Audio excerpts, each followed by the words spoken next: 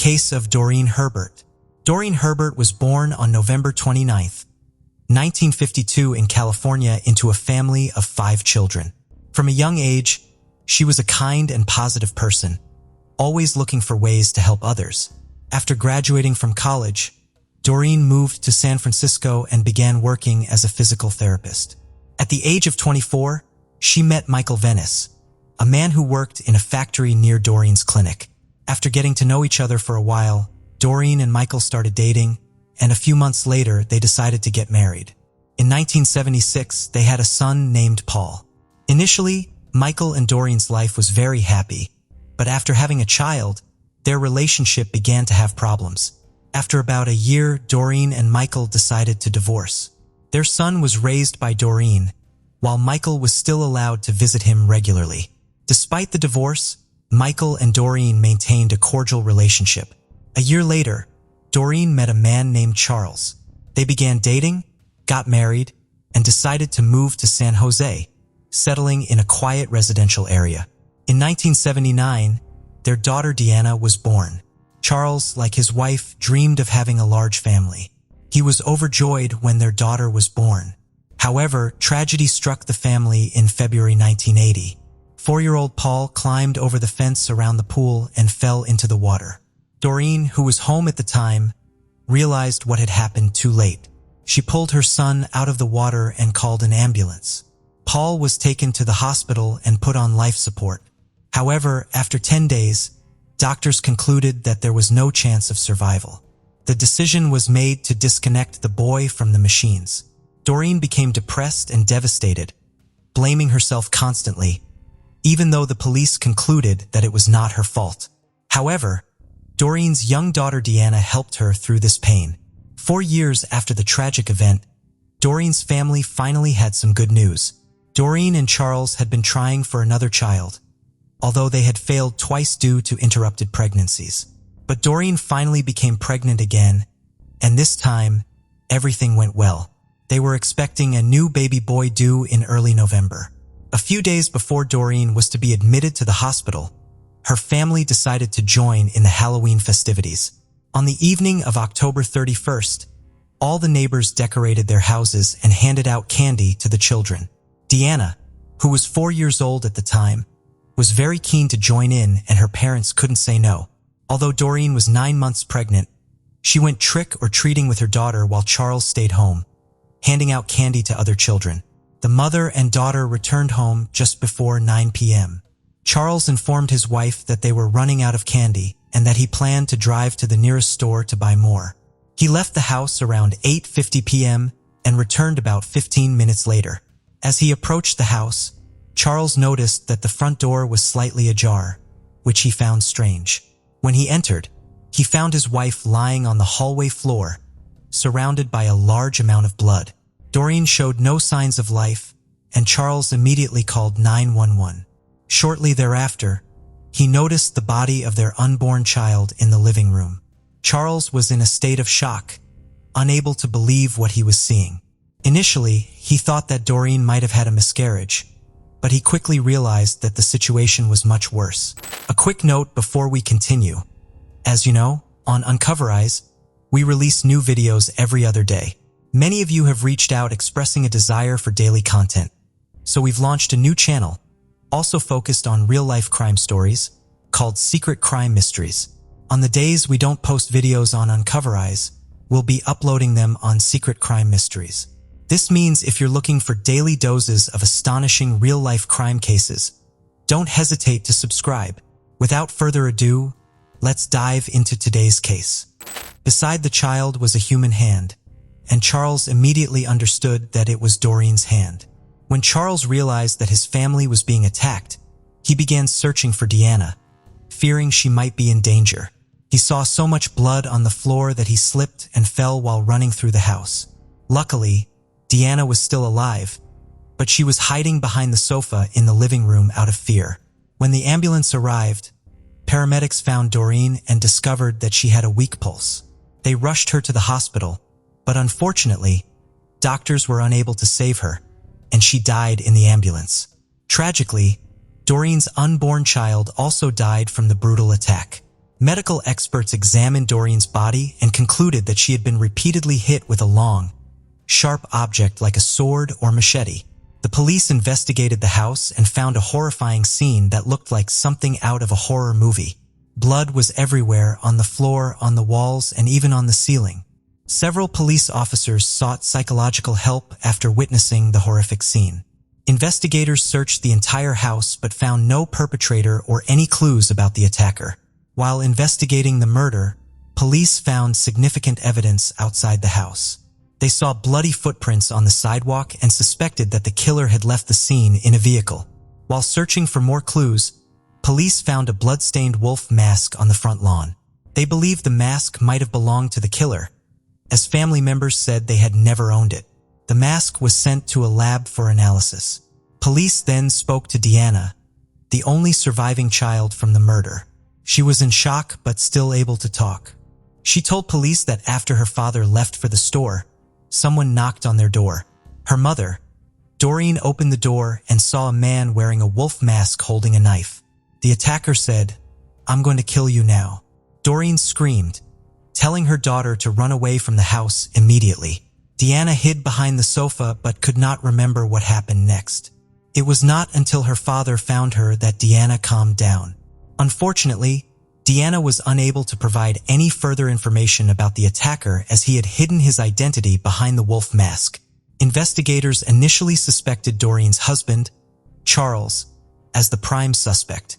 Since he had been out of the house around the time Doreen was attacked, they were suspicious of his trip to the store. When Charles returned, he had stepped in blood several times and even fallen, ending up covered in blood. But the police did not know whether he had done this on purpose to explain the bloodstains on his clothes. However, detectives found several problems with this theory. First, Charles's shoes did not match the ones that left bloody footprints on the road. Second, there were no traces of blood found in Charles's car, nor were there any other shoe prints. To clarify the information, the police went to the store that Charles visited and confirmed the time he was there. The employee confirmed that Charles had bought candy at the store that evening. This indicated that he did not have enough time to commit the murder. Surveillance footage also confirmed that Charles was at the store. Therefore, the police no longer considered him the prime suspect. First, they asked Charles if he could think of anyone who might want to harm his family, and Charles immediately mentioned Doreen's ex-husband, Michael. Charles said that initially, Michael maintained a normal relationship with his ex-wife. However, things changed after the death of their son. Michael believed that Doreen had intentionally killed the child to cut off all contact with him. Michael even filed a civil lawsuit against her, but he lost the case. Doreen thought that there was a reason behind the change in Michael's behavior. He had a history of depression after the birth of his son and was distant from both his wife and child. All of this made Michael introverted and caused communication problems. These problems became one of the main reasons why Michael and Doreen decided to divorce. Later, when Doreen married Charles, Michael began to harbor resentment and hostility towards her. This became even more apparent when Michael began to truly hate his ex-wife. Later, Michael lost his job at the place where he had spent most of his life. This created many negative issues in his life.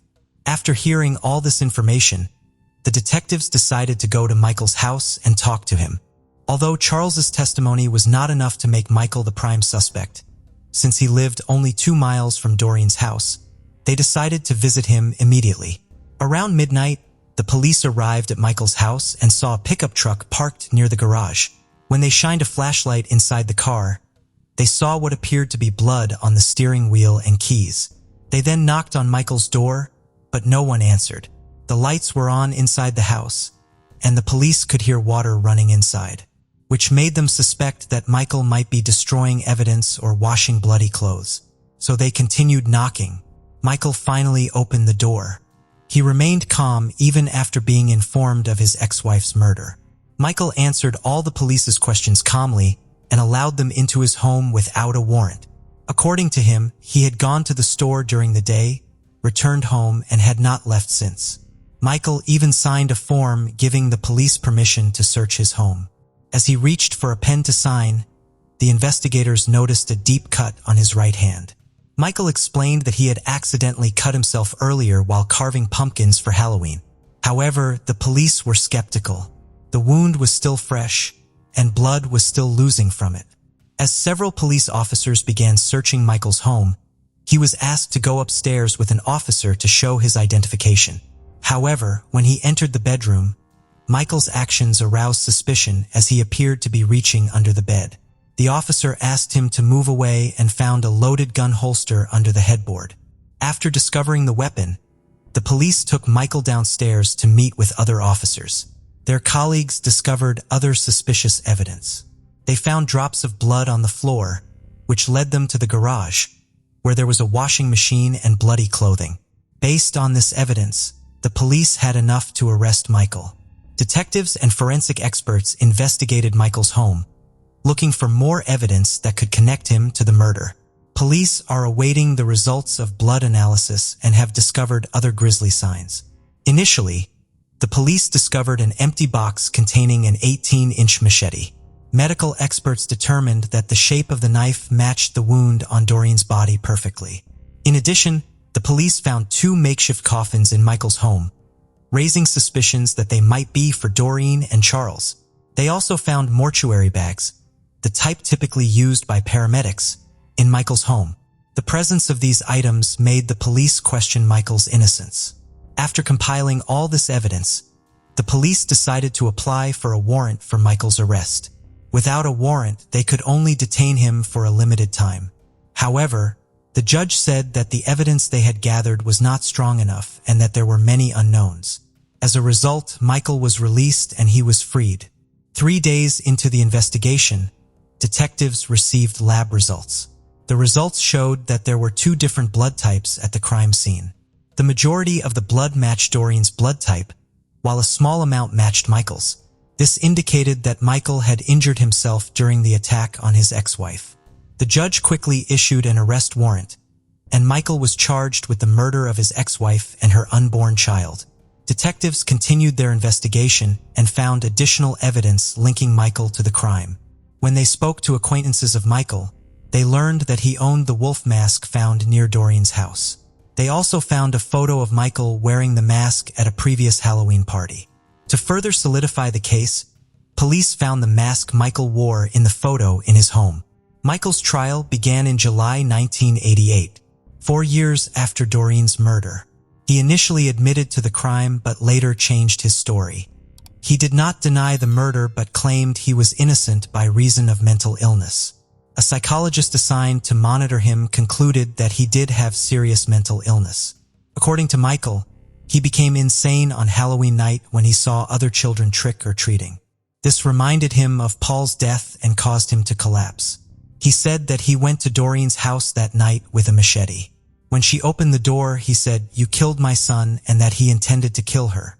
She immediately recognized the man behind the mask, shouted at her daughter to run, and the next second, Michael attacked her. However, Michael's story had one twist. He said he did not know Doreen was pregnant. This raised suspicions as all her friends claimed that she was clearly pregnant before the tragedy. They even joked that Doreen had become even bigger because of her pregnancy. The murder of Doreen and her unborn child came to light at a trial. The prosecution argued that Michael was fully aware of his actions and had planned to kill his ex-wife and her husband. He had told his friends about this desire, and detectives found evidence that he had made elaborate preparations, including 2 coffins and body bags in his home. However, it appears that he changed his mind and did not carry out his murder plan. This led the prosecution to suspect that he may have feared being caught or discovered. One of the key witnesses in the case was Doreen's daughter, Deanna. She was only 9 years old at the time and still remembers what happened. After a year of investigation and trial, Michael was convicted of murder. He was sentenced to death, but before his execution, the state of California imposed a moratorium on executions. Therefore, Michael remains in custody and his sentence may not be carried out anytime soon. The case left a deep mark on Deanna's life. Years later, she was still haunted by the horrific memories of her mother's death. However, she decided to forgive Michael and try to forget the past. In 1979, What was supposed to be a fun day at the pool for a 12-year-old girl turned into a painful murder investigation spanning over 4 decades. And this is the oldest cold case finally solved in 2022, the Alicia Michelle Jackson case. Justice has finally been served for this young girl's death by the help of more modern investigative techniques, the unrelenting support of her family, and enough dogged determination displayed by the police force to move mountains. So stay tuned to learn all the details. Con Road, Texas is where we begin Laisha's story. It is located in Montgomery County, Texas, just around a 40-mile shy of Houston. It's a quaint small town with a lot of charm. This was home to Laisha Jackson, along with her mother, Laura Kay, stepfather, Charles Hirsch, stepbrother Kirk Hirsch, and 2 biological brothers named Sean and Larry. She was a thriving student attending Washington Junior High. She had blonde hair and was known for wearing her light blue-rimmed glasses, which were her trademark. September 7th, 1979 was a warm, beautiful day. Wildwood Lake and its nearby swimming pool area were common hangout spots for families, kids, and teens. On this particular day, 12-year-old Laisha, as well as her 2 older brothers, Sean and Larry, were headed there to cool off and hang out. Their cousins and a few close friends also joined them on their fun in the sun excursion. In the 1970s, thoughts on day-to-day safety were very different than they are now. Back then, it was normal for children to walk places alone or with friends, to hitchhike with strangers, or to visit others' homes unsupervised. Mobile phones were not around yet, so add on the additional hurdle of not having constant contact. The group had a wonderful day swimming and goofing off until before they knew it. Sunset was fast approaching at about 7 p.m. Not wanting to miss curfew or to be late for dinner, everyone decided to wrap things up and began to head home. Laisha, however, was having too much fun and didn't want to go home yet. Her 2 brothers, Sean and Larry, knew that the swimming area was generally known to be safe by the community, so they began to trek home without their sister. The trio's mother, Laura Kay, noticed that only the boys walked through the front door and promptly asked them where their sister was. They told her that they assumed that she would follow close behind them and be home within the hour. This understandably left a bad taste in Laura's mouth, as it would for any concerned parent. After a short while, with no sign of Laisha's return home, her stepfather, Charles Hirsch, decided to take action. He was worried, but not yet concerned, that she might be in any danger. He walked over to the swimming pool area to find her and tell her to come home. But the longer he looked, the sooner he realized that there was no sign of his daughter. Parental adrenaline kicked in for Charles and Laura, and they took the initial search efforts into their own hands. They drove the streets of the subdivision where the swimming area was located and kept their eyes out for their daughter. When that search came up short, they took the next step of stopping by the houses of family and friends to ask if anyone had seen or heard from her, particularly the ones that had been with her earlier that day. Once they found that she was no longer with any of them either, the realization washed over them. Their daughter was missing. Laisha Jackson was reported missing to the Montgomery County Sheriff's Office. Sheriff's Deputy L.B. Robinson was quickly assigned to the case given the urgency of a missing child. A boy by the name of Bobby Hill was one of the first people to be interviewed by the detective. He was a friend of Laisha's who was the last to have seen her. He claimed that before the group left without her, he had last seen Laisha sitting on the pier wearing a pink swimsuit with either a white or yellow shirt and blue shorts with red trim on top of it. He also recalled that while walking home from the lake, he and his friends noticed a brown Monte Carlo passed by them several times, driving erratically on the road and nearly hitting them. This suspicious incident set off alarm bells for Detective Robinson. After questioning Laisha's brothers, cousins, and other friends and family, they headed down to the swimming area to search for any clues as to her whereabouts. The search came up short, and they soon made the understandable assumption that she may very well have been abducted by the man driving the brown car. Then and there, the detective called headquarters for additional backup, as this now might be upgraded to an abduction case. As word spread of Laisha's disappearance around the small town, the police force soon realized how loved this girl was. As many community members, alongside the family, and nearly 24 volunteers from the local fire department helped join the search. The group searched far and wide until 12 a.m. that night, still finding virtually no trace of Laisha in or around town. The next day, as the hunt continued, the sheriff's Marine Division came forward, wanting to make sure they covered all investigative bases before assuming that Laisha had been abducted. For one, it was possible that she could have drowned in the swimming area. The kids were all there unsupervised. They conducted a thorough search of the swimming area, lake, pier, and woods, and still no sign of Laisha. Kirk Hirsch, Laisha's older stepbrother, was the first one to come across a clue. Looking for his sister, he was combing the corner of Creekwood Street and Deep Forest Drive, 2 blocks away from where Laisha was last seen, when he found something lying in the road, a pair of black, thick, rimmed glasses.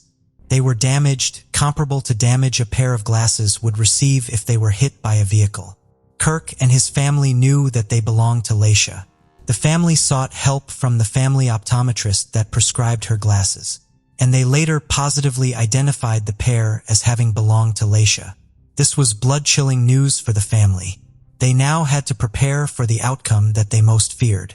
September 13th, a little less than a week after Laisha went missing, an Exxon Gas Company employee by the name of James Wiley Dawson was out on a special assignment and had been sent out to fix a pipeline problem along Exxon Road. This road was just about a half-mile away from the lake. As soon as he arrived, he noted the overwhelming smell of decomposition in the air, but his mind went to it being that of just a dead animal. The smell proved to be too distracting, and he prioritized finding the dead animal. However, instead of a dead animal, James Dawson stumbled upon what looked to be a nude, heavily decomposed body of a girl. He immediately called the city police, and detectives rushed to the scene.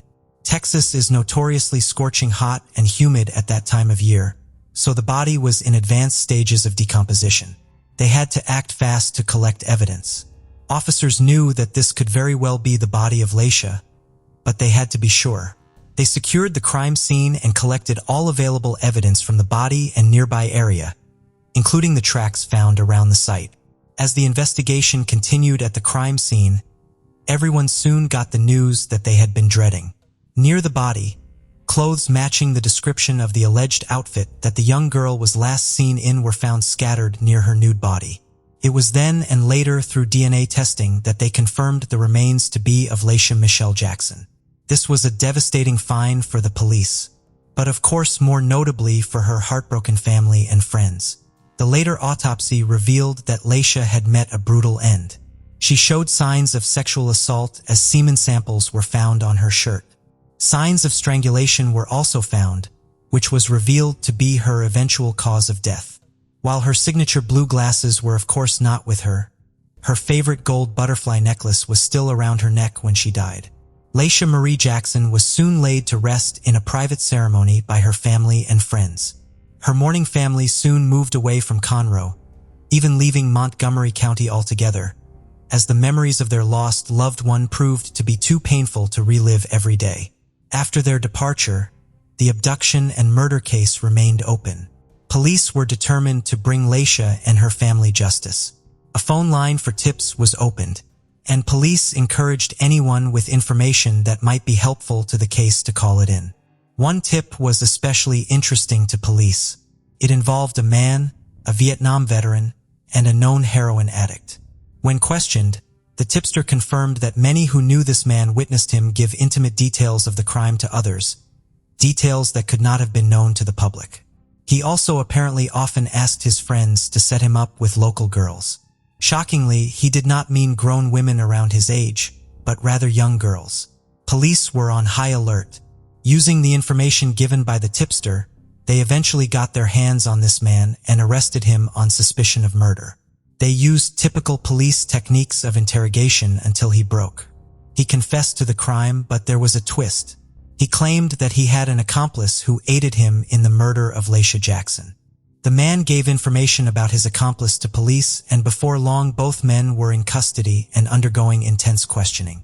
Police obtained search warrants for both of their homes and conducted thorough searches where they found red fibers. These fibers were similar to those found on Laisha's shorts on the day that she was killed. This was the physical evidence that police needed to nab these two on the charges of murder. especially since they already had a signed written confession given by the Vietnam veteran suspect. However, yet another twist was to come. After the red fibers were found in their homes, the suspect who signed the confession claimed that police had coerced the written confession from him. He went on to further claim police brutality while he was in jail awaiting questioning. These claims were taken seriously, as even people under arrest have legal rights, and soon the FBI stepped in to perform a more thorough investigation. Officers adamantly denied the claims of police brutality and coercion, but it proved to be too late, as a court case was already in the works. Unfortunately, due to the claims in the court case to follow, all evidence found by investigators such as the written confession and red fibers could no longer be upheld in court. This rendered the very damning evidence useless. In the end, the judge also ruled that the charge of murder was to be dropped for both suspects. These two men were released without so much as a warning, which was once again a devastating blow to Laisha's family and the investigators. They were now back to the drawing board, and as years and decades went by, the case got colder and colder. Decades later, in the year 2006, a man by the name of Tommy Deroy joined the police force in Texas, eventually earning the title of detective on the cold case squad. Deroy was actually a former schoolmate of Laisha's, and although he claims to not have known her personally, the case was to home for him, and he yearned to give the Jackson family closure after all this time and mourning. Alongside another cold case investigator on the force named Detective Terrence Greenwood, the work and diving back into this case began. Tommy Deroy knew that some 40 years had passed since the murder. DNA technology had improved greatly since the original investigation, which meant there was better hope for the matching of a suspect. Perhaps it was the two men that his predecessors let slip away all those years ago. Deroy sent the semen and other samples found on Laisha's clothing back in for DNA testing. His hopes were crushed as the samples still could not be matched to any known criminals already listed on the FBI's Combined DNA Index System, also known as CODIS. The samples were decades old, and not able to be processed to the fullest extent any longer. Witnesses from that day in September 1979 had moved away, moved on, passed away, or forgotten the details of that fateful day. Laisha's family had already moved far away from Texas at this point in an attempt to move on. All of this meant that they had to find other key evidence to solve this crime all on their own. The clock had been ticking for far too long, and hope was dwindling. Recently, in 2018, Courtney Fisher, a reporter with ABC 13, re-sparked public interest in the cold case of Laisha Jackson. Her report reminded cold case investigators that times have changed and that newer forensic DNA techniques were now available and were helping solve crimes left and right. In 2022, the police took her advice. There is a modern technology that goes by the name of MVAC. This method describes a process in which DNA-free buffers are sprayed directly onto surfaces that are being tested, followed by vacuum pressure, then being applied in order to collect the best possible DNA sample. This technology is a major breakthrough and can collect far better samples than the ones collected by typical swabbing. Everyone's fingers were crossed that this could be the turning point in the case. In October of 2021, the MVAC method was put to the test by the Montgomery County Cold Case Homicide Squad, retesting DNA found on Laisha's shirt from 1979. And just like that, 43 years after the murder, a DNA match for the killer was found. The DNA sample was entered into the FBI's CODIS system, and finally it came back as a 100% match to a man named Gerald Dwight Casey. Detectives made yet another shocking discovery at this time, as it turns out that this man was well known by police already. Casey was a known felon who had many convictions for burglary, assault on a police officer, possession of heroin, and marijuana.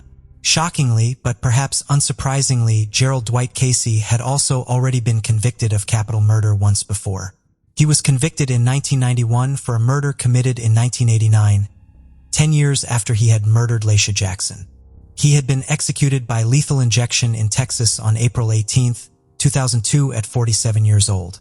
To confirm his guilt, investigators compared the DNA found on Laisha's shirt to a blood sample taken from Casey prior to his state execution, and the 100% match was confirmed yet again. This man was Laisha's killer. As he exited death row after his long stint in prison and headed for the lethal injection chamber, Casey declined to share any last words. He apparently was unremorseful, and no one knew at the time what other atrocities he had committed before he died. Gerald Dwight Casey did not survive to receive proper punishment for what he did to Laisha Michelle Jackson. But at least he had been punished and is no longer able to hurt anyone else. While discovering who killed Laisha was a momentous occasion, it of course remained bittersweet news for Laisha's family and friends. They thanked the police force for never giving up on her, but often declined to speak publicly about the case any longer, since they had made peace with the outcome. They remain mostly anonymous to this day. The Montgomery County Sheriff's Office had now solved and closed its oldest cold case in the county.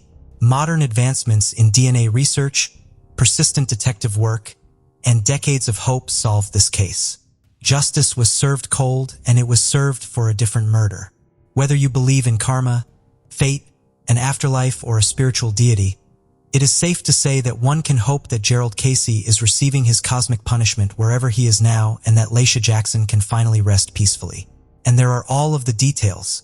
While this murderer went to his grave with the secret that he had assaulted and murdered an innocent 12-year-old girl, justice still prevailed. Advancements in forensic technology will mean that more and more killers will be brought to justice. The case of Ollie Kemp. Alexandra Ollie Elizabeth Kemp was born October 11, 1982, in Leawood. She was the oldest of 3 children and the only daughter of her parents. After graduating high school with honors, Alexandra enrolled at Kansas State University. Following her freshman year, she returned to her hometown of Leawood for summer break. During her break, Alexandra took a part-time job at a local outdoor swimming pool near her parents' house, where her younger brother Tyler already worked. The pool was a quiet neighborhood spot, catering mainly to local residents, and it still operates today. On June 18, 2002, Alexandra reported to work on an overcast day because resulted in fewer visitors than usual. At 5 p.m., Tyler arrived at the pool to start his shift, but his sister Alexandra was nowhere to be found. Her phone and purse were still on the table where she usually sat, which made Tyler confused and worried. He immediately called his parents to report that Alexandra had vanished. Their father, Roger Kemp, rushed to the scene and began searching for his daughter. He first checked the pool, but it was empty. Next, he went to the small pump room near the pool, which contained equipment for water purification, a ladder, and other items. Upon entering the pump room, Roger didn't see anything out of the ordinary at first. However, he soon noticed a leg protruding from under a tarp. As he lifted the tarp, he was met with a horrific sight. His daughter Alexandra, brutally beaten and naked from the waist down, with multiple bruises on her face and body. Roger quickly called 911 and spoke with the operator. When the ambulance arrived, Roger was performing CPR on his daughter. The paramedics took Alexandra to the hospital, but despite their best efforts, she sadly did not survive. Alexandra was declared dead shortly after arrival at the hospital. An examination revealed that the cause of death was strangulation despite the presence of multiple severe injuries. A thorough investigation found no evidence of forced intimacy, although her body was partially unclothed. The police collected DNA samples from Alexandra's body and secured the pool area, searching for clues to identify the perpetrator. Evidence of a struggle was evident in the room where Roger discovered Alexandra's body, including her flip-flops found in separate locations. Additionally, an open bottle of antiseptic gel and its cap were found at the scene. A few days later, while the police continued to investigate, Alexandra's family and hundreds of mourners gathered to pay their respects at a funeral ceremony. Phil Howes, Alexandra's boyfriend since high school, was initially suspected in her death. As a pool administrator, he worked the morning shift on the day of her death, and Alexandra arrived at noon to start her 5-hour shift. Although Phil often stayed after work to spend time with Alexandra, he left promptly after his shift that day because they had plans for the evening. Despite being an early suspect, Phil had a solid alibi and was quickly cleared by the police. In an interview with detectives, Phil mentioned that Alexandra often felt uncomfortable being alone at work because some of the lawn maintenance workers would stare at her and try to flirt. The police investigated the lawn workers, but each of them had an alibi. However, the inquiry wasn't entirely fruitless. Several workers reported seeing a suspicious man with a video camera lurking in the bushes near the pool the day before Alexandra's death, apparently watching the female lifeguards in swimsuits. The police were given conflicting reports about Alexandra's final hours. Some people said she left the scene in an old Ford pickup truck, while others mentioned different circumstances. A study of Alexandra's mobile phone activity revealed that she had made plans with a friend, Laurel, to meet on the day she died. However, Alexandra didn't show up. When Laurel went to the police station to give her account of events, she explained that Alexandra had asked her to come to the pool to keep her company until her shift ended. According to Laurel, the pool was empty that day due to the poor weather, which made Alexandra anxious. When Laurel arrived at the pool at around 2:30 p.m., she didn't see Alexandra anywhere. Instead, a man she didn't know emerged from the pool house and waved at her with a smile. Laurel thought this man might be Alexandra's boss, and she decided to leave so as not to get her friend in trouble for socializing during work hours. At the time, she had no reason to think that anything was amiss. Police investigation led them away from Alexandra's workplace and to a completely different suspect. As a witness, Laurel provided a detailed description of the person she believed committed the crime. The police used this description to create a sketch of the suspect, who was identified as a white man around 30 years old with a stocky build, short brown hair, and driving a 1980 Ford pickup truck. The suspect's identity was narrowed down when someone recognized the description as matching James Strader, a local mechanic who owned an old Ford pickup truck. James was questioned by the police and appeared to match the sketch, but he denied any involvement in Alexandra's death. His employer verified his alibi, stating that James was at work on the day of the murder. As a result, James was released from custody. While the police had eliminated James as a suspect, forensic analysis of evidence collected from the crime scene revealed male DNA on an antiseptic gel tube and on Alexandra's body. Unfortunately, the DNA did not match anyone in the police database, leaving the case still unsolved. Alexandra's family, friends, and boyfriend were ruled out as suspects after DNA tests showed no match with the DNA samples found on her body. The investigation was driven by Alexandra's father, Roger Kemp, who was determined to find his daughter's killer. After losing his child, Roger felt like he had lost his purpose in life. However, he found a new reason to keep going: justice for Alexandra. In an interview, Roger explained his approach: "You can either give up or keep fighting. I chose to fight." Impressed by his dedication, the police department gave Roger a workspace where he could collect and share information and collaborate with the investigators. As they explored all available leads, Roger and the investigators contacted the popular TV show, America's Most Wanted, and asked them to feature Alexandra's case. The show's producers agreed, and her story was aired. The episode generated hundreds of calls from viewers with potential tips.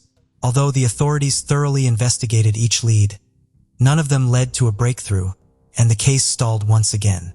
In February 2003, 8 months after Alexandra's death, a promising new lead emerged. Following a thorough investigation, police in Utah apprehended a suspect.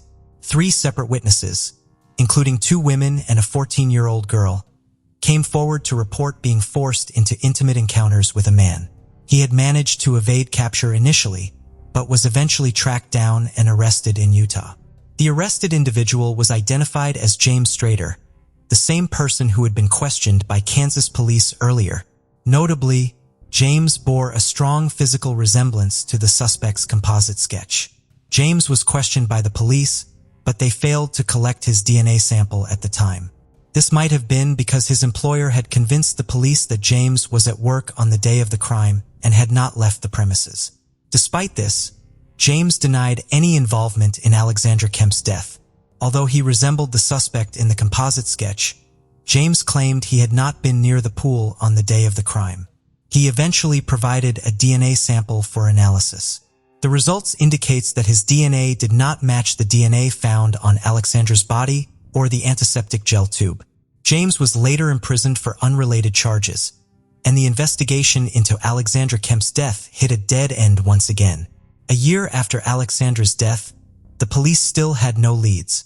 Roger Kemp, Alexandra's father, and Phil House, her boyfriend, continue to fight for justice, who was also the president of the student community, sent the composite sketch of the suspect to students at other universities via email and asked them to watch an episode of America's Most Wanted that featured Alexandra Kemp's case. A year had passed, but the police and relatives' efforts had yielded no results in the Alexandra Kemp case. Undeterred, Roger Kemp, Alexandra's father, continued his quest for justice. He reached out to the America's Most Wanted program again, requesting a rerun of the episode about Alexandra's death. The show's creators asked if there were any new developments, and although Roger replied that there were none, his determination impressed them, leading to the episode being aired again. The rerun generated a fresh wave of calls to the police, prompting Roger to offer a $25,000 reward for any information that could help identify the person responsible for his daughter's death. The city of Leawood authorities increased the reward to $50,000. Roger also distributed flyers featuring his daughter's photo, a sketch of the suspect, and details about the reward. As Roger drove along the highway, he noticed billboards and realized they could be an effective way to raise awareness about the case. He began contacting advertising agencies to inquire about the cost of posting the information on a billboard. When he called the Lamar Advertising Company, the owner refused to take his money, offering to display the information on multiple billboards for free instead. Roger decided to publicize a sketch of the suspect and reward information on billboards along a major highway. The police received hundreds of tips, which took time to investigate. Notably, multiple tips mentioned the same individual, Teddy Hoover, who owned an old Ford pickup truck and worked in pool maintenance. His appearance matched the suspect's, making it unlikely to be a coincidence. The police launched a search for Teddy Hoover and found his address in Kansas. When they arrived, Teddy answered the door, appearing surprised and nervous. However, this reaction didn't necessarily imply guilt, as many people become nervous when confronted by the police.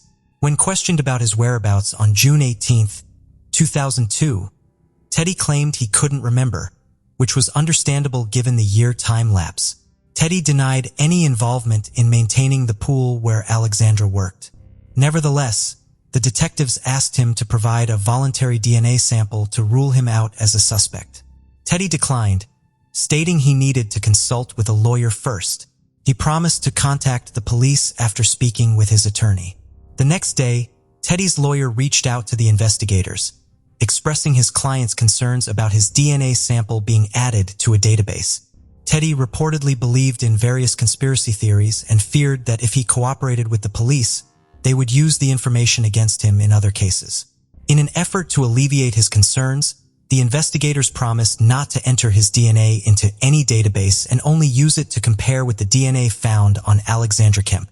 The lawyer agreed to speak with his client and said he would call back.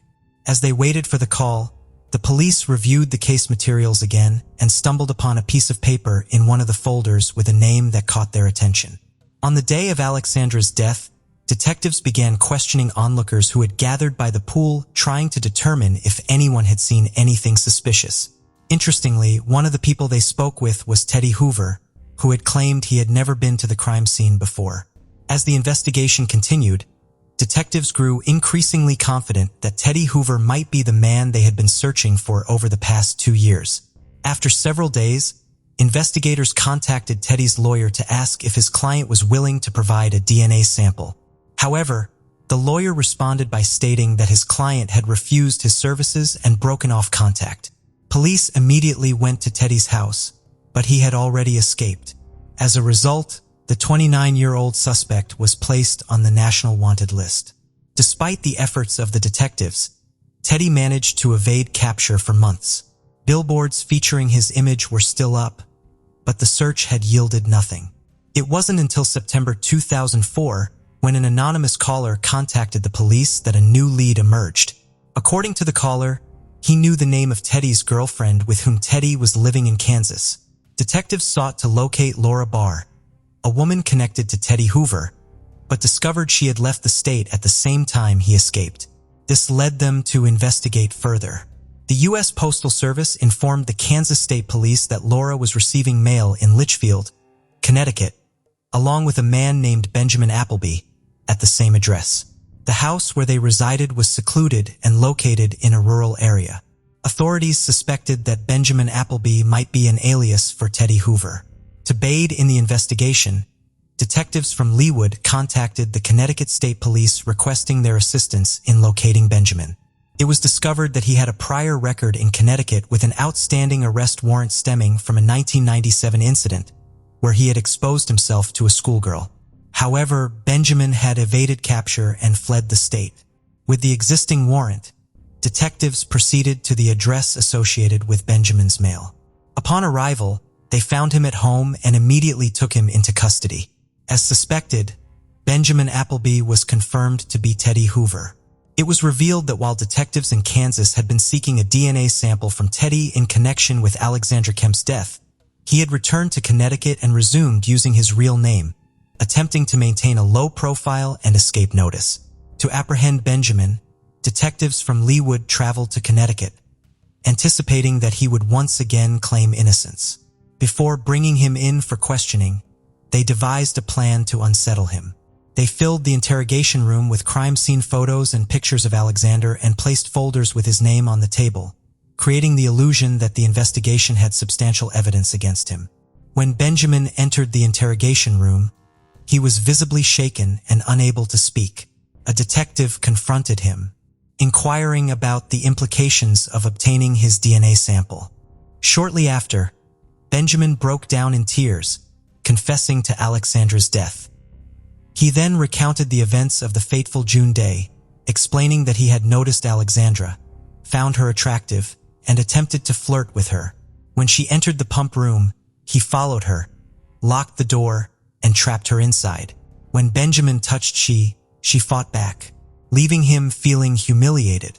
In a fit of anger, he attacked her, beating and strangling her until she lost consciousness. Benjamin then attempted to take advantage of her body, undressing her partially. He retrieved a tube of antiseptic gel from a first aid kit, intending to use it as a lubricant. However, just as he was about to proceed, the sound of a car horn distracted him. The victim's friend, who was waiting in a car behind a fence, had noticed something was amiss and sounded the horn. Fearing he would be caught, Benjamin hastily covered the body and fled the scene. Later, Benjamin returned to the area, where he encountered Alexandra's friend, whom he greeted with a smile and a wave, trying to appear nonchalant. He then got into his pickup truck and drove away. Hours later, Benjamin returned to the crime scene again, this time blending in with the crowd of onlookers gathered near the pool. The DNA evidence ultimately led to Benjamin's downfall. Tests revealed that the DNA found on the tube of antiseptic gel and on Alexandra's body matched Benjamin's. Thanks in large part to the efforts of investigator Roger Kemp, the police were finally able to identify the man responsible for Alexandra's murder more than 2 years after the crime was committed. Benjamin Appleby claimed he initially wanted to plead guilty to avoid putting Alexandra's family through further emotional distress. However, at his first court hearing, he suddenly declared his innocence, stating that his confession was made under duress. Despite this, DNA analysis revealed that his DNA was the only sample found on the victim's body, making it difficult to dispute his involvement. Benjamin's lawyers attempted to argue that their client did not intentionally take Alexandra's life, admitting that he was responsible for her death but claiming it was not premeditated. However, forensic experts pointed out that Benjamin had strangled Alexandra for approximately 10 minutes, during which time he could have stopped but chose not to. The prosecution argued that Benjamin's sole intention was to observe Alexandra. On the day of the incident, June 18th, the pool area was empty due to cloudy weather, allowing Benjamin to take advantage of the situation. He was found guilty by a jury in December 2005 and sentenced to life imprisonment with the possibility of parole after 50 years, as well as an additional 19 years for attempting to force Alexandra into intimacy. In 2019, Benjamin appealed the decision, but the court upheld the life imprisonment sentence for first-degree murder. The Court of Appeal also ruled that the attempt to force Alexandra into intimacy was already taken into account during the initial sentencing. Benjamin was sentenced twice for the same crime, prompting the court to overturn the second conviction. However, even if Benjamin is released on parole, he will be 81 years old by that time. The authorities involved in the case credit Roger Kemp's persistence for helping them catch the culprit. While Benjamin was in prison, Roger and his wife established a self-defense program for girls, teaching thousands of girls and women across the country basic self-defense techniques.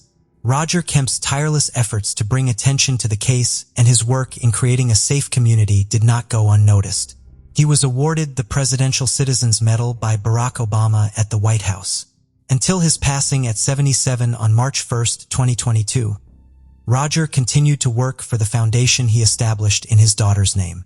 His ultimate goal was to make a difference in at least one person's life. Residents of Santa Claus, Danny and Kim Daniels, were known throughout their community as a warm and generous couple who always had a welcoming smile for everyone. Proud parents to 4 biological children, including Jessica, Brian, and Amber Daniels, Danny and Kim also opened their home to several foster children, providing a nurturing environment for them to thrive. Tragically, the community was unaware that this display of kindness would one day lead to their shocking and horrific demise. Kimberly, known simply as Kim to her loved ones, was born on February 25, 1964 in Georgia, USA. Details about her early life are scarce, but we know she grew up in a large, highly dysfunctional family. Kim faced many challenges from a young age. She became an orphan in her early teens and spent her remaining youth moving from one foster home to another. When Kim turned 18 and aged out of the foster care system, life didn't get any easier. She had 3 children with a man whose identity remains undisclosed. Her first child, Amber, was born around 1986 or 1987 when Kim was in her 20s. Then in January 1989, she welcomed twins, Brian and Brooke. Unfortunately, Kim's troubled childhood took its toll, and her struggles with drug and alcohol addiction led to her losing custody of her children. After hitting rock bottom and being forced to live in her car, Kim decided it was time for a change. In 1992, she joined Alcoholics Anonymous, where she met Danny Daniels. Danny was born on May 21, 1950, and worked for the United States Postal Service. Danny helped Kim overcome her addiction, and their relationship blossomed into love. They married shortly after, and with the stability of their marriage, Kim regained custody of her 3 children. The Daniels family was now complete with Kim, her children Amber, Bryant, Brooke, Danny, and Jessica. A daughter Danny had previously adopted. They moved into a charming brick house in the quaint town of Santa Claus, Georgia, a place with a population of just around 300 known for its Christmas theme. The town's main attraction was its festive spirit, with everything inspired by the legendary figure of Santa Claus. The local chapel was open 24/7, featuring a walking trail in Santa's garden. During the holiday season, residents sent over 1,000 letters and postcards through a large red mailbox labeled as Santa's Mail, located on December 25th Avenue. Other street names in the town were similarly themed, like Sleigh Street and Rudolph Road. The town sign featured a drawing of Santa Claus and the phrase, "The town that loves children," written in beautiful script. The Daniels home boasted a huge fireplace and was nestled between 2 railroad ponds, surrounded by tall pines and vineyards. The Daniels family settled into their new home without any trouble and quickly became devoted members of the Pentecostal church. Kim played the piano and sang in the choir during religious services, while Danny taught Sunday school. Their kids attended the local school. To those who knew them, they epitomized the perfect family: a beautiful home, for children, 2 dogs, a mother dedicated to her family and community, and a father who worked hard for the well-being of his loved ones. Kim and Danny's kindness seemed to know no bounds. By the mid-90s, they had opened their doors as a foster home for children in need. Having experienced the hardships of being homeless herself, Kim felt this was a natural step, and Danny's familiarity with the adoption system made it seem like the logical choice. Over the next few years, social service workers noted that the Daniels took in about 7 children, though some sources suggested the number was much higher. One of the children they took in 1995 was a 10-year-old girl named Joanne. She was placed with the Daniels due to her toxic family environment. Both Joanne's father and stepfather were alcoholics. Various child protection service workers reported that her mother practiced black magic and voodoo. Joanne had an older brother named Jerry Scott Heidler. Born on June 9, 1977, Jerry was described as a kind young man who got along well with children. However, he faced challenges due to his difficult home life. During his high school years, he attended a school for students with emotional and behavioral disorders, and he had a criminal record for stealing from a store and a vehicle. By 1996, he was facing serious charges in the town of Alma and was on probation for driving under the influence. While Joanne was under Kim and Danny's care, Jerry often visited the family home to see her, sometimes even staying overnight. After Joanne returned to her family, Jerry continued to maintain a relationship with the Daniels. Kim and Danny wanted to help him, so they occasionally brought him along to church. This continued for over a year, but by 1997, Danny started noticing that Jerry, then 20 years old, seemed to have a particularly close relationship with his 16-year-old daughter, Jessica, and he wasn't the only one who noticed. Concerned for his daughter's welfare, Danny decided to confront Jerry. He spoke to him seriously, and after this conversation, Jerry no longer visited the Daniels' home or accompanied them to church. In December of that same year, the Daniels were getting ready to celebrate the holiday season. Christmas was Kim's favorite time of the year, a sentiment deeply rooted in her own experiences of spending many Christmas Eves alone during her years in foster care. Because of this, she went out of her way to create the best possible Christmas experience for every child in her home, both her own kids and those temporarily under her care.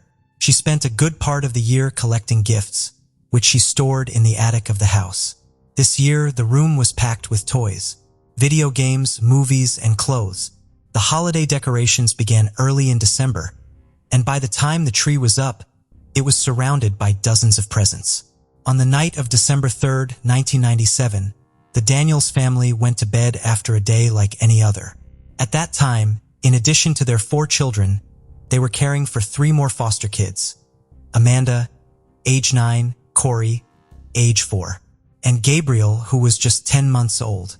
The 2 older children had been with the Daniels for several years, and the baby had been in their care since his birth. It was clear the Daniels had grown deeply attached to these kids and were even considering officially adopting them. Sadly, they would never have the chance to fulfill this wish and give these children a permanent home. While the Daniels had started December ready to enjoy the festive season, Jerry was experiencing a completely different situation. On that same December 3rd, he attended the funeral of a baby belonging to a friend of Jerry's named Mary. Around the same time that Danny had forbidden Jerry from getting close to Jessica, Mary had become pregnant. Tragically, 6 months later, she lost the baby. While it was never confirmed whether Jerry was the father or not, the funeral was nonetheless a painful event. After the ceremony, Jerry drowned his sorrows in alcohol at a local bar, where he also played pool for a while. Several hours later, in the early hours of December 4th, Jerry stole a black van from his neighbor and drove to the Daniels' home. The family was completely asleep when Jerry entered the house through a bathroom window. He then headed straight to Kim and Danny's bedroom, where, due to his many previous visits, he was familiar with the layout of the room and knew where the gun cabinet was located. Jerry grabbed a semi-automatic shotgun and loaded it. He then walked out to the back door of the house, holding the gun in one hand, and proceeded to smoke a cigarette before re-entering the house. The sequence of what happened next remains somewhat unclear, as Jerry's own statements did not align with what was later reported during the trial. According to Jerry, he first entered the room where Bryant, one of Kim's biological sons, was sleeping. Without the 8-year-old boy even realizing what was happening, Jerry pointed the rifle at his head and fired. Bryant died instantly. The gunshot woke Jessica, who saw Jerry in the room with the weapon and immediately ran out. Jerry chased her and shot her in the back of the neck just as she entered her parents' bedroom, likely seeking help. Jerry then turned the gun on Kim and Danny, who were still in their bed. The shot aimed at Danny was not very effective, and Danny raised his arms in an attempt to protect himself. Jerry reloaded the rifle and fired for more times at Danny, ultimately ending his life. Although this was the sequence of events Jerry later confessed to, Court documents suggest that the first victims were actually Kim and Danny. Jessica was awakened by the loud noise of the gunshots, and then came the tragic end of young Bryant. Regardless of the exact sequence, the harsh reality was that Jerry had cold-bloodedly taken 4 lives without any apparent reason. However, Jerry's criminal actions that night were not yet over. 5 more children remained alive in the house: Amber, Brooke, Amanda, Corey, and Gabriel. Some reports mentioned that Jerry's sister Joanne was with the Daniels at the time of the attack, but court documents clarify that she had not been in the house since her foster care stay in 1995. Jerry went to the room where the 3 girls were sleeping. He told them that a man had broken into the house and that Kim had asked him to take them to safety. The girls, who knew and trusted Jerry, believed him and followed him to the van. Gabriel, the baby, just 10 months old, and Corey, the 4-year-old, were left behind in the house with the bodies of their parents and siblings. Jerry then drove the 3 girls about 15 miles to the Altamaha River. He parked in a secluded area under a bridge and proceeded to sexually abuse 10-year-old Amber. It was not entirely clear if Brooke and Amanda witnessed this heinous attack. After raping the little girl, Jerry threw the gun into the river and continued driving with the 3 girls about 72 miles away from the Daniels residence. After committing these horrific crimes, Jerry dropped the girls off the vehicle and left them abandoned on a dirt road. He then returned to his mother's house in the town of Alma, where he spent the next few hours sleeping and playing video games with his brother as if nothing had happened. At one point, Jerry asked his brother if he had ever killed someone. Upon receiving a no as an answer, Jerry remarked that doing so made him want to go out and harm more people. While Jerry was living out his twisted fantasies without any apparent remorse, the 3 young girls he had abandoned were walking terrified and shivering through the dirt streets, their nightgowns the only protection against the cold. Around 4 a.m., a local hero and his wife were alerted by their dog's incessant barking. Looking out the window, they saw the 3 defenseless girls in the street, immediately took them in and called the police. The authorities arrived within minutes. Although the girls were in shock, they were coherent enough to tell the police they had been kidnapped from their home in Santa Claus, providing their address. 2 officers were dispatched to the Daniels residence. They arrived at the brick house around 5:10 a.m. on that December 4th. From the street, the silence of the house created a chilling atmosphere. The front door was open, and when no one answered their calls, the officers checked the windows and saw the arm of a young child on the top bunk of a bunk bed. They loudly announced their presence before entering the Daniels residence. With all the lights off and the winter sky still dark, the house was shrouded in shadows. As they moved through the rooms using their flashlights, the officers stumbled upon the horrifying scene of young Bryant, still clutching his teddy bear, his head covered in blood. In the background, they could hear a clock alarm and the cries of a baby. It was Gabriel found in his crib in Kim and Danny's room. There, the police also discovered the body of Jessica. Lying between the hallway and the door and in the bed, Kim and Danny were found deceased. Corey was found hiding under a table in the kitchen, visibly terrified. The officers also noticed that the gun closet was open. The residence was declared a crime scene, and more investigators soon arrived. Suddenly, Santa Claus, a town where everyone knew each other and which prided itself on being the town that loves children, became the center of a quadruple murder and the abduction of 3 minors. This drew a rapid influx of journalists. The county prosecutor told the press that while the motive for the attack was not yet clear, it was not believed to be random. They were almost certain that the perpetrator was a friend of the Daniels, or at least someone who knew them. The scene was meticulously photographed and videotaped. Forensic technicians collected samples, vacuumed for traces of hair fibers and clothing, and found shotgun shells scattered throughout the house. There were 2 near Jessica, one in the main bathroom, another in Kim and Danny's bedroom, one in the laundry room, one in Brian's room, and another near the sofa in the living room. A neighbor reported hearing strange noises around 1:45 a.m., but given the large distance between the houses and the general quiet of the area, did not think they could be gunshots. According to the coroner who responded to the case, Kim had received 2 shots in the stomach and arm. Danny had 4 wounds on his body and 1 in the head, which was fatal. Jessica died from a single shot in the neck, as did Bryant in the head. Although the deaths of the two children were instantaneous, the coroner mentioned it was possible that the two adults may have lingered a bit longer before dying. A cigarette butt was also found crushed against the floor near the back door. From the bathroom window, a fingerprint was collected, and these two pieces of evidence would help identify the perpetrator of the brutal crime. However, what the forensics team did not yet know was that over 25 miles away at another police station, the three girls had already identified the culprit. Amber, Brooke, and Amanda had described the van, and authorities quickly distributed bulletins with all the relevant information, noting that the suspect might be armed and dangerous. The eldest of the three girls, Amber, was taken to an interrogation room where a police officer showed her a series of photographs and asked if she recognized anyone. Without hesitation, Amber pointed to Jerry. The other girls also identified him. When the police asked Amber if Jerry had harmed any of the three, she broke down and started crying inconsolably. It wasn't until a worker from the Department of Children and Family Services was called that the young victim was able to recount what had happened without any other officers present. The story of sexual abuse was corroborated by evidence of physical trauma found on Amber's body. This, combined with DNA evidence found at the scene that matched Jerry, made him the primary and only suspect in the heinous crime. Uniformed patrol officers were deployed throughout the county, where Jerry was last seen, and also in Alma, where his family lived. The search was brief and straightforward. 2 officers were sent to Jerry's family residence. Behind the house, they located the van, and as the patrol car stopped in front of the residence, Jerry was seen exiting the front door. Seeing the 2 agents, he ran back inside the house. The officers pursued him while calling for backup over the radio. Jerry's brother came out and claimed he was the only one at home at that moment, which was clearly a lie. Soon, Bacon County detectives arrived as reinforcements and started a thorough search of the property. Jerry had hidden in a crawl space under the house. When he refused to come out, 2 officers dragged him out and arrested him on an outstanding warrant for violating his parole.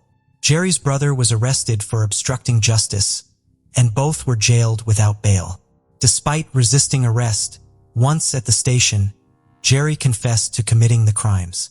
He recounted what happened that night and admitted to disposing of the weapon in the river, which was confirmed by the young victims. The motive was never definitively established. Jerry himself said he did not know why he had done it. Some speculated that the attack was a result of Danny forbidding him from seeing Jessica, while others believed it might have been related to the grief over losing Mary's baby, who was likely Jerry's child. In his statement, Jerry said he remembered the events as if he had been in a dream. Jerry's entire confession, which included the kidnapping of the 3 girls and the abuse of Amber, was recorded on video. On December 8, 1997, just weeks before Christmas, funeral services for the 4 victims were held. After the ceremony, Danny, Kim, Jessica, and Bryant were laid to rest side by side. Although the evidence was more than sufficient, and Jerry had confessed to his crimes when it came time to plead at the trial, he remained silent. Without a plea of guilty or innocent, the court clerk automatically entered a plea of not guilty on his behalf. As a result, a trial had to proceed, which was not scheduled until mid-1999. On July 6th of that year, while waiting for his trial to begin, Jerry managed to escape from his cell by sawing through the bars of his window. He was on the run for 12 hours before being recaptured and returned to jail. During a search of his cell, authorities found 75 homemade weapons and learned that he often threatened guards and other inmates. After this incident, his trial finally started on August 30th, 1999. The prosecution presented videos and photographs of the crime scene showing the condition in which the victims were found. Jerry kept his head down, refusing to look at the outcome of his actions. They also played the video of Amber's testimony, recounting everything that happened that tragic morning. Her words brought tears to the eyes of the Daniels relatives and friends present, and even some jury members were moved. Additionally, Jerry's recorded confession was played, and the 2 officers who conducted the interrogation testified about his statements. Forensic doctors who examined the bodies testified about the number of gunshot wounds each family member received and the estimated time of death for each. A firearms expert testified that the shotgun used in the attack had a capacity for only 6 cartridges, indicating that the perpetrator must have reloaded at least once, given the number of wounds and cartridges found at the scene. The prosecutor suggested several possible motives for the murders, with the main hypothesis being that Jerry was angry over being prohibited from seeing Jessica. The defense, on the other hand, pleaded guilty but requested a verdict of insanity to avoid the death penalty. As part of the strategy, 3 court-appointed experts were required to examine the accused's mental state before the trial. During the trial, the court allowed, despite the prosecution's objections, 3 doctors who had interviewed Jerry to testify as witnesses regarding his mental health. The 3 appointed experts testified that the defendant did not suffer from any mental retardation, and his IQ was in the lower average range. They diagnosed him with borderline personality disorder, possibly accompanied by antisocial personality disorder. However, they stated that Jerry had not shown signs of a psychotic break and was responsible for his actions. They added that the accused was a drug addict and could experience hallucinations during periods of use. They agreed that he had the mental capacity to stand trial and that there was sufficient clinical documentation to consider a guilty verdict, but not for mental illness. The first phase of the trial concluded with a unanimous verdict of guilt. The jury found Jerry guilty of 4 counts of murder with malice of forethought, 3 counts of kidnapping, 1 count of kidnapping causing bodily harm, 1 count of aggravated sodomy, 1 count of aggravated child sexual abuse, another of child abuse, and 1 of burglary. During the sentencing phase, the prosecution presented 5 witnesses to demonstrate that Jerry was an unstable and dangerous individual. The first was a police officer who testified about finding an iron bar hidden in the defendant's prison uniform during an inspection. Next, a guard from the detention center where Jerry had been incarcerated testified that he had heard Jerry say he had not finished collecting souls.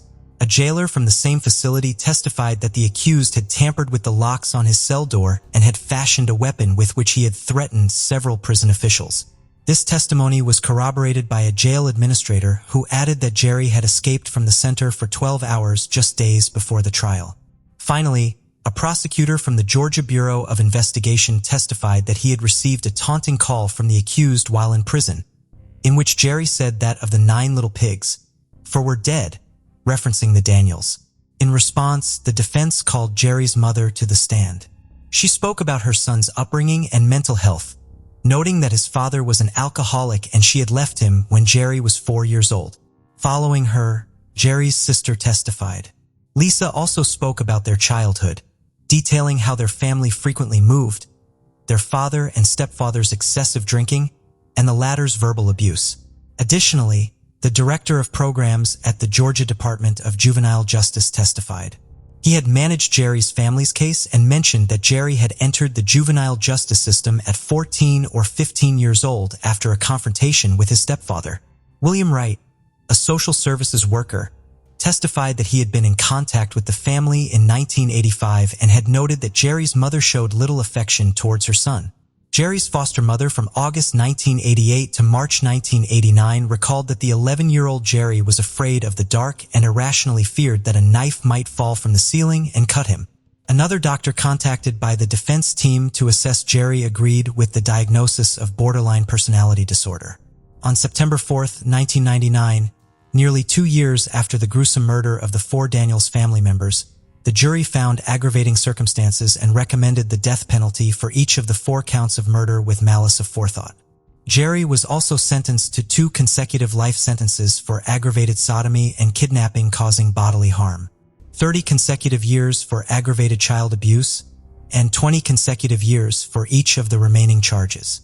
After hearing his sentence, Jerry cried, showing emotion for the first time. The judge followed the jury's recommendation and sentenced 22-year-old Jerry to death by electric chair. The sentence was automatically appealed according to state laws, but was upheld by the Supreme Court of Georgia. Since then, Jerry has continued to appeal his case multiple times. He argues that his trial attorney was ineffective in investigating and presenting evidence regarding his mental health during the guilt phase of his trial. However, An internal investigation revealed that the defense team had exhausted all available avenues to secure a life sentence for Jerry, despite encountering numerous obstacles during the case construction. In 2001, the Supreme Court of the United States denied Jerry's request for a procedure used by higher courts to correct an error made by a lower court. The most recent appeal was made in 2023. Like all previous instances, the request was denied and the sentence was reaffirmed. As of the date of this video, Jerry is being held in the Georgia State Prison. Despite the years that have passed, the terrible events of that December morning in 1997 remain vivid in the memory of the residents of Santa Claus, a peaceful and picturesque town that loves Christmas.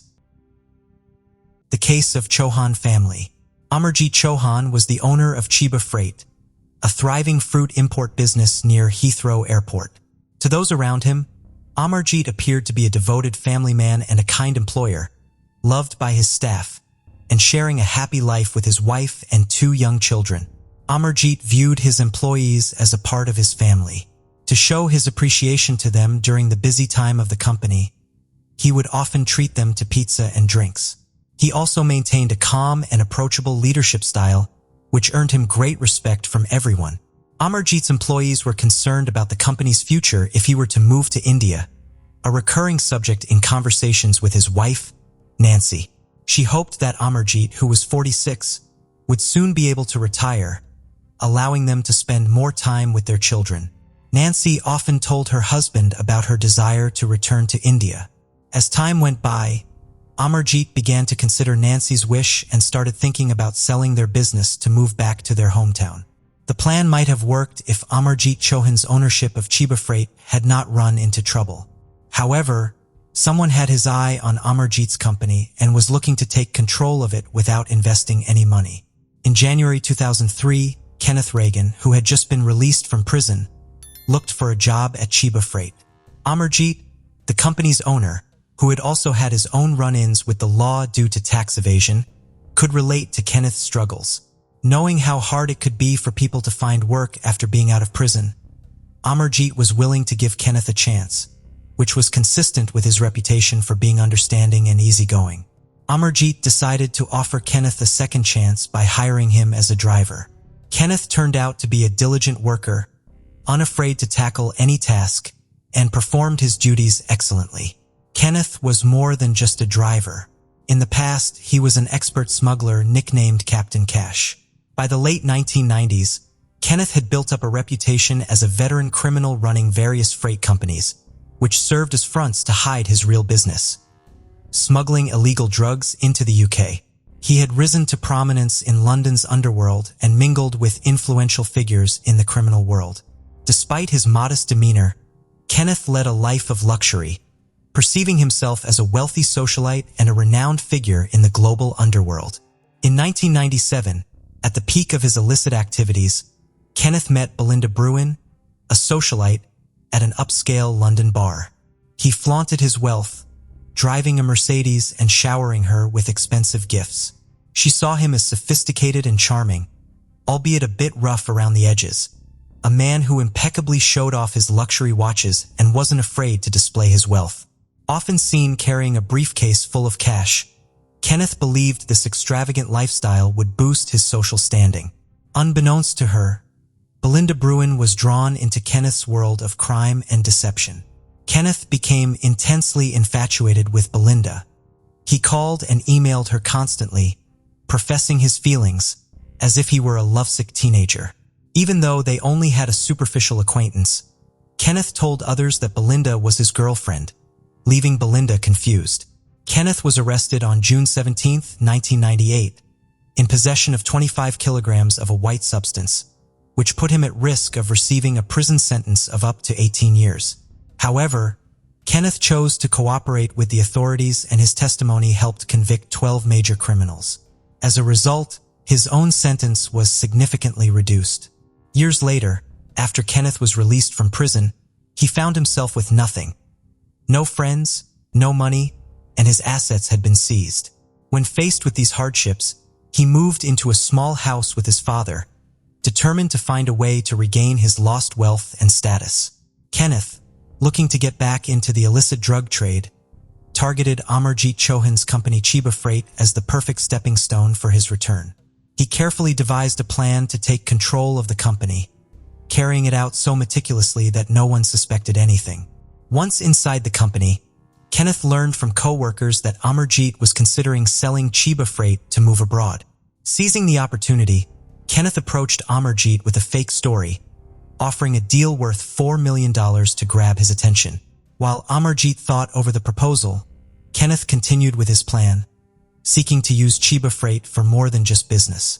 Meanwhile, Kenneth also set his sights on Belinda, who had moved to Devon to escape him during his time in prison. He reached out to her again with a business proposal, knowing she was struggling financially. After her husband left, she was shouldering the responsibilities alone, finding it increasingly difficult to afford her house, the mortgage, and the high costs of sending her children to a private school. When she responded, Kenneth told her about his plan to take over Chiba Freight and suggested she join the company as a director. Despite lacking experience, he offered her a salary of $54,000 for working only 2 days a week, amounting to $68,000 per year. Belinda took advantage of the opportunity and negotiated a higher salary of $72,000, nearly $9,000 more, which Kenneth agreed to without hesitation. Kenneth visited Belinda at her rural home in Devon under the guise of discussing a job. To justify these visits, he made up reasons, such as needing her signature on a document or help with paperwork. However, Kenneth's real interest lay in the land surrounding Belinda's home, an interest that soon became clear. He began to express concerns to Belinda about the condition of the path leading to the house, suggesting various improvements. These included removing certain trees, building a wall with electric gates, and installing a drainage system. At first, it seemed Kenneth was motivated by a desire to beautify the property for Belinda's benefit. But this might not have been his true intention. In February, Amarjit made a critical decision regarding the future of his company. He chose to engage with buyers to discuss a possible sale. Before leaving, Amarjit informed his employees that he would be visiting Stonehenge, but gave no further details. Additionally, he promised to keep them personally updated on the progress of the company's sale. Unfortunately, this meeting would be the last time his employees saw him, and his unexplained disappearance soon became a matter of concern. On a Monday morning, the staff of Chiba Freight gathered together, only to be met with a shocking announcement. Kenneth unexpectedly introduced Belinda as the new owner of the company, catching everyone off guard and raising many questions. The employees were left wondering what had happened to Amarjit, why he hadn't said goodbye, and what the future held for the company. Then, Kenneth presented a letter that he claimed was from Amarjit. According to the letter, Amarjit had decided to sell the company due to poor health and was relocating abroad with his family. Notably, the staff confirmed that the signature on the letter belonged to Amarjit. The company's success and surge in orders left the team too busy to worry about what the future held. As a result, they stopped discussing their concerns and focused on their work. Belinda was given a desk and computer in the office and started studying the company's finances as instructed by Kenneth. However, she felt unwell on her second day and decided to leave for her home in Devon without waiting for Kenneth's approval. When she arrived, she was shocked to see an old, run-down Jaguar parked by the road and two men, William Hornsey and Peter Rees, who were associated with Kenneth, digging a drainage ditch on her property. This unexpected discovery made her extremely uncomfortable. Belinda confronted Kenneth as soon as he arrived at her property, expressing her frustration and anger over the unauthorized excavation work he had done. She told him she didn't need a drainage ditch, but Kenneth claimed that he did it just to surprise her and assured her everything would be sorted out by summer. However, their plans were put on hold when the Metropolitan Police started a new investigation into the situation. In 2003, Kenneth, who had previously been convicted for drug trafficking, was rebuilding his luxurious life. After Amarjit, the former owner of the Chiba Freight, disappeared, Kenneth took over the company, using it as a cover for his smuggling operation. For 5 years, Kenneth had secretly admired Belinda, and now that she was involved in his operation, it seemed like all his dreams were coming true. But the foundation of his empire was about to be exposed. Ankur Varma, a journalist based in New Zealand, was eagerly awaiting a reunion with his 25-year-old sister, Nancy, who lived in London with her husband, Amarjit Chauhan, and their 2 young children. This visit was especially significant, as Ankur and Nancy hadn't seen each other in 9 years. Ankur would frequently talk to Nancy and their mother to discuss activities and plan his upcoming visit. However, on February 15, 2003, Ankur attempted to contact Nancy and his mother, but neither of them responded. Initially, he thought they might be on a trip, but as the days passed without any response, Ankur grew increasingly concerned. This was unusual because they had not mentioned any travel plans to him, and his visit was just 5 days away. Concerned for his family's safety, Ankur contacted the Metropolitan Police for help. When police from Scotland Yard visited the family's residence, they found it empty. Neighbors and colleagues speculated that the family might have returned to their home country, India. However, further updates from police at Scotland Yard increased Ankur's anxiety for his sister, mother, and nephews. His concern turned into fear, prompting him to decide on traveling to the UK to personally investigate the disappearance of his family. Upon arrival in London, Ankur felt isolated in an unfamiliar city. He went to the Chauhan household in Hounslow, expecting a warm welcome. Instead, he was shocked by a sight that left him in utter disbelief.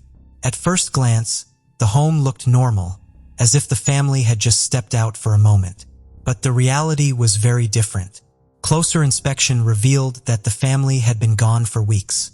The laundry was still in the washer, children's toys and baby bottles with leftover food were scattered across the floor and kitchen counter, and food had spoiled.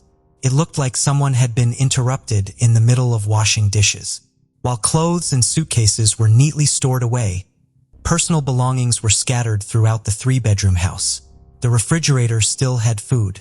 But what devastated Ankur the most was finding his mother's cherished prayer book, a possession she always kept close and never left behind.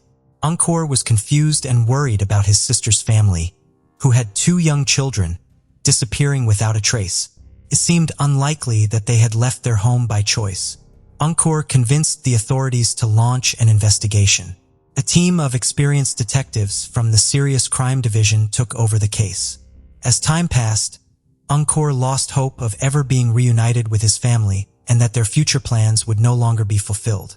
A massive search was launched to find the family of Amarjit Chauhan. The lead detective decided to question the person who last saw Amarjit on the day he disappeared. Kenneth, a former prisoner with suspicious behavior, was the primary suspect. Kenneth tried to convince the police that Amarjit was not a trustworthy man and his financial troubles led him to run away on his own. Kenneth also told the police that Amarjit likely wanted to get rid of his business and was probably in another country by then. However, the investigators did not believe Kenneth's explanation. They used advanced forensic techniques to track the movement of Kenneth and Amarjit's cell phones on the day Amarjit disappeared. The investigation first located Amarjit's phone at his home, which then moved on to Stonehenge where a business meeting was scheduled. It was at Stonehenge that Kenneth's phone connected with Amarjit's. And after that, both phones were tracked moving towards Devon. The detectives' only lead was that Belinda Bruin, the new head of Chiba Freight, lived in Devon, so they decided to pay her a visit. However, when the police talked about plans to search Belinda's piece of land, her partner, Kenneth, intervened. He was furious and tried to convince her not to allow the search, suggesting they meet somewhere else instead. Belinda refused to budge. Meanwhile, Kenneth's aide, William Hornsey, got in touch with the chief detective and claimed he had recently spoken with Amarjit. He said that Amarjit was apparently still in Britain. The authorities agreed to meet in Newport, Wales, near the passport agency, hoping to use this opportunity to uncover the truth behind Amarjit's disappearance. The authorities decided to cancel their plan to search Belinda's piece of land, as they needed to confirm in person that Amarjit was indeed safe to conclude the investigation. However, before the scheduled encounter at the passport agency on Monday, 3 men, Kenneth, William, and Peter, made an unexpected visit to Belinda's estate over the weekend, surprising Belinda. While there, they noticed a damaged path near the stable and decided to repair it with gravel. When a digger was later delivered to her estate, she took her children to the city, leaving the 3 men behind to repair the road. 2 days later, detectives went to the designated site to meet with Amarjit. When they arrived, they saw Hornsey and Kenneth's vehicle appear, stop briefly, and then leave as if the encounter had been cancelled. Kenneth went back to work at Chiba Freight, and the detectives decided to question Belinda again. Before this, Kenneth had warned her not to tell the police about the work he had done on her land. However, Belinda found his warning strange and decided to tell the investigators about it. She explained that some of Kenneth's associates had gone onto her farm without permission and dug a drainage trench, even though she hadn't asked for it. Belinda had unknowingly assisted the police significantly. The detectives quickly traveled to Devon, where they conducted excavations and thorough forensic tests with the help of experts. They searched through a piece of Belinda's land for 5 days, thinking they would find the remains of Amarjit and his family. However, nothing was discovered. After searching for more than 2 months, in April 2003, the police realized that they had been searching in the wrong location. In the popular British holiday town of Bournemouth, Dorset, along the English Channel, a father and son, Dave and Carl, had planned a canoe trip for the evening. The sea was calm, the breeze was refreshing, and the climate ideal for a leisurely paddle. As they made their way through the water, they noticed something large floating in the distance. As they drew closer, they realized it was a badly decomposed body, severely swollen from being in the water for an extended period, making it hard to determine the person's identity. Carl quickly paddled back to shore to alert the authorities while his father, Dave, stayed with the body. Dave was left waiting alone in the darkness for nearly 3 hours as he waited for help to arrive. This harrowing experience would forever be etched in their memories. The body was later taken to a morgue in Bournemouth, but it took almost a week to identify it.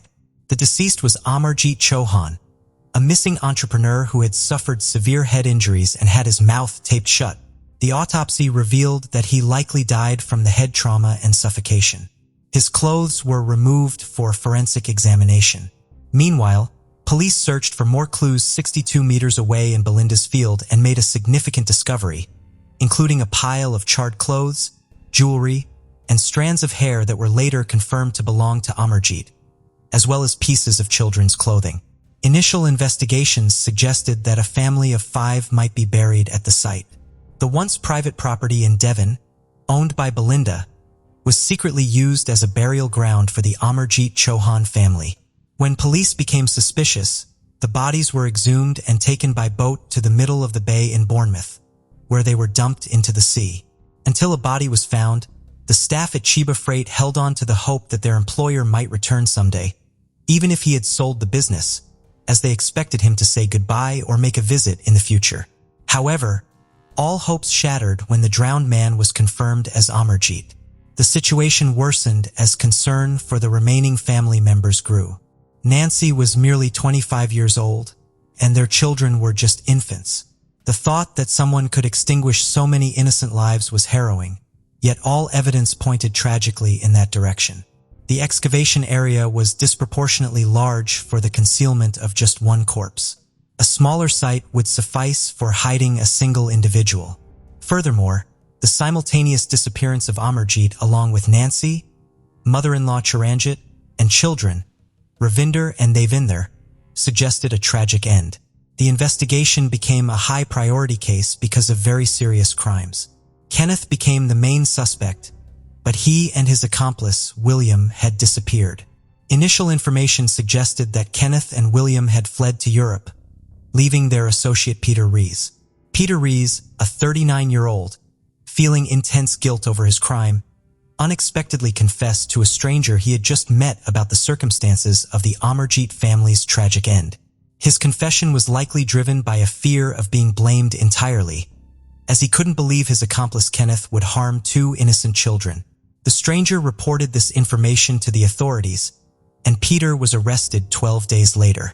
However, once in custody, Peter maintained his silence during police questioning, leaving the whereabouts and fate of the Amarjit Chauhan family a mystery.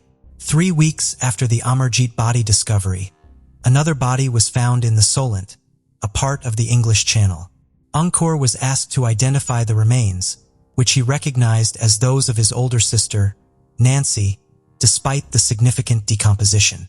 The main suspects were eventually caught.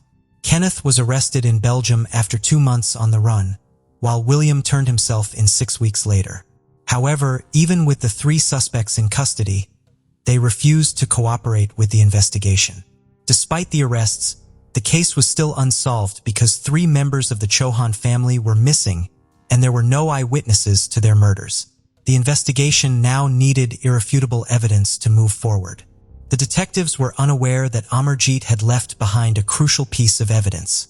In April 2005, the longest criminal trial in British history began, with the prosecution aiming to prove that Kenneth, William, and Peter were responsible for the kidnapping and murder of the Chauhan family.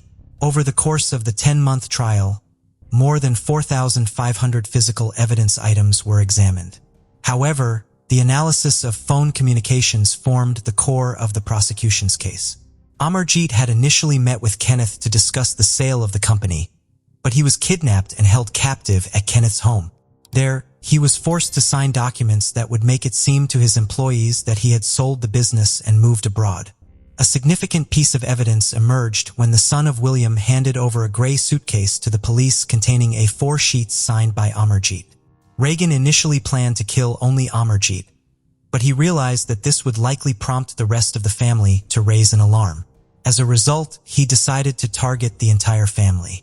On the day of the murder, Peter was tasked with keeping an eye on Amarjit, while Kenneth and another accomplice, William, went to the family's home in London. They stayed there for several hours, but exactly how they killed the other family members remains unclear. Amarjit was killed at Kenneth's home, which was then thoroughly renovated, including replacing all the furniture to destroy any evidence. 8 months later, a significant breakthrough occurred when forensic scientists re-examined Amarjit's clothing. They found a folded letter in his right sock. The letter was addressed to Kenneth and dated February 12, 2003, proving that Amarjit had been at Kenneth's residence on the day he disappeared. Unbeknownst to his killers, Amarjit had intentionally left behind this clue. This crucial piece of evidence ultimately helped the police in their investigation. A lengthy 9-month trial ended with the jury's unanimous verdict. Peter Rees was sentenced to 23 years in prison for murdering Amarjit Chauhan. Meanwhile, Kenneth Reagan and William Hornsey each received 5 consecutive life sentences for the murders of Nancy, Chiranjit Kaur, Ravinder, and Devinder, ensuring they would spend the rest of their lives behind bars. Later, the remains of Chiranjit Kaur, Amarjit's mother-in-law, were found off the coast of the Isle of Wight. Unfortunately, the bodies of the 2 young children, 18-month-old Devinder and 2-month-old Ravinder, were never recovered. It's often difficult to comprehend how someone could commit such atrocities against children. Typically, individuals who carry out these acts have psychological issues or are unaware of the severity of their actions. However, this was not the case with Kenneth. He was to be mentally sound. For him, the brutal acts he committed were simply a means to achieve his goals, and he showed no hesitation in taking innocent lives in pursuit of his own ambitions. Angkor was profoundly affected by the incident. He now lives in New Zealand, permanently separated from his nephews. A family video recorded just 2 days before they disappeared was found in their empty home. This heartbreaking video is the last remaining testament to a once joyful family torn apart by tragedy. On March 24, 2007, British teacher Lindsay Ann Hawker left her home to give an English lesson to a student who desperately needed it. After a successful tutoring session at a local coffee shop in Tokyo, Lindsay did not hesitate to collect her fees from the student Tatsuya's house. After assuring the taxi driver that she would be back in a few minutes, Lindsay went inside the house, only to never come out again. So what horrors were awaiting poor Lindsay? How did the story of a young English teacher end up in such a dreadful tragedy?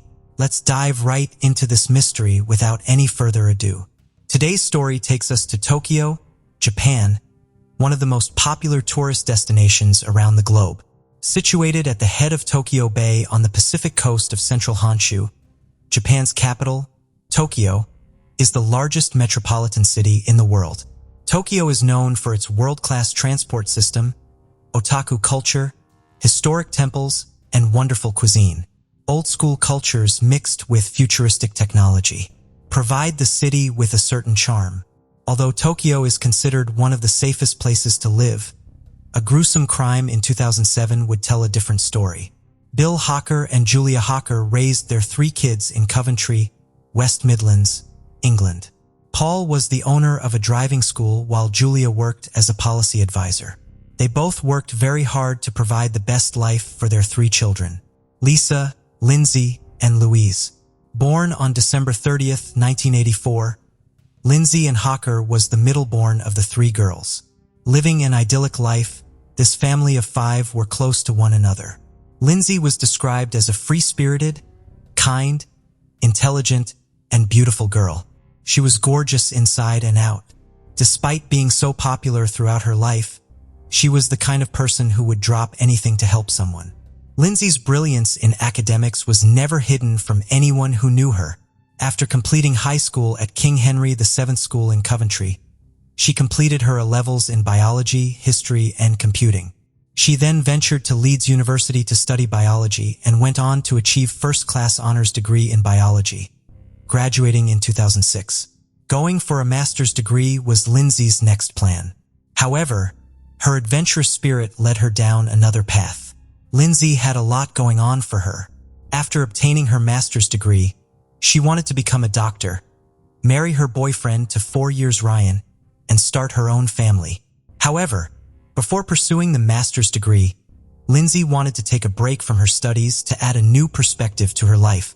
So in mid-2006, she hatched a plan to teach English in another country. She soon found herself signing up for Nova Teaching School in Tokyo, Japan. It was the country that Lindsay always wanted to visit at some point in her life, as she had fallen in love with its culture long ago. Like a dream coming true, Lindsay surpassed the tough competition and finally earned the chance to teach at Nova Teaching School for 1 year. Lindsay was so excited to go to Japan that she went from learning Japanese to studying their culture before ever boarding the plane. Nova English School is considered one of the largest private schools that recruits people from every corner of the globe to teach English in Osaka and Tokyo. After landing in Tokyo, Lindsay quickly found comfort in her work. She was loved by all her students and co-workers and even shared accommodation in Chiba with 2 other female teachers. In fact, she adapted so well in Japan that she made friends with locals within a short span of time. Despite her busy schedule, Lindsay stayed in regular contact with her family and her boyfriend.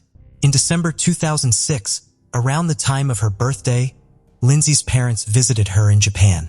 She was so happy to see them and smiled the whole time. In the summer of 2007, Ryan was set to visit Lindsay, and they were to travel together and settle down in the UK. It was at this time that a bizarre incident took place that changed Lindsay's life, and the lives of all those who loved her. The strange event involved meeting Tatsuya Ichihashi, a 28-year-old Japanese man. Tatsuya Ichihashi was born to a medical doctor father and a dentist mother on November 5, 1979 in Gifu Prefecture, Japan. Due to his parents' frequent relocation, Ichihashi grew up back and forth between Gifu and Chiba. With luxury always within his reach, Ichihashi was simply a spoiled brat. After completing his graduation in the Department of Horticulture from Chiba University in 2005, he remained unemployed. Even at such an adult age, he was living off of 100,000 yen allowance from his parents, which was equivalent to about $600 at the time. Although Ichihashi did not have an official criminal record, he had been the subject of allegations of theft and injury 6 years prior to before he met Lindsay. Allegedly, he assaulted a woman on the street during a robbery, but the matter was settled outside of court for an undisclosed amount. This should have been a lesson in Ichihashi's life, but it changed nothing. In March 2006, he was 28 years old and lived in a 3 BHK luxury apartment at his parents' expense. Ichihashi was a loner who kept to himself while obsessing over physical fitness. He followed a daily routine of attending the gym and cycling 25 kilometers. His interest in violent manga comics showed signs of a psychopathic mindset. He was in a stable relationship with a woman for almost a year, but that did not stop him from stalking a young woman on public transport. At the end of March 2007, Lindsay shared a weird experience she had with a local guy, Tatsuya Ichihashi. In an email sent to her boyfriend Ryan, she wrote how Ichihashi had approached Lindsay on her train journey home from work. At first, he claimed that she was his English teacher, but backed away a bit when Lindsay denied ever teaching him. He then asked her to confirm that she was an English teacher. If this was not creepy enough, after exiting the train, he ran after Lindsay's bicycle all the way back to her apartment. Ichihashi then requested a glass of water, assuring Lindsay that he wouldn't bother her anymore after that. Perhaps any other person would have called for help instead of indulging the stalker's request and giving him a glass of water. But the kind of person Lindsay was, despite freaking out, she still felt sorry for him. She confessed to Ryan that she let Ichihashi inside her apartment, considering it is an opportunity to show his face to her coworkers just in case something bad were to happen. After entering the apartment, Ichihashi took a paper and pen and drew a sketch of Lindsay, signing it with his name, contact number, and email address. At this point, Ichihashi had already asked her if she was interested in giving him an English lesson, but Lindsay, being cautious, said that she had a tight schedule. However, she could not reject the offer when Ichihashi proposed that they could meet in a public place and told her that he would pay her generously by the hour. The meeting was scheduled for 4 days after the day he sent her the email. Poor Lindsay had no idea that she had just made a deal with the devil, which would cost her more than she could have ever imagined. On Saturday, March 24th, 2007, Lindsay and Ichihashi met in Dutour Cafe in East Tokyo. The lesson went on for over an hour and everything seemed to be going well. Then Ichihashi told her to come with him to his place to obtain the money as he did not bring the money with him. Though a little worried, Lindsay decided to go with him as she did not want to miss out on the hard-earned money. So the two hopped inside a taxi. Lindsay had to work later in the afternoon, so when they reached the destination, Lindsay told the taxi driver to wait for her as she would be right back within a few minutes. The taxi driver waited for the next 7 minutes and then went on his way thinking that she had changed her mind. Lindsay never came out of that house. Lindsay neither showed up for work that day nor did she make it to her apartment. Her coworkers grew worried but assumed that she might be staying with a friend. But Saturday turned into Sunday and Sunday turned into Monday. It was only on Monday, March 26, 2007, when Lindsay missed the second day of work without any prior notice that panic set in among her colleagues. Nova Teaching School informed Lindsay's parents and filed a missing person report to the authorities. When the police were finally involved in Lindsay Hawker's disappearance, 2 critical days had already passed, but they had a suspect in mind. During the investigation, Lindsay's roommates told the detectives that she went to meet a man named Ichihashi before she went missing. In addition, the note signed by Ichihashi with his contact information was a big clue for them. Detectives also extracted the CCTV footage of Dutour Cafe and confirmed that Lindsay was with Ichihashi.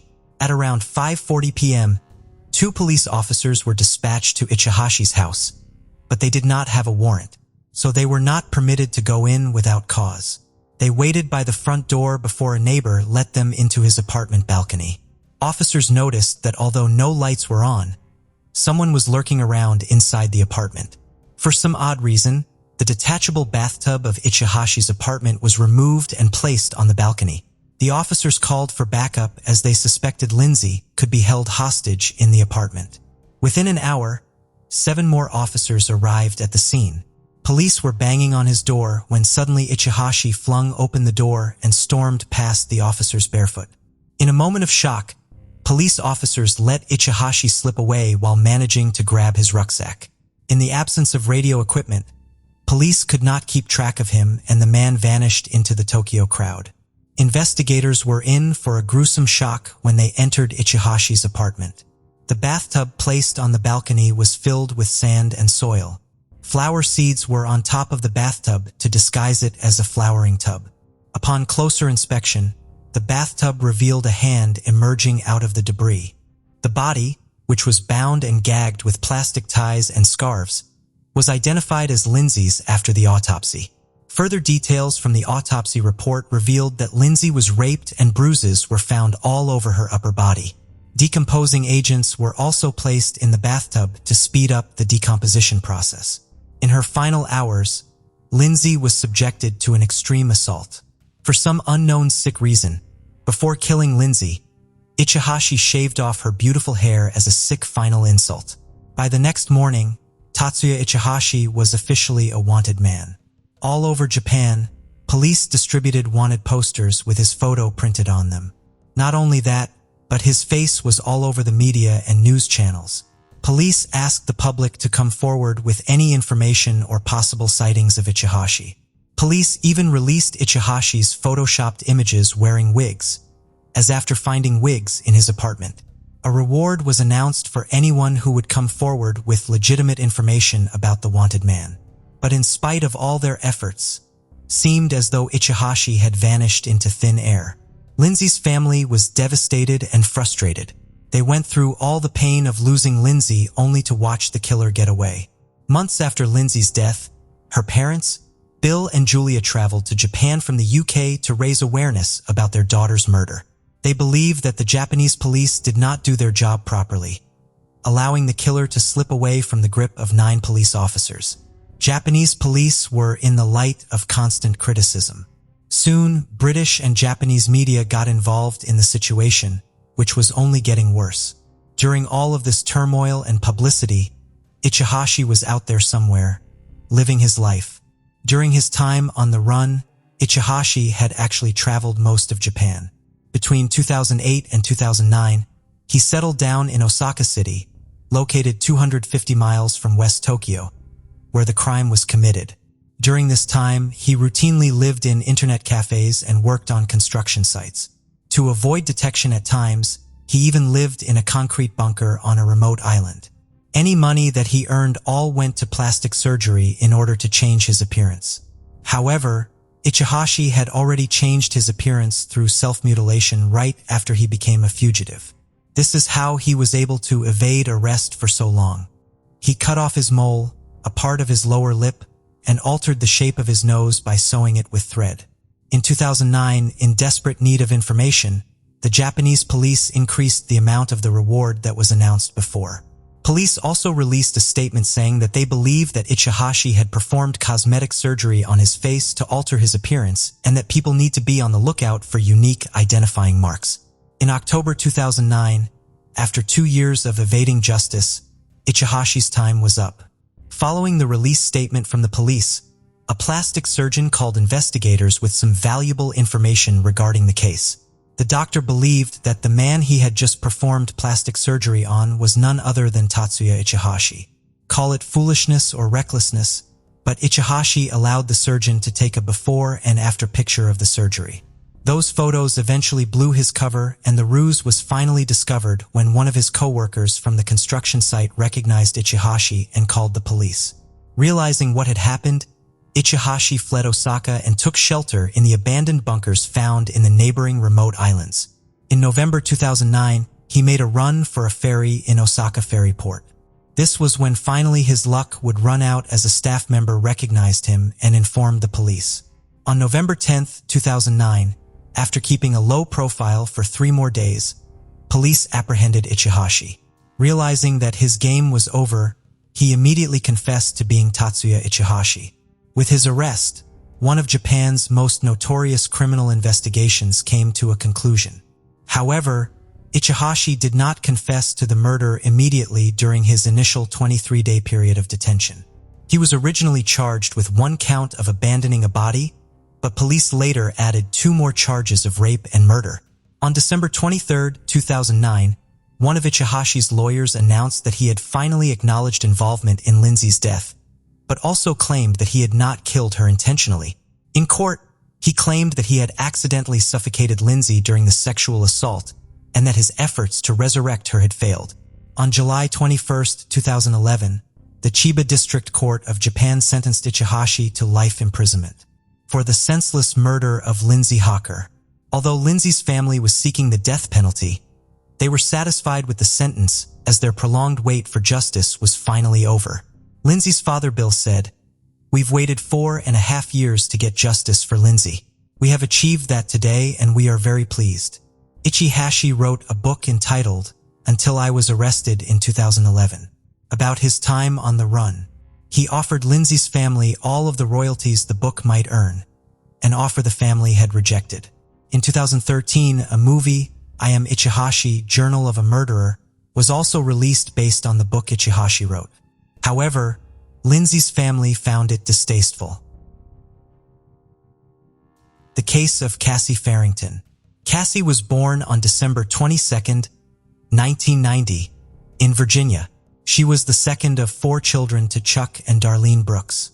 Cassie excelled academically and was an active student, she becoming a member of the National Honor Society and participating in sports.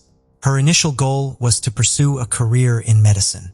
However, when Cassie turned 16, her life drastically changed. She became pregnant, which led her to change her future goals and plans. Several major changes in Cassie's life occurred in the next month. Cassie graduated from high school, gave birth to a baby, married Bradley Farrington, and moved out of her parents' house, all within a brief period, just 1 month. Several years later, she had another child. But over time, her family relationship began to deteriorate. Ultimately, the marriage ended in divorce. Despite this, she persevered, raising her 2 young children in Silver City, a small town with a population of about 10,000. At 22 years old, she worked as a nurse at the local hospital and rented a place from a coworker. As she turned 23, Cassie entered into a new relationship with a man named David Barry. He bonded quickly with her children, and she felt grateful for the way things were going good. Rather than rushing into things, they focused on building a life as a family unit. Cassie confided in her loved ones and coworkers that David had brought happiness to both her and her children, and she was hopeful that this new relationship would bring her the peace and happiness she had been missing after her previous failed marriage. On March 24, 2014, Cassie phoned her parents after finishing her night shift at the Silver City Hospital. They chatted for a few minutes, during which she shared her plan to drive home, pick up her children, and take them to school. Afterward, she intended to return home and rest for a couple of hours before picking her children up from school later that day. School staff called Cassie's parents when they couldn't reach her. Her children had finished their classes, but Cassie hadn't shown up to pick them up. Cassie's mother tried calling her, but there was no answer. Thinking Cassie might have overslept after a night shift, her mother asked Cheryl, her landlord, to check if Cassie was home and if she was okay. Cheryl went to the house and knocked on the door, but no one answered. She then walked around the house and peered through the back door window, noticing water pouring from the bathroom into the kitchen. She knocked harder on the door and shouted Cassie's name, but still got no response. With her own key, Cheryl unlocked the door and entered the house. The sound of running water was louder and more distinct. As she walked across the wet floor towards the bathroom, Cheryl called out Cassie's name, her voice shaking slightly. Then she saw Cassie. Cheryl, a coworker and friend of Cassie's, discovered her lifeless body in the overflowing bathtub. She was lying face down, wearing a house robe, as water continued to pour out. Despite Cheryl's first aid skills, she realized that Cassie had been dead for a few hours, as rigor mortis had already set in.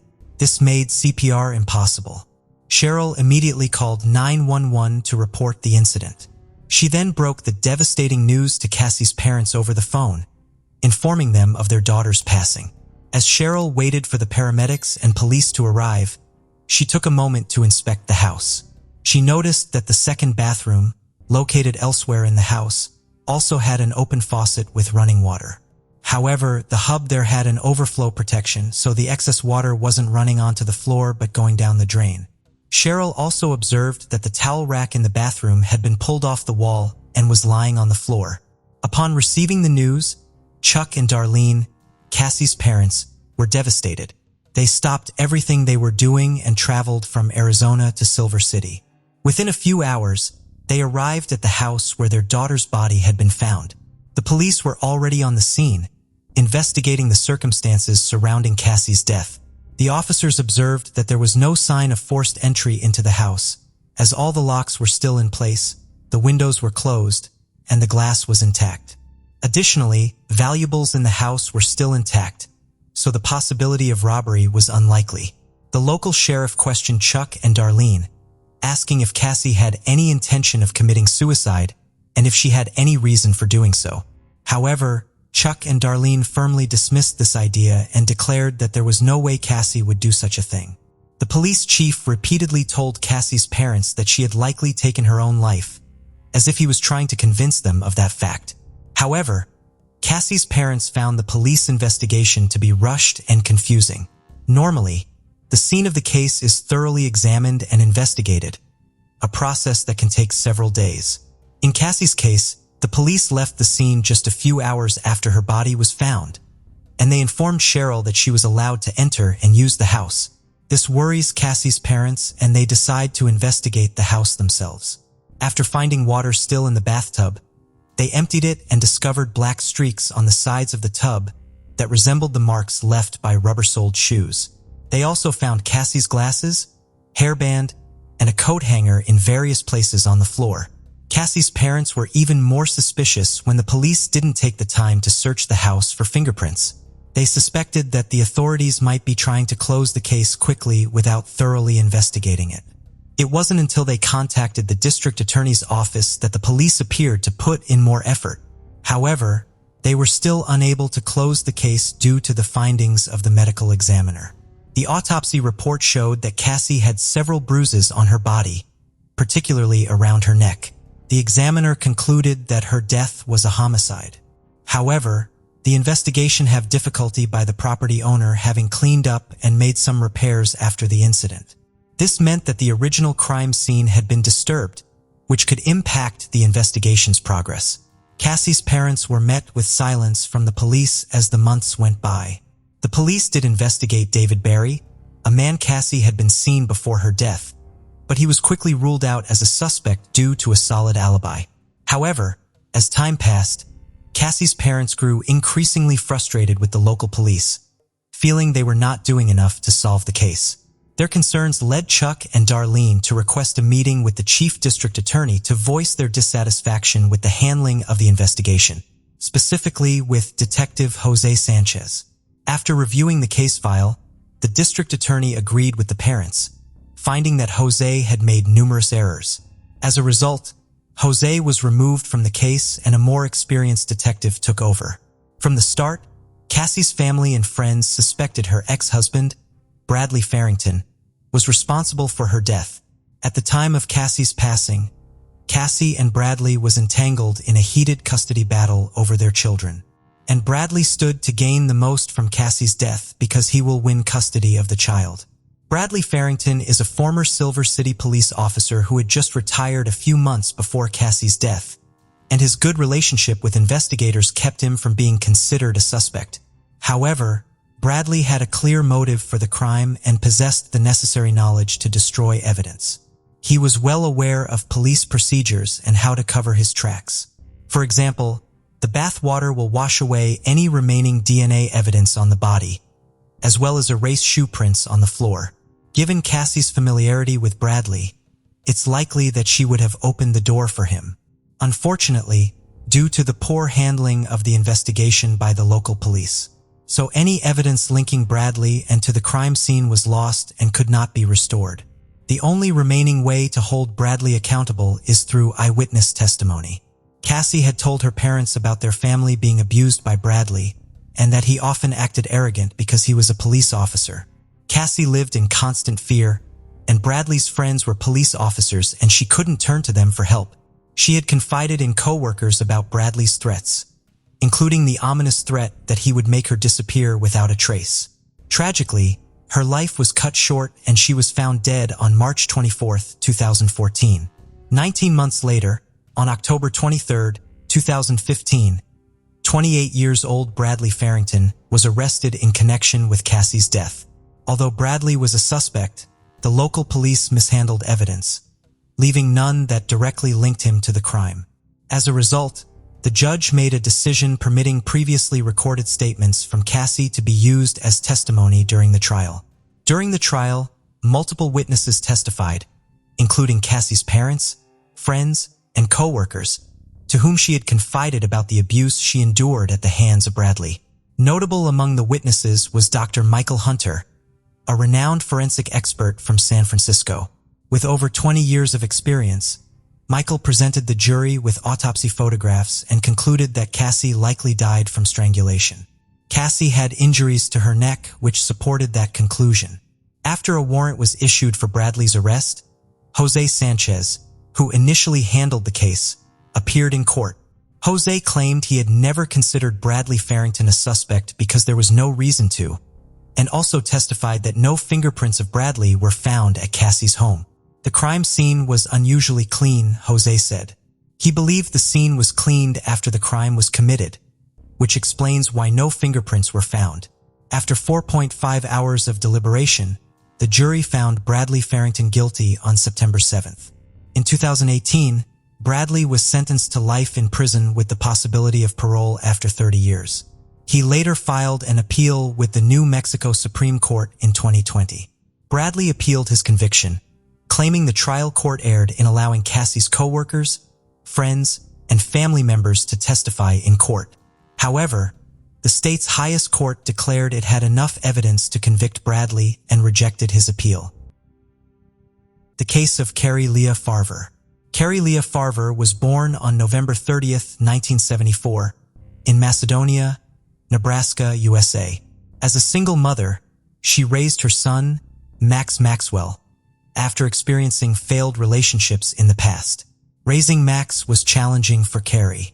Despite her immense love for her child, she struggled with depression, which led to a period where she spent a month in bed.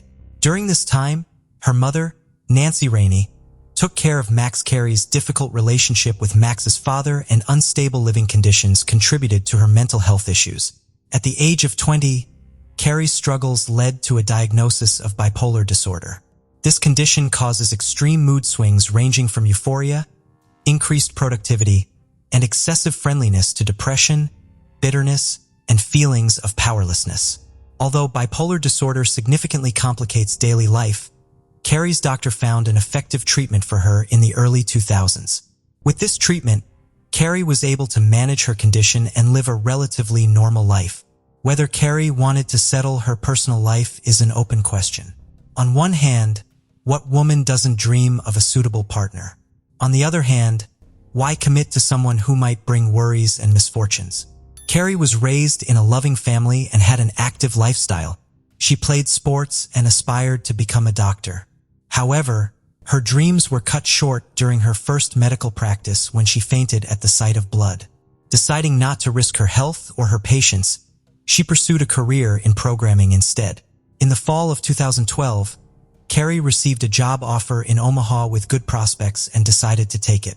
However, her son Max was in middle school and preferred to stay in his familiar surroundings, so he remained with his grandmother in Macedonia.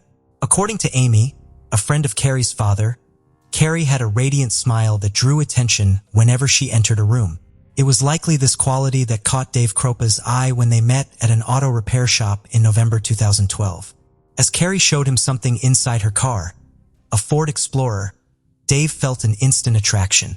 Their first date arrived soon after, but their time together was interrupted by numerous calls and messages from a woman named Liz, who eventually stopped by Dave's apartment to collect something she had left there earlier. Dave told Carrie about his past relationship with Liz, whom he met on a dating site 6 months prior. They had been together for a while, but he ended things because she was extremely clingy. Carrie was understanding and wasn't fazed by Liz's presence in Dave's apartment, recognizing that everyone has past relationships that can resurface. 2 weeks after moving in, Carrie started dating Dave. They had discussed their expectations beforehand and agreed to a brief, casual affair. Liz, whose full name is Shauna Elizabeth Gollier, was the first person Dave met online in 2012. Dave and Liz had children around the same age. However, Dave felt Liz wasn't a suitable long-term partner due to her limited education and lack of shared interests. Their relationship focused more on physical intimacy than meaningful conversations. Over time, Liz grew increasingly interested in what Dave was doing when she wasn't around, particularly in regards to who he was seeing. However, Dave consistently reminded her that they were in an open relationship, implying that she shouldn't be concerned about his interactions with others. He also reassured her that she had the freedom to date other men if she chose to do so. Despite Dave's openness, Liz couldn't shake off her feelings of dissatisfaction and jealousy, particularly towards Dave's children and their mother, Amy. She struggled to understand the close bond that persisted between Dave and Amy even after their breakup. As a result, Liz's behavior became increasingly possessive, prompting Dave to create distance between them. It was during this period of separation that Carrie entered Dave's life. Carrie was not only beautiful, but also stylish, intelligent, and a great conversationalist. Dave found himself lost in conversation with her for hours, feeling an undeniable connection as they shared common interests and perspectives. Liz noticed that Dave was becoming increasingly distant, so she tried to rekindle their connection by sending messages, emails, and making phone calls. However, he had no intention of stopping his interactions with Carrie or anyone else for her sake. Meanwhile, Carrie and Dave were spending more nights together, which was convenient for Carrie's work schedule and enjoyable for Dave. Carrie seemed to be taking things lightly, focusing on having fun and not looking for anything serious. In December 2015, Liz was shot and non-fatally wounded, leading her to suspect who might be responsible and realize she needed to take action. 2 years prior, on November 13, 2012, Carrie had kissed Dave goodbye before he left for work, expecting to see him later. However, that would be the last time they saw each other. At 9:45 a.m. that morning, Dave received a surprising text message from Carrie stating she wanted to move in with him permanently. Dave found this message disconcerting as they had previously discussed and agreed not to rush into a relationship, being happy with their current situation. Dave replied that he wasn't ready for such a change, but Carrie's response was unpleasant and filled with profanity. He was shocked to discover that all of Carrie's belongings were gone from the apartment. This led him to believe she had left him for good. That same day, Carrie also removed him as a friend on Facebook, which seemed like the end of the matter. However, Dave started getting multiple rude texts and emails from Carrie daily, containing curses and threats to ruin his life. Carrie sent a large number of these messages, all of which were aggressive. Uncharacteristically, she also stopped showing up for work, despite being known for her punctuality. Strange messages weren't only sent to Dave, but also to her mother and 15-year-old son, Max. She claimed to have found a job in Kansas and planned to take Max with her, but wanted to be alone for the time being due to worries over her failed romance. In May 2013, Carrie posted on Facebook that she'd left of her own free will and was tired of criticism. She wasn't missing her old life but wasn't ready to return home. Carrie asserted her independence as a grown woman, stating that she had the right to leave home if she chose to. She apologized for hurting everyone by leaving abruptly. However, as time passed, Carrie failed to reappear. Her mother became increasingly concerned when Carrie missed important family events, including her own birthday, Max's birthday, and other celebrations. The final indication that something was seriously wrong was when Carrie missed her father's funeral. Liz began receiving messages from Carrie, which were insulting, humiliating, and even threatening. Carrie warned Liz to stay away from Dave. Confused by Carrie's behavior, Liz reached out to Dave, who revealed he was facing a similar situation. Carrie was sending him messages and emails, accusing him of wrongdoing, calling him a liar, and vowing revenge for the pain he allegedly caused her. The messages were sometimes ominous, with Carrie claiming to know what Dave was doing at the moment. The shared experience brought Dave and Liz closer together, but also made Dave feel guiltier about the trouble he had caused. The messages from Carrie grew more menacing and were filled with grammatical errors and illogical content. This was unusual, as Carrie's mother claimed that her daughter had always been a calm person who wrote coherent and well-structured letters and documents. Carrie was known to be meticulous about spelling and writing style. It's possible that she had experienced even more severe mental health issues. Her actions seemed to be driven solely by her uncontrolled mental state.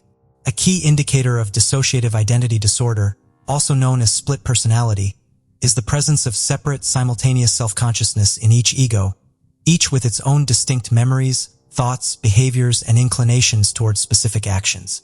This might explain Carrie's unusual behavior and altered writing style. Everything suggested she was unstable, which is why the police didn't initially consider her missing, instead focusing on stopping the pursuit of Liz and Dave. They tried to track Carrie's cell phone, but it was unsuccessful due to blocked signals. Meanwhile, Liz and Dave continued to receive hundreds of texts and emails, sometimes simultaneously receiving nasty messages when they were together. Dave and Liz continued dating, but he felt uneasy around her as she became increasingly demanding. Despite claiming to be fine with their no-commitment relationship, Liz's behavior suggested otherwise. Every time Dave tried to end things with Liz, Carrie would start texting him, bonding with him over their shared victimization. This common ground drew Dave and Carrie closer together, causing them to reunite repeatedly. In January 2013, a missing car was surprisingly found in Dave's front yard. However, the fingerprints on the steering wheel didn't match Carrie's, and the car showed no suspicious signs. The police eventually returned the car to Carrie's parents.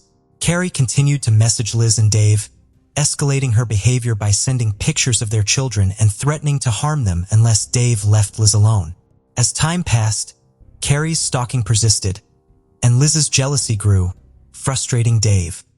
He became exhausted with the events unfolding in his life and eventually found the strength to end his relationship with Liz. This decision came shortly after a tragic incident in August 2013 when Liz reported a fire at her home that resulted in the death of all her pets, including a snake, a cat, and 2 dogs. Liz suspected Carrie was responsible, citing repeated threats made via texts and emails. The incident marked a significant turning point in the case of missing person Carrie Farver, leading to Carrie's placement on a federal wanted list. Tens of thousands of messages were meticulously analyzed. Law enforcement seized cell phones from Dave and Liz, as they believed Dave was also in danger. Someone had vandalized the auto repair shop where he worked and thrown a brick through his window. It appeared that Carrie's anger was directed at anyone in Dave's life. Consequently, Amy Flora, Dave's ex-wife, began receiving threatening messages from Carrie. As Dave spent time with his children, he also saw Amy regularly. The police were perplexed as to why Carrie, who had dated Dave for less than 2 weeks, was now stalking Dave and his ex-wife. The investigators decided to focus on Dave Kropa, as Carrie's disappearance raised many questions that needed to be answered. It was a mystery that didn't add up. Carrie Farver's family was also tirelessly searching for her, exploring every possible lead to find her. Their efforts finally paid off in the spring of 2015 when detectives Ryan Avis and Jim Doty took on the case. Unfortunately, they found no evidence that Carrie was still alive. One of the detectives shared their thoughts with ABC News. "It's unusual for adults to suddenly leave without using any money. No one saw or heard from her, which doesn't make sense. She had a good income and a nice home. I've come to believe that I have no proof she's alive." With the help of a digital forensics expert, the detectives analyzed data from Kropa and Golyer's phones from 2013. They discovered that Carrie had sent over 50,000 texts and 15,000 emails to Dave in just 3 years. Whoever was impersonating Carrie became increasingly sophisticated, trying to hide their IP address and true identity. Somebody with expertise in computer programs seemed to be behind the strange occurrences. In December 2015, Liz Golyer contacted the police again, this time reporting that she had been shot in the leg on her own doorstep. She claimed her attacker was Amy Flora, not Carrie. Coincidentally, Dave was missing a gun that Amy may have had access to. This new development raised suspicions that Amy might be involved in Carrie's disappearance. The investigation uncovered a lead that suggested Amy's motive. She may have been seeking revenge against women connected to Dave Kropa. Amy's relationship with Dave had been complicated, and the presence of other women in his life might have prevented them from reuniting. The police promptly questioned Amy, but surprisingly, she had a solid alibi. Multiple witnesses confirmed that she was not at Liz's house when the shooting occurred, so no arrest was made. The investigation became increasingly puzzling. New details emerged from the analysis of Liz's cell phone data. Investigators found fake email addresses using variations of Farver's name and an app used to schedule messages. This discovery shed light on how Liz and Dave received simultaneous messages from Carrie. The investigation led to suspicion of Liz Golyer, which intensified when her fingerprint matched those on Carrie's car steering wheel. It was now clear who the culprit was, and the priority was to prevent further harm. To catch Liz off guard, detectives devised a plan to create a fake narrative, pretending to still consider Amy the prime suspect, aiming to prevent Liz from escaping or destroying evidence. Liz fell for the trap. She was thrilled at the opportunity to eliminate another rival who was threatening her relationship with Dave. Soon after, Liz Gollier gave the police an email supposedly written by Amy. The email included a confession to kidnapping Carrie, along with specific details about the crime. According to the confession, Carrie had been stabbed in the stomach or chest area before her body was disposed of. The email also revealed information about Carrie's car and home that had not been publicly disclosed. According to an investigative spokeswoman, Liz provided detectives with information that only someone intimately involved in the crime could have known. In doing so, she inadvertently implicated herself in Carrie Farver's murder. The letter made it clear that the crime occurred in a car, prompting authorities to re-examine the victim's vehicle. Upon removing the seat covers and fabric, specialists discovered a blood stain belonging to Carrie Farver. Liz managed to send messages posing as Carrie without arousing suspicion, but it's unclear how. Reports suggest that Liz Gollier led a double life, dating both Dave and a man named Garrett. Notably, Garrett's IP address was linked to messages sent under Carrie's name. When questioned, Garrett revealed that he had been in a long-term relationship with Liz. Out of kindness, Garrett invited Liz to move in with him and his children after a fire. However, their relationship became complicated and deteriorated significantly once they started living together. Garrett would often take care of Liz's children while she isolated herself in her room or left the house. Garrett was shocked by what the police told him. It was discovered that Liz spent 40 to 50 hours a week pretending to be a missing woman. Although her room was messy, no significant evidence was found. However, investigators did discover several cell phones and electronic devices in the last place she stayed. In late December 2016, Shauna Liz was charged with first-degree murder. The county prosecutor commented on the complexity of the investigation, stating that most murders are dark, but this crime was particularly bizarre. It would take some convincing to make someone believe it actually happened. Liz's actions, including letting her dog die in a fire she set herself and shooting herself in the thigh, were attempts to deflect suspicion from herself. Liz's attorney, James Martin Davis, believed the case against her was weak, since it was largely based on circumstantial evidence. Key pieces of evidence were missing, including Carrie's body and the crime weapon, and Liz had not confessed to the crime.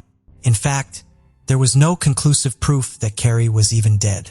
The defense team requested a mistrial, which would allow a judge to determine the extent of Shauna's guilt. The prosecution presented a substantial amount of complex electronic evidence, as well as physical evidence. They argued that the amount of blood found on the passenger seat of Carrie's car supported the theory that she had been stabbed. Investigators also found a direct link between Shauna and Carrie's murder by analyzing a memory card that Shauna had used around the time Carrie went missing. The memory card, which was found in a tablet stored at Dave's residence, contained deleted images. It was clear that the foot belonged to a person who had been deceased for several years. Notably, Carrie had a similar tattoo among her distinguishing features. Her mother later confirmed that the tattoo indeed belonged to Carrie. The photo solidified the conviction of Shauna Liz as a predator. The judge ruled her guilty of first-degree murder and handed down a life sentence without parole, stating that Carrie Farver did not disappear by choice but was tragically murdered. Authorities suspect that Shauna murdered Carrie, allowed her body to decompose, and then burned the remains to eliminate all evidence. Motivated by jealousy, she decided to eliminate her rival. After disposing of Carrie, Shauna took her cell phone and used it to send messages that would make Farver appear unstable and win back Dave's favor. When this plan succeeded, Shauna wanted to eliminate Amy as well, but she became too entangled in her own scheme and ultimately fell into her own trap. Shauna, also known as Liz, was also found guilty of arson for setting fire to her own home in August 2013 and attempting to blame it on Carrie. The fire destroyed the house and killed pets, resulting in an additional 20-year prison sentence. She is currently serving her sentence at the Nebraska Correctional Center for Women, despite maintaining her innocence. Dave revealed that he received thousands of emails and text messages signed by Carrie over the years. However, he claimed that he never noticed Carrie stalking him during their relationship, which contrasts with his experience with Shauna. So what happened to Carrie's son, Maxwell Farver? According to his LinkedIn profile, he followed in his mother's footsteps and became a computer programmer. He graduated from the University of Iowa with a degree in software engineering data science and is now married. Although it's unlikely he's forgotten the past, he may have found some peace with his new family.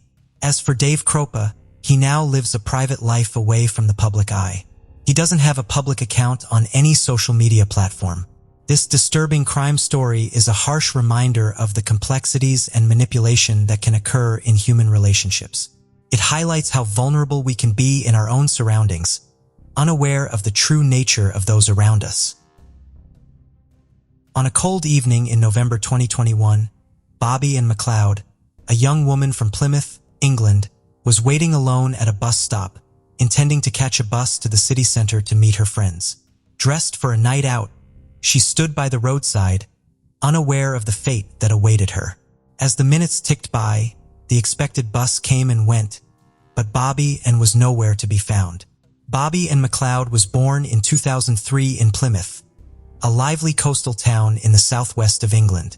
She grew up there with her parents, Donna and Adrian McLeod, and her older brother, Lee.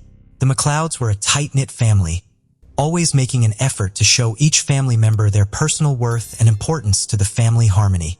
Besides the love they shared, the parents instilled strong values in their children like responsibility and respect. This probably explains why there was no competition between the siblings for their parents' affection and attention. This situation helped Bobby and Lee forge a real sibling bond without the usual rivalry for the spotlight at home. This doesn't mean they were angels or never fought. They had their typical sibling squabbles, but their affection for each other was clear to those around them. Bobby and Lee were lucky to live in Plymouth, a place with a rich history dating back centuries, known for its monumental buildings and stunning seafront that often impress visitors. Surrounded by such a positive environment, Bobby Ann thrived, becoming a popular and cheerful person, always with a bright smile on her face. People who knew her from high school described her as a pretty girl with fair skin, long hair, not very tall, and with a delicate demeanor. Her kindness, loyalty, and willingness to help others made her a great friend to many. Like many teenagers, Bobby Ann was drawn to the rebelliousness of alternative rock and its provocative lyrics. She listened to artists and bands like Pink Floyd, Nirvana, Queen, and even the controversial rapper Eminem. Despite the loud music that challenged the norms, Bobby Ann remained the sweet girl everyone knew. She loved watching Disney movies, with Lilo and Stitch being her favorite, fascinated by the blue alien, her favorite color. At school, she was known for her artistic talent and creativity. She was always motivated and clear about what she wanted in life. One of her goals was to graduate from high school, and upon achieving that, she aimed for higher education. She entered university aspiring to become an interior designer. Around this time, she also experienced young love, starting a relationship with a local boy a year younger than her. They made a cute couple, got along well, and shared many friends. Donna and Adrian, as parents and Lee as the older brother, approved of the relationship, seeing that the young couple didn't neglect their responsibilities because of love. In fact, since they were all busy with studies during the week, they made sure to plan time together on weekends. So on Saturday, November 20th, 2021, nobody at the McLeod's home was surprised when Bobby Ann said she would go out with her boyfriend, keeping up with their routine of nurturing their romance. They had plans to meet some friends at 8 p.m. in the city center. She had to leave home well in advance to account for the travel distance and the need to catch a bus. It was around 5:45 p.m. when the young girl bid her father goodbye, told him she loved him, promised to be back at the agreed time, and left for the bus stop. She had a 4-minute walk to the nearest bus stop at the end of her street, a route she was familiar with. Between 6:05 and 6:15 p.m., some passersby spotted her standing at the stop, looking up and down the street waiting for the bus. Like any girl her age while waiting, she used her mobile phone and checked her social media. She took a selfie and posted it on her story, mentioning how cold she was feeling. At the same time, Cody Ackland, a promising musician from Plymouth, age 24, was in the area. Little is known about Cody's early life, other than he was the son of David and Helen Ackland, born in June 1997 in Germany, where his father, a former military man, was stationed. After his parents divorced during his childhood, he lived with his mother in Plymouth, close to the bus stop where Bobby and was waiting. Although Cody attended the same high school as Bobby and their 6-year age difference meant they likely never met there. After school, he worked various jobs, but music was his passion, leading him to become an indie rock band's lead guitarist and songwriter. To those who knew him, he was a nice guy making a name in the local music scene with no history of violence or trouble with the law. However, his bandmates noticed his tendency towards depression and a not-so-cheerful temperament, which was starkly different from his energetic stage persona. Unknown to many, he harbored interests far removed from the music world, and behind his friendly and sometimes melancholic exterior lurked a much darker side. In secret, Cody had developed a bizarre fascination with serial killers from around the world and even kept a list of dangerous individuals he admired. Among his favorites were Joseph James D'Angelo, Andre Chikatilo, Ivan Milat, Fred West, and Tommy Lynn Sells, all notorious for their heinous minds. But topping Cody's dark list was none other than Ted Bundy. This criminal had kidnapped, sexually assaulted, and murdered about 30 women in the 1970s in the United States. After being convicted for the trail of terror he left behind, Bundy was executed in 1989. With his criminal idol in mind, Cody got into his car and, in a twist of fate that would prove deadly for Bobby, and spotted her at the bus stop.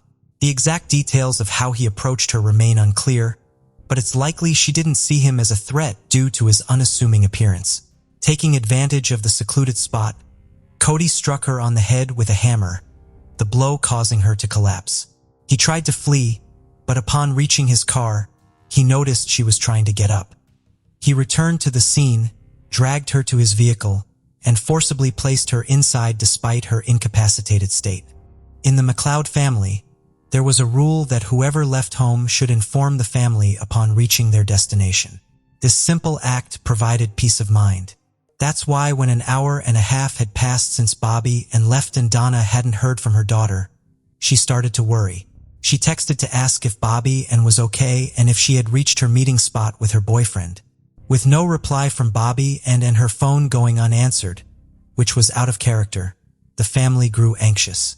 By 8 p.m., her boyfriend, who was waiting for her at their planned meetup spot, was surprised by her absence as punctuality was one of Bobby and's notable traits.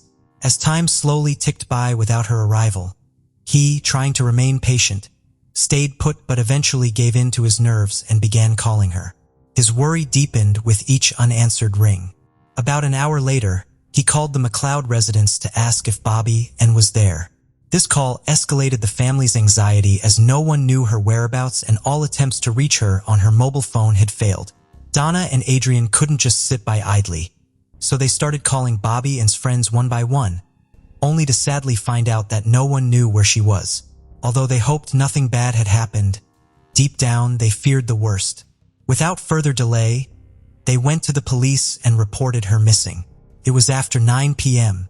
The next day, November 21st, 2021, the police launched a search operation in the area, joined by the McLeod family, friends, and volunteer neighbors. They also distributed flyers throughout the city, featuring Bobby and's photo and contact numbers for any sightings. Her disappearance was widely reported on social media and local news outlets. One of the most heartfelt appeals came from her brother, Lee, who pleaded on social media for everyone in Plymouth to help search for his little sister. He urged anyone with any information about Bobby and to come forward, as he desperately wanted her back home. The police tried to trace the young girl's path from her house to the bus stop, but found nothing noteworthy. Knowing she planned to take a bus to the city center, they inquired with the bus service to see if she had boarded any of their vehicles, but this lead quickly went nowhere. However, during interviews with locals, the police received a crucial tip from a resident who had passed by the bus stop the previous afternoon and seen Bobby, and there around the time she took her last social media photo.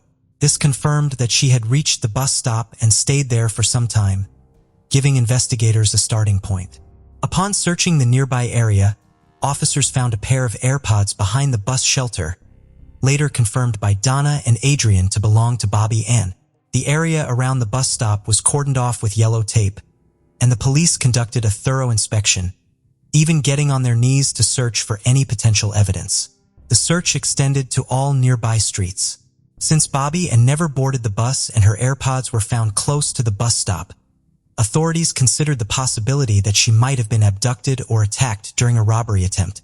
Believing public involvement was crucial in gathering information to find the missing student, the authorities turned to the media, calling on anyone with even the slightest information related to the case to come forward to the nearest police station. The detective on the case provided a detailed description of the missing teenager. 18 years old, slim build with light brown shoulder-length straight hair and green eyes, wearing ear piercings. He mentioned that according to her family, she was last seen wearing a gray sweater, black ripped jeans, fishnet stockings, and light-colored sneakers. He also directed a message to Bobby and herself, urging her to contact the police if she heard the appeal. He emphasized that she wasn't in trouble. They just needed to know she was safe. Another task for the investigators was to track her mobile phone, which led them to the city's outskirts, though they couldn't pinpoint the exact location. However, luck struck that same day. A bus driver on the route near the bus stop where Bobby Ann vanished handed over her phone to the police.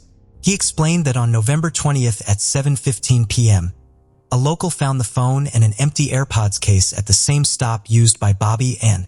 When a bus arrived at 7:23 p.m., the local spoke with the driver and handed over the items, assuming the owner would come looking for them. The next day, after seeing news of Bobby Ann's disappearance and her last sighting at that bus stop, the driver decided to give the found items to the police. On November 22nd, the family, police, and volunteers continued searching for clues in the fields, forests, and roads around Bobby Ann's area, but found nothing, growing increasingly desperate. Then on November 23, 2021, at 1:17 p.m., a voluntary witness statement at the police station significantly shifted the investigation's direction. A young, well-dressed, and polite man entered the station, offering information about the missing girl, expressing his wish to assist the police and her family. The officer summoned a detective to speak with him. Unaware of the bombshell about to drop, the detective listened as the man claimed he had abducted Bobby Ann from the bus stop 3 days prior and had since killed her, providing details of the alleged crime. The police, skeptical of whether to believe his story or dismiss him as a fame-seeking lunatic, placed a map before the self-confessed perpetrator, asking him to pinpoint where he left Bobby Ann. While some officers still hoped the interior design student might be alive, they rushed to the indicated location. Sadly, there was no chance of rescuing Bobby Ann. The dense underbrush impeded their advance, but as they moved forward, they found a woman's unclothed body lying face down. The state of the scene and the skin's discoloration left no doubt. The woman had died days earlier. Later, the police publicly announced that after receiving a confession from a suspect and verifying its authenticity, they had discovered a woman's lifeless body on a beach about 7 miles from the bus stop where Bobby Ann was last seen. The body was found in a wooded area and the victim had yet to be identified. However, due to the height and certain physical traits, investigators strongly believed it was Bobby Ann. While awaiting official identification, they informed the McLeod family of the discovery. The suspicions were confirmed when dental records of the victim matched those of the abducted student. The confirmation that the body was indeed that of the beloved missing student sent shockwaves through the local community. The people of Plymouth, who had actively participated in the search, were shattered by the tragic end of the case. To express their grief and support for the McLeod family, residents held a vigil near the bus stop from where Bobby Ann was taken. Overwhelmed by tears and trying to stay strong, Bobby Ann's mother thanked friends in the community for their support during the search and at the vigil honoring her daughter's memory. She regretted the sad circumstances that brought them together. With a quivering voice and shaking hands surrounded by loved ones, she delivered a prepared statement highlighting the blessing it was to watch Bobby Ann grow up in their family. She mentioned that although her beloved daughter's life was taken too soon, the beautiful impact she had wherever she went would never be forgotten. Then, Lifting her candle, she asked everyone to do the same in memory of her daughter, followed by a minute of silence. Lee, Bobby Ann's older brother, also shared his feelings, but he did so on social media, thanking her for the time they spent together and vowing never to forget her. He expressed how unjust it was for such a beautiful and talented girl to meet such a horrific and undeserved end. He shared a childhood photo of them smiling and happy in their primary school uniforms. In the message accompanying the photo, Lee wrote that he hoped to reunite with his beloved little sister in heaven and that it was an honor to be her big brother. He promised to forever cherish the adventures and journeys they shared and wished her eternal peace. As the community and those close to Bobby Ann were still reeling from the shock of the events, the gruesome details of the crime began to emerge, stirring a mix of grief and anger among them. The forensic report highlighted the severe injuries she sustained from a blunt object, likely a hammer, revealing she had 14 serious wounds to her head and face. Contrasting with the attack's brutality, and despite her body being found unclothed, the forensic expert found no evidence of sexual assault before her death. Media outlets then disclosed the name of the alleged perpetrator of the brutal assault that ended Bobby and McLeod's life, identifying him as 24-year-old Cody Ackland, a musician from the same town. Following the revelation of the suspect's identity, Cody's lawyer issued a statement on his behalf, claiming full responsibility for the crime. His assertion in the statement that he had never seen the young woman before the night of the incident baffled the public, leaving the motive for such a cruel and unwarranted attack a mystery. For those who knew Cody, this news was a shocking blow, as he had never been in trouble before. However, as the investigation delved into Cody's computer, phone, and other belongings seized along with his car, they uncovered chilling aspects of his life that no one knew. Investigators found over 3,000 images on the supposedly quiet musician's phone, revealing a sinister side unknown to all. Many of these images resembled scenes from horror movies due to their disturbing and dark nature. His browsing history also showed that in the days and weeks leading up to the young woman's abduction, Cody had been researching the most heinous acts committed by serial criminals, as well as remote locations and potential weapons. In the hours before the young girl's abduction, Cody visited the website of an online sports store browsing through baseball bats and waterproof clothing.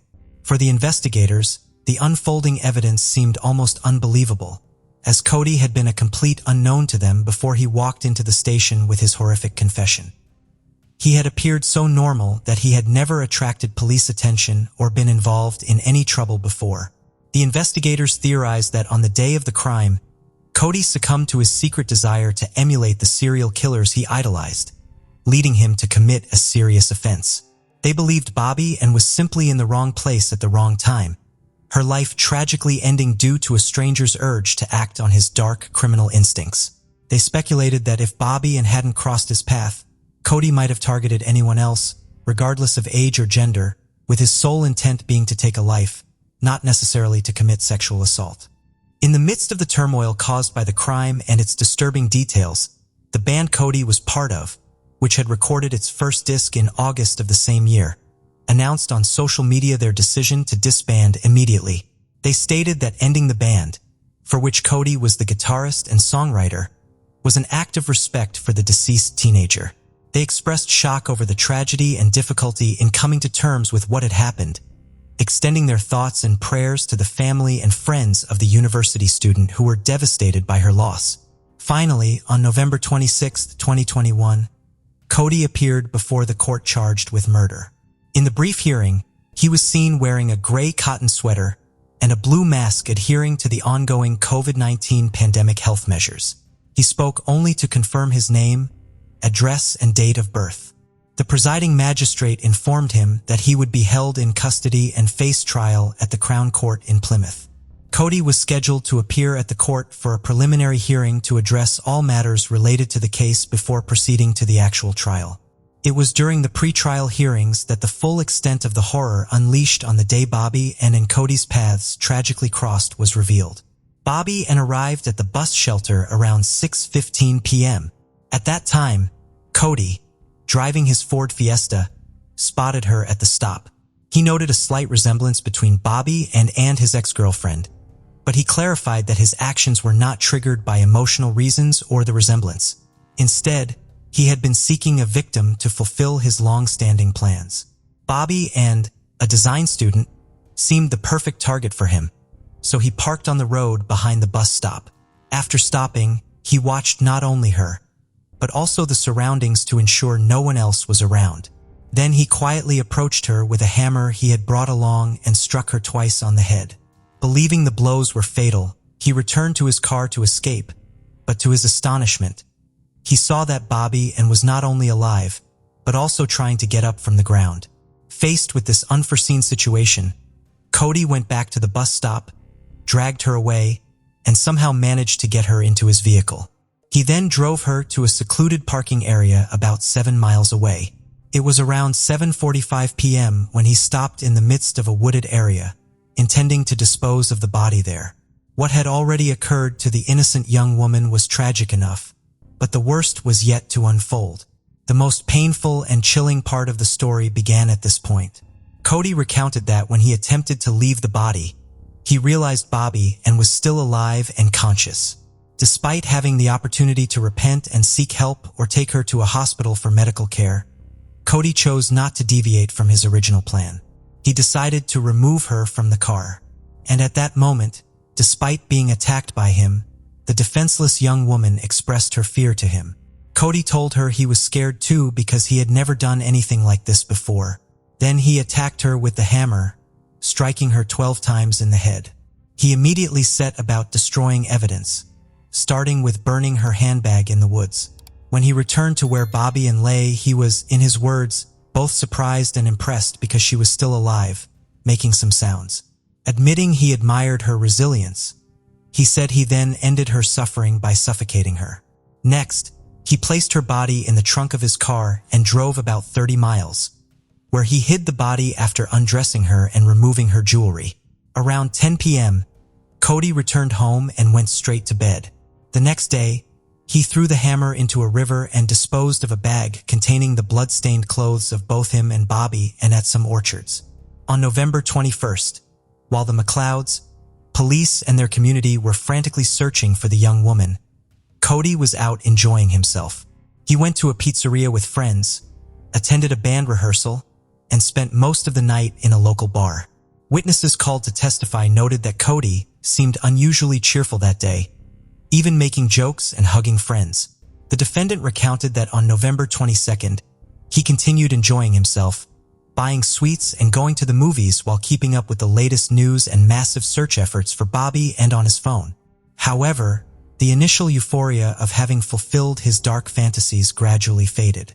On November 23rd, Cody went to his job at a car service company where he worked as a valet.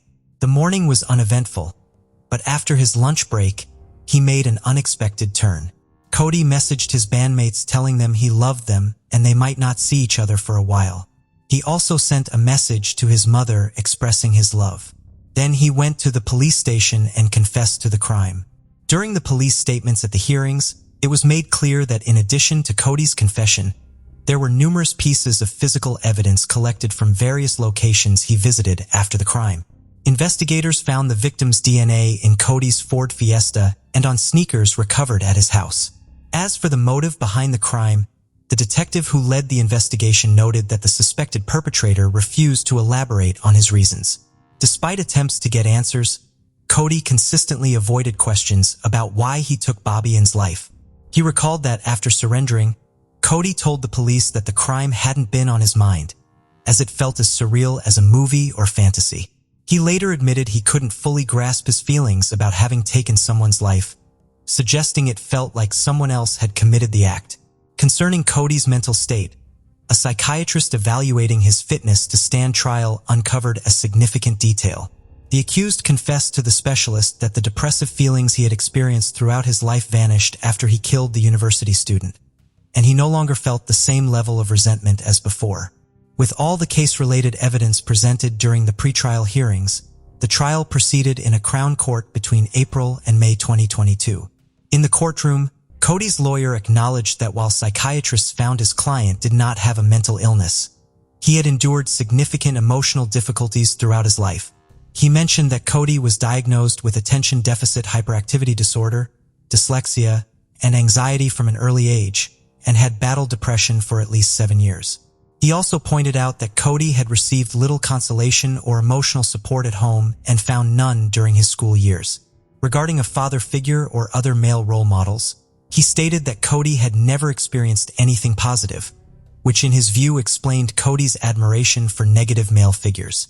In contrast, the prosecution pointed out Cody's obsession with serial killers, particularly Ted Bundy, noting the deliberate choice of a hammer as a weapon, mirroring the preference of his top-ranked criminal idol.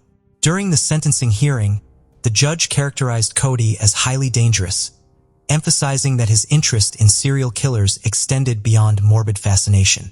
He highlighted the loss of Bobby and McLeod's potential life, describing her murder as brutal and savage, and stated that the crime not only caused outrage, but also instilled fear across the region, for which Cody must also bear responsibility. The prosecutor depicted Cody as leading a double life, driven by a pathological desire to emulate serial killers. He called for a severe sentence for the prolonged and frenzied attack against a petite, defenseless young woman who expressed fear during her ordeal. The prosecution presented a victim impact statement from the McLeod family, portraying Bobby and as a beautiful and bright young woman full of future plans, brutally stolen from them. They expressed that life without her was unbearable, and while acknowledging no sentence could match the severity of the crime, demanded the full extent of legal retribution. The defense attorney, on the other hand, argued for mitigation, citing Cody's voluntary surrender and confession, which provided the McLeod family with some closure and knowledge of their daughter's fate. When delivering the sentence, the judge addressed Cody directly, stating he had brutally ended the life of a wonderful young woman after a prolonged torment. He sentenced Cody to life imprisonment, setting a minimum term of 31 years before eligibility for parole. 6 months after the tragic day her life was extinguished, the time came to bid farewell to Bobby and McLeod. The profound impact of her case on the community and the genuine affection of the locals for the friendly and beautiful young woman and her family were once again evident. On May 26, 2022, the day of the interior design student's funeral, hundreds lined the streets of Plymouth to pay tribute as the procession passed through the city center. The hearse, covered with a blanket and plush figures of her favorite childhood characters, Lilo and Stitch, was drawn by a horse-drawn carriage. At the funeral, Bobby and's favorite music, alternative rock, played, and many attendees wore band t-shirts and black jeans as a nod to the beloved young woman. Out of respect, they avoided wearing ripped jeans, the fashion she donned on the day she was attacked. One of the most touching moments was when people left flowers and balloons at a memorial bench near the bus stop, where the attack and abduction occurred. Cody's obsession with one of the most notorious serial killers of the 20th century led him to commit the unthinkable.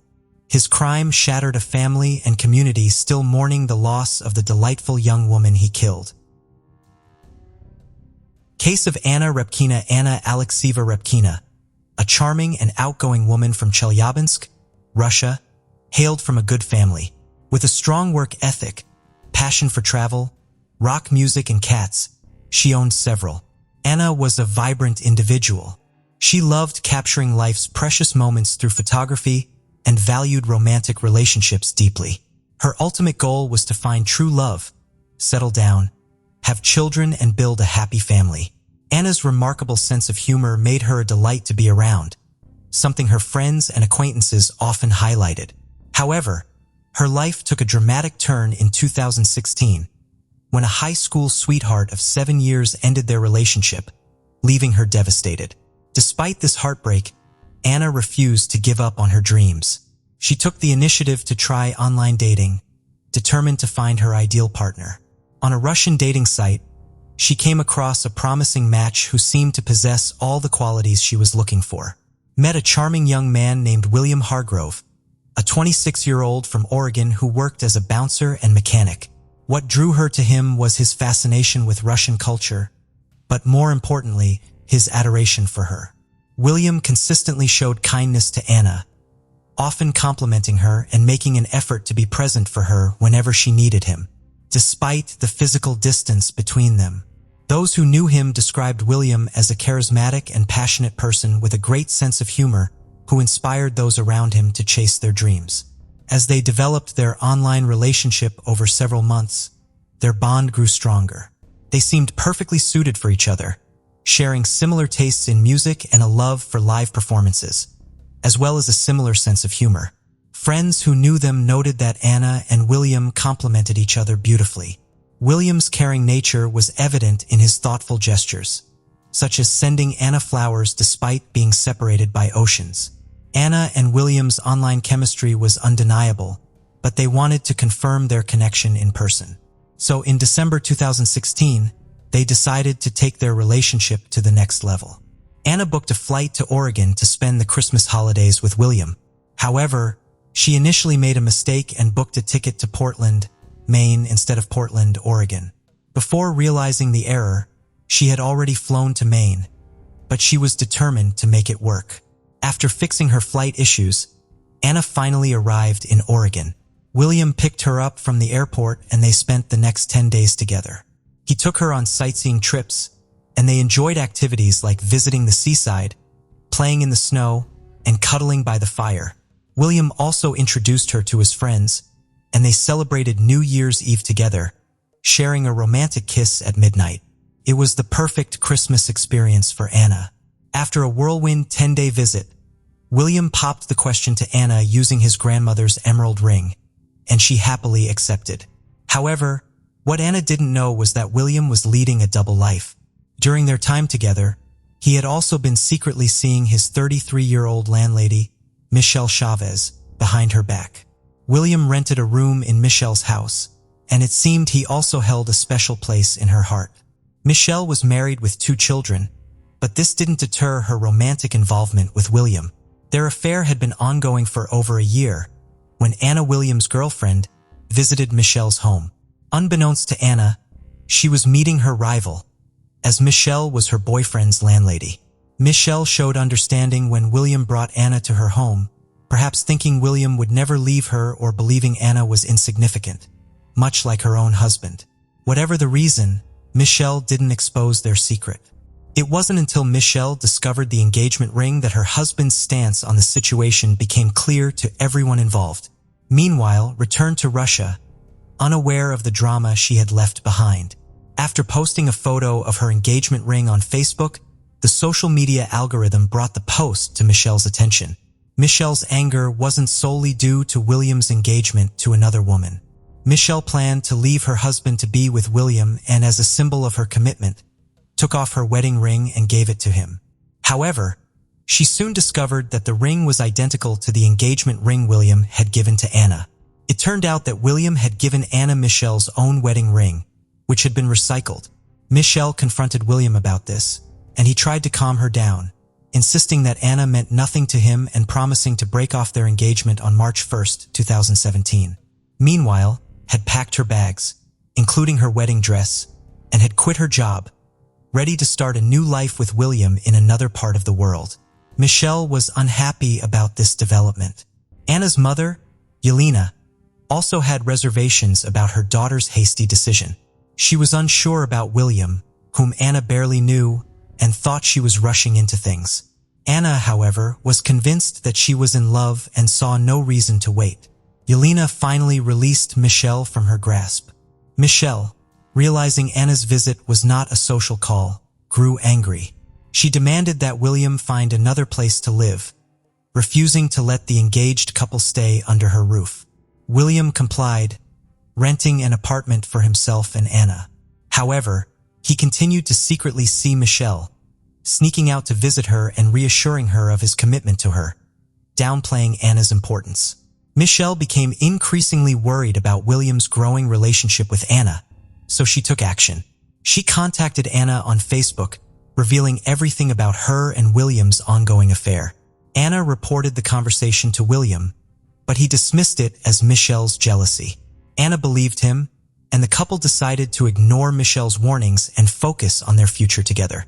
They set a wedding date for March 23rd and planned a beachside ceremony. Anna wore the wedding dress she had brought from Russia, and they headed to the beach. However, the officiant failed to show up. After waiting for what felt like an eternity, they returned home. They planned to try to get married again in April. On that same day, surveillance footage captured the couple buying food at a McDonald's drive-thru. Anna sat in the passenger seat, still wearing her wedding dress. William had told her that the officiant was sick, but that was a lie. Despite claiming he didn't love Anna, William had kept her convinced that he wasn't invested in their relationship. However, had grown tired of William's manipulation.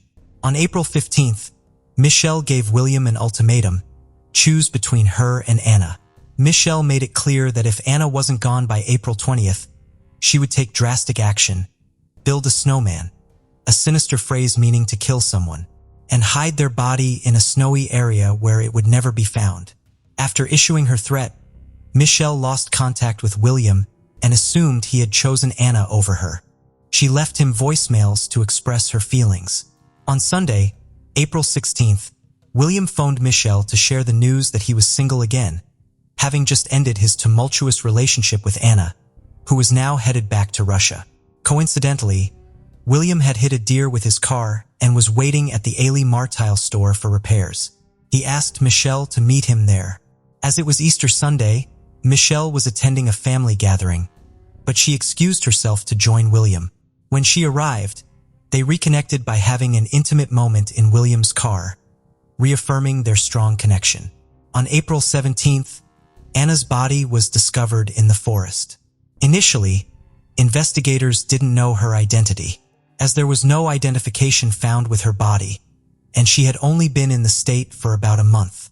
The crime scene lacked a murder weapon, but was littered with trash. However, amidst the debris, a clear plastic bag caught their attention. Inside, they found a KFC receipt, an empty Pepsi cup, and a KFC chicken paper bag. The KFC receipt turned out to be the crucial clue in solving the case. It contained a date, time, and debit card number, which led investigators to Kevin Thomas. When questioned, Kevin revealed that he was best friends with William and had been getting to know Anna. He also shared a tradition with William where they would eat lunch at KFC every Friday. The receipt, it turned out, was from a purchase made about a week before Kevin's questioning. The investigation into Anna's death led to the discovery of William's deceitful behavior. In his interview, Kevin revealed that William had borrowed his shotgun, claiming he wanted to go to the woods to clear his head. However, William never returned the weapon.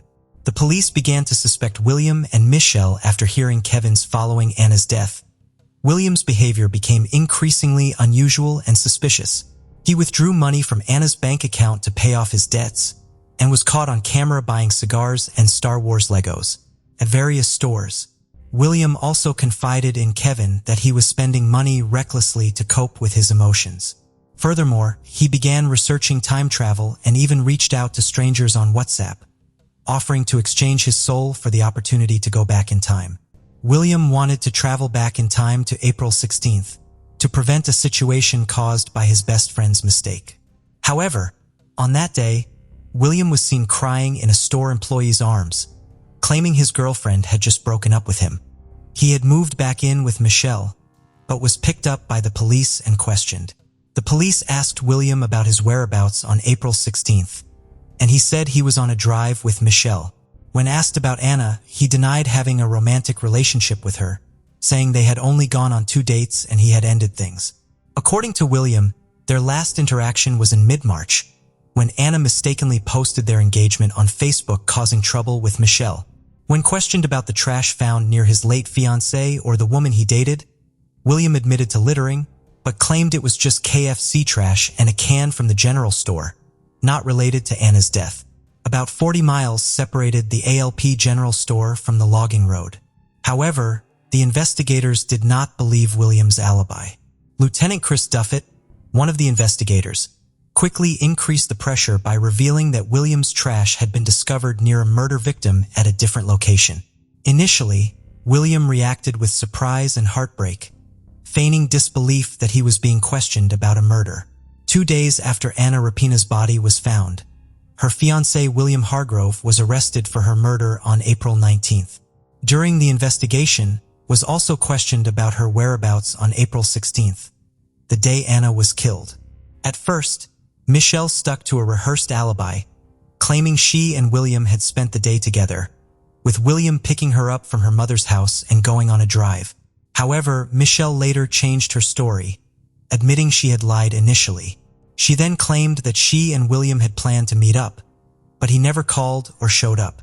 When the police revealed that William was in custody for murder, Michelle's response was surprisingly calm, saying only, "Okay."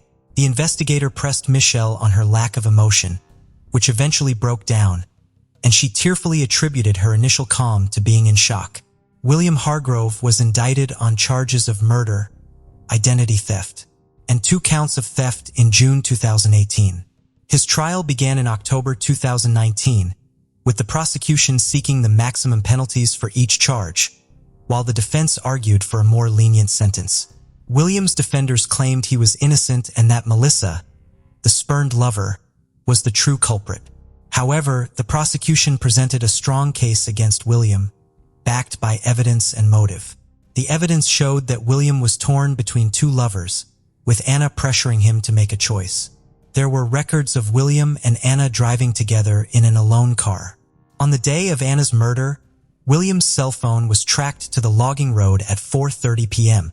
The shotgun used to kill Anna was found in William's car, with his fingerprints being the only ones on the weapon. Despite denying any involvement in Anna's death, William was caught using her money to go shopping and pay off his car insurance. He was even filmed withdrawing cash from an ATM using her card. The prosecution argued that William had driven Anna to the forest, gotten her out of the car, and then executed her with his shotgun. The prosecution claimed that William was faced with a choice between Anna and Michelle, leading to his actions. In contrast, the defense argued that their client was innocent. According to the prosecution, the evidence pointed to Melissa as the perpetrator. A threat from Melissa to build a snowman with Anna, her cell phone found near the logging road, and Anna's cell phone discovered in Melissa's house suggested that Melissa had planned the crime. Melissa, who was not charged with any crimes, testified as a witness for the prosecution.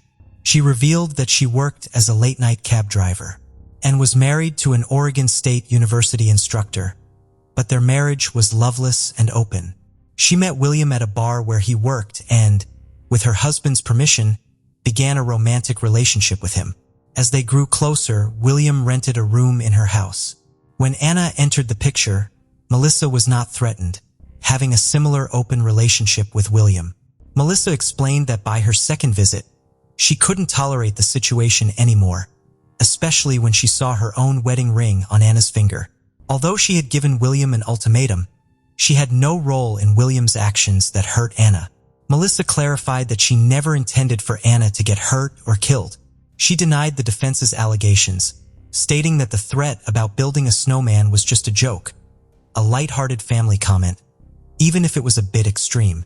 She acknowledged that her cell phone was found in the forest, but William was the one who drove her there. She didn't know why or what he planned. Furthermore, William had given her Anna's cell phone the day before he was questioned.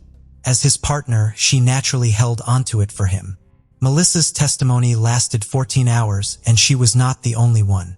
Around 70 other people testified, including Anna's mother, William's best friend and roommate, some of Melissa's family members, and others.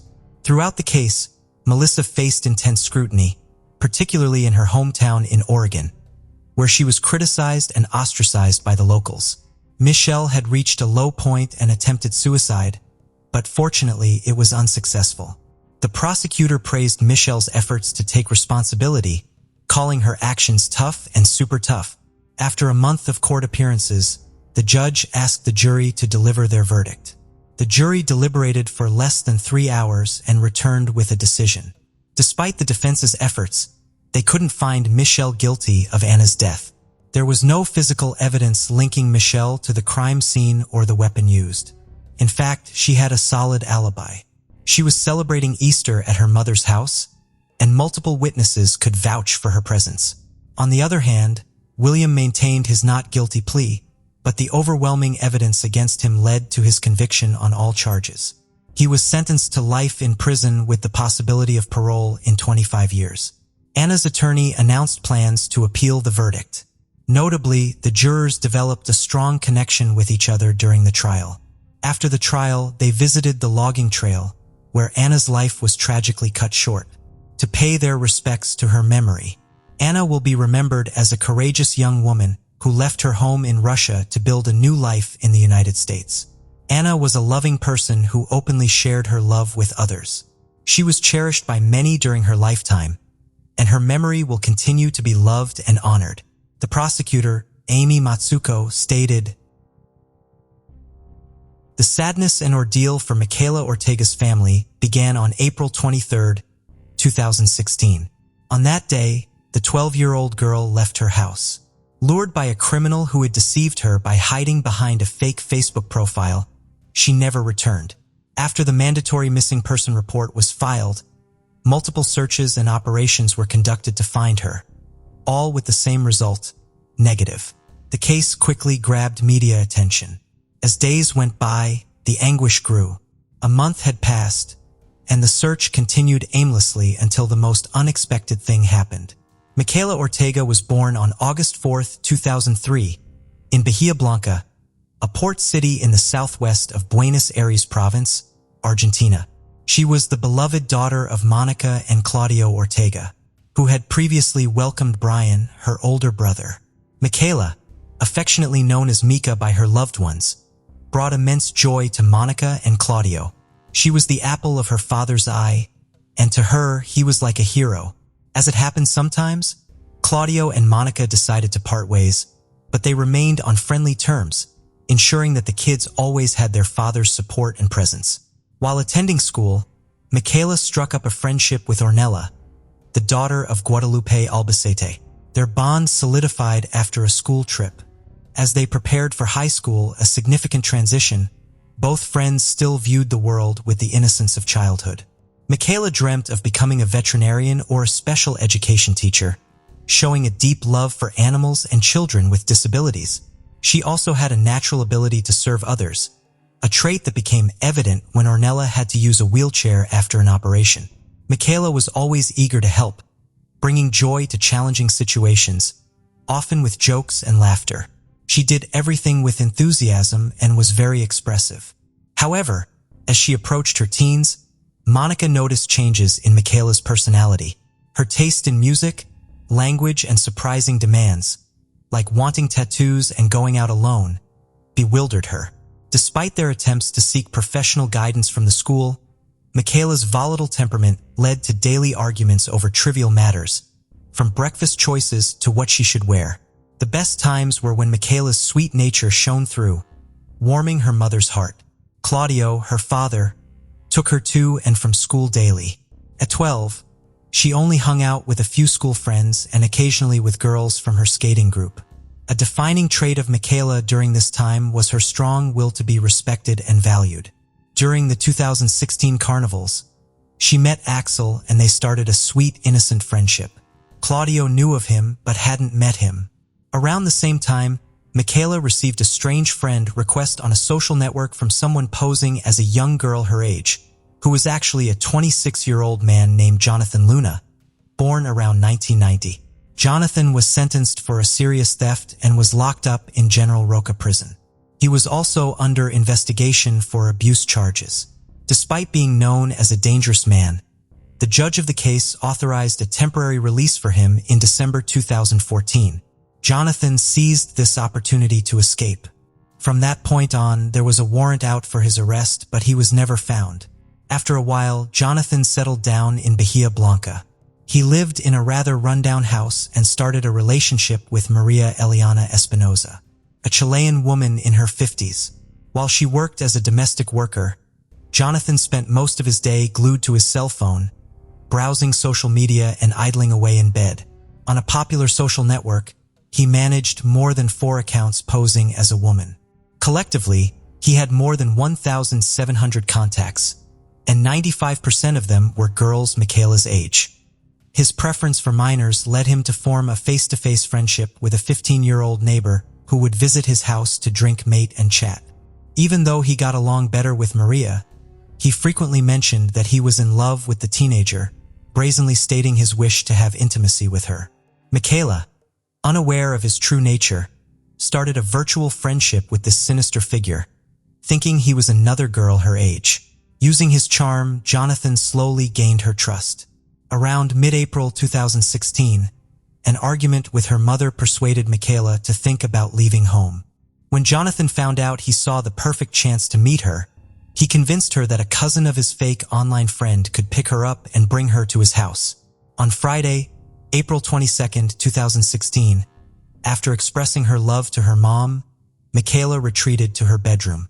Unaware of the true situation and believing her daughter was asleep, Monica had no idea that Michaela was writing a farewell letter. In it, Michaela asked for forgiveness and urged her family not to look for her, explaining she was heading to a friend's house on Saturday morning. The next day, April 23rd, after leaving the letter on her bed next to a stuffed toy, Michaela prepared to leave.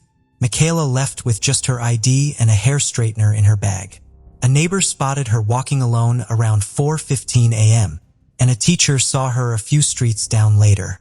Not long after, security cameras captured Jonathan with the girl. It was later revealed that he walked her for about 6 miles to a remote and hard-to-reach area where he tried to abuse her. Michaela fought back with all her strength, which enraged her attacker. He then assaulted her violently, ultimately taking her life. Before fleeing, he stole his victim's belongings. Monica woke up oblivious to the tragedy that had unfolded. But soon, the harsh reality hit her as she realized her daughter was missing, filling her with unprecedented panic. Given Michaela's careful attention to her appearance, it didn't surprise Monica that the hair straightener was gone.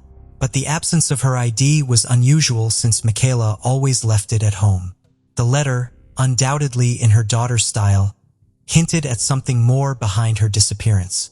Monica sensed a connection to someone in her daughter's recent behavior, suggesting an older person was involved, possibly holding her against her will. Meanwhile, Jonathan returned home, disturbed and wet. When Maria asked what happened, he admitted to making a serious mistake. The parents immediately reported Michaela missing, prompting swift action from the authorities and community solidarity, with extensive searches and operations underway. Yet none were successful. The case quickly captured media attention and public concern, while Monica, guided by a mother's intuition, believed her daughter hadn't left the city.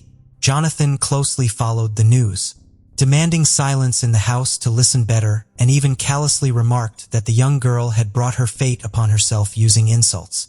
As days passed, the anguish grew and the lack of resources for the search became apparent. At one point, they ran out of funds to make color copies of Michaela's photo for distribution. During this darkest time, Monica saw how some individuals went above and beyond, even using their own money to help find her daughter. 13 days after the disappearance, security camera footage emerged. Monica recognized her little girl with her pink backpack and Mickey Mouse sweater and immediately dismissed the idea of her daughter's boyfriend being involved.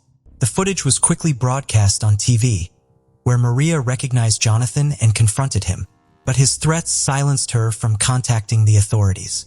In the same month, Michaela's mother received a call from a young girl pretending to be her daughter, claiming she was sick and needed money sent to her, promising to return home if she complied. Sensing the scam, Monica tracked down the address and confronted the minor's parents, who dismissed it as a harmless prank, adding frustration and despair to Monica's ordeal. The police interviewed the young girl. Meanwhile, Michaela's mother tirelessly scoured her daughter's social media profiles, convinced that tracing her contacts and conversations was the key to finding her. But all efforts seemed fruitless.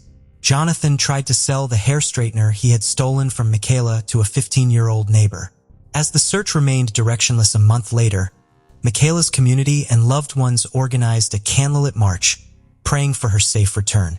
Soon after, a woman advised Monica to seek help from a renowned dog handler specializing in search and rescue missions. Feeling this was the right approach, Monica planned to travel nearly 200 miles where he worked with the local police.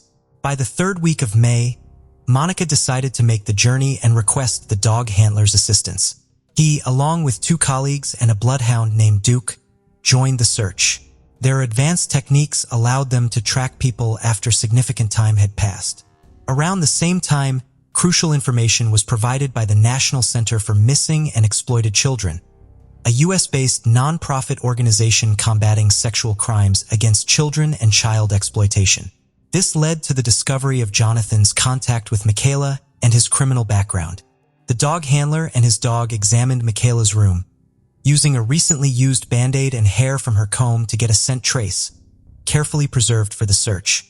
The bloodhound followed the trail from her house, leading to a bus stop captured on the first surveillance camera. After a break, the dog continued, tracing the path to a second location where Michaela was seen with an individual.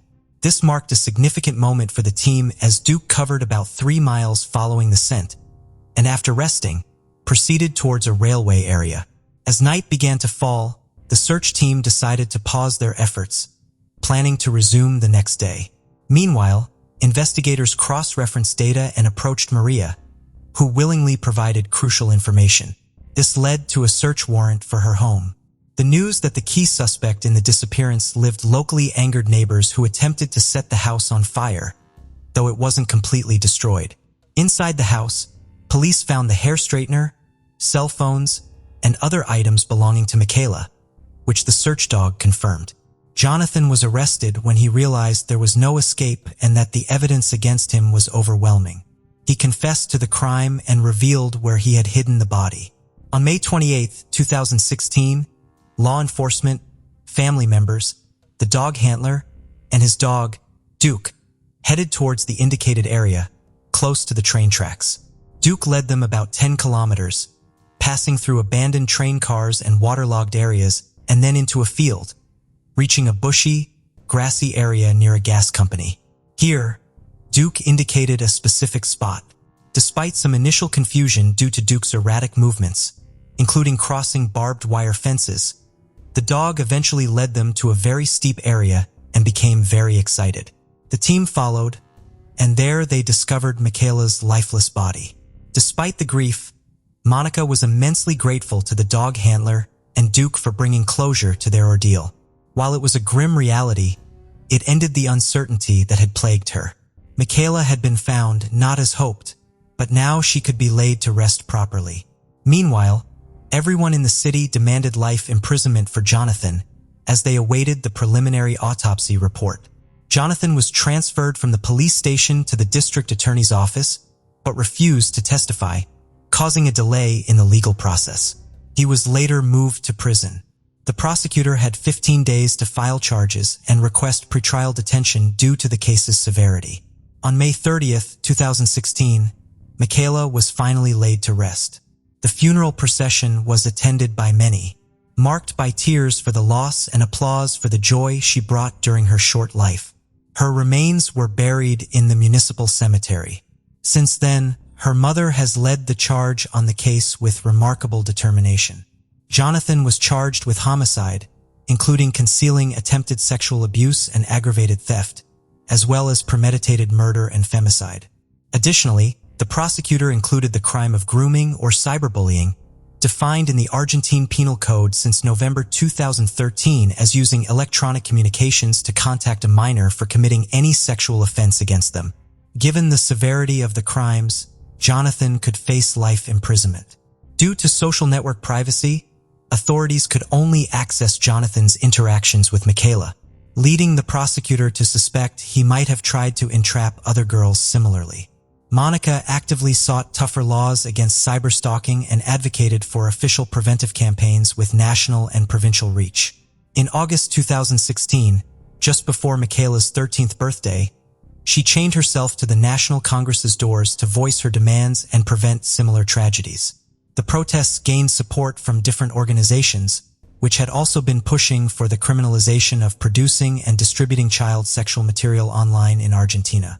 They emphasized the urgent need for awareness of the risks associated with internet use, highlighting the real individuals behind each screen and device, not all with good intentions.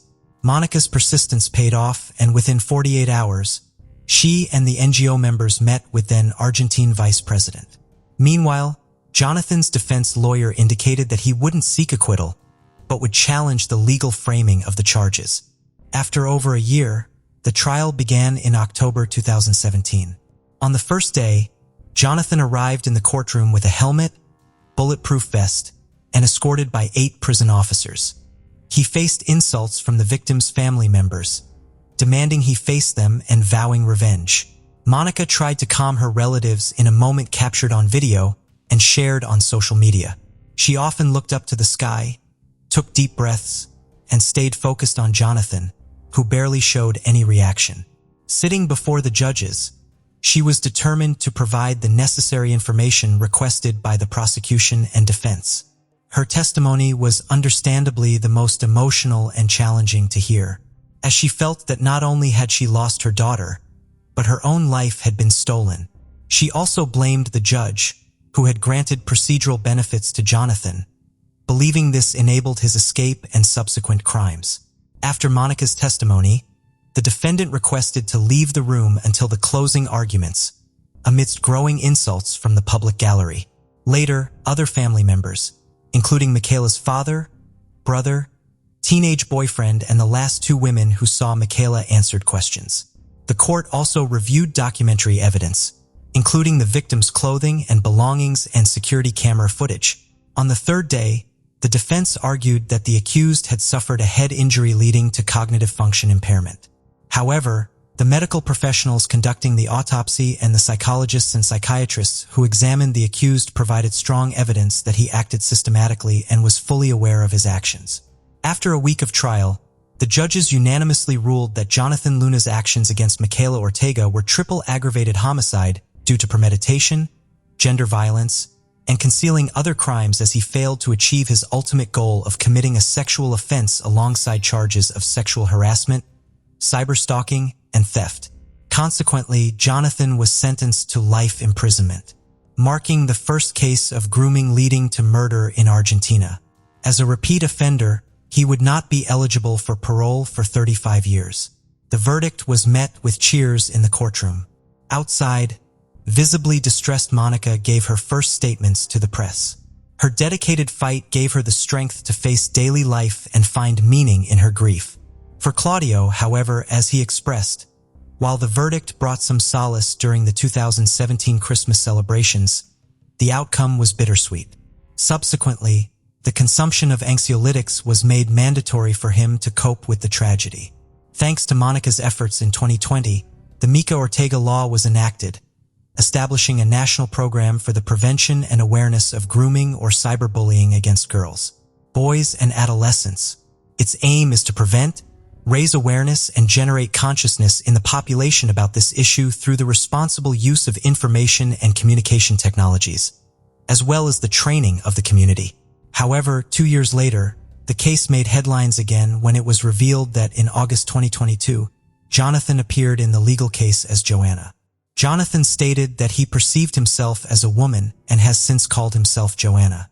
Based on this, he was transferred not to a women's prison, but to a transgender pavilion. While acknowledging that self-perception is indeed a personal decision, the Ortega family's lawyer expressed that neither she nor Monica were informed about what was happening with the man who took Michaela's life.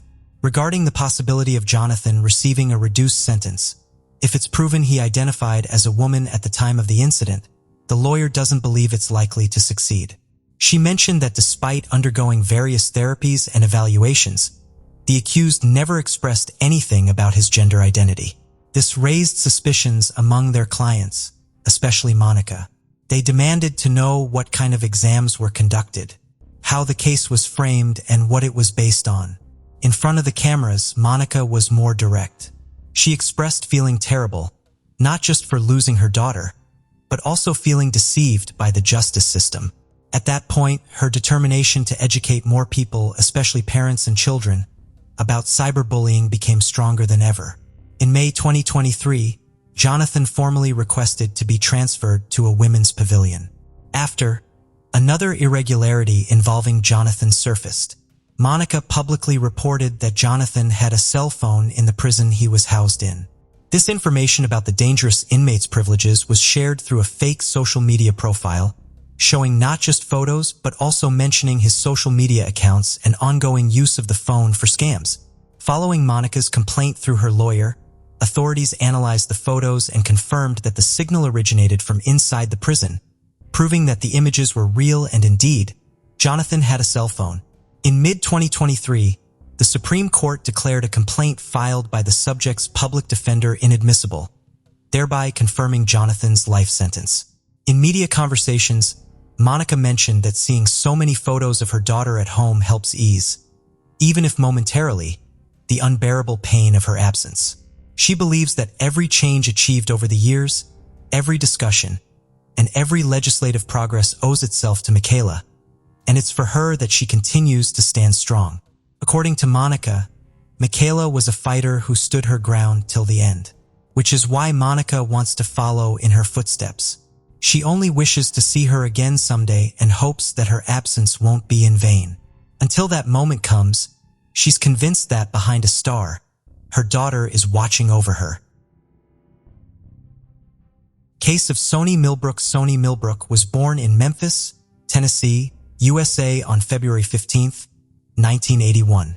She grew up in a close-knit family with 2 sisters, 3 brothers, and a large extended family, which allowed her to form a strong bond with her cousin Jenny during her teenage years.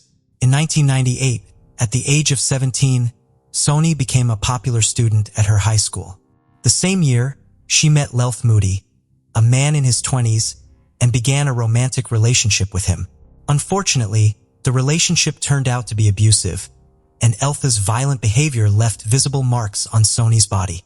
Despite this, they had 4 children together, 3 girls and a boy named after Elth. A year later, in 1999, Soni's mother noticed a bruise on her chest. Soni confessed that the bruise was caused by her friend, Leith, who was controlling and often tried to isolate her from her friends and family. In the same year, Soni moved into an apartment in the Fraser neighborhood of Memphis. However, her new home was soon vandalized, with furniture slashed, clothes missing, the television destroyed, food smeared on the walls, and personal hygiene products scattered everywhere, including down the stairs. On the mirror, someone had written, "Kiki loves you" in red nail polish, with Kiki being Leith's nickname.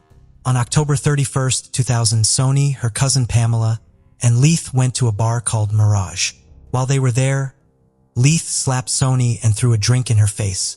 Soni and Pamela left the bar and sat in the car, where Soni was visibly shaken and trembling. She asked Pamela to take her home before Leith arrived. Once home, Soni locked and chained the door. An hour later, Leith showed up, yelling and banging on the door. Pamela finally got Leith to leave by threatening to call the police. After Soni calmed down, her cousin left her alone at home. However, later that evening, Pamela got a call saying that Soni was in the hospital. Somehow, Leith had managed to get into the house, and when Soni tried to end the relationship, he violently retaliated. He tore her clothes, beat her on the head, face, chest, arms, and thighs, leaving her with bruises all over her body, a loose tooth, and even temporarily losing consciousness after being choked until she passed out by Leith Moody. Not long after, Soni discovered Elth Moody's birth control pills in her apartment, and he assaulted her again. By late 2008, when Soni was 27, she was working at a Christian academy. She was a reliable employee who always arrived on time, so when she missed work or requested time off, it was usually for significant reasons.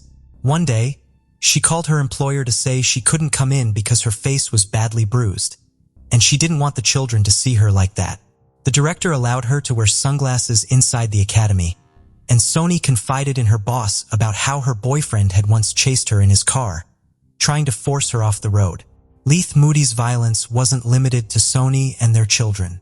In April 2008, he was found parked in an SUV with a firearm, despite being prohibited from possessing one, as a convicted felon. He had already served 2 years in prison for theft and another 3 for drug possession with intent to sell. On October 6, 2008, the situation between Soni and her boyfriend Leith reached a crisis point. After failing to show up at the academy, Soni sent a distressing text message to her boss at 5 p.m., stating that Leith was holding her hostage in her own home and had been beating her all day. She provided her address, prompting her boss to alert the police. 2 officers responded to the call and arrived at the residence. When they knocked on the door, it was locked from the inside, and there was no response. The fire department was called to break down the door, and upon entering the apartment, the officers saw Leith jumping out of an open window. At the back of the apartment, Sony stood in the hallway, visibly distraught and unable to speak. Her 4 children were with her, creating a heart-wrenching scene. Her face and neck were covered in bruises and scratches. Once she calmed down, Sony recounted the events that had unfolded. She and Leith had started arguing, and he had refused to let her leave the house. Sony explained that they had not answered the door earlier, because Leith had forbidden her or the children from approaching it or the windows. He had even hurt one of their children by grabbing him and had prevented her from taking him to the hospital.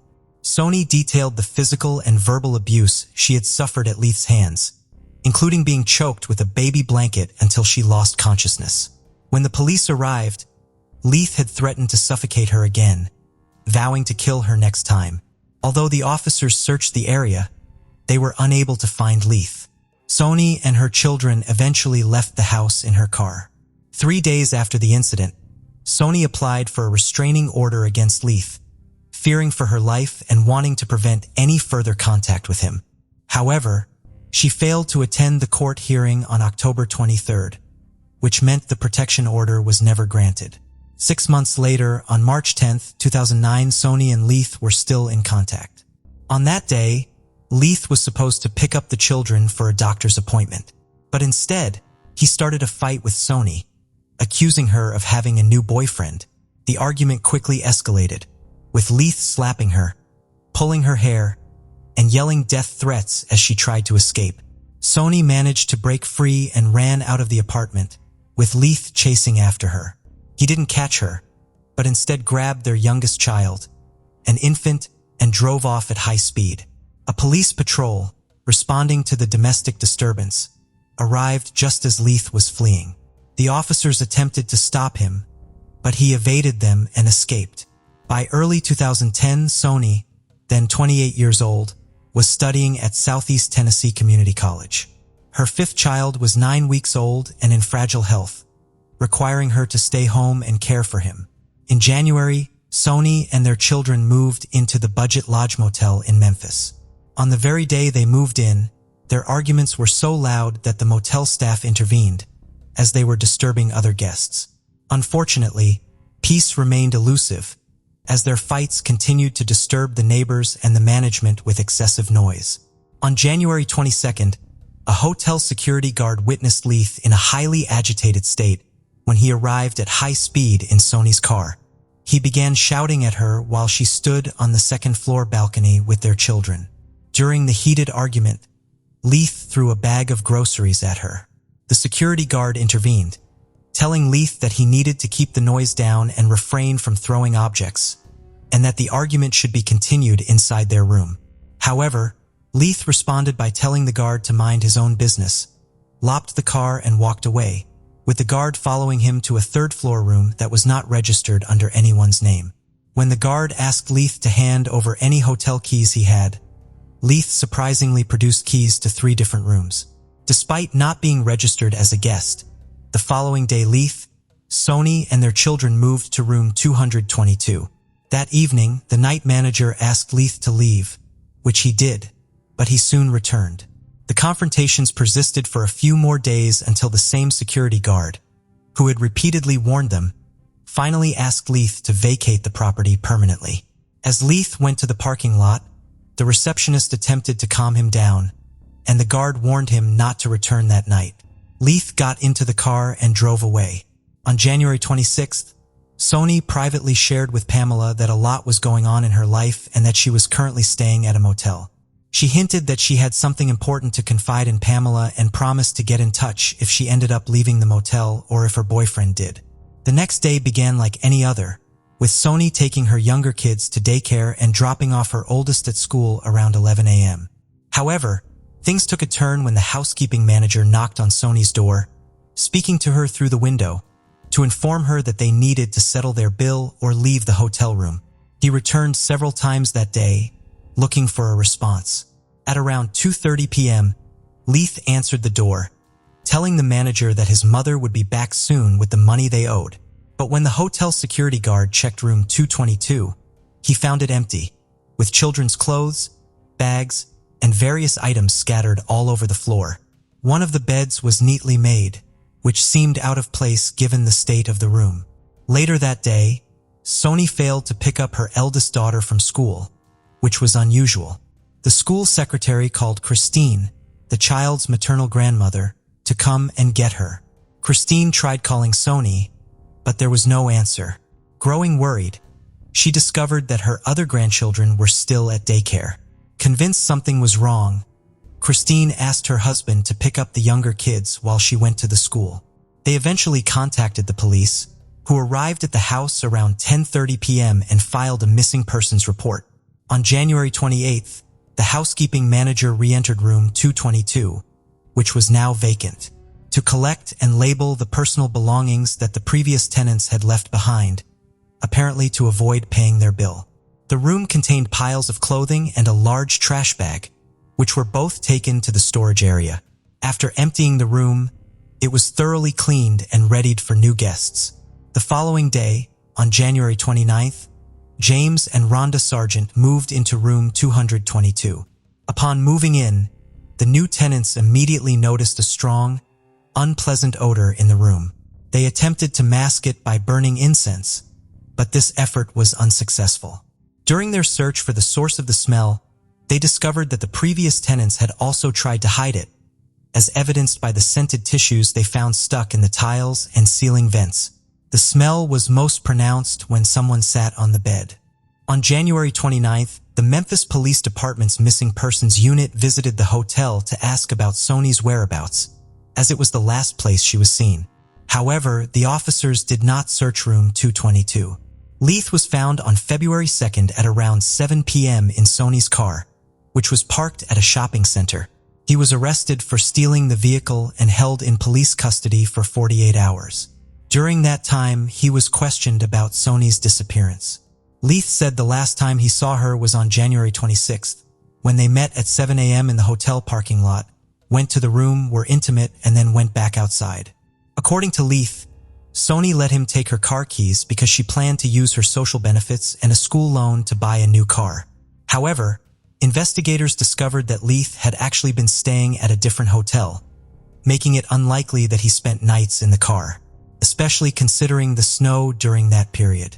On February 3rd, police found a debit card with Sony's name, along with several recent purchase receipts inside the car. On the same day, police examined the clothes that had been stored at the hotel, searching for DNA or other evidence, but they found nothing. This lack of progress added to their frustrations, and as a result, Leith had to be released due to insufficient evidence linking him to Sony's disappearance. Meanwhile, Sony's cousin and her mother had the painful task of going to the hotel to collect Sony's belongings. Sony's cousin had a terrible premonition, but unfortunately, she did not find anything to support her feelings. On February 4th, the police went to Moody's uncle's house, where they found a DVD player that had been taken from the hotel room in Sony's wallet. Moody had given these items to his cousin, who told the police that Leith had borrowed the DVD player on January 24th, saying he wanted to watch a movie. Leith was seen driving a red car that day. Later, when the cousin asked Leith why he hadn't picked up the children on January 27th, Leith avoided the question. When asked about Sony, Leith left the DVD player and wallet in a bag and quickly left the house. James and Rhonda Sargent asked to be moved from room 222 because of the constant bad smell. Since no other rooms were available, they had to move to a different hotel. However, even after the room was cleaned and the carpet was washed in early February, subsequent guests in room 222 still complained about the foul smell, which only slightly improved for a few days. Sony's family, especially her kids, were devastated by her disappearance. Their only hope was for her safe return. On February 4th, homicide detectives visited the hotel where Sony was last seen. By then, her room had been occupied and cleaned at least 3 times. The detectives didn't enter the room, but asked the staff if they had noticed anything unusual, and all said no. On February 7th, James and Rhonda, probably relatives or friends of Sony, returned to the hotel and changed rooms 3 times, including one night in room 222. which was the same room Sony had stayed in. They told the management that the rooms still smelled bad. In March, a deeper cleaning of room 222 was carried out, including the carpets, bedding, bathroom curtains, and window drapes. But to everyone's surprise, the smell didn't go away, it got stronger. The manager talked to the security guard about the issue, and during their conversation, they remembered that Sony had vanished at the end of January. The guard recalled the events from that time and suggested that the manager check room 222 for signs of blood or cleaning products.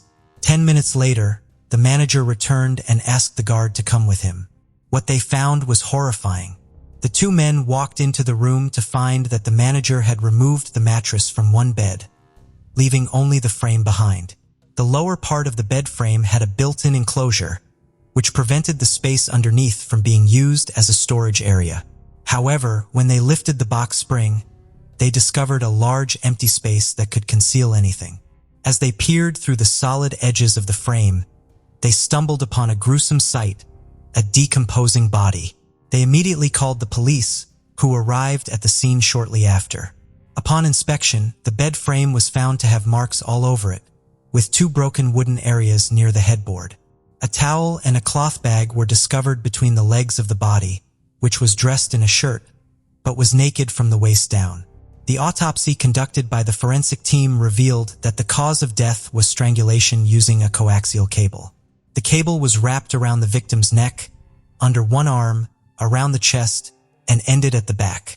According to the forensic examiner, would have taken at least 2 to 3 minutes of continuous pressure to cause death. DNA analysis matched Sony's genetic profile, which included female markers. Additionally, male genetic material was found on 5 parts of the cable.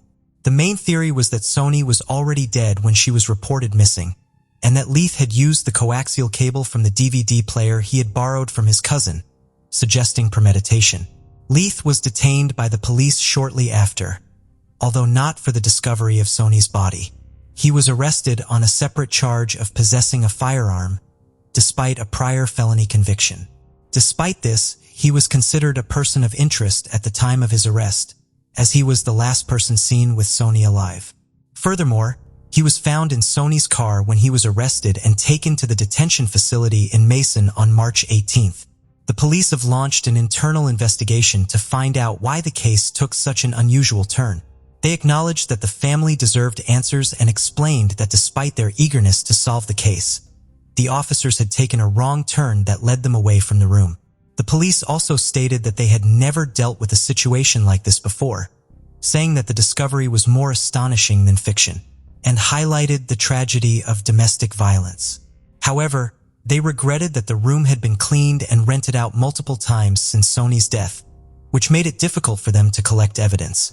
Rhonda, one of the first tenants to occupy the room where Sony's body was found, expressed skepticism about the police explanation when she spoke to the media. She pointed out that if the officers had asked to enter the room during their January visit, she and her husband would have let them in. Rhonda argued that unlike her and her husband, the officers should have been able to recognize the smell of a decomposing body and found Sony much sooner. Finally, the time arrived to bid a loving and dignified farewell to Sony. On March 24th, her funeral took place. Following her death, Sony's children were placed in the care of her sister and brother-in-law. By April 1st, they had begun the process of obtaining legal guardianship of the children. She acknowledged that while the children were the primary victims of the tragedy, the lives of all family members were severely disrupted. She vowed that although she couldn't bring her sister back, she was resolute in providing for Sony's children, ensuring they received the necessities like food, clothing, and toys, and keeping them together as a family unit. Sony had benefited from a social program that refilled her debit card for grocery purchases on a regular basis. Shortly before her disappearance, the card was replenished as part of her tax refund. The police were able to track the card's movements, which led them to Leith, who was found with the card. Their investigation showed that the card was used on February 1st, for days after Sony went missing. At a convenience store she regularly visited on the 1st of each month to withdraw cash using her electronic benefit transfer card. The police visited the store and asked the owner to share the footage from the 16 security cameras. The surveillance system had captured footage of a man wearing yellow clothing using Sony's card at 11:38 a.m. on February 1st. He bought a bottle of orange juice, withdrew some cash, and purchased a cigar. After making the purchases, the man returned to a car driven by another person. In February 2014, nearly 4.5 years after the crime, Leith's trial finally began. By this time, the budget lodge hotel where the couple had stayed had closed down. Leith maintained his innocence, while the prosecutor described the events as a tragic and ugly culmination of a tumultuous relationship. In contrast, the defense attorney highlighted the lack of concrete evidence, including witnesses and physical proof, and disputed the prosecution's speculations. The defense attorney brought to attention a crucial piece of evidence, a fingerprint found on the bed frame that did not belong to Leith, suggesting the possibility of an alternate perpetrator. He also mentioned that Sony had been involved with other men in the past, which could have led to her murder. The attorney emphasized that Leith had no prior arrests for domestic violence against Sony. Furthermore, he revealed that Sony had moved back in with Leith due to a rat infestation at a relative's house where she was previously staying. On February 6th, a video was shown in court which captured Leith using a prepaid Sony card just 4 days after the murder. While the defense team suggested that Leith's calm behavior during the transaction suggested he was innocent, the prosecution saw it as a sign of a cold-blooded and ruthless individual who was unbothered by the crime he had allegedly committed. On February 7th, 2014, Leith was found guilty of first-degree murder and was sentenced to life in prison. 3 days later, on February 10th, Leith appealed the sentence, arguing that the court had made an error by considering his past history of domestic violence, and that the evidence presented was insufficient. However, on July 7, 2015, the Tennessee Court of Criminal Appeals upheld the conviction, confirming the sentence. Isla Belle Reynolds was born April 4, 2010 to Trista Reynolds and Justin DiPietro. On the night of December 16, 2011, Isla was with her father at his home at 29 Violet Avenue in Waterville, Maine. He lived with his mother, his sister, and his sister's infant daughter. But that night, Justin's mother wasn't home and his girlfriend Courtney Roberts and her son were staying over. Justin would put 20-month-old Isla to bed at 8 p.m. This was the last time she was ever seen again.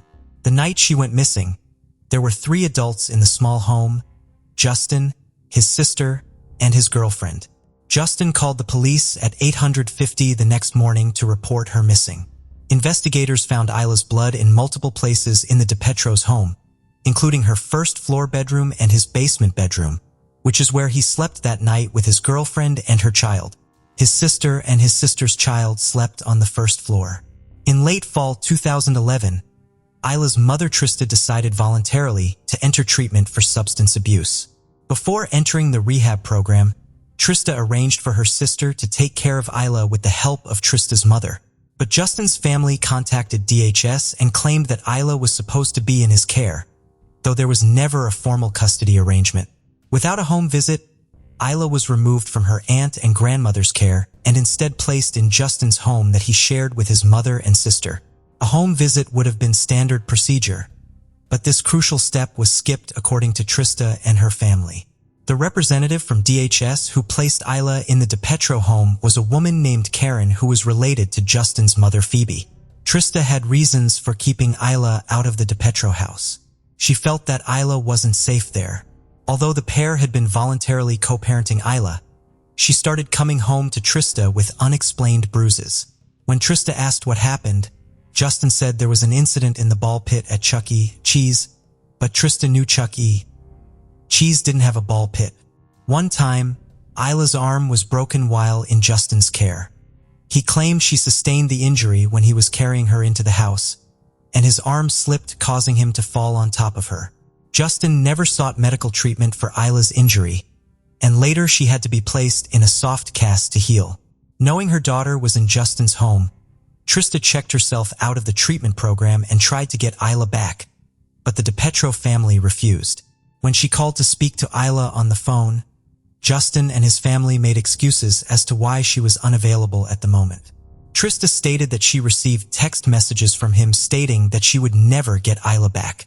Trista filed for full custody of Isla on December 15th, and Justin called to report her missing the morning of December 17th. In April 2012, police found some unspecified items of interest behind the Hathaway Creative Center in the Kennebec River, about a mile from the DePetro's home.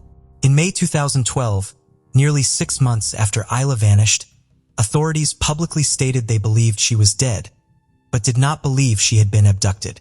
Investigators found several drops of Isla's blood on her car seat strap in Justin's vehicle, and her dried vomit was found on the back seat. Drops of her blood were also found on her slippers, the sofa, her baby doll, a fan cord, a plastic tote in the basement, and also on a sheet found inside the tote. On Justin's sneakers, his mattress and sheets, the cement floor and wall beside his bed, and a pallet in the basement. When investigators showed him the blood, he had no reaction. He also told Trista that it was no big deal. He said he had no idea what happened that night, and she must have been abducted, and stated it was just a normal night. Strangely, he also took out a life insurance policy on Isla weeks before she disappeared. In December 2018, 7 years after her disappearance, Trista filed a wrongful death suit against Justin. Although the suit seeks unspecified monetary damages, she stated the real goal of it was to get answers as to what happened to Isla and to recover her body. In his response to Trista's filing, Justin said he was innocent of any wrongdoing in Isla's disappearance, and the blood in his house was from one time when she was sick. Authorities maintain that he has not been cooperative with the investigation, and they believe the adults who were in the home that night are withholding information. Surprisingly, no one has been named as a suspect in Isla's disappearance, and she remains missing and her case remains unsolved.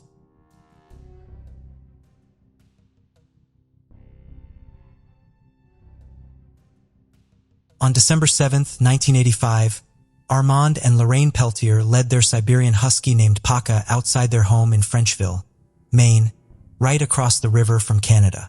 At some point in the early morning hours, a woman delivered a full-term baby girl on a gravel pit access road near the intersection of US Route 1 and Peltier Avenue in Frenchville, and then drove or was driven away, leaving the infant behind as temperatures were well below zero. Mr. Peltier said that not long after letting their dog out, she came back and kept pounding at the door's window to get back in. He said he went to go look and could not believe what he saw. He would say he thought it was a rag doll at first, but then he realized it was actually a newborn baby.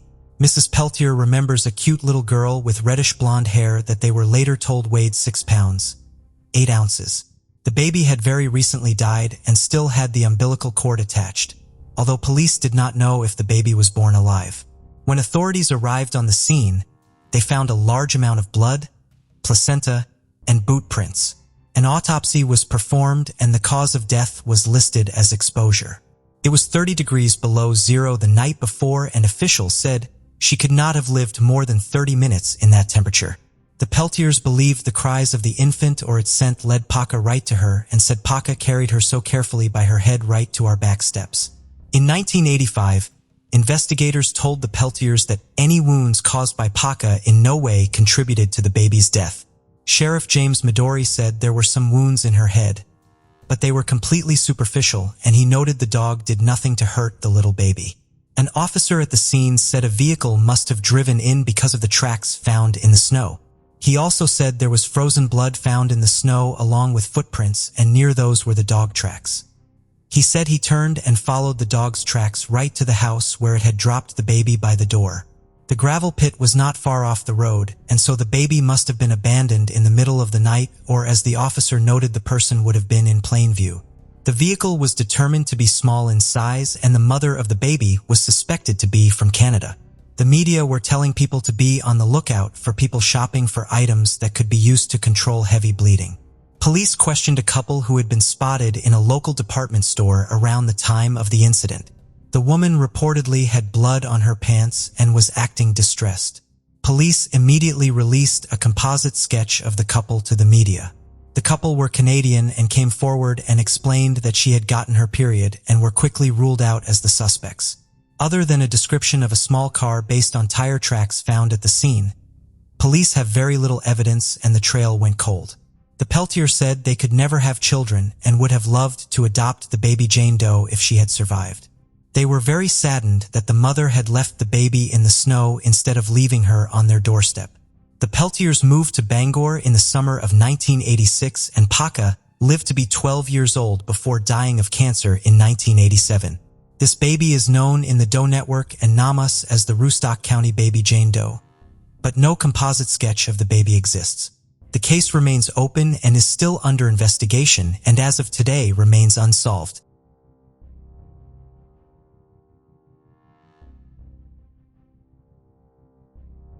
Robert Joyo was born January 13, 1980, and was nicknamed Rob. He was described as a goofball that loved to make people smile. He enjoyed football and horseback riding in Cape Cod, where he was born. Around his sophomore year of high school, his grades began to slip, and so his coaches removed him from the football team and told him to get his grades up. Football had been incredibly important in his life, and without it, he began to struggle to find purpose. That's when he found himself getting into more and more trouble. At some point during all of this, his family decided to move away from the large city of Houston, Texas, to the more isolated town of Gorham, Maine. Rob would go from a very large school in Houston to a much smaller school in Gorham with very cliquish groups.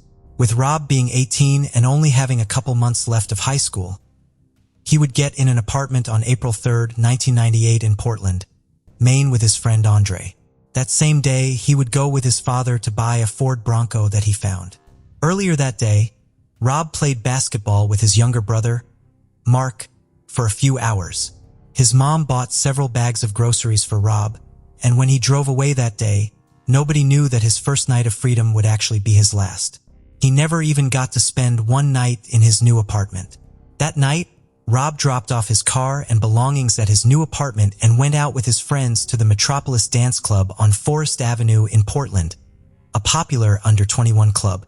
While at the club, his friend Michael got into an argument with another group of young men. It was bad enough that his girlfriend Monique suggested that they needed to leave as she had heard the other group was looking to fight. Rob and his friends hopped into a van and drove to the 24-hour Denny's on Congress Street, where the crowds always went to after the club closed. When Rob and Michael and the rest of their group made it to Denny's around 1 a.m., they found 3 cars of guys waiting for them in the parking lot. While Rob and the others waited in the van, his friend Michael got out of the vehicle and was met by a guy named PT suddenly.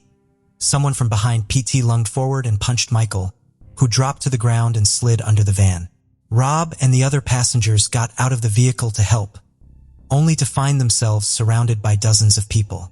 Rob ended up fighting with an 18-year-old professed gang member named Kevin Janasco. Rob and his other friends got pulled apart, and they were all engaged in their own isolated fights in the parking lot. Most of Rob's friends scattered.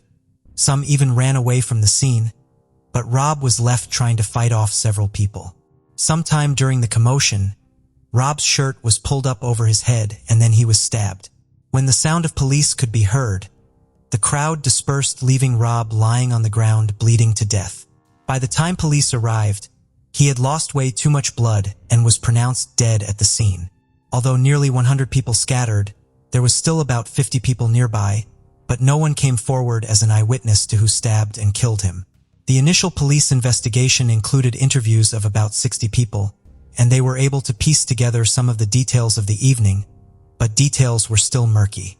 The police discovered that the rival group was either affiliated with or full-fledged members of the Southeast Asian and Cambodian gang called the Tiny Rascals.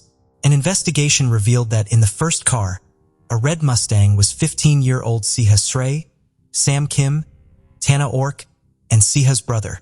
In the second car, a blue compact, was PT Kevin Janasco and at least 3 other people. And finally, a dark Toyota car within Massachusetts plates was driven by Sam Kim's brother and had 3 guys with him from Boston, and the vehicle they were driving had weapons in its trunk. The knife that killed Rob was left behind in the parking lot and fingerprints were pulled from it, but investigators could not definitively link them to anyone.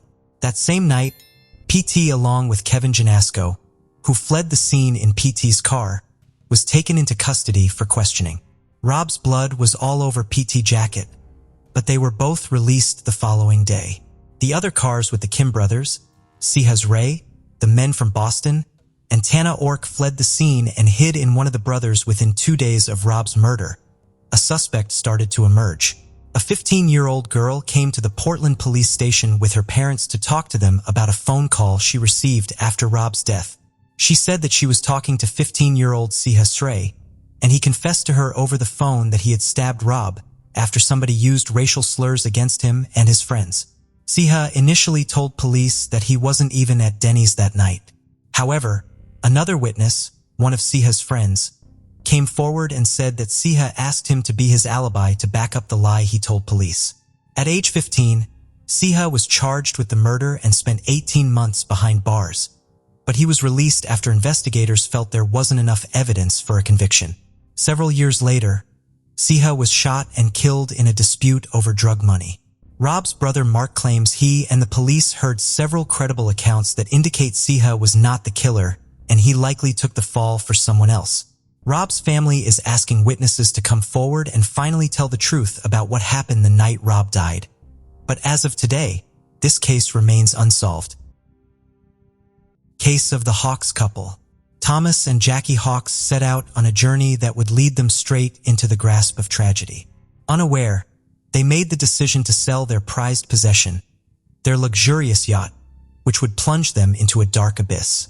Imagine the sun glistening on the calm waters, a final voyage on their treasured vessel, and a potential buyer about to finalize the deal. As the sails billowed in the wind and the waves murmured their secrets, the Hawks ventured into the unknown, oblivious that this very journey would become their eternal shroud. Thomas Hawks and his brother Jim Hawks grew up on a farm in the heart of California. They shared a passion for surfing the rolling waves and navigating the vast open sea. However, life's twists and turns saw Thomas answering the call of duty, trading the embrace of the ocean and joining the military. He even ventured into the harsh battlegrounds of the Vietnam War, leaving his mark as a veteran. Despite this, his resilience never wavered, and he transitioned into the realm of justice, becoming a dedicated probation officer. Meanwhile, Jim's path led him into the uniform of a police officer, eventually rising to the esteemed position of police chief. Service and duty ran deep in their veins. Thomas was a dedicated bodybuilder. He had sculpted his body, testament to his unwavering commitment to physical strength. His impressive physique was a symbol of his indomitable will. Life took its course, and Thomas married, bringing 2 sons, Ryan and Matthew, into the world. However, like the changing tides, the journey of their relationship faced unexpected turns, and they ultimately ended up divorcing. Thomas found himself in Prescott, Arizona, starting a new chapter in his life. His sons followed, drawn to their father in this new land. Then, in an unexpected but positive twist of fate, Thomas crossed paths with Jackie. They fell in love and their hearts entwined, sparking a love that burned brighter than the Arizona sun. However, Jackie carried scars not of the heart, but of life's cruelty, as a past accident had left her unable to bear children of her own. Yet her love knew no bounds as she embraced Thomas's sons as her own flesh and blood. This couple had always faced life's demands with unwavering determination. They toiled ceaselessly, their dreams woven into their hearts. Their aspiration to own a vessel, a testament to their hard-earned rewards, became a reality as they bought themselves a 55-foot yacht. They named it Well-Deserved, a name their loved ones deemed as a fitting and well-deserved reward for their unyielding work ethic. They took the vessel to the next level by equipping it with the most advanced technology. With retirement's golden years ahead, Thomas and Jackie set sail along the picturesque West Coast. Mexico's exotic shores, California's rugged coastline, and Catalina Island's enchanting beauty became their playground for the following 2 years. They were without a doubt living the dream they had so ardently envisioned. Life being an ever-evolving story, new chapters beckoned. One of Thomas's sons began a family of his own with the promise of a grandchild on the horizon. Anticipation filled their hearts, the prospect of becoming grandparents, a beacon of joy. Thomas and Jackie then considered the idea of returning to Arizona to be close to their expanding family. And so they made the difficult decision to part with their beloved boat. They decided to sell it in Newport Beach, California, little knowing that this decision would thrust them into the maze of fate, leading to a tragedy they could never have anticipated. The dreams they had so faithfully pursued would take an unexpected and heart-rending turn. In November 2004, they listed their well-deserved yacht for sale at $435,000 through an advertisement in a magazine, choosing to bypass the conventional broker route to save on hefty commissions. With the high price tag for their beloved yacht, which was valued near $500,000, they were confident that the vessel's well-maintained condition would attract eager buyers. But fate had other plans. The first person who responded to their advertisement was not who they had expected. The mysterious individual who reached out was named Skylar Dillion, and what happened next exceeded their expectations. Initially, they were doubtful when they met Dillion. Thomas, a former probation officer, couldn't help but wonder how someone so young had acquired so much wealth. Skylar's explanation, which included a previous career as a child actor, being part of the Mighty Morphin Power Rangers cast, and appearing in commercials, had made him rich. Skylar Dillion made a great offer, a full cash offer, sweetened with an additional $15,000 for some personal items he wants to keep on the boat. To further reduce the Hawks' hesitation, he arrived at the meeting with his pregnant wife, Jennifer Henderson, and their young child. Their seemingly happy family had an effect, slowly melting away the Hawks' worries as trust gradually grew. However, under their friendly exterior, Skylar and Jennifer were hiding a treacherous deceit that would lead to serious consequences. The Hawks were unaware of this as they had developed a strong trust in Dillion. The sea trial, a normal part of boat sales, was set for November 15, 2004 and turned out to be a significant day. Shortly before the trial, on November 12, 2004, the Hawks went on a meaningful trip to Santa Catalina Island near the Los Angeles coast. It was a bittersweet occasion celebrating the upcoming sale of their beloved boat and one final sail on it. Friends and family were told that a buyer had been found, and the sale was close. On November 15th, as the morning sun illuminated the scene, Skylar and his wife arrived with two men, one slender and the other muscular. The Hawks were surprised by the presence of these two individuals, sparking suspicions. However, Dillion quickly eased their concerns by stating that they were merely acquaintances.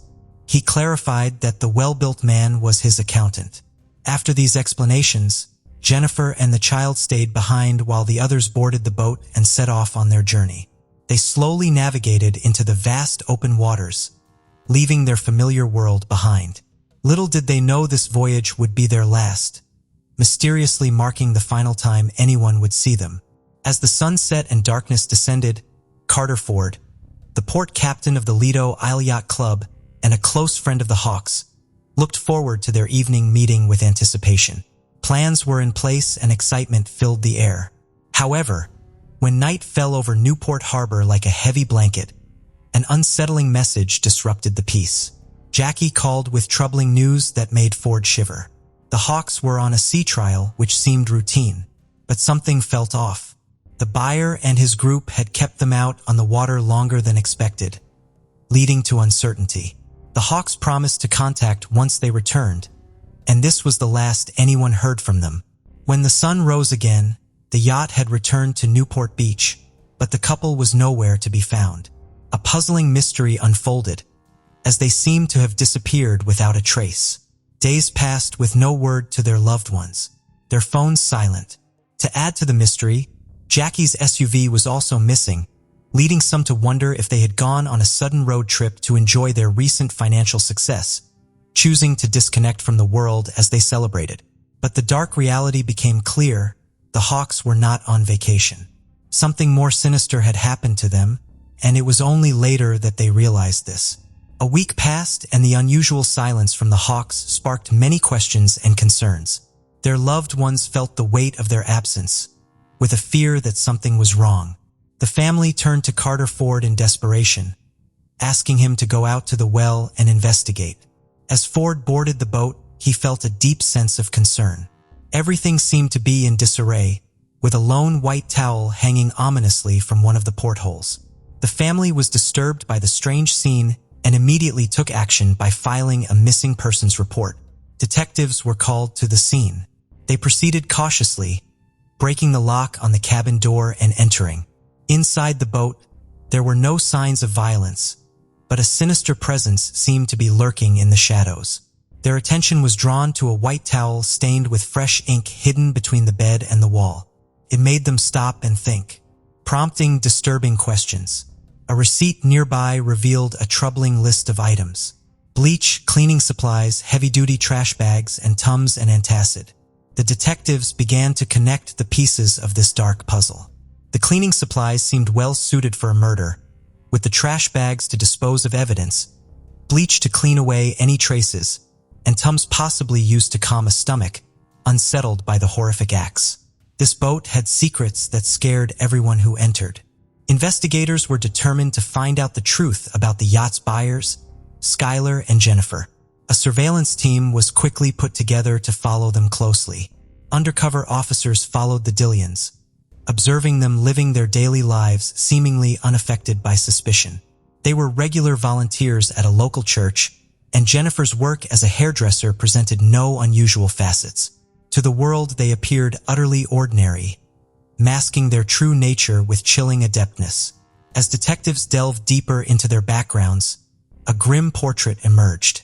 Skylar Dillian's history bore the stain of a prior conviction for burglary, landing him on probation.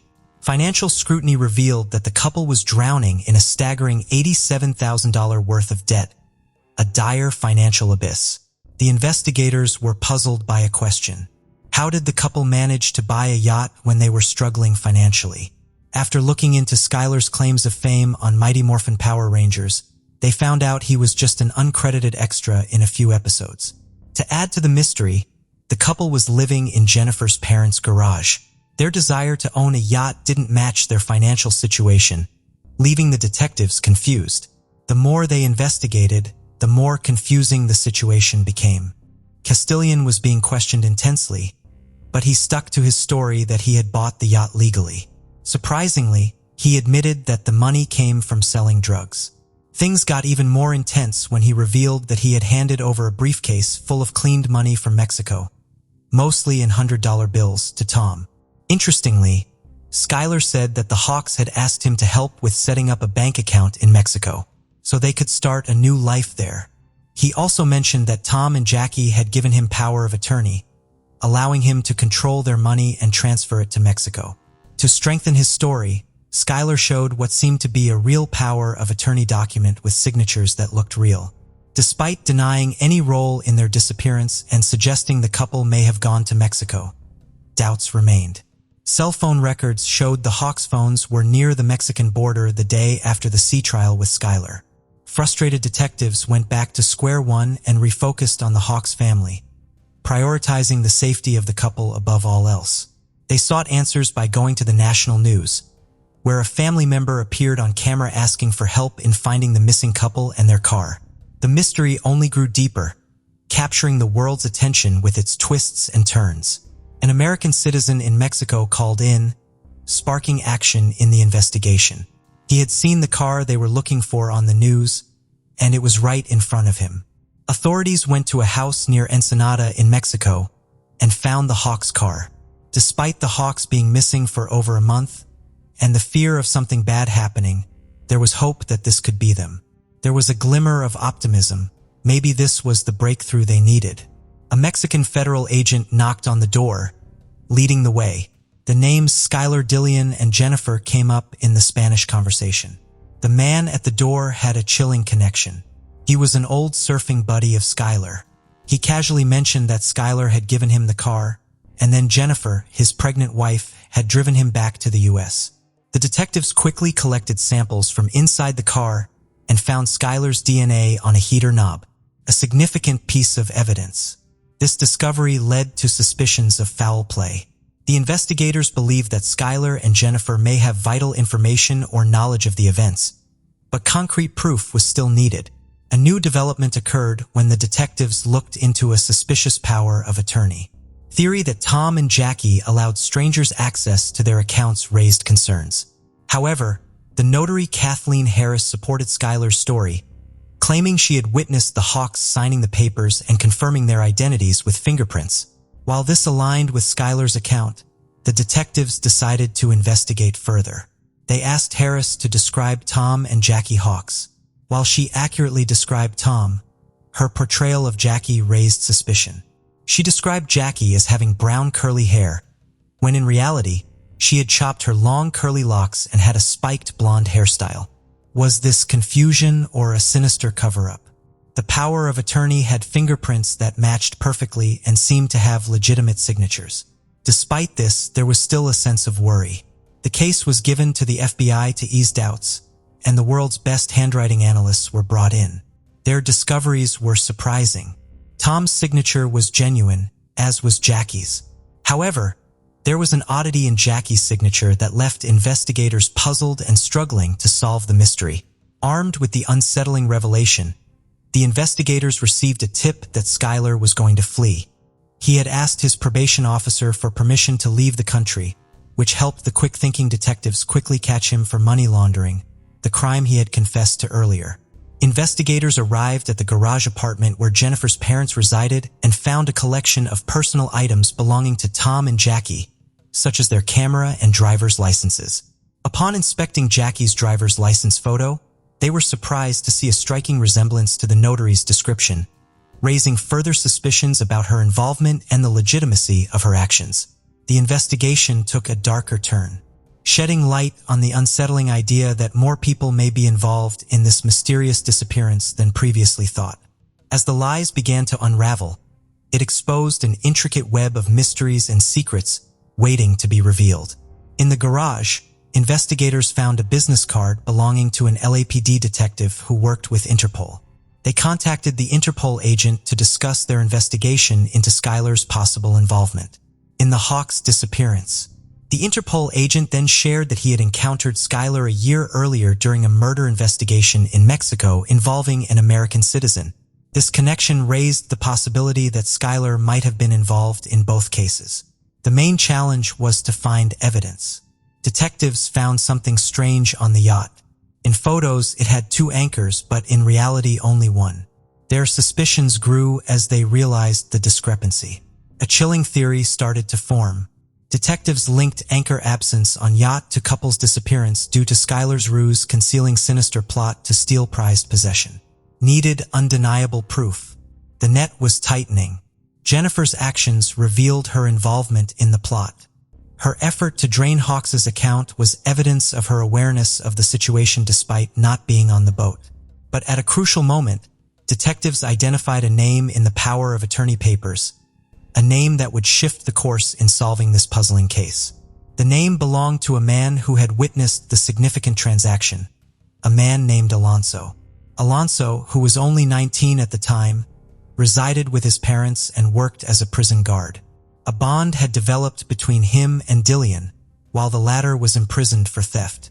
Schuyler had convinced Alonso to accompany him to the meetings. He was the slim man who had gone with him on the sea trial. Offering leniency in his punishment, they made an agreement with Alonso, pushing him to share his perspective and expose the chilling truth about the Hawks' destiny. As the tape recorder started playing, Alonso began to tell a frightening story. He revealed details about a man named John Fitzgerald Kennedy, who was introduced as an accountant by Schuyler. However, Kennedy was not an ordinary man. He was actually a notorious gang member and former convict known as John F. Kennedy. Alonso explained how they had planned a dangerous scheme that would bring disaster to the Hawks. Their evil plan involved kidnapping a couple and taking them out to sea to throw them overboard. The frightening story began when John F. Kennedy pretended to be seasick and went below deck. Thomas, concerned for him, went down to check on him and fell into their trap. Schuyler followed, and together they attacked Thomas. Amidst the chaos, Jackie asked worried questions. Alonso grabbed her, used a taser to immobilize her, handcuffed her, and took her to another part of the boat. Both Thomas and Jackie found themselves helpless, with their eyes and mouths taped shut. In those harrowing moments, as Jackie struggled to scream through her gag with tears of desperation flowing, Thomas offered a small gesture of solace. Handcuffed together, he tenderly stroked her hand with his fingers, a silent attempt to comfort her in the face of the grim fate that awaited them in the merciless hands of their captors. The grim saga continued as they were taken into the kitchen area where the power of attorney awaited their reluctant signatures. The chilling ultimatum hung in the air like a death knell. Cooperate, and perhaps they would be spared, or resist and death would be their fate. The boat steered into the haunting depths of the ocean near Catalina Island, a place once filled with cherished memories for Tom and Jackie. On the deck of the vessel, they were bound together with a rope, a ghastly prelude to the impending horror. Dillian then disengaged one of the anchors from the boat's bow as he dragged the chain along, the dreadful sound echoing in their ears. They had heard that sound countless times before, but this time it signaled their inexorable doom. Jackie's pleas for her life were heartbreaking, as she yearned to see her grandchild and believed she was too young to die. Tom assured her they would be together as they faced the cruel reality, being cast overboard into the Pacific Ocean. They were pushed from their vessel, dragged down by the anchor, disappearing into the depths. Unfortunately, their bodies were never found, shrouding their fate in mystery. After completing their evil deed, Skylar began a cruel mission to eliminate any evidence of the Hawks' presence. He collected their precious belongings, including photographs, and heartlessly threw them into the deep ocean, where their memories faded away, abandoned without any regret. With all traces of the couple gone, Dillian and John F. Kennedy tried to return to a sense of normalcy as they sailed back to Newport Harbor, relaxing and fishing as if the terrifying recent events were just a disturbing illusion. Justice caught up with Skylar, Dillian, John F. Kennedy, and Alonzo Machane as they faced 2 counts of first-degree murder. Jennifer Henderson defended her husband's innocence while facing her own reckoning, as she too was charged with 2 counts of murder. Her involvement in the gruesome act was revealed, laying bare her complicity. The chilling murders were driven by a strong desire for money. Myron Gardner, an ex-convict and former gang member, played a key role in connecting Dillian with John F. Kennedy, despite not actively participating in the crime. Gardner faced charges of involuntary manslaughter for his part in these events. Justice was served when different juries found them all guilty. Jennifer Henderson was sentenced to 2 life terms in October 2007 without the chance of parole. John Fitzgerald Kennedy received a death sentence on May 1, 2009 and was placed on death row in San Quentin State Prison. Alonzo Machane testified against the others, pleaded guilty, and received a lighter sentence on June 15, 2009, 20 years and 4 months in prison with the chance of parole. In September 2021. In March 2009, Myron Gardner's life changed after spending 4 years in prison. He decided to plead guilty to being an accessory after the crime, which led to the dismissal of the murder charges against him. Meanwhile, Skylar Dillian, also in jail, faced more accusations. He was said to have asked another inmate to carry out a dark plan against his own family members. Things took a darker turn when Dillian was also implicated in the murder of an American citizen named John Jarvie, who was killed in Mexico in 2003. Dillian's cousin and father, who were connected to the Jarvie murder, were considered crucial witnesses in both murder cases. On September 22nd, jury selection began for the trial of Skylar Dillian. Dillian was tried for the murders of Thomas and Jackie Hawks, as well as John Jarvie. The verdict was given on April 10, 2009, with Dillian receiving a death sentence from Judge Frank Faisal in Orange County Superior Court. He was sent to death row at San Quentin State Prison. Before Skylar Dillian was sent to prison, a troubling discovery was made. While incarcerated on March 13, 2008, he performed a disturbing act by partially cutting his own male private part with a razor blade as he wished to remove it. After receiving immediate medical attention, he was taken back to his cell the next day. In an interview, Dillian admitted that his reason for this extreme self-injury was a strong desire to transition to a woman. He had already changed his name from John Julius Jacobson to Skylar Dillian, choosing a gender-neutral name to represent his identity. Defense lawyers claimed that Dillian's need for money to pay for sex reassignment surgery was the hidden reason for the murders of the Hawks. However, it is important to understand that this motive does not justify the terrible crimes he committed. In 2019, Dillian's gender was legally changed to female, and she is now known as Skyla Preciosa Dillian. The Hawks family holds dear the lasting memory of Thomas and Jackie, always engraved in their hearts. These lively individuals, recognized for their adventurous nature, embodied goodness and genuineness.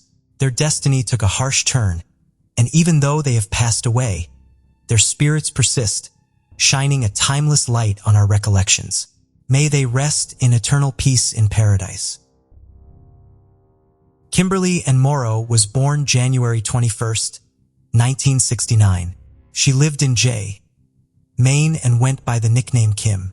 She was in gymnastics and cheerleading at High School. On May 10, 1986, 17-year-old Kim had plans to attend her high school's junior prom, but changed her mind at the last minute after she had an argument with her boyfriend, Mike Staples, because he had cheated on her with her friend. Instead, she went out with her friend, Rhonda Breton. Rhonda's 25-year-old boyfriend Darren Jodry and his 25-year-old friend Brian Inman. She stopped by her house on Jewel Street at around midnight, used the bathroom, and told her sister that she would be back in an hour, leaving her purse and all her belongings behind. Their parents were across the street from the home at the VFW at the time. Darren had gotten a new 1986 Trans Am, and Kim was then seen getting into it and has never been seen again. Apparently, Kim, her friend Rhonda, and the two men had spent the day riding around in the new car. Although it was Darren's car, he was clocked in at work that night from 10 p.m. until 6 the next morning. So Brian most likely was the one driving the car at the time. Darren being at work has not been verified because coworkers were known for clocking each other in and out. It is believed that Brian and Rhonda were in the car when Kim left again with them around midnight. Ryan later stated that he dropped her off a few hours later, stating that Kim requested to be let out of the car half a mile from her home. She allegedly claimed she wanted to be alone and walked the remaining distance to her house because she was still upset about the argument she had with her boyfriend days before. Her family does not believe his story though, stating that she was terrified of the dark and the area was pitch black at the time. Her family said it was several months before police showed any interest at all in her disappearance and initially labeled her as a runaway. Kim's father says he has maintained contact with Brian over the years since Kim's disappearance in hopes of finding out what happened to his daughter. At one point, Brian told Kim's father that the two had consensual sex the night Kim went missing.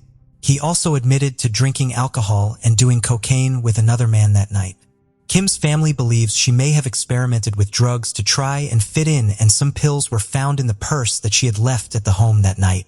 One of Kim's sisters speculates she died accidentally on the night of her disappearance and the people she was with covered it up.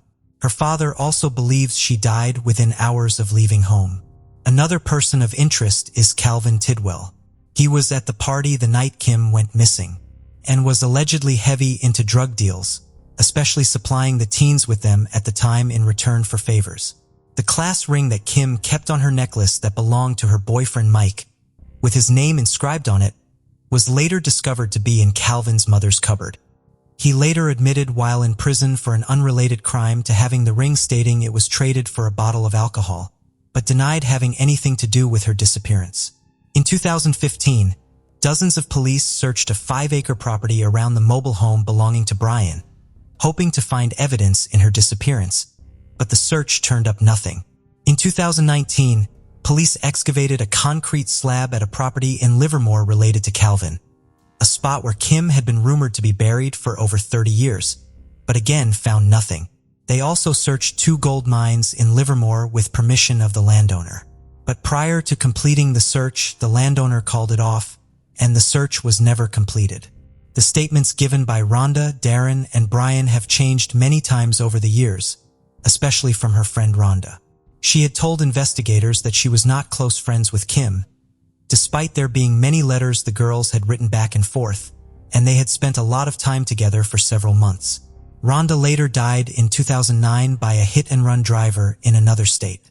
The Trans Am they were riding in that night was not searched for 17 years. Kim's mother, Pat, died of cancer in 1988, but her father still lives at the same home they occupied in 1986. Foul play is suspected in her case, and police stated they have identified 2 prime suspects, but never publicly released the names. She was declared legally dead in 1993. For the past 35 years, her father Richard has plastered the town's telephone poles with her photo, hoping desperately for any information on the case. He states that he will never give up on finding his daughter, and as of today, this case remains unsolved. Was born to Narciso and Ramona and was nicknamed Tony. He was a great athlete and was described as kind, social, and very well liked. He graduated from Freiburg Academy where he played soccer and basketball. In 1999, 21-year-old Tony was a student at Framingham State University, majoring in business and psychology and minoring in Spanish. He had also just moved into an apartment in Barre, Massachusetts with his girlfriend. He would spend Mother's Day weekend with his family and then leave on May 9, 1999. This would be the last time she would ever see her son. Tony was last seen on South Street in Biddeford, Maine at 2 a.m. on May 21, 1999, and any details after this are unclear. He and a friend, Jason Carney, were visiting friends in Biddeford and in the nearby towns of Saco and Old Orchard Beach. The night Tony disappeared, his friend Jason said the two of them were at a friend's apartment and went out to meet some customers who were unhappy with the quality of drugs they had bought. Strangely, Jason would later return to the apartment alone and very upset. He said he had walked with Tony to the Whistle Stop, a nearby convenience store, at around 2 a.m. He claimed Tony was looking for a ride to either North Conway, New Hampshire, or back home, and said a man in a red truck was going to drive him. When Jason was questioned by investigators, he would say the drug deal went bad and the people to whom they were selling the drugs were unhappy, but he never elaborated on what actually happened. A Maine State Police lieutenant would describe Jason as an individual with a questionable past and a person who had little integrity and had a lack of credibility.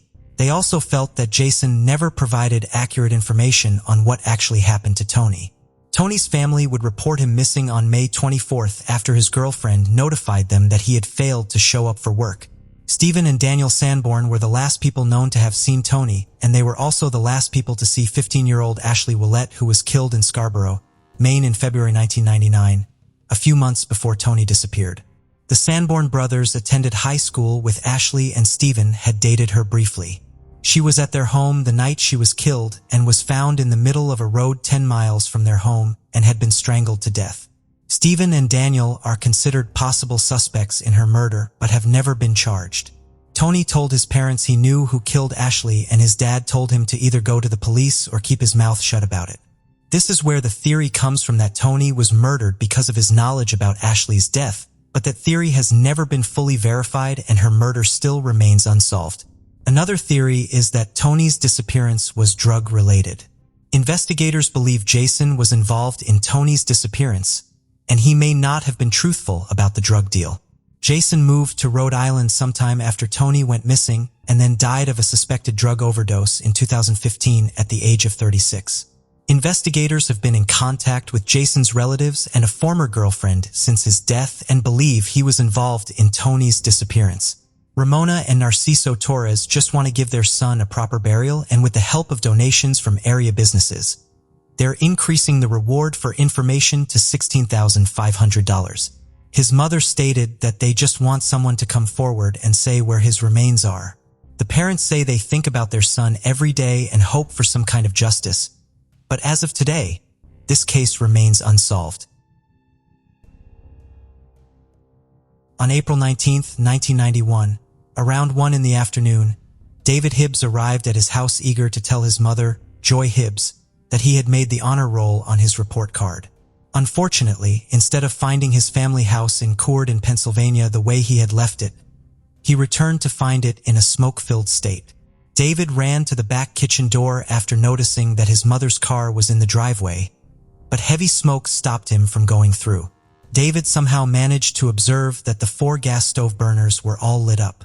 At his young age, the only logical reason to what must have caused the fire was that his mother had been cooking and had forgotten to put out the fire.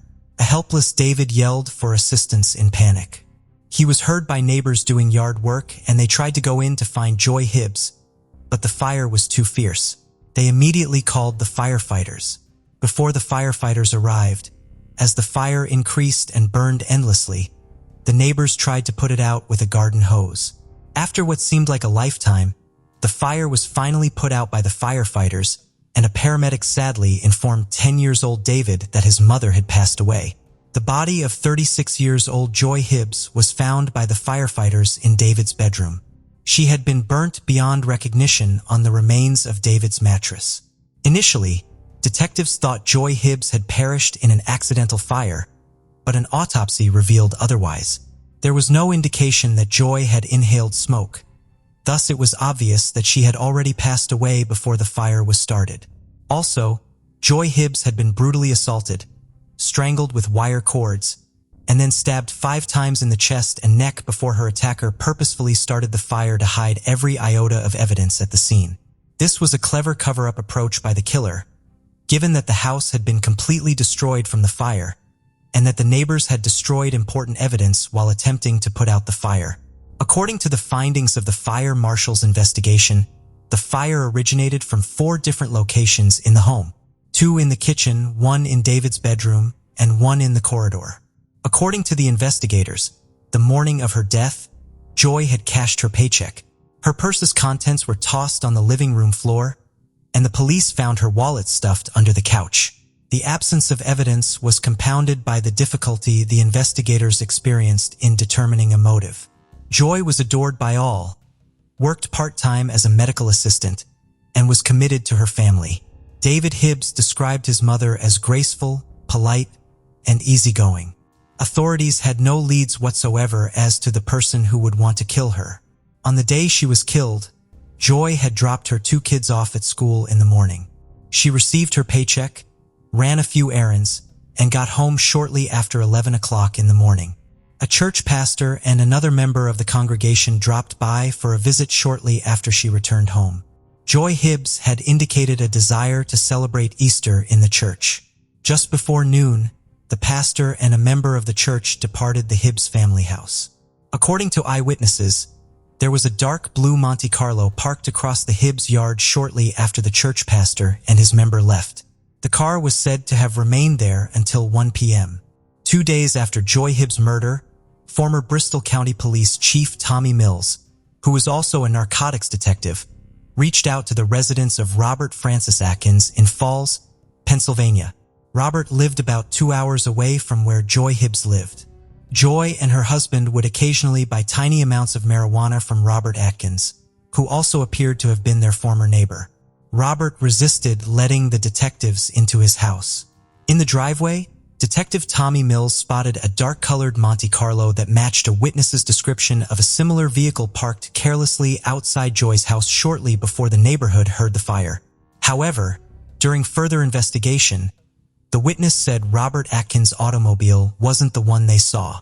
Robert Atkins was invited to undergo a polygraph by the investigators, but he refused, explaining that he had damaged his arm and that his lawyer had instructed him to wait since the nerve damage would affect the polygraph results. He further disclosed that he was camping at the Poconos with his family, friends, and co-workers when Joy's murder took place. Detectives soon verified his alibi. Robert confirmed that he bought a little marijuana for the Hibbs, but he wasn't a dealer. In the weeks preceding his mother's murder, David Hibbs overheard her arguing with Robert Atkins on the phone over the most recent purchase of a baggie of marijuana. Because the baggie was packed with stems and seeds, Joy demanded her money back from Robert. When asked by the police, Robert confirmed these arguments.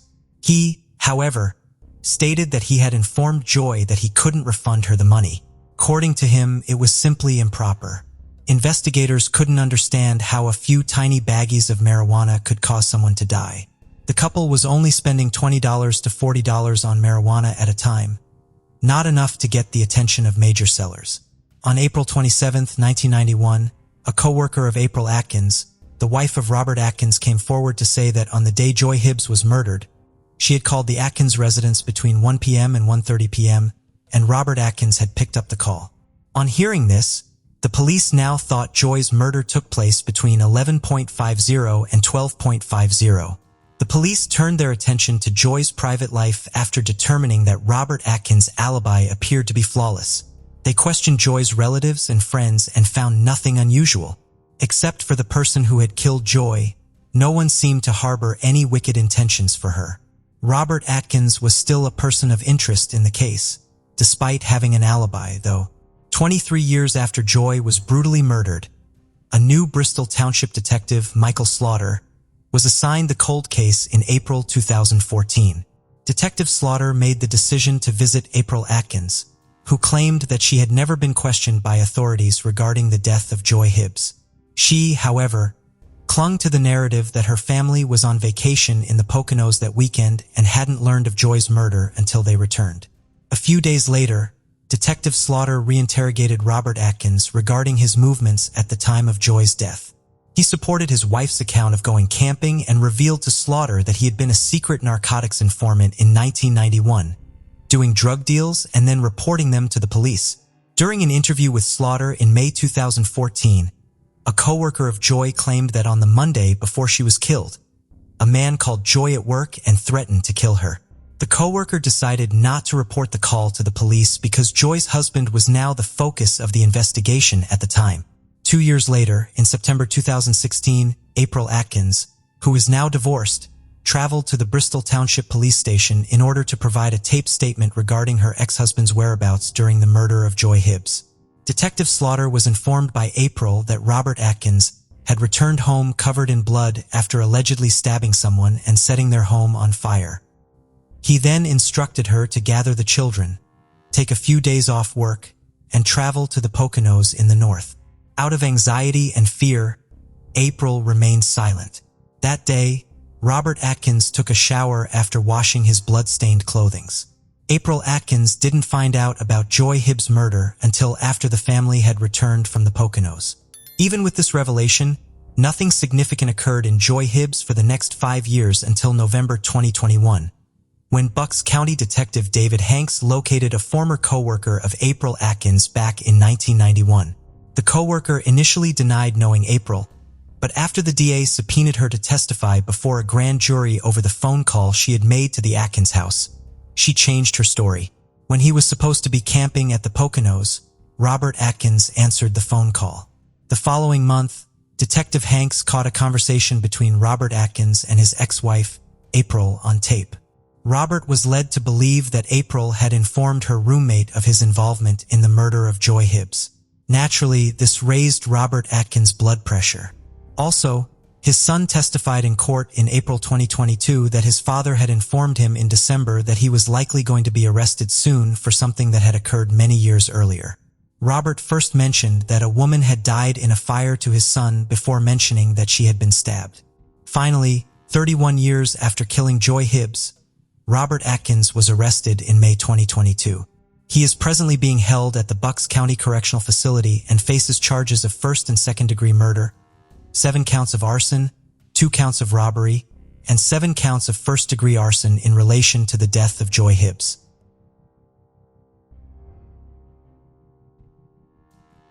Corpus Christi resident Kevin Davis strangled his mother before hitting her in the head with a hammer, splitting her skull. Davis then swirled her brain around before sexually assaulting her corpse. Davis was sentenced to life in prison for the crime of a mom who he described as the best. In 2014, Kevin Jasrell Davis argued with his mother, 50-year-old Kimberly Hill, in the Corpus Christi, Texas apartment he shared with her and his sister Destiny.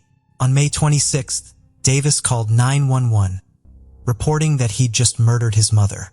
Once at the police station, an 18-year-old Davis vividly detailed the day's events, sometimes with a smirk on his face. What he told detectives was gruesome and shocking. Kevin admitted bashing in Hill's head with a hammer, swirling her brain around, and then sexually assaulting her corpse. On the morning of March 27, 2014, Davis, bored and frustrated with life, told his mother he did not like people and that he wanted to commit suicide. Obviously caught off guard by the statement, allegedly told her son that she could not stop him if that was what he wanted to do. Kevin later told police hearing this from his mother enraged him. It was then he decided to take her life.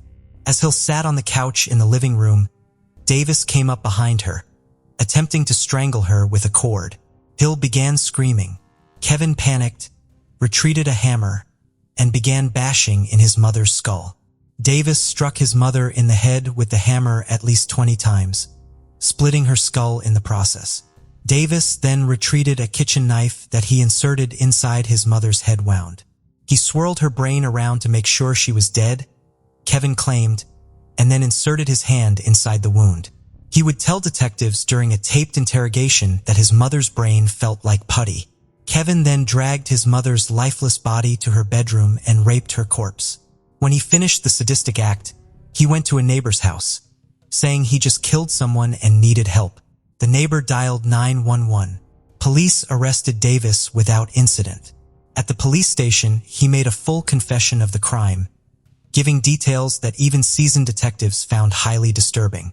Watch part of Kevin Davis's confession. During the interrogation, Davis told detectives that he originally planned on killing his sister, too, but changed his mind. He further admitted that he often fantasized about having sex with dead bodies. With a smirk on his face, Kevin also told the detective that he was a virgin before he raped his mother. He stated, "I guess I've lost my virginity to a corpse," as he gently laughed. What did Kimberly Hill do to warrant such a violent death?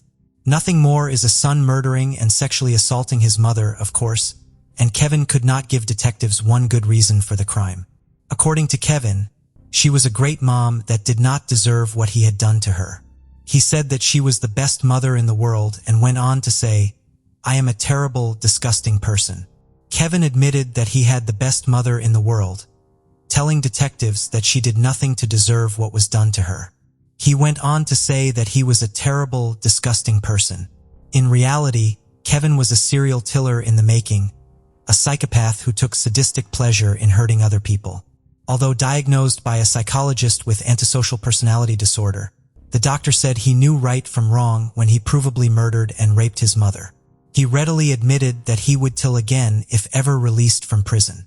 He also confessed to then fleeing the crime scene on his bicycle. Before he did that, though, he left several handwritten notes for the police, one of which read, "Chase me. Sorry for the mess. KD." But after a while, he decided against leaving town and called 911 to report his mother's killing and his crimes. Despite admitting to the murder and making a videotaped confession, Kevin Davis pleaded not guilty to the charges in court. He later changed the plea. Davis smiled at the jury as they sentenced him to life in prison. He serves his time at the Jester 4 facility in Richmond, Texas, and is eligible for parole in March 2044. Story number 2, Story of the Killer Priest. We will be exploring the story of a killer, a priest that seemed to be normal, nothing strange or nothing weird about him. However, he did have a dark side. It turns out that not only was he a pervert, but he was manipulating people as he saw fit, especially women. And now, without further ado, let's dive into the story of Gore, who were going back in time in the 50s in France. And we need to take note that the church at that time had a very important place in people's lives, especially in the countryside. The priests were almost as important as the mayors because they were representing a type of moral authority that many people listened to. And this was the case in the small village of Europe where this story took place. A town that had about 400 villagers, Gore was born on the countryside, and his family was very Catholic. They raised him so that he can have a career in religion as a priest. And even if that was not his first choice, that is exactly what he became. It is in 1950 that Guy became a priest at the Church of Europe in appearance. This young man looked like the ideal priest. He was nice, friendly, kind, and very dynamic. Anything linked to religion, he did it very, very well. He had a lot of great ideas to help the village grow. He created a choir, a group to play in a theater piece. He did organize multiple excursions for the kids, and he was known to have created a soccer team for the boys of the village. The older people thought that it was very modern for him to bring all these items to the village. And the younger generation thought it was pretty amazing and appreciated the modern aspect that he brought to the town and to the religion. Dewar was apparently also a beautiful man, and the ladies found him very charming.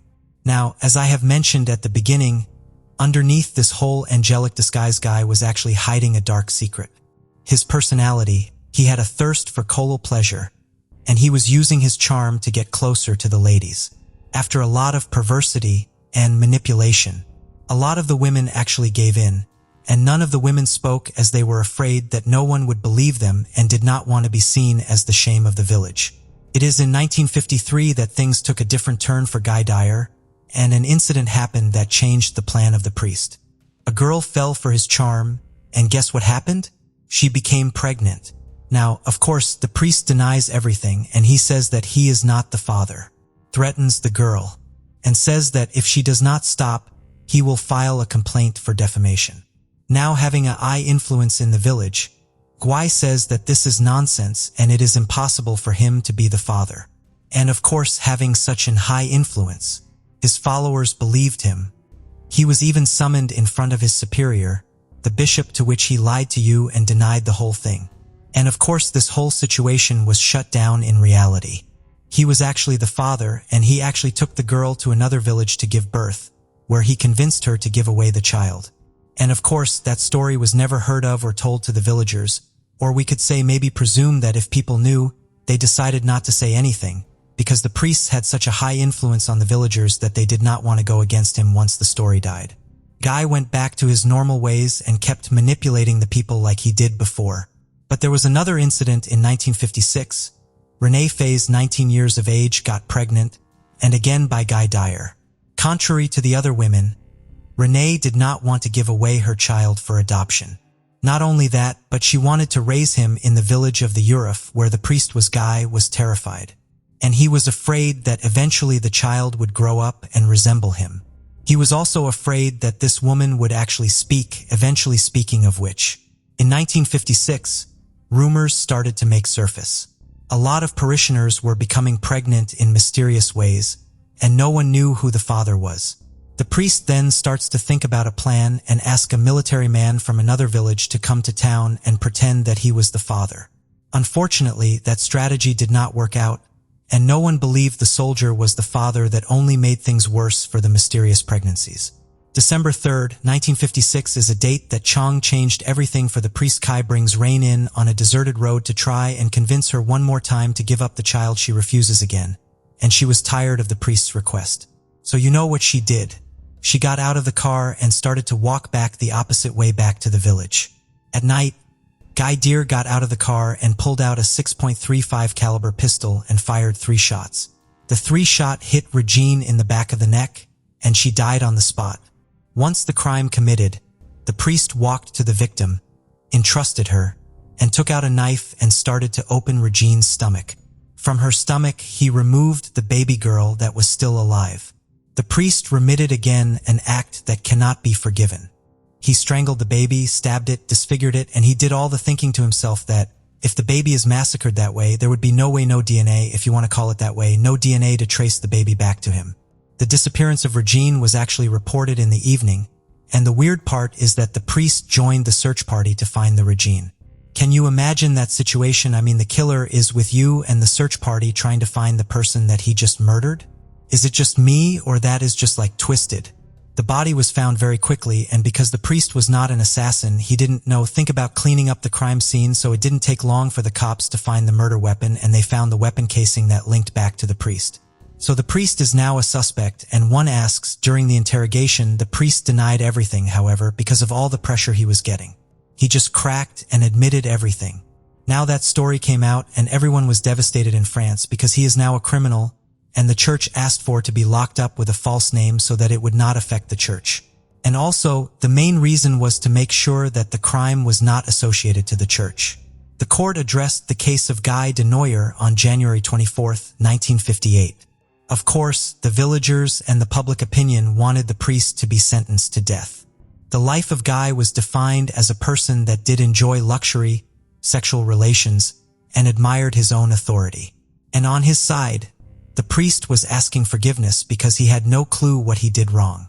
The jury did provide their verdict, and for most, they said that he was guilty of double murder. Of course, there was Regine and the baby. However, they did not want to sentence him to death. The jury did not want to send someone associated to the church to the scaffold. The priest Guy de Noyer was therefore sentenced to perpetrated work. Now that situation raised a lot of questions regarding the responsibility of the Catholic Church. And this is still a question that is being asked nowadays, especially for the priests who like other kids. If you know what I mean. There was an investigation that was done, and the report came out saying that the church knew the dark side that he was hiding before he was pronounced priest. His superiors noticed that he did not have a lot of faith and he was not really a believer in Catholic religion. The investigation did show that before being priest in Europe, he was sent to Plymouth. While he was there, he did have a sexual relation with his parishioner, and instead of removing his status, they just transferred him to another city. Even there, his weakness for women did not stop, as he did have multiple sexual relations. You would think that the church would revoke his status, but instead he was just transferred to Europe, where the church was isolated and his temptations might be lower. But as we have seen, this was not the case. De Noor was released in 1972 after being detained for 22 years. He was the oldest prisoner of France.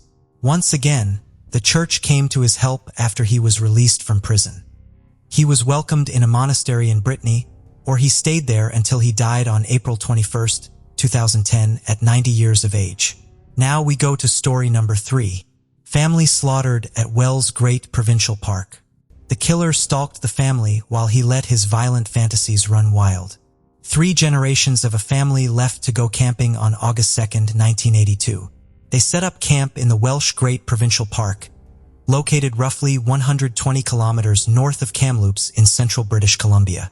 They enjoyed several days of cloudy family time, picking berries during the day and gathering around the fire at night, having no idea that they were being stalked by a killer. Among the campers was grandparents Edith, 59, and George Bentley, aged 66. Their daughter, Jackie, 41, and son-in-law, Bob Johnson, 44. Also, the Johnsons' daughters, Janet, 13, and Karen, just 11. The Johnsons drove up with their daughters and pitched a tent for the girls. The grandparents brought a truck and camper where the adults would stay. The last anyone heard from the family was on August 6th when Edith called another daughter. It would not be until August 23rd that the family would first be reported missing. Bob Johnson was due back at work on August 16th, but didn't show. After a week with no word from him, his company filed a missing persons tanks with the police. In spite of an extensive search, it didn't result in finding any of the family members. The biggest problems were the killer had a head start, with plenty of time to kill, get rid of the victims' bodies, and cover his tracks. The other, maybe even bigger obstacle was no one knew exactly where the family was camping at. All anyone knew was that the family was camping in the Wells Gray area, which is massive. They had no idea where to even start, but alone being able to follow a trail to find the family. It would take 3 more weeks and a mushroom picker to find the family. On September 13th, the Corin discovery of the Johnsons' 1979 Plymouth was found. It had been burned beyond recognition as it set off to the site of a mountainside logging road. The car held the bodies of the 4 adults in the back seat and the 2 young girls in the trunk. The bodies were burned so thoroughly that when it came time to bury the family, they were all placed together in one child-sized casket. Through a forensic examination of the remains, it was determined they had been shot with a .22 caliber firearm. Locals were able to tell investigators where they had seen the family camped at. An examination of the area would turn up .22 casings, which helped identify the weapon used as a Remington pump-action rifle. What wasn't at the campsite was the truck and camper, the boat and camping gear brought with the family, or any trace of the family at all. With no suspect in custody or even in sight, the media was pushing for answers. A tip came in that the family's truck and camper had been spotted. The witnesses said it was being driven by 2 French Canadians in central Canada.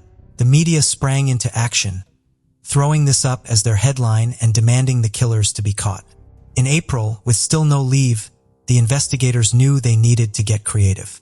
They reenacted what they believed was the crime scene for TV cameras inherited across Canada.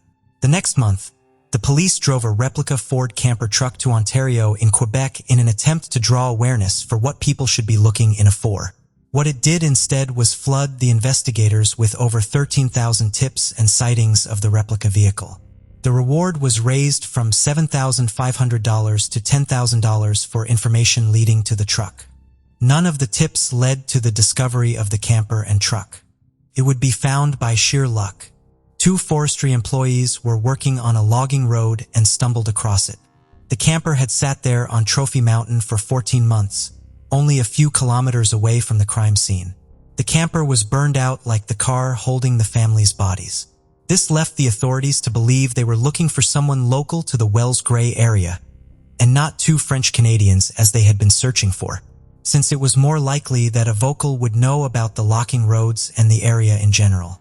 Taking a closer look at the person who lived closest to the crime scene led them back to David Rullian Shearing, 24. They have received a tip about him earlier in the investigation. When they followed up, the tipster had quite a bit to tell them. I hear earlier Shearing had asked him about re-registering a Ford truck and how to repair a hole in its door. This was a tip that the police had never divulged after finding the truck. Had a bullet hole in the door. After an interrogation by the Royal Canadian Mote of Police, Shearing confessed. He went so far as reenacting the murders for the detectives.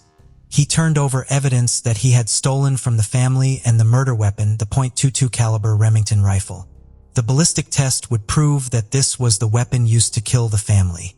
The same weapon that had been hanging on his walk the very first time the authorities went to ask him about the family, right after they had been reported missing. Maybe it was because his father was a prison guard or his brother was a sheriff. But Shearing wasn't suspected when first interviewed. In his confession, he gave details of how it all happened. He had first noticed the family when he set up camp, fixating on the two young girls. Then, over the next few days, he watched their every move. On the night of August 10th, Shearing watched as the adults sat around the campfire and had seen the girls go into their tent for the night. From a distance, he took out the 4 adults with sniper shots. He said he then killed the 2 girls from their tent as they slept. After he said he loaded all the bodies into the car and moved it to the logging road, then set it on fire with 5 gallons of gasoline. He then cleaned up the campground, removing the family's possessions, including the camper and truck. It would only be later that he burned these as he was unable to transfer them into his name. He claimed that he killed the family because he wanted to rob them of their possessions. It wouldn't be until after Shearing was convicted that he gave his full confession of how he had been stalking the family. It was the girls that he fantasized about having sex with that kept him interested. That's why, after telling the adults, he kidnapped the girls and took them to his property nearby. There he raped and terrorized them for over a week. On August 16th, the day their father was due back at work, Shearing took Taryn away from her big sister. Once alone, he shot the girl in the back of the head. Janet would be left alive for one more day of torture before she would be killed like her sister. With the girls now dead, he took their bodies to the Johnsons' car where the other family members had been placed. He had actually only hidden the car in some bush. He put the girls in the trunk and got into the driver's seat with the 4 decomposing adult bodies in the back seat, driving it to its final resting place where it would be found by that mushroom pick for burnout. David Shearing pled guilty to 6 counts of murder. Shearing was sentenced to life in prison with no eligibility for parole for 25 years, the maximum penalty for second-degree murder. This would be the first time that this sentence was handed out in Canadian history. David Shearing, who changed his last name to his mother's maiden name of Ennis, was first eligible for parole in 2008. The National Parole Board ruled against his release, citing that he was still having violent sexual fantasies and had not completed a sex offender treatment program, so he was not ready to be released. Again in 2012, he was turned down for parole, applying again in 2014. But before his hearing, he withdrew his request. The National Parole Board has also been given a petition which has over 15,000 signatures, advocating for the violent offender to never be released. In his own words at one of his parole hearings, David tries to plead for freedom, saying this about himself.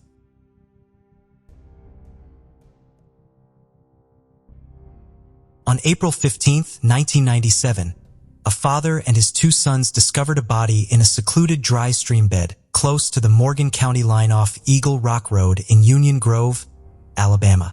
The skull, hands, and feet of the deceased individual had been removed on purpose, probably to hide his identity.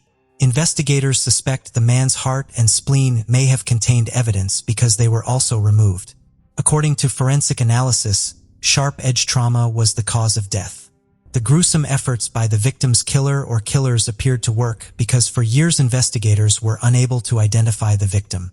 However, in 2019, Alabama authorities partnered with a DNA technology company named Parabon Nanolabs which gradually made progress in the investigation by first enhancing and clarifying the DNA samples from the body and then comparing those profiles with others in genetic databases.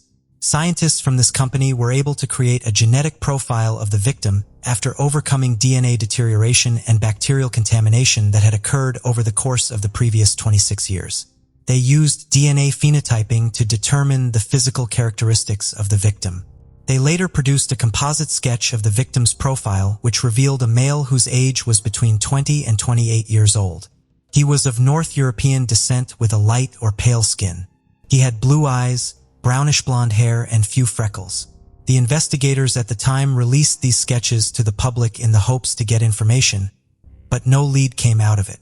In order to identify the victim, scientists at Parabon Nanolabs entered the body's DNA profile into public genealogical databases. Although they were able to pinpoint a few distant relatives of the body's DNA from the databases at their disposal, it took months to finally identify the victim. After finding further relatives and matching that information with historical records, the scientists were able to name the victim as 20 years old Jeffrey Douglas Kimsey of Santa Barbara. In 2023, investigators were able to track down a member of the Kimsey family in Tennessee, who then directed them to Kimsey's parents in Santa Barbara, California, where the identity was verified. Jeffrey Douglas's parents claimed they didn't know he was dead. He was never reported missing either. It isn't clear what he was doing in Alabama at the time of his murder, but investigators believed he was probably just passing by. Since Jeffrey Douglas Kimsey's case was ruled as a homicide, detectives are still on the case, trying to find his killer. They, however, announced having persons of interest in the case and are actively pursuing every lead and utilizing evidence gathered at the scene where the body was discovered. Hopefully, Jeffrey Douglas Kimsey gets justice soon. On a cold morning on November 15, 2015, around 11:30 a.m., Hale and his wife, who lived on Farley Lane in Lillian, Alabama, discovered a startling sight on their private driveway. They noticed a strange car that had been there the first time they came out around 7:30 a.m. Unseeing the car again, they had a bad feeling about it and decided to check it out. When they peered into the car's windows, they saw the body of a young man who appeared to have been shot to death at the back of the seat. Hale immediately dialed 911, and the Baldwin County Sheriff's Office arrived at the scene and identified the individual as 22 years old Devin D. Shun Kennedy from Pensacola, Florida. His mother, Tammy Sims, had reported him missing a day before. Further investigations revealed that Devin had a history of run-ins with law enforcement in relation to drug charges. When Tammy Sims got the news of her son's murder, she was devastated. In an interview, she described Devin Kennedy as a determined young man who sought a better life for himself and his family. He was also a devoted father and a loving son. According to Sims, her son always wanted to run his own business. He always mentioned starting a restaurant and investing in real estate. Sadly, Devin's dream was cut short and his life taken away from his 2-year-old daughter. Devin was working and attending college the day he was killed. His mother knew something was wrong when he didn't come home or answer his phone calls. Tammy Sims sought justice for her son for many years, pleading with the public to put themselves in her shoes and say something if they knew anything. Sadly, the case was opened, but gradually became cold. Police also investigated the case at the time and identified a few people of interest, but they did not have any solid evidence to link them directly and charge them with the crime. For 8 years, Devin Deshaun Kennedy's case file stayed cold on the Baldwin County Sheriff's shelves. In April 2023, the Baldwin County Sheriff's Office announced the arrest of 32-year-old Decadai Darnell Herring, who has been charged with the murder of Devin Deshaun Kennedy. According to the police, they earlier received information that eventually led to the arrest of Decadai Herring, but they never mentioned what information it was. According to detectives, Devin and Herring may have known one another, and the motive for murder was robbery. Herring had shot Devin elsewhere and left him off at Lillian, Alabama. Decode Herring's first court appearance took place Friday afternoon on the 21st of April 2023. He informed the judge that he had been imprisoned for the past 7 years in Florida due to a felony firearms charge. He had just served the remainder of that prison sentence when Baldwin County detectives named him as their top suspect in Devin Kennedy's murder case. After his bond hearing that Friday, Judge Bill Scully set the bond amount at $150,000. Dakota Herring would be required to wear a GPS ankle monitor and be prohibited from leaving the state as part of the terms of his release if he were to successfully post bond. The young son of a woman named Devon Johnson was playing behind their Brookhaven Trailer Park house on Hurst Street in Opelika, Alabama on the afternoon of January 28, 2012, when he discovered a small human skull. Startled, the little boy ran inside to inform his mother, who then dialed 911. In a short period of time, authorities reached the location and retrieved the skull. They then spread out into the woods and discovered more human remains. Also, a pink long-sleeved shirt with heart buttons and ruffles was found. This was discovered next to a brook, but it was unclear to the investigators whether it was associated with the human remains. Following forensic examination, it was discovered that the bones belonged to an African-American girl between the ages of 4 and 7. In line with malnutrition, the results also showed that the young girl's bones were underdeveloped. She had an obvious abnormality to her left eye, which was presumably brought on by abuse, and there were indications that she had been physically assaulted before her death. The young girl suffered fractures to her ribs, shoulders, limbs, legs, and skull. She suffered more than 15 separate fractures from blunt force trauma in total. All these injuries had been incurred before she passed away. The girl's DNA was run through the missing person database, but no matches were found. The police soon appealed to the public for information. Unfortunately, there were very few tips, and after just 4 months, the case was closed. The unnamed youngster was later referred to as Opelika Jane Doe or Juvenile Jane Doe. In an effort to get some urgently needed information, federal agents at the FBI office in Quantico, Virginia, used forensic imaging equipment to create a sketch of what the young girl may have looked like while still alive. The composite sketch was made public by the detectives. They had billboards up around the southeast and circulated the flyers widely online, urging anyone who may identify the young child to get in touch immediately. Investigators soon determined that Opelika Jane Doe had died between 2010 and 2012. However, after a former vacation Bible school instructor at the Greater Peace Church in Opelika came across the sketch, she gave investigators a picture from 2011. She thought that Opelika Jane Doe was in the photos. They made public the church photos, which showed the young child with a defect in her left eye. She had black hair that was fashioned in little tight curls and was medium in length.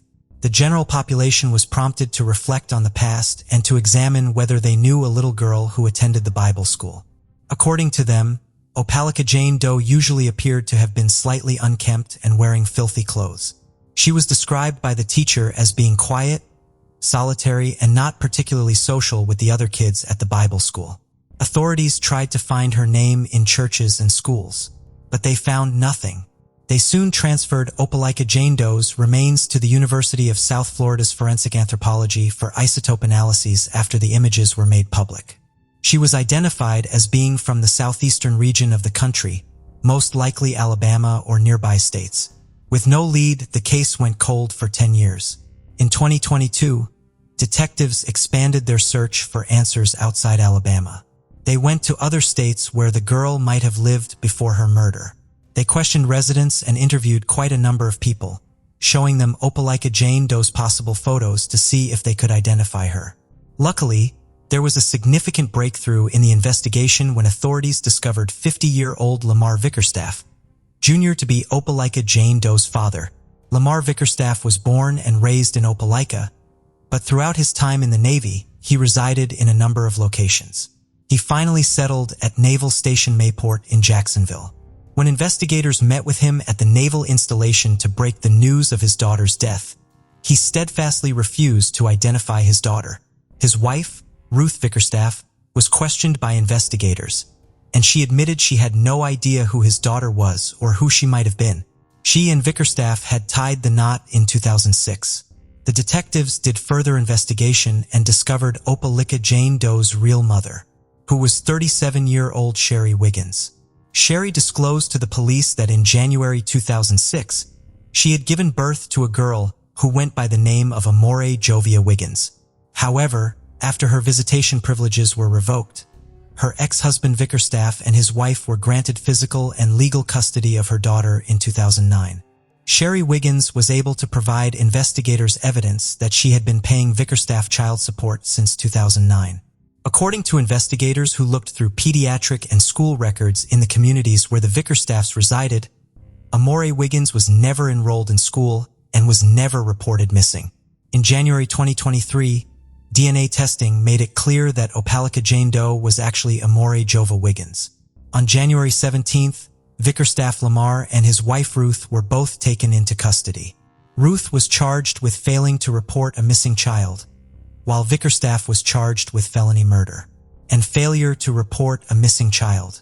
Finally, after 11 years, Amore Wiggins' identity was finally buried with her. On February 27, 2023, hundreds of residents of Opelika and investigators came to honor her life. Detective Alfred White of the Opelika Police Department remarked, "We can finally put the right name and right face to her, and we don't have to call her Jane Doe anymore." Sherry, Amore's mother, was also present. In her words, she heartbreakingly said to her late daughter, "I didn't want you to have it hard, so I let your tiny hand go thinking you'd be playing in a big backyard." This case takes us to Heflin, Alabama. In 2002, Heflin was a small town which has a population of less than 3,500 people and a total area of just 16.31 square miles. Back then, everyone pretty much knew everyone. And when a triple homicide occurred in a place like Heflin, it shook the very core of the community and left behind aftershocks that may still be felt today, particularly when the victims were a young pregnant woman and her 6-year-old son. Monica Pritchett Rollins was a 23-year-old mother of 2 boys named Dalton and Aaron, who were 6 years old and 2 years old respectively. Before her murder, Monica was also expecting the birth of her 3rd son in a few weeks. After she and Jeremy Rollins, Dalton and Aaron's father and her high school lover, made the decision to separate and file for divorce, Monica and the boys moved into their Sugar Hill Road home in late 2001. On Friday, September 13th, 2002, Donald Pritchett, Monica's father, had been looking forward to Monica and the boys' arrival at his Anniston house, so he could finally give Dalton his gift, a colt Dalton had named Mojave. When they finally arrived, they spent the evening talking, eating, and riding horses, before Monica and the boys returned to their Heflin house at around 8:30 p.m., with the intention of returning later that weekend.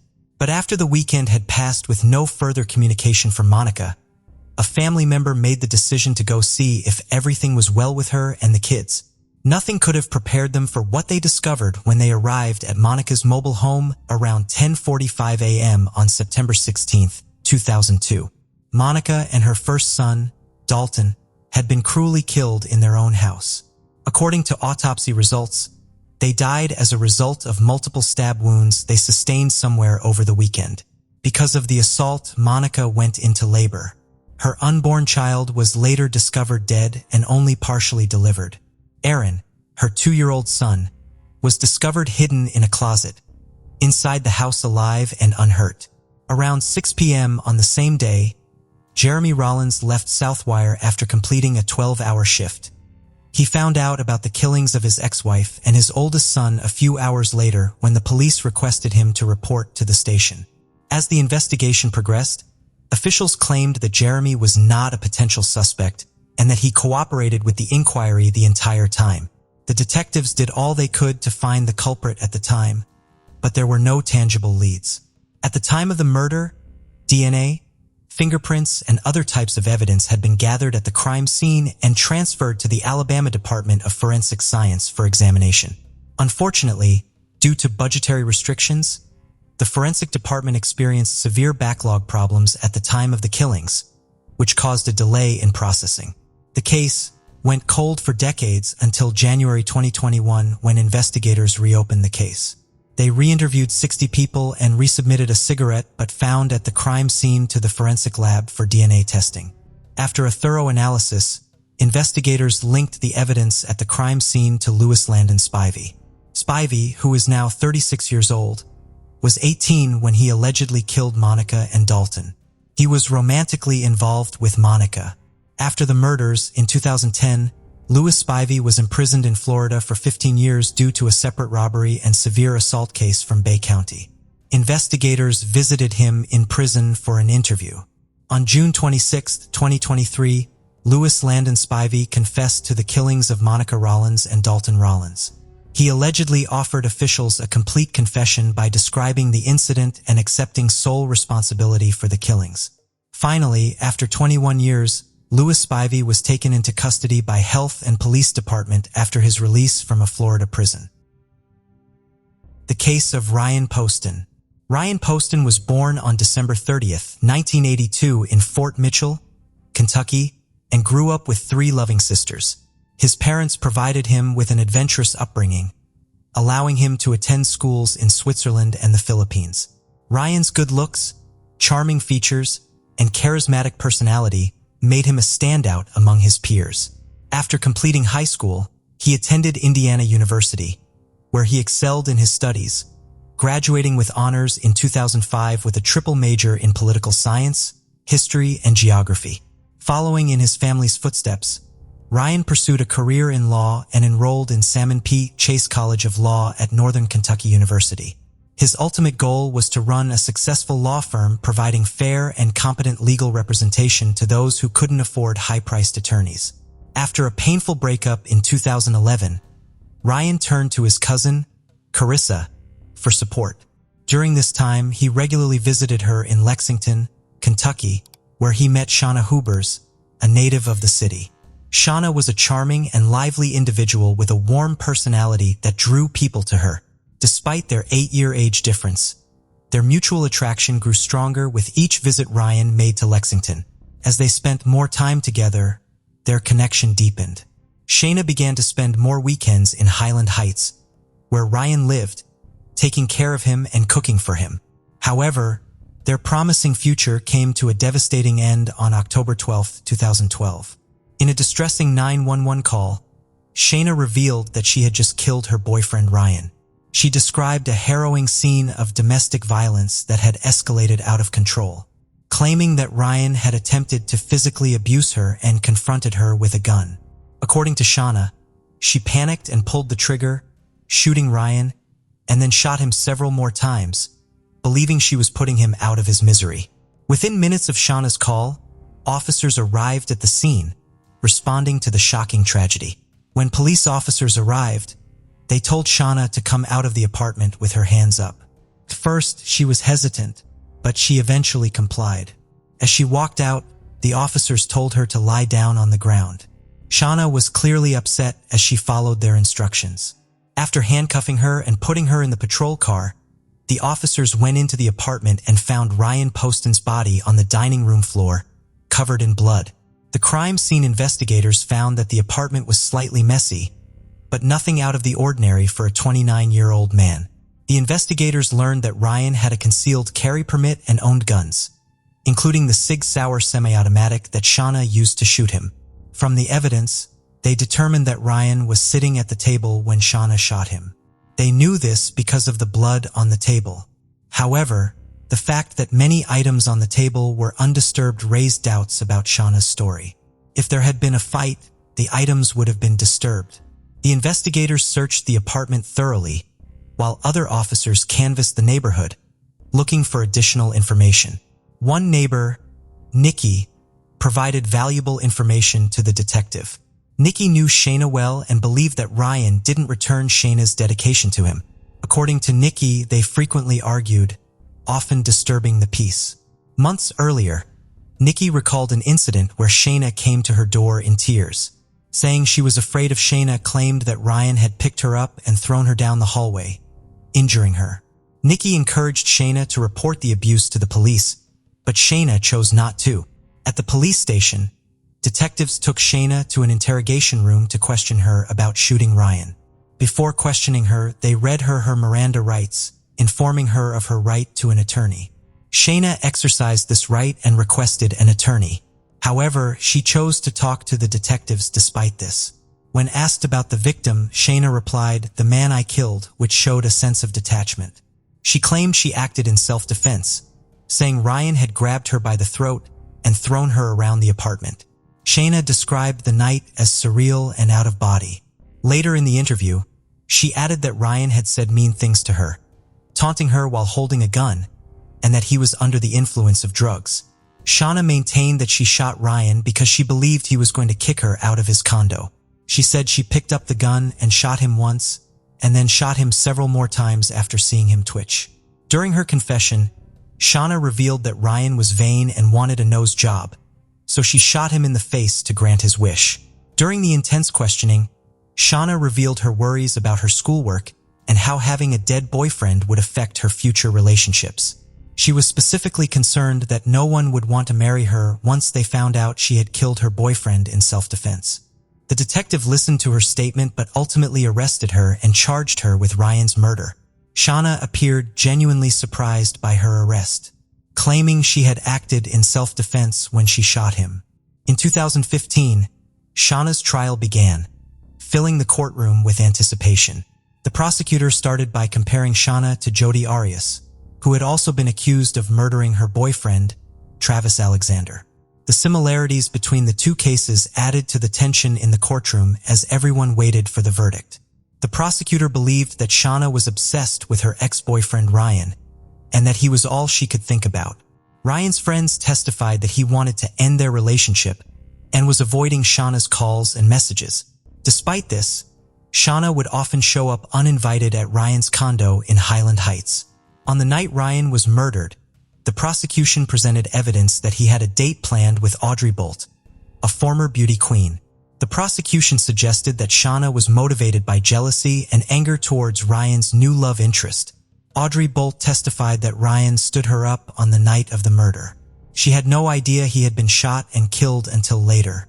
The prosecution presented evidence that Ryan had told his father he wanted to break up with Shauna, and his father advised him to be kind to her to avoid a messy breakup. However, Ryan and Shayna exchanged texts on the day of the murder, with Ryan telling her he didn't want to see her. Despite this, Shayna showed up at his condo uninvited. The prosecution believed that during an argument, Ryan told Shayna he was done with her and that she could no longer control him. This allegedly enraged Shayna, who then picked up a gun and shot Ryan. The prosecution played a video of Shayna's police interrogation, which they claimed showed her to be a cold-blooded murderer. In the video, Shayna appears carefree and unemotional, which the prosecution argued was inconsistent with someone who had just killed in self-defense. However, this interpretation was open to interpretation by the jury. The defense argued that Ryan was acting erratically and violently on the night of the murder due to drugs he was taking, including anti-anxiety medication and amphetamines. The autopsy results showed that these drugs were present in Ryan's system. The defense claimed that Shauna shot Ryan in self-defense. The evidence suggested that the substances he was using influenced his actions. To support this idea, Shauna's lawyers called an expert in toxicology to testify on her behalf. The expert stated that a combination of anti-anxiety medications and amphetamines could cause someone to become violent and paranoid. The defense presented this expert testimony to create a reasonable explanation for Shayna's actions, questioning whether she had intentionally meant to harm anyone. During Shayna's trial in April 2015, the prosecution became worried that the jury might be swayed by Shayna's self-defense claim, particularly because she was smart, young, and attractive. These fears were alleviated on April 23rd when the jury delivered a guilty verdict, convicting Shauna of murdering her boyfriend Ryan Poston. However, at the sentencing hearing in August 2015, Shauna continued to blame Ryan for his own death, which outraged his friends and family. Shauna claimed she was innocent throughout the trial and refused to take responsibility for her actions, despite the evidence against her. In Kentucky, defendants who are victims of domestic violence may be eligible for reduced parole after serving just 20% of their sentence. However, the judge didn't believe Shauna qualified for this reduced parole, citing that her crime was a premeditated murder. As a result, Shauna was sentenced to 40 years in prison, making her eligible for parole in 17 years, at the age of 41 in 2032. After her sentencing, Shauna appealed for a new trial, which was granted in August 2016. The reason for the appeal was that one of the jurors had a felony conviction, which they had concealed. This violated Kentucky law, as felons are not allowed to serve on juries.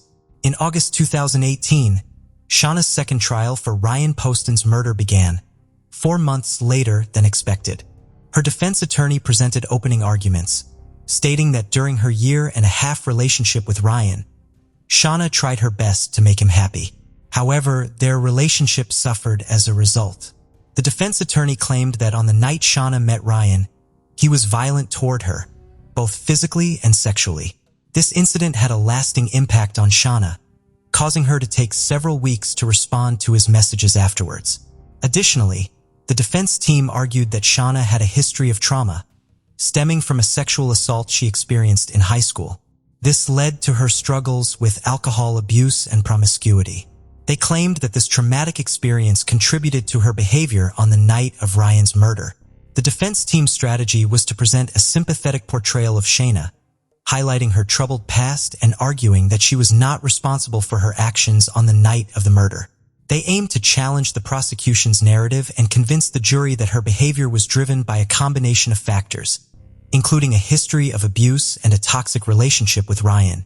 Shauna's defense team claimed that she was a victim of domestic violence by Ryan rather than a cold-blooded killer. They argued that her actions were a result of years of abuse not driven by revenge or financial gain. The defense pointed out that Ryan constantly belittled Shauna about her weight and breast size, making her feel insecure and inadequate. This, they said, contributed to her low self-esteem. The defense also stated that Shauna and Ryan's sexual relationship was troubled, marked by frequent arguments and frustration on both sides. They claimed that Ryan's desire for a more intimate connection was unfulfilled, leading to a growing rift between they. The defense presented evidence that Shauna had received a treatment to improve her romantic life.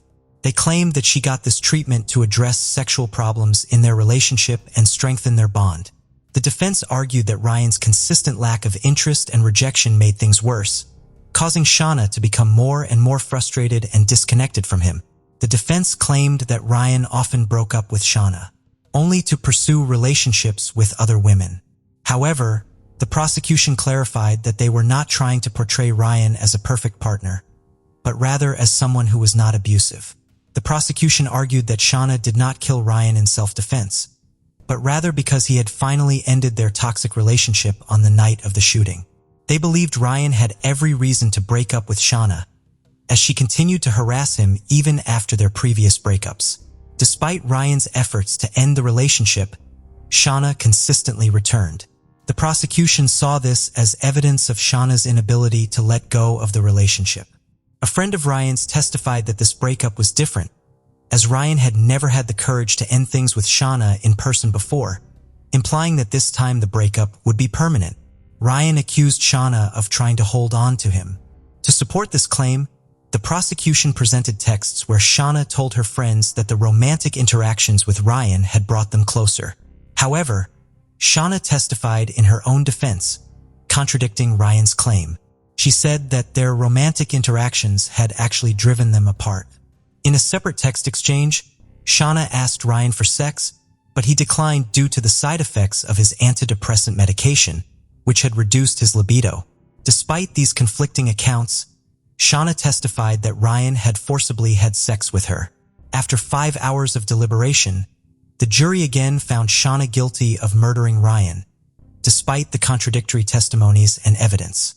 The jury confirmed their original verdict, and during the sentencing hearing, Shauna's mother emotionally addressed the judge, sharing stories of her daughter's remarkable singing talent, which had earned her multiple college scholarships.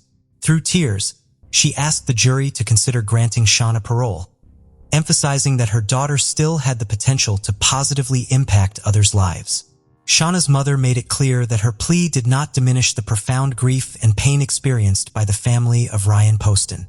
Despite her mother's emotional appeal, Shauna was sentenced to life in prison without the possibility of parole. According to the sentence, Shauna must serve at least 17 years before becoming eligible for parole in 2032. She is currently serving her sentence at the Kentucky Correctional Institute for Women in Pewee Valley, Kentucky. When a clown appeared in front of Marlene Warren's door and presented her with flowers and balloons, She didn't know that the clown was a killer with a gun hidden away in the costume. For over 3 decades, the case of the killer clown remained a mystery to detectives, Florida residents, and true crime enthusiasts all over the world. Hello and welcome to Mystery Detective. Please subscribe and hit the bell icon for more crime cases. Marlene Warren was born on the 15th of April, 1950. When she turned 22, she married Michael Warren, who was 19 years old at the time. Marlene already had 2 children from her previous marriage, and Michael appeared to consider her 2 young sons to be his own. The couple grew together, working hard and making a name for themselves. They bought a number of companies, including a used car dealership for Michael. The family was able to maintain a reasonable standard of living because of their several revenue streams. Life for them was like a bed of roses, such that they could afford a 500-square-foot house in Wellington, Florida's upscale Aero Club neighborhood. Each of the homes in this area have their own runway and hangar, which enabled residents to fly their private aircraft whenever they like. The Warrens appeared to have it all, yet this was not the case at all. At his auto dealership in 1983, Michael experienced legal troubles. Customers accused him of fiddling with the odometer, and the authorities arrested him. He was consequently given an 18-month probationary period. By the year 1990, it was widely known that the Warrens were experiencing marital issues. Was allegedly having an affair with Sheila Keene, one of his staff. Despite Sheila and Michael's denials to this allegations, Sheila's husband decided to leave her. On May 26, 1990, a white Chrysler LeBaron with no license plate traveled down the street where Michael and Marlene lived. Marlene and a friend were in the kitchen when they saw a clown-costumed person approach the front door with a basket of flowers and balloons. Marlene grew up in a clown-loving family. Her family adored clowns so much that her mother keeps a whole room filled with clown collectibles. She had paintings of clowns that 14-years-old Marlene had created. For the adoration of clowns, Marlene hurried to the front door to welcome her visitor. Her son, Joseph Aarons, who was present at the time, recalled hearing his mother comment, "How pretty."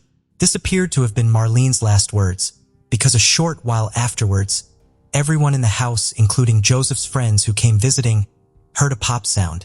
At first, they thought the noise was a balloon popping, but then they noticed Marlene tumbling to the ground. Now at alert, everyone sped to the door. The balloons and flowers were left behind as the clown nonchalantly made his way back to the white Chrysler LeBaron. Joseph tried to run after the clown, but he couldn't go as far because he had a cast on his leg. He, however, remembered screaming at the clown to turn around. The clown turned and gave him a wide-eyed brown stare. His face lacked any expression. The clown soon climbed the white LeBaron and sped off. The sole description offered by witnesses was that Marlene had been shot by a clown with brown eyes. Even the gender of the clown was a mystery to them. Joseph and one of his friends had tried to follow the clown in their own car, but they lost track of it. Marlene Warren was rushed to the hospital. It was determined that she had been shot twice in the face at point-blank range. She struggled to survive but died 2 days later at the hospital. Detectives checked in with Michael Warren, who wasn't home at the time of the incident. Michael had a solid alibi. He got the terrible news while en route to a Miami racetrack with friends. He hastily went back home to offer comfort to the family. When questioned by the detectives, he provided as much information, cooperating with the investigation process. He was soon ruled out as a suspect. The authorities were perplexed. According to a spokesman for the Palm Beach County Sheriff, the killer clown case was the strangest thing he had ever seen in all of his 19 years working as a law enforcement agent. 2 hours after the murder, authorities got a solid tip. A caller who wished to remain unnamed suggested that the police should thoroughly question Michael Warren and Sheila Keene. Before the police could ask her any more questions, she hung up. Sheila Keene was in town at the time of the murder, but Michael was traveling with friends. Sheila claimed to have been at work, but in reality, she was a repo person from Michael's dealership. Her alibi wasn't exactly solid. A few days after Marlene Warren's killer clown case made headlines, 2 employees of the neighborhood costume store named the Spotlight reported a weird experience to the police. They claimed that one woman with chocolate brown hair came up to them just as they were about to lock up the store. She pleaded to be allowed inside. The employees informed her that they were closed and advised her to come back the following day. She, however, was persistent and informed them that she really needed a costume that evening. It was a strange request because it wasn't Halloween. It was almost Labor Day weekend. Regardless, the two employees were sympathetic and allowed her enter the store. She was claimed to have bought white makeup, a red nose, white gloves, an orange afro wig, and a clown outfit.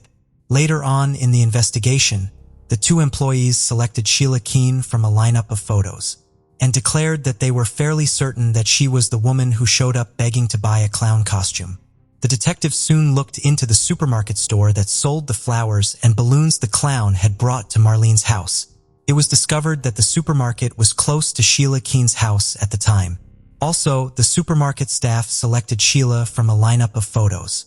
The white Chrysler LeBaron, the getaway vehicle, came into consideration next.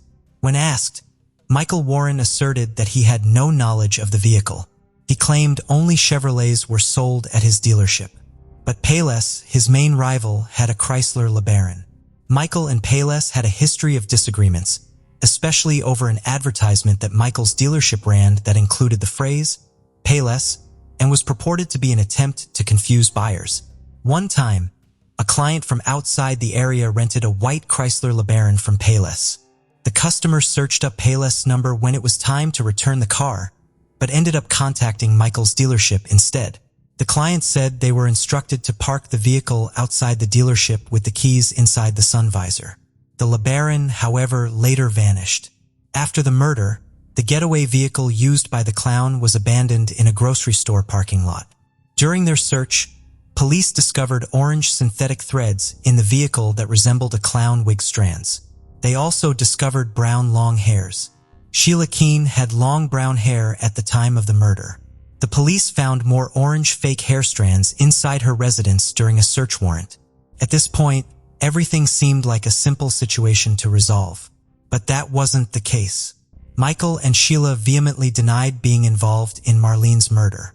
They refuted having a conversation with the police without the presence of a lawyer. DNA testing was just getting started in 1990, so the investigators' available evidence was circumstantial. The investigation into Marlene's murder was abandoned, but Michael's legal issues intensified. During the course of the investigation into the murder, Michael's unlawful business dealings came to light.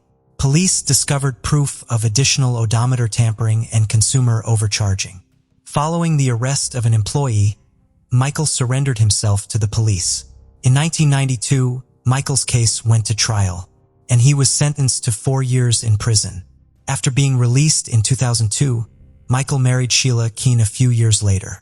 The couple started a new life in Tennessee by operating a restaurant. Sheila changed her name to Debbie and informed the community that it was a childhood nickname. Michael must be a good businessman because his new restaurant was a success. The couple's success allowed them to settle in Heron Point, a posh neighborhood close to the Virginia-Tennessee border. They made lots of friends and fit in well with their new neighbors. Few locals were familiar with their history. Michael told their new community that he has owned restaurants since he was a teenager. Marlene Warren's demise benefited Michael as well. He was the beneficiary of Marlene's life insurance policy, not her son. He took over $50,000 from Marlene's family, leaving them with virtually nothing. Detectives had their suspicions, but there was no concrete proof on ground. Michael and Sheila were immediately suspected of the crime, but a grand jury was never convened to that effect. Earlier in the investigation, the police were informed by Michael's acquaintances that they had seen arguments between him and Marlene, and that Marlene had questioned Sheila about her and Michael's affair. Above all, they claimed Michael didn't seem overly saddened by Marlene's passing. Detectives knew they merely needed to fit the puzzle pieces together, because there were many of them. DNA was the case's linchpin.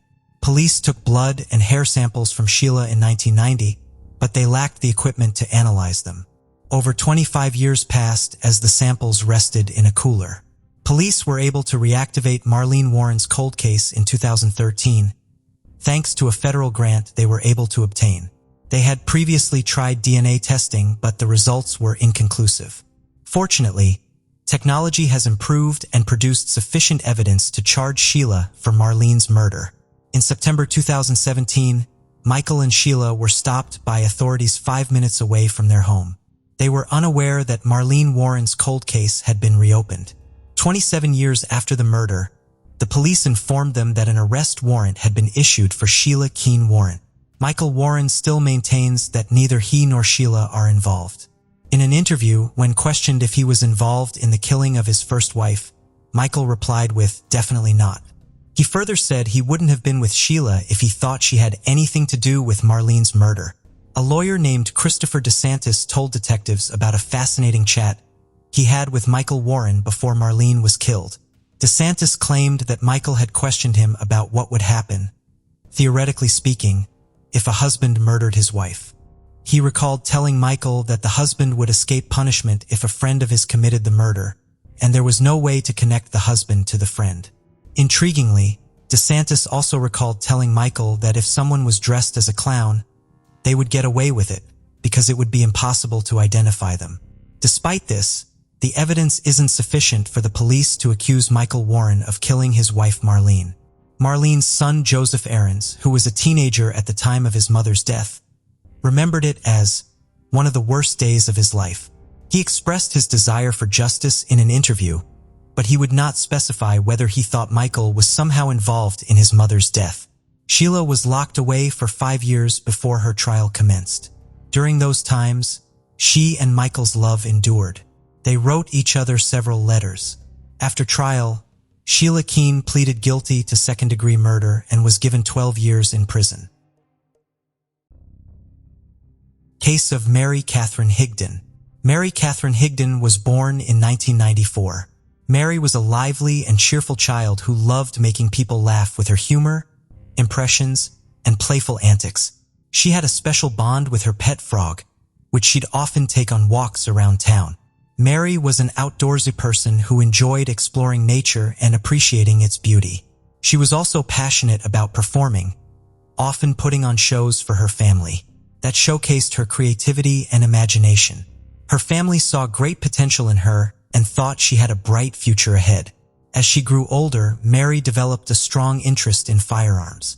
She learned to handle guns responsibly and appreciated their power. She became a skilled marksman and continued to develop her skills. During her high school years, Mary met her partner, Stephen Freeman, who would become the love of her life. Stephen was born on January 1st, 1995 in Griffin, Georgia, where he grew up with his parents and brother. He had a happy childhood, surrounded by a loving family and many friends who described him as laid-back, kind, and helpful. Stephen enjoyed spending time outdoors and exploring nature. Stephen was particularly close to his parents, but he shared a special bond with his mother. When she graduated from college after returning to school, Stephen wrote her a heartfelt letter expressing his admiration for her achievement.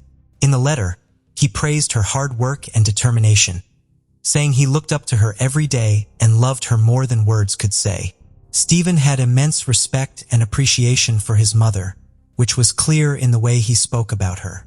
After meeting in high school, Stephen and Mary Catherine formed a strong bond, united by their passion for outdoor activities, like hiking, camping, fishing, and hunting. Their shared love of nature became the foundation of their robust relationship. After graduating from high school, the couple decided to take the next step by moving in together in Griffin, Georgia. Living together in their own space thrilled Mary Catherine and Stephen.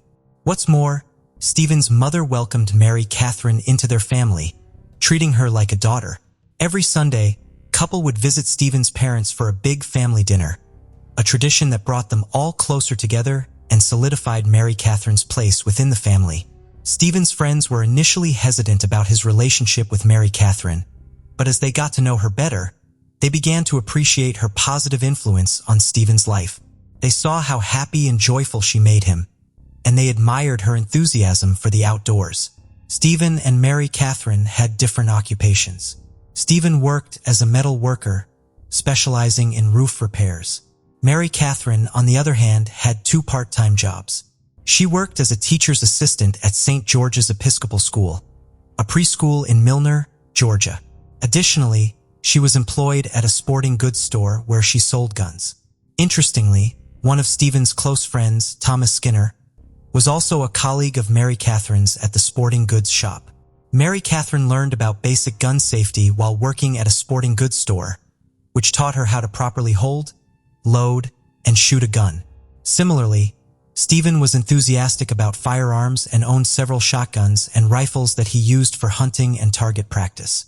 He also kept a Glock 42 handgun at home for self-protection. After 5 years together, Mary Catherine and Stephen were still living in their apartment in Griffin, Georgia, by the summer of 2018. However, their relationship took a tragic turn on August 1st when Mary Catherine made a distressing 911 call, marking the end of their high school romance. Mary Catherine frantically called the dispatcher, screaming that she had accidentally just shot her boyfriend. The police quickly responded to the emergency call and arrived at the apartment shared by Mary Catherine and Stephen. They found Mary Catherine in a state of panic, crying and hyperventilating as she knelt beside Stephen's motionless body. She repeatedly wailed that she could not lose him, her voice filled with anguish and desperation. As the police carefully moved Mary Catherine away from Stephen, they were able to assess his condition. They discovered that he had been shot in the chest, but miraculously he was still alive. The police immediately called for an ambulance to rush Stephen to the nearest hospital. At the emergency room, a team of skilled doctors worked to save Stephen's life. Despite their best efforts, his condition continued to worsen. Unfortunately, the severity of his injury ultimately proved fatal, and Stephen succumbed to his wounds. After Stephen was taken to the hospital, Mary Catherine accompanied the police to the station for a formal interview. Mary Catherine explained what happened on the night she accidentally shot Stephen. She said she was giving him the gun because he normally kept it beside his bed for safety. However, she clarified that they never loaded the chamber of their guns at home. During the police questioning, officers detected the smell of alcohol on Mary Catherine's breath. As they pressed her for more information, her story changed. Initially, she said she handed Stephen the gun, but later claimed she tossed it to him. The police was skeptical of her changing story, knowing that a gun wouldn't fire randomly just because it was tossed. Someone had to pull the trigger.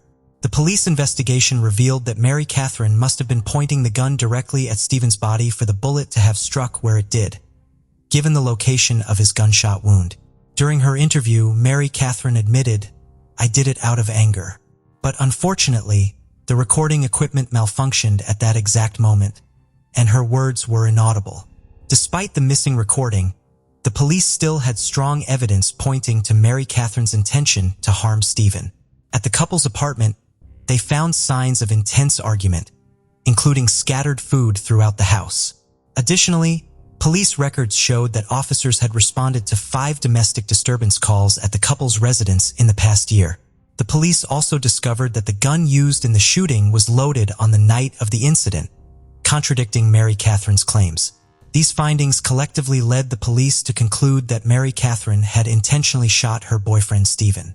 The police found cooking grease residue on the gun and magazine, leading them to believe Mary Catherine, who was cooking dinner at the time, had loaded the weapon. After Mary Catherine shot Stephen, the police questioned his friends to learn more about their relationship. According to his friends, Mary Catherine and Stephen's relationship was marked by constant fighting and toxicity. They reported that the couple frequently had intense, heated arguments. Mary Catherine was described as possessive and verbally abusive towards Stephen, with signs of mental instability that heightened the tension between them. Whenever Stephen tried to create distance by leaving their apartment, Mary Catherine would barrage him with relentless texts and calls, forcing him to block her. One of Stephen's friends revealed that Stephen had confided in him about Mary Catherine's history of threatening him with a gun. Specifically, she had pulled a firearm on him at least 3 times in the past. Despite this, Stephen chose not to report these incidents to the authorities because he was worried about Mary Catherine getting into trouble. Stephen's friends stressed that his top priority was always Mary Catherine's well-being, even when it put his own safety at risk. When Stephen's friends learned that Mary Catherine had accidentally shot him, they were skeptical. because they knew she was knowledgeable about handling firearms. In fact, just 3 months prior to the shooting, Stephen had texted a friend to say that Mary Catherine was running wild outside, screaming and attempting to shoot both him and herself. Stephen told a friend that Mary Catherine had previously pointed a gun at him, but the latest time, her eyes frightened him, making him think she might actually pull the trigger. By July 2018, Stephen was exhausted with Mary Catherine's behavior and considered leaving her. In July, Stephen planned to secretly move to another town while Mary Catherine was out, without telling her. He was afraid of how she might react if she knew he was leaving. Just 2 days before Mary Catherine fatally shot Stephen, the police found a series of revealing text messages from July 30th. The conversation started with Stephen sending Mary Catherine a friendly message. "Don't forget." Mary Catherine responded with, "Have a great day." Stephen replied, "You too, love you." However, the night of July 31st, Stephen avoided Mary Catherine's texts and calls as they were in the middle of a fight and instead spent the evening at a friend's house. On the night of August 1st, Mary Catherine was at home preparing dinner when she realized Stephen wasn't there. She contacted Stephen's mother, who told her that he was with his friend. Angry and feeling betrayed, Mary Catherine drove to his friend's house, determined to confront Stephen. When she arrived, she saw Stephen sitting in the passenger seat of his friend's truck. Mary Catherine pulled up alongside and began yelling at Stephen, who tried to calm her down, promising to come home soon. Although Stephen's friends claimed that Mary Catherine had pointed a gun at Stephen on multiple occasions, Mary Catherine vigorously denied these allegations. She maintained that she never pulled a gun on Stephen. However, Mary Catherine did admit to having threatened to take her own life with a gun on several occasions. In a later interview, Stephen's mother shared her insight, believing that one of the main reasons Stephen stayed with Mary Catherine for so long was because she frequently threatened to harm herself. Stephen was afraid that Mary Catherine would follow through on her threats if he decided to leave her. However, on the night of the incident that led to Stephen's shooting, Mary Catherine claimed that Stephen was the one who became aggressive and violent. According to her, Stephen threw the dinner she had prepared in her face. Mary Catherine stated that she only picked up the gun to defend herself and scare Stephen away. She wanted him to leave the apartment, but Stephen allegedly lunged at her, which frightened her. As she backed away, the next thing she knew, Stephen was bleeding from the chest. At the time of the shooting, Mary Catherine didn't tell the police her version of events because she was embarrassed to admit that Stephen had a history of violence towards her. She claimed that Stephen had hit her in the past and was controlling. She even recalled an incident where Stephen kicked her out of bed with such force that she hit her head on the door frame. However, Stephen's friends had a different perspective on their relationship. They claimed to have witnessed Mary Catherine being physically aggressive towards Stephen, stating that she had slapped him hard in the face. Mary Catherine's sister contradicted her account of their relationship, revealing that she had seen bruises on Mary Catherine's arm 2 weeks before Stephen was killed. When questioned, Mary Catherine confided in her sister that Stephen had grabbed her, causing the injuries. After investigating Stephen's death as a murder, the authorities charged Mary Catherine with murder, aggravated assault, and firearm possession during a felony. The prosecution offered her a plea deal, proposing a life sentence with possible parole if she pleaded guilty. However, Mary Catherine declined the offer, opting to stand trial and assert her innocence. At the trial, Mary Catherine maintained that she shot Stephen in self-defense, denying the charges against her. The trial, which began on June 17, 2019, nearly a year after Stephen's death, exposed the tumultuous relationship between Mary Catherine and Stephen. Mary Catherine's lawyers argued that she acted out of genuine fear, citing Stephen's history of violence and abuse. Mary Catherine testified that she was the victim of Stephen's controlling, manipulative, and dangerous behavior, which included physical, mental, emotional, verbal, and sexual abuse. She described being hit, humiliated, and degraded by Stephen on multiple occasions, and shared specific incidents where he smacked her around and verbally abused her. Mary Catherine explained that Stephen's constant threats and abuse left her feeling trapped, fearful for her life, and constantly walking on eggshells to avoid triggering his anger. She presented evidence in the form of text messages, including one where Stephen threatened to punish her, which she said meant he would physically harm her. Another text message showed Stephen's explicit threat to hit her back twice as hard if she defended herself. Mary Catherine's defense team also presented messages that supported her allegations of sexual assault, including a text where Stephen mentioned his red room, which she described as a place where they engaged in violent and aggressive intercourse. Mary Catherine testified that Stephen sexually assaulted her on 2 occasions, including one after they returned from a vacation toward Disney World, where he allegedly ignored her pleas to stop and intensified his efforts instead. The defense presented over 60 pages of text messages from Stephen, which showcased his pattern of verbal assaults and threatening behavior towards Mary Catherine. These messages included disturbing images and captions, such as one showing Stephen holding a dead fish, accompanied by the caption, "This is you." Another message showed Stephen's violent threats towards Mary Catherine after she cheated on him, where he wrote, "I'm gonna wreck you for wrecking me." The defense also alleged that Stephen's drug and alcohol addiction contributed to his violent outbursts.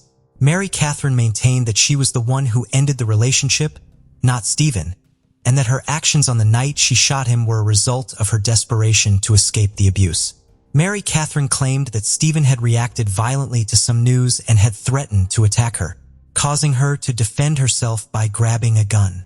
She said the last thing she had told him before shooting was to get out of her house. However, Stephen's friends and family disputed Mary Catherine's allegations, describing Stephen as a friendly and caring person.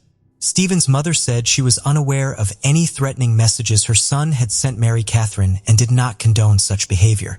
Although she acknowledged that Stephen may have said some angry things, she believed he did not mean them. In court, the prosecution questioned Mary Catherine about her story, pointing out that she had never reported any alleged abuse by Stephen. They also presented evidence that Mary Catherine had searched for violent and explicit content online just hours before the shooting, which she claimed was to find ways to make Stephen happy. The prosecution argued that Mary Catherine had changed her story about the shooting multiple times, and that a text from Stephen suggested she had pointed a gun at him before. Additionally, Stephen's friends testified that they had witnessed Mary Catherine's violent behavior towards him. After 4 hours of deliberation, the jury found Mary Catherine not guilty of murder, assault, and other charges. The verdict surprised Stephen's loved ones, who felt that justice had not been served. Later, the jurors revealed that they believed Mary Catherine had intentionally killed Stephen, but there was not enough evidence to prove it beyond a reasonable doubt. This lack of evidence made it difficult to determine whether the shooting was murder or self-defense. This case started on a freezing Saturday night in December 1991 in Austin, Texas. 2 17-year-old girls named Eliza Thomas and Jennifer Hobison were co-workers at the I Can't Believe It's Yogurts tour at the North Cross Mall. It was almost 11 o'clock at night and their shift was about to end. A little bit after 10 o'clock, Jennifer's sister, 15-year-old Sarah Hobison, and her friend 13-year-old Amy Ayers were hanging around the mall. They were waiting for the girls' shift to end since the 4 of them were going to a slumber party together that night. To avoid being late to the party, Sarah and Amy entered the store to assist Eliza and Jennifer close up in time. It was already 12 o'clock and Officer Troy Gay of the Austin Police Department was on patrol that evening when he saw smoke coming from the strip mall. Firefighters quickly arrived on the scene after the officer called in. They soon discovered a horrifying scene while putting out the fire. In the store, the lifeless bodies of Jennifer, Sarah, Amy, and Eliza were strewn across the floor. It was obvious that they had been ruthlessly murdered. The teenagers were all bound and gagged in their own clothes while completely naked. Jennifer, Sarah, and Eliza were found in the rear of the back room, huddled into one corner, while Amy's body was recovered in the middle of the back room. Sarah and Eliza were piled on top of one another, and Jennifer was lying nearby. The girls' legs were wide open, and one of them had an ice cream scoop tucked in between it.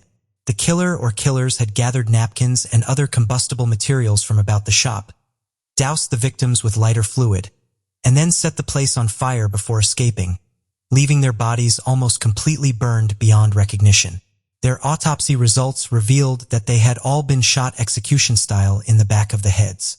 Additionally, 2 or more of the girls had experienced sexual assault. Authorities also disclosed to the media that 2 firearms had been used in the killings, raising the possibility of at least 2 killers. Police investigators and the management of the yogurt shop determined that $540 also was taken from the shop. It was unclear if the girls had been targeted particularly because someone knew they would be alone inside the store that night, or if the intended purpose had been a robbery and the culpites had then recognized a chance to take advantage of them. Lead Detective John Jones and his partner Mike Huckabee launched an immediate investigation into the case. There were several problems with the investigation right away. First of all, the firefighters who responded to the crime scene did their jobs, but ultimately washed away important forensic evidence in the process. Furthermore, Austin had only 1 fingerprint unit at the beginning of the 1990s, which lacked forensic expertise.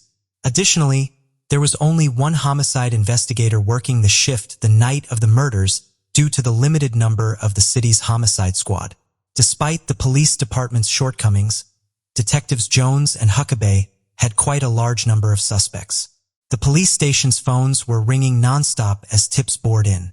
When faced with 342 suspects and scores of fake confessions, the investigators became overwhelmed. The investigators started by looking into possible local serial killers due to the graphic nature of the crime and the staging of the teenagers' bodies. This led them to Kenneth Allen McDuff. A quick note before we continue. As you know, on Uncover Eyes, we release new videos every other day. Many of you have reached out expressing a desire for daily content, so we've launched a new channel, also focused on real-life crime stories, called Secret Crime Mysteries. On the days we don't post videos on Uncover Eyes, we'll be uploading them on Secret Crime Mysteries. This means if you're looking for daily doses of astonishing real-life crime cases, don't hesitate to subscribe. Without further ado, let's dive into today's case. Kenneth Allen McDuff was a Texas serial killer who was thought to have committed at least 14 murders. On August 6, 1966, he was found guilty of killing 3 teenagers named Robert Brand, Mark Dunman, and Edna Louise Sullivan. These killings were known as the broomstick murders because Edna's neck was broken like a broomstick after she had been sexually abused numerous times. For his crimes, Kenneth Allen McDuff was given a death sentence, but in 1972, the U.S. Supreme Court decided to end the death penalty in a 5-4 ruling, and his sentence was altered to life in prison with the chance of parole. He was granted parole in 1989 as a result of prison overpopulation. It is however believed that Kenneth Allen McDuff further committed numerous killings upon his parole, including the 1992 slaying of Melissa and Northrop, a 22-year-old Texan. After many years of eluding authorities, McDuff was ultimately apprehended and put on death row. On November 17, 1998, the day before he was put to death, he admitted to killing the 14 eggers at the yogurt store. He was foolish if he believed that making this last-minute confession would save his life. That day, as planned, he was put to death. Detectives looked into McDuff's confession but disregarded him when fingerprints and hair taken from the yogurt store could not be used to identify him as the killer. Days after the brutal killing of the girls, investigators received a tip to look into a teenager named Maris Pius. Maris Pius was a 16-year-old boy who was spotted with a gun that night at the North Cross Mall, where Sarah and Amy were hanging out before going to the yogurt store. The weapon was a handgun with a .22 caliber, the same caliber as one of the weapons used to kill the girls. However, nothing came out from the lead when Detectives Jones and Huckabee questioned Pierce along with his 3 friends who accompanied him to the mall. Ballistics analysis of Marie Spears' gun revealed that it did not match the murder weapon. Additionally, just like with McDuff, none of the 4 suspects were identified by the fingerprints and hair samples taken from the crime site. The detectives eventually moved on from this. The case was given to new detectives after years went by without any arrests. Then, in 1999, Forrest Welburn, Michael Scott, Robert Springsteen, and Marie Spears, for earlier suspects now in their 20s, were apprehended for the killings at the yogurt store. These were the same suspects who had been questioned 8 days prior to the girls' deaths and had been let go due to a lack of evidence. Michael Scott, one of the suspects, admitted to the murders. He wasn't alone, though. Robert Springsteen also admitted to killing the girls and raping one of them. The police were sure they had their killers after these confessions. According to the theory, the four boys had intended to rob the yogurt shop. Forrest Welborn waited outside and kept watch as Michael Scott, Robert Springsteen, and Marie Spears entered the store. The theft went horribly wrong, though, and all of the females were killed. The allegations against Welborn were dropped after the authorities made 2 attempts to indict him for the killings, but were unable to do so due to a lack of evidence connecting him to the crime.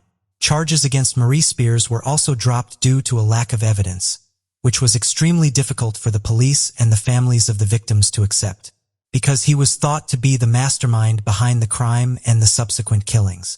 Both Robert Springsteen and Michael Scott were found guilty of capital murder after separate trials for the yogurt store killings. The state of Texas had approved a new death penalty statute, making it feasible for Robert Springsteen to receive the death penalty even after the Supreme Court decision in 1972. But Michael Scott received a 99-year jail sentence. However, shortly after their trials, grave questions were presented that showed Springsteen and Scott might not have been guilty. In the beginning, there was no tangible proof connecting any of them to the crime. Both men added that their confessions had been forced upon them, and there was some proof to support their assertions. One of the detectives working on the case was reassigned after it was claimed that he had forced confessions in an unrelated case. Additionally, a picture of another Austin police officer aiming a gun at Scott's head during questioning surfaced. Both convictions were overturned by the courts after they determined that they had violated Springsteen and Scott's Sixth Amendment right to confront their accuser. This came 15 years after the yogurt shop killings were perpetrated. During the trial, Michael Scott and Robert Springsteen's confessions were used against each other, but their attorneys were never permitted to cross-examine the accuser. It was determined that their constitutional rights had been violated as a result. Later, in 2008, DNA testing on the evidence gathered from the crime scene revealed that neither Scott nor Springsteen's DNA, nor that of any other persons accused of the crime, matched the results. According to then Travis County District Attorney Rosemary Lemberg, the yogurt store murder was committed by Scott and Springsteen, but the men would not be charged again until the unknown man linked to the DNA evidence at the crime scene was located. The majority of law enforcement officials continue to believe that the original 4 suspects were the culprits, and that the DNA evidence implicating a 5th suspect was a fabrication. The 5th suspect argument, according to Michael Scott and Robert Springsteen's defense attorneys, is absurd, and they emphasize that no one ever brought up a 5th suspect before the inconvenient DNA results came in.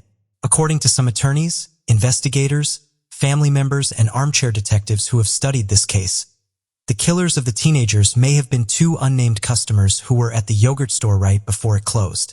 Although 52 customers who had come into the store on the day of the murders were reportedly questioned by the police. 2 individuals who witnesses said were present at closing time have never been located. 3 customers left the store shortly before it closed and on their way out. They reportedly saw 2 males seated in a booth, and they didn't appear to be planning to leave anytime soon. Perhaps the men ordered a soft drink. When Jennifer and her coworker decided to close the store, at least one of the customers witnessed her lock the front door and post a closed sign to prevent any additional customers from coming in. After all the other customers had left, only the 2 men in the booth remained. Witnesses gave the following descriptions of the persons of interest. One is around 5 foot 6 inches tall and has lighter hair, maybe like a dirty blonde. He seemed in his late 20s through early 30s. The second man is noted as being larger. Both were dressed in larger jackets, one of which was green, an army fatigue kind of looking jacket, the other had a black jacket. Neither of these males has been named as of yet. In the end, it is debatable if robbery was really the true motivation in this instance. It is difficult to believe that these killings were just the outcome of a robbery gone wrong given the meager sum of money seized and the high level of violence. The likelihood that the murder was committed with sexual motivation and that the murderers only grabbed the money as an afterthought is substantially higher. It's possible that one of the girls knew the murderers. Or it's possible that Sarah and Amy were followed from the mall to the yogurt store. Linking the DNA evidence discovered at the scene to the 2 male customers who were observed by witnesses lingering in the yogurt shop after closure could hold the key to solving this case. The 1991 murders at the yogurt business altered the city of Austin irrevocably. The murders were referred to by the then mayor as the crime where Austin lost its innocence. Residents of Austin began to doubt the safety of their community after the brutal and untimely deaths of 4 young girls who still had their entire lives ahead of them. The I Can't Believe It's Yogurts tour was converted into a nail salon, but a plaque honoring Jennifer Hobson, Sarah Hobson, Amy Ayers, and Eliza Thomas still stands in the parking lot beneath a large oak tree, serving as a reminder to anybody passing by that the murder case is yet to be solved and that justice is yet to be served. Alex Murdaugh attempted to follow in his family's footsteps by pursuing a law degree from the University of North Carolina, where he met his future wife, Margaret Maggie Branton. They started dating in 1991 and got married 2 years later, on August 14, 1993, at the Second Presbyterian Church in South Carolina. Alex and Maggie had 2 sons, Richard Buster Murdaugh and Paul Murdaugh. Alex joined his family's law firm, PMPD, as a personal injury attorney, aiming to continue his family's legacy. However, unlike his ancestors, Alex misused the power and influence his family's firm provided, covering up financial crimes, theft, and possibly even murder. For over a decade, Alex's dishonest dealings went unnoticed until his youngest son, Paul, was involved in a fatal boating accident. This incident was the latest in a series of suspicious deaths surrounding the Murdaugh family, leading people to speculate that these accidents were not coincidental and were instead part of a larger cover-up, given the family's history and resources. Here's what happened on February 23, 2019. Paul Murdaugh, fresh out of high school, took his family's boat to Pucas Island for a party with friends. The group, including his girlfriend Morgan Dowie, Anthony Cook, and Miley Almond, wanted an unsupervised night of fun. They planned a house party and oyster roast on the island. To make the night complete, Paul used his older brother's ID to buy beer and hard liquor. They left the Murdaugh River house around 7 p.m. and continued partying until midnight. Feeling restless, Paul suggested driving the boat to downtown Beaufort, where he and his friend Connor had 2 rounds of shots at around 1 a.m. As they headed back to the boat, a surveillance camera caught a tender moment between Anthony and Mallory. Paul, who was heavily intoxicated, started acting strangely on a boat ride with friends. At 1:15 a.m., the group got back on the water, but things quickly spiraled out of control. Paul drove the boat in circles, showing signs of intoxication, and got into an argument with the others. Anthony wanted to get out on a nearby rock, but Paul refused. GPS footage later showed that the boat's speed increased at some point. Although Paul denied deliberately speeding up, he was in control of the wheel. The boat crashed into Oro Creek Bridge at 2:20 a.m., throwing Mallory into the water. The others were severely injured. Connor broke his jaw and Morgan's hand was badly hurt. Connor called 911 and help arrived soon after. When the deputy sheriff arrived, he saw blood in the main compartment and a large split in the hull from the impact. All the teenagers involved were extremely drunk, and everyone except Anthony required hospital treatment. Paul refused treatment despite being extremely agitated and having a blood alcohol level of 0.243, significantly higher than the legal limit. The search for Mallory's body took 8 days, and she was found to have died from a combination of blunt force trauma to the head and drowning. Despite multiple eyewitnesses stating that Paul was out of control while driving the boat, he was not arrested or charged. This led to rumors that Alex Murdaugh had used his influence to protect his son from justice. In March 2019, the Murdaugh family was served with a wrongful death lawsuit.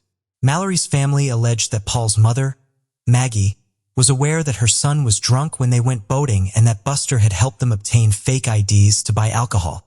Paul was finally charged with 3 felonies on April 18, 2019, but he never made it to court because he died before his trial.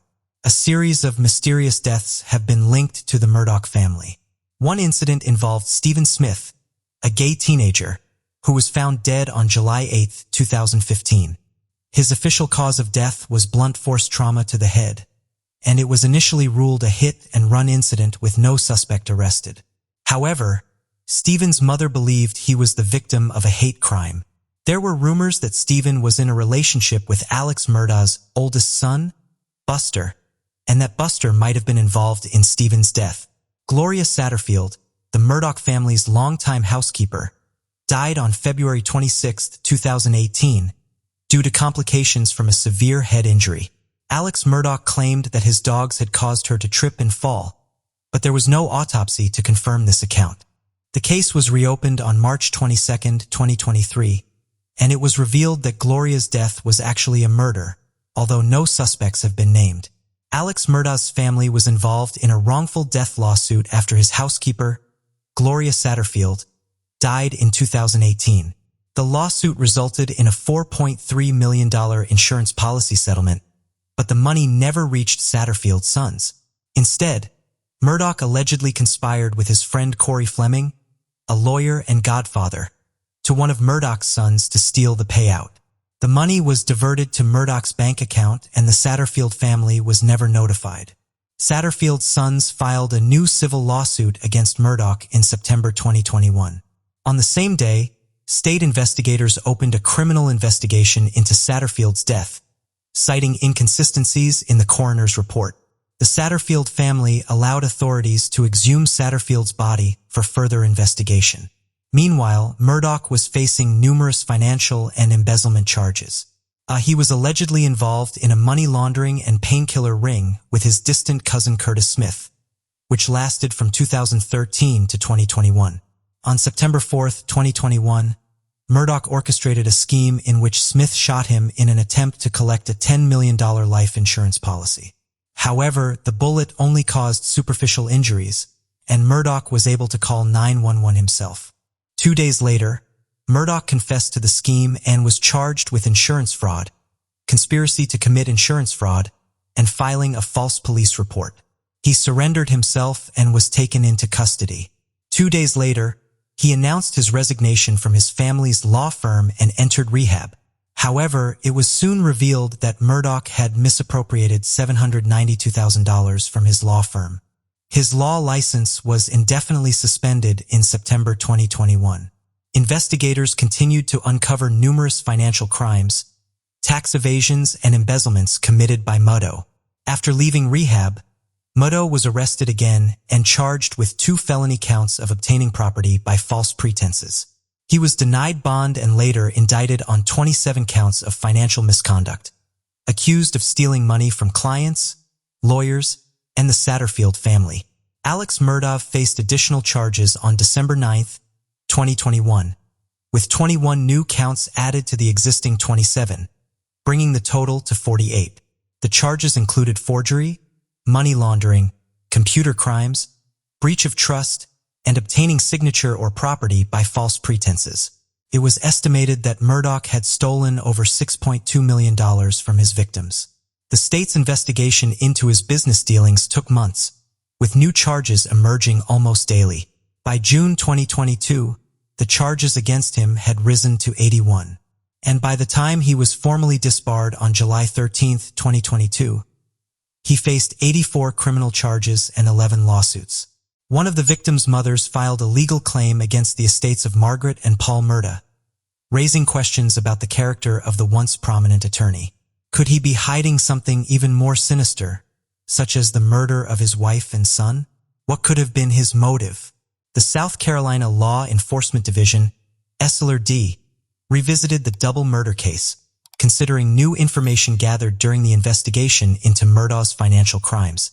They discovered that Alex and Maggie Murdaugh's marriage was troubled, and Maggie was living apart from her husband at their beach home on Edisto Island. Maggie's sister, Marion Proctor, told law enforcement that Maggie had not planned to see Alex on the night of the murders. Alex had asked Maggie to meet him at the family's hunting lodge, where she and her younger son were later found shot dead near the dog kennels. Alex claimed to have taken a long nap before leaving to visit his ailing mother, who suffered from dementia. He stated that he was away for 45 minutes to an hour and a half and found his wife and son dead upon his return. However, law enforcement suspected that Alex's timeline was questionable and lacked a clear motive for the murders. The investigation revealed that weeks before the murder, the state grand jury had subpoenaed Alex Murdaugh's finances, which threatened to expose his financial wrongdoings. Additionally, his law firm had discovered his misappropriation of company funds, and he was confronted about it on June 7, 2021, the day of the murder. State authorities believed that the financial pressure had pushed Alex to hatch a plan to divert attention from his crimes and garner sympathy in the public eye. 13 months after the fatal shooting, Alex Murdaugh was charged with the murders of his wife and son. The prosecutor alleged that Murdaugh had shot and killed his wife and son at close range with a shotgun and an AR-style rifle. The murder weapons were never found.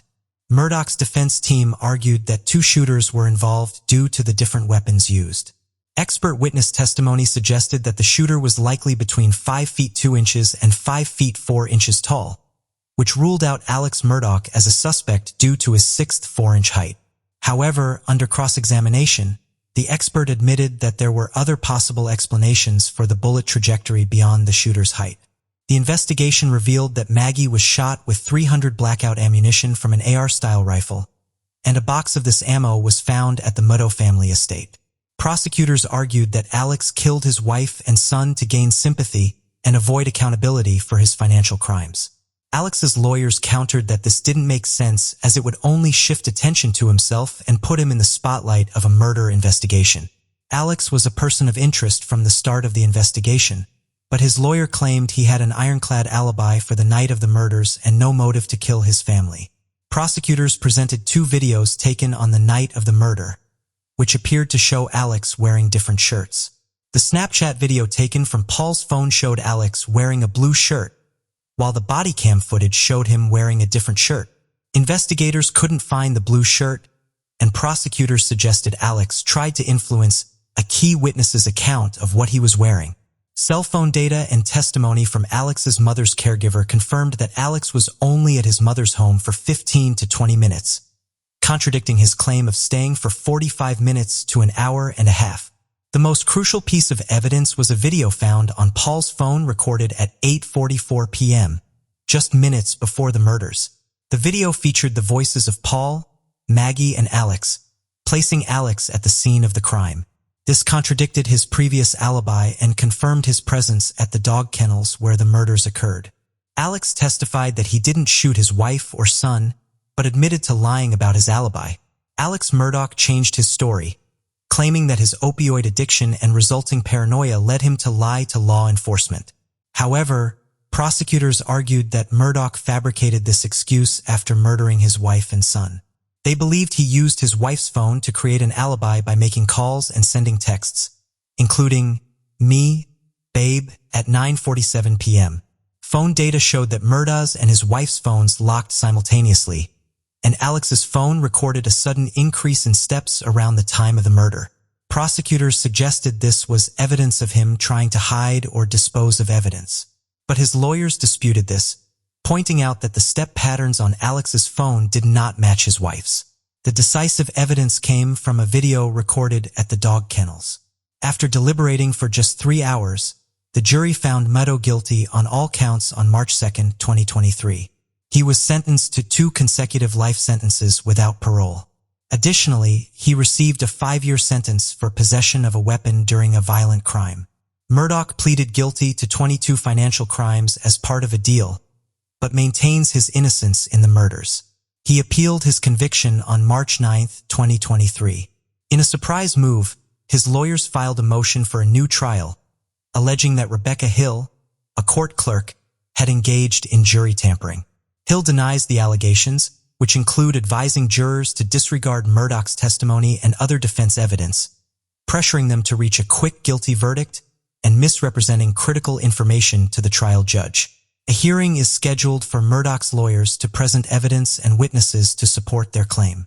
However, a judge has not yet been assigned to preside over the hearing. With over 100 financial and drug crime charges pending, as well as multiple lawsuits, it is clear that the Alex Murdaugh case is far from over. The Los Angeles police believe that Sherry Rasmussen's murder was the result of a burglary gone wrong, which is why the case remained cold for almost 3 decades. Then, when a detective examined the cold case file one fateful morning in 2009, he discovered his first hint that the murderer had been hiding there in front of them all along. Hello and welcome to Mystery Detective. Please subscribe and hit the bell icon for more crime cases. Sherry Rasmussen was the love John Rueten's life. The couple first met in the summer of 1984. Sherry was a tall Scandinavian beauty with light brown hair. She had a broad face with high cheekbones and a wide set of eyes beneath heavy, arching eyebrows. John Rueten was an outspoken and endearing young guy with a thick mop of dark hair that made him look like a male model. Sherry and John were athletic and were runners on fast track. At age 25, John Rueten was a recent University of California Los Angeles graduate, and Sherry, who was 2 years older, was the nursing director at the Glendale Adventist Medical Center. Sherry was quite slick. She had enrolled in Loma Linda University at the age of 16, and at the time of her murder, she gave critical care nursing lectures all over the world. She was thought to be intelligent and gorgeous. She was also focused and self-assured. She was an embodiment of the kind of person John aspired to be, or to put it another way, the way he viewed himself at his best. Sherry also had a strong attraction to John. Their bond was effortless and quick. When they met, all of their previous relationships and future ambitions seemed to simply dissolve. They connected and soon became a wedded couple. Their wedding took place in November 1985. After a busy post-wedding holiday season that included joyful visits to both sets of parents, they were settling into their married life pretty easily by the following year. On February 24, 1986, John had begun working at an engineering firm. Sherry was still in bed when he left their Van Nuys apartment in California for work that day. The couple had gone to see a movie the previous night. That Monday morning, Sherry was scheduled to give a motivational speech at work, a managerial tactic she did not feel was effective. She then informed John that she was considering just calling in sick, using a back pain she had suffered while doing aerobics the day before as an excuse. John advised her to go to work and get the speech over with. When John left the front door at around 7:20 a.m., Sherry was still contemplating her options under the covers. On other days, Sherry usually left first for work. John dropped off some laundry on his way to work and arrived at his desk just before 8 o'clock. He considered contacting Sherry, but he didn't want to wake her up if she was planning on sleeping in. Midway through the day, he called home and believed she had changed her mind about going to work when there was no response. He soon tried to call her office line. Her secretary informed him that she had not yet seen Sherry. The secretary claimed that on Mondays, when Sherry taught her classes, she occasionally failed to stop by her office at all. John made 3 or 4 more attempts to contact their home, but still there was no response. Although it was strange, but Sherry occasionally forgot to switch on the answering machine. John didn't seem really bothered. After the close of work, he ran a few errands, stopping at a UPS store and at the dry cleaner to pick up the laundry he dropped off that morning. On getting home, he was surprised to see the door of the garage opened. The Balboa townhomes were made out of white, 3-story mock Tudor structures with back alley garage access. A little balcony was located just over the garage, in front of 2 sliding glass doors. His and Sherry's cars would just fit in the garage perfectly. However, the BMW he gifted Sherry on their engagement was not in sight. Glass fragments were scattered across the pavement near the garage entry. John immediately assumed that this was glass from a car window. According to him, Sherry must have accidentally run into something while she pulled out. She had clipped the door and damaged the aerial on her car a few weeks prior. Oh dear, what did she do now? John had wondered. John removed the dry cleaning in a plastic bag from the vehicle and ascended the steps leading from the garage to the living room. He didn't start to get worried until he noticed that the inner door to their living room was slightly ajar. He carefully opened the door to peer inside. The sight he saw was one he wouldn't have ever imagined. His wife, who had been lively and chatty a few hours ago, was lying lifeless on the living room floor. Her face was swollen, bruised, and bloodied as she lay on the dark rug with her back to it. She was wearing her red bathrobe and had no shoes on. John initially believed she could be asleep, but as soon as he saw her face, he knew something was terribly wrong. Those who pass away violently stop moving in mid-stride, frequently with a frozen expression of final shock. Sherry's long, delicate leg was slightly raised and bowed at the knee. Her robe was flung open and her arms were raised and bent as if she was struggling to stand up. When John touched her leg, it felt rigid. Her body was so cold. In order to check for a pulse, he pressed his fingers to her wrist. But there wasn't any. John was struck. He had heard about murders. In Los Angeles, there would be 831 homicides that year. However, learning about them never gave him hope that something similar may happen to him. Sherry was right in front of him, still shockingly and vividly present to him in every manner, yet completely irrevocably gone. Her right eyelid was purple, swollen, and closed, and her face was coated in dried blood. Her mouth was open in a final gasp, and her left eye was open and looked up. For hours she had been dead. A black bullet hole was located in the exact middle of her chest, just below the rim of her exquisite form, fitting pink camisole. A terrified John called 911.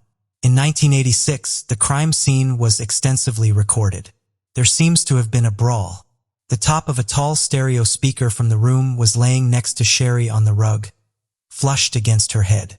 It no longer had any wires attached to it.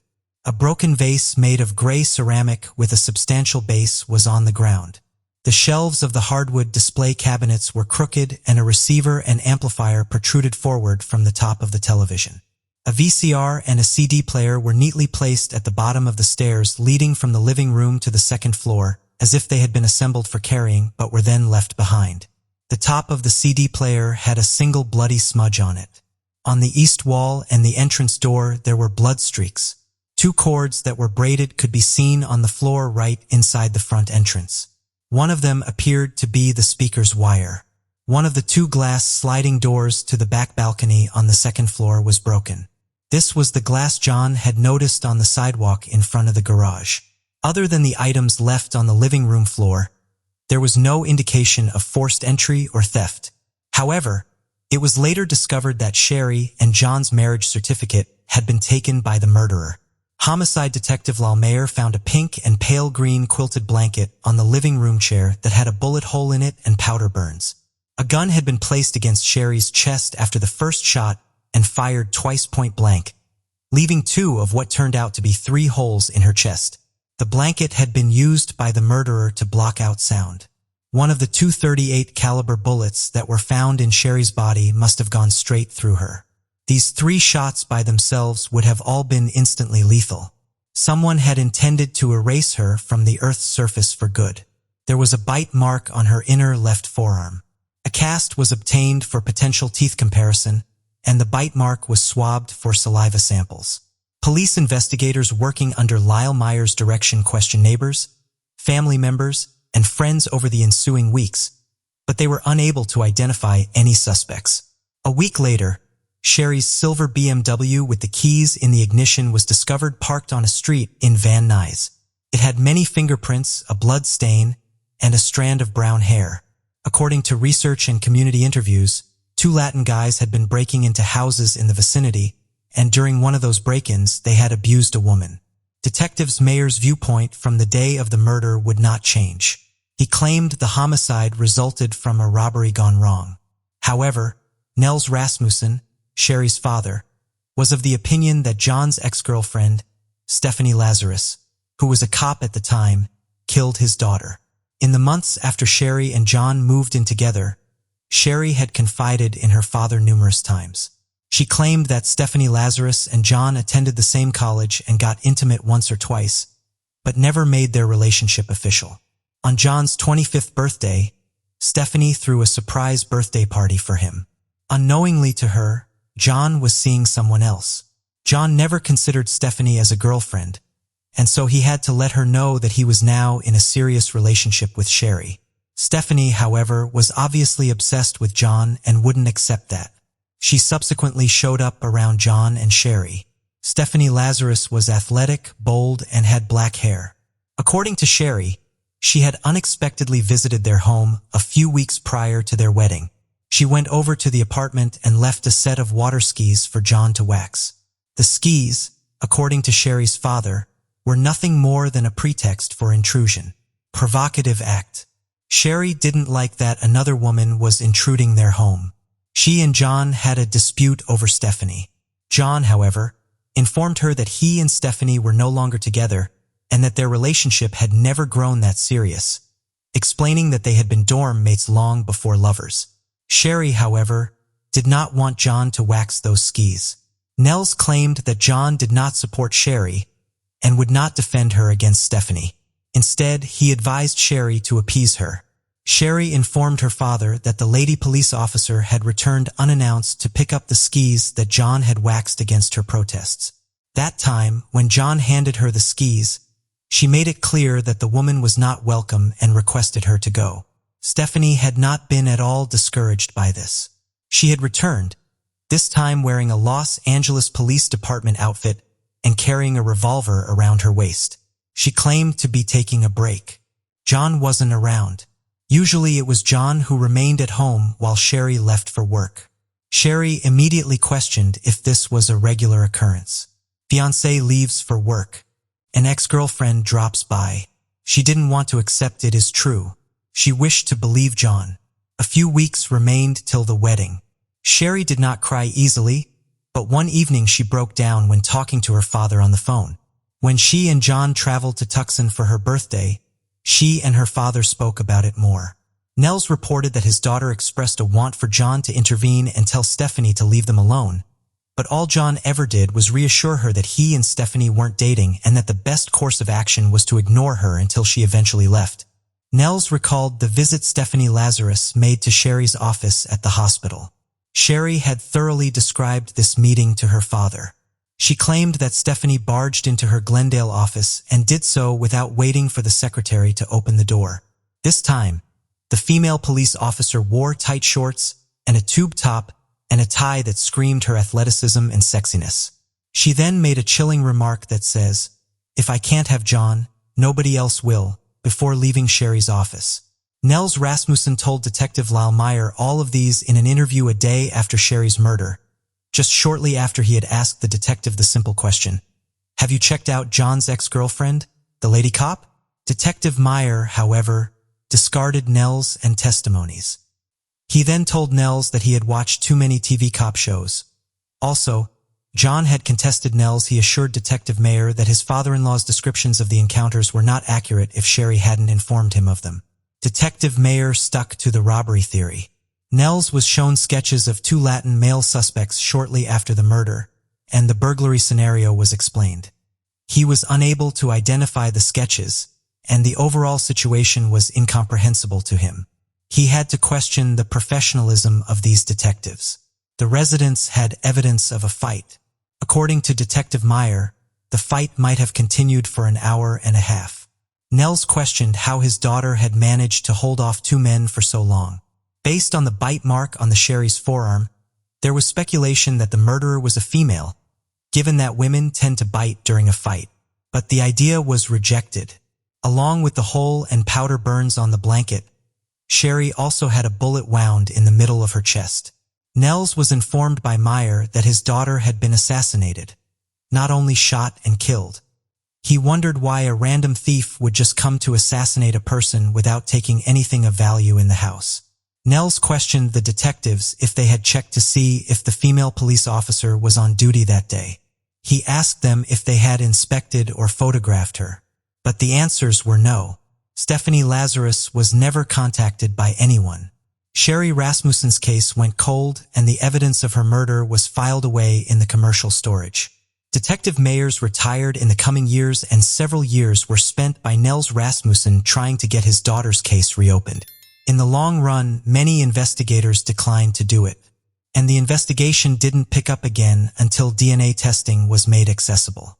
In 2001, Sherry Rasmussen's case was reopened for reinvestigation after a committed Los Angeles Police Department homicide team used new technologies to work on old forensic investigations. But detectives were soon left looking for missing evidence on Sherry's case file. Luckily, in 2004, criminalist Jennifer Francis discovered the missing cotton swab containing DNA from the bite mark on Sherry's forearm. The DNA sample was entered into Cody's, and there was no match. However, the saliva and bite mark were determined to belong to a female, disproving the initial theory that a male burglar was responsible. After this discovery, the case was abandoned once more. In 2009, the Los Angeles Police Department renewed the case. After revisiting the documented crime scene, it was determined that the murderer arranged the crime scene to look like a burglary in order to put police off the case. In the notes from the initial investigation, detectives ultimately discovered a single sentence where Stephanie Lazarus's name came up once in the entire case file. Investigators, however, chose to follow the tip. They contacted John Rutan, who is now remarried with kids. He told them that Stephanie Lazarus had indeed been his ex-girlfriend, and her being Sherry's killer was all Nels Rasmussen's theory. He again said he didn't believe she did it. Investigators contacted Nels Rasmussen after 2 decades. Nels was angry at first because the police department wouldn't interview the killer of his child. However, after a positive feedback from the new detectives, he recounted what he had told investigators in the initial phase of the investigation. The detectives were shocked that all his revelations were never documented. When the detectives discovered that Stephanie Lazarus was a police officer, they ran her name through the department directory and came up with their esteemed colleague in the art theft division. She was a reputable figure in the department and had over the years been promoted for her diligence. Regardless, the detectives began to look into their colleague's whereabouts on the day of Sherry's murder. They knew as a cop, she would be very careful if she wanted to commit a murder. They soon discovered that she was off duty the day Sherry was killed. They looked into the murder weapon. The investigators were aware that most police officers possess at least 2 weapons, one for duty and one for backup, both legally acquired and registered. Records revealed that Stephanie Lazarus had bought a backup .38 caliber Smith & Wesson revolver not long after graduating police academy. Detectives tracked the Smith & Wesson revolver used as a backup by Lazarus. It was discovered that Lazarus had notified the Santa Monica police in March 1986, just a few weeks after the murder, that the gun had been stolen. If investigators had been looking at Stephanie Lazarus back in 1986, they would have had access to all of this information. But they did not bother at all. The pattern in the evidence missing from the case file was now starting to become apparent to the detectives. It unmistakably appeared that someone inside the police department had been attempting to protect her. This was something Sherry's father knew and what made him angry at the Los Angeles Police Department for many years. The team of homicide detectives then decided to conceal the investigation until they find answers to apprehend police officer Stephanie Lazarus. They needed a DNA from her, and so a special operations team secretly followed her and her adopted daughter to Costco. When they stopped for a snack at a table outside the building, the team was able to recover the cup and straw she had been using. 2 days later, the lab determined that the mouth on that straw was the mouth that had bitten Sherry Rasmussen's forearm during a violent battle 23 years earlier. During an interview in March 2009, Stephanie denied ever killing Sherry, but was ultimately arrested. 2 years later, in March 2012, Stephanie Lazarus was found guilty of killing Sherry Rasmussen. She was given a 27-year sentence. She and the Los Angeles Police Department had been sued by the Rasmussens. An appeal has been filed against a preliminary judgment declaring the department exempt from similar cases. The police department was reinvestigated, but it turned up no proof of an internal cover-up. The missing evidence from the case file still remains a mystery till today. Michael Haight was born on January 7, 1980 in Seattle, Washington, and later moved to Cedar City, Utah with his family after his father finished dental school. As a child, Michael was very active and enjoyed playing sports like baseball, basketball, and soccer. He also excelled in school and achieved the rank of Eagle Scout. After graduating from high school in 1998, Michael worked at a fish plant in Alaska for the summer, where he quickly proved himself as a leader, rising to the position of line manager and overseeing a team of over a dozen men. This experience showcased his strong work ethic and dedication. Michael then embarked on a mission trip to South Brazil with the Church of Jesus Christ of Latter-day Saints, which deepened his faith and commitment to his religious community. When he returned to the United States, he pursued a business degree at Southern Utah University, graduating in 2004. During his time at the university, Michael met his future wife, Tasha Earle, and they fell in love. They got married in the St. George Temple on May 10, 2003. Michael appeared to be a devoted husband and father, often spending quality time with his family at sports events, school concerts, and working on projects together in the garage. On January 4, 2023, a shocking discovery was made at the Haight residence in Enoch. 8 bodies were found, leaving investigators and neighbors stunned. The events leading up to this gruesome finding began when Tasha Haight missed an online appointment and her husband Michael failed to show up for work. Their concerned colleagues contacted the police to perform a welfare check at the Haight residence. When officers arrived, they knocked on the door but received no response. As they surveyed the property, it seemed empty.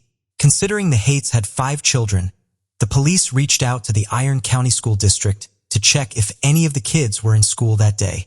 However, it was found that none of the children were present. Before entering the home, the police cleared the premises to ensure it was safe to do so. After a thorough search, authorities confirmed that no one required medical attention, and there was no active threat. The Haight's single-story residence with a basement was declared a crime scene, and detectives arrived shortly after. In the main bedroom, detectives found 4-year-old Gavin lying on his stomach.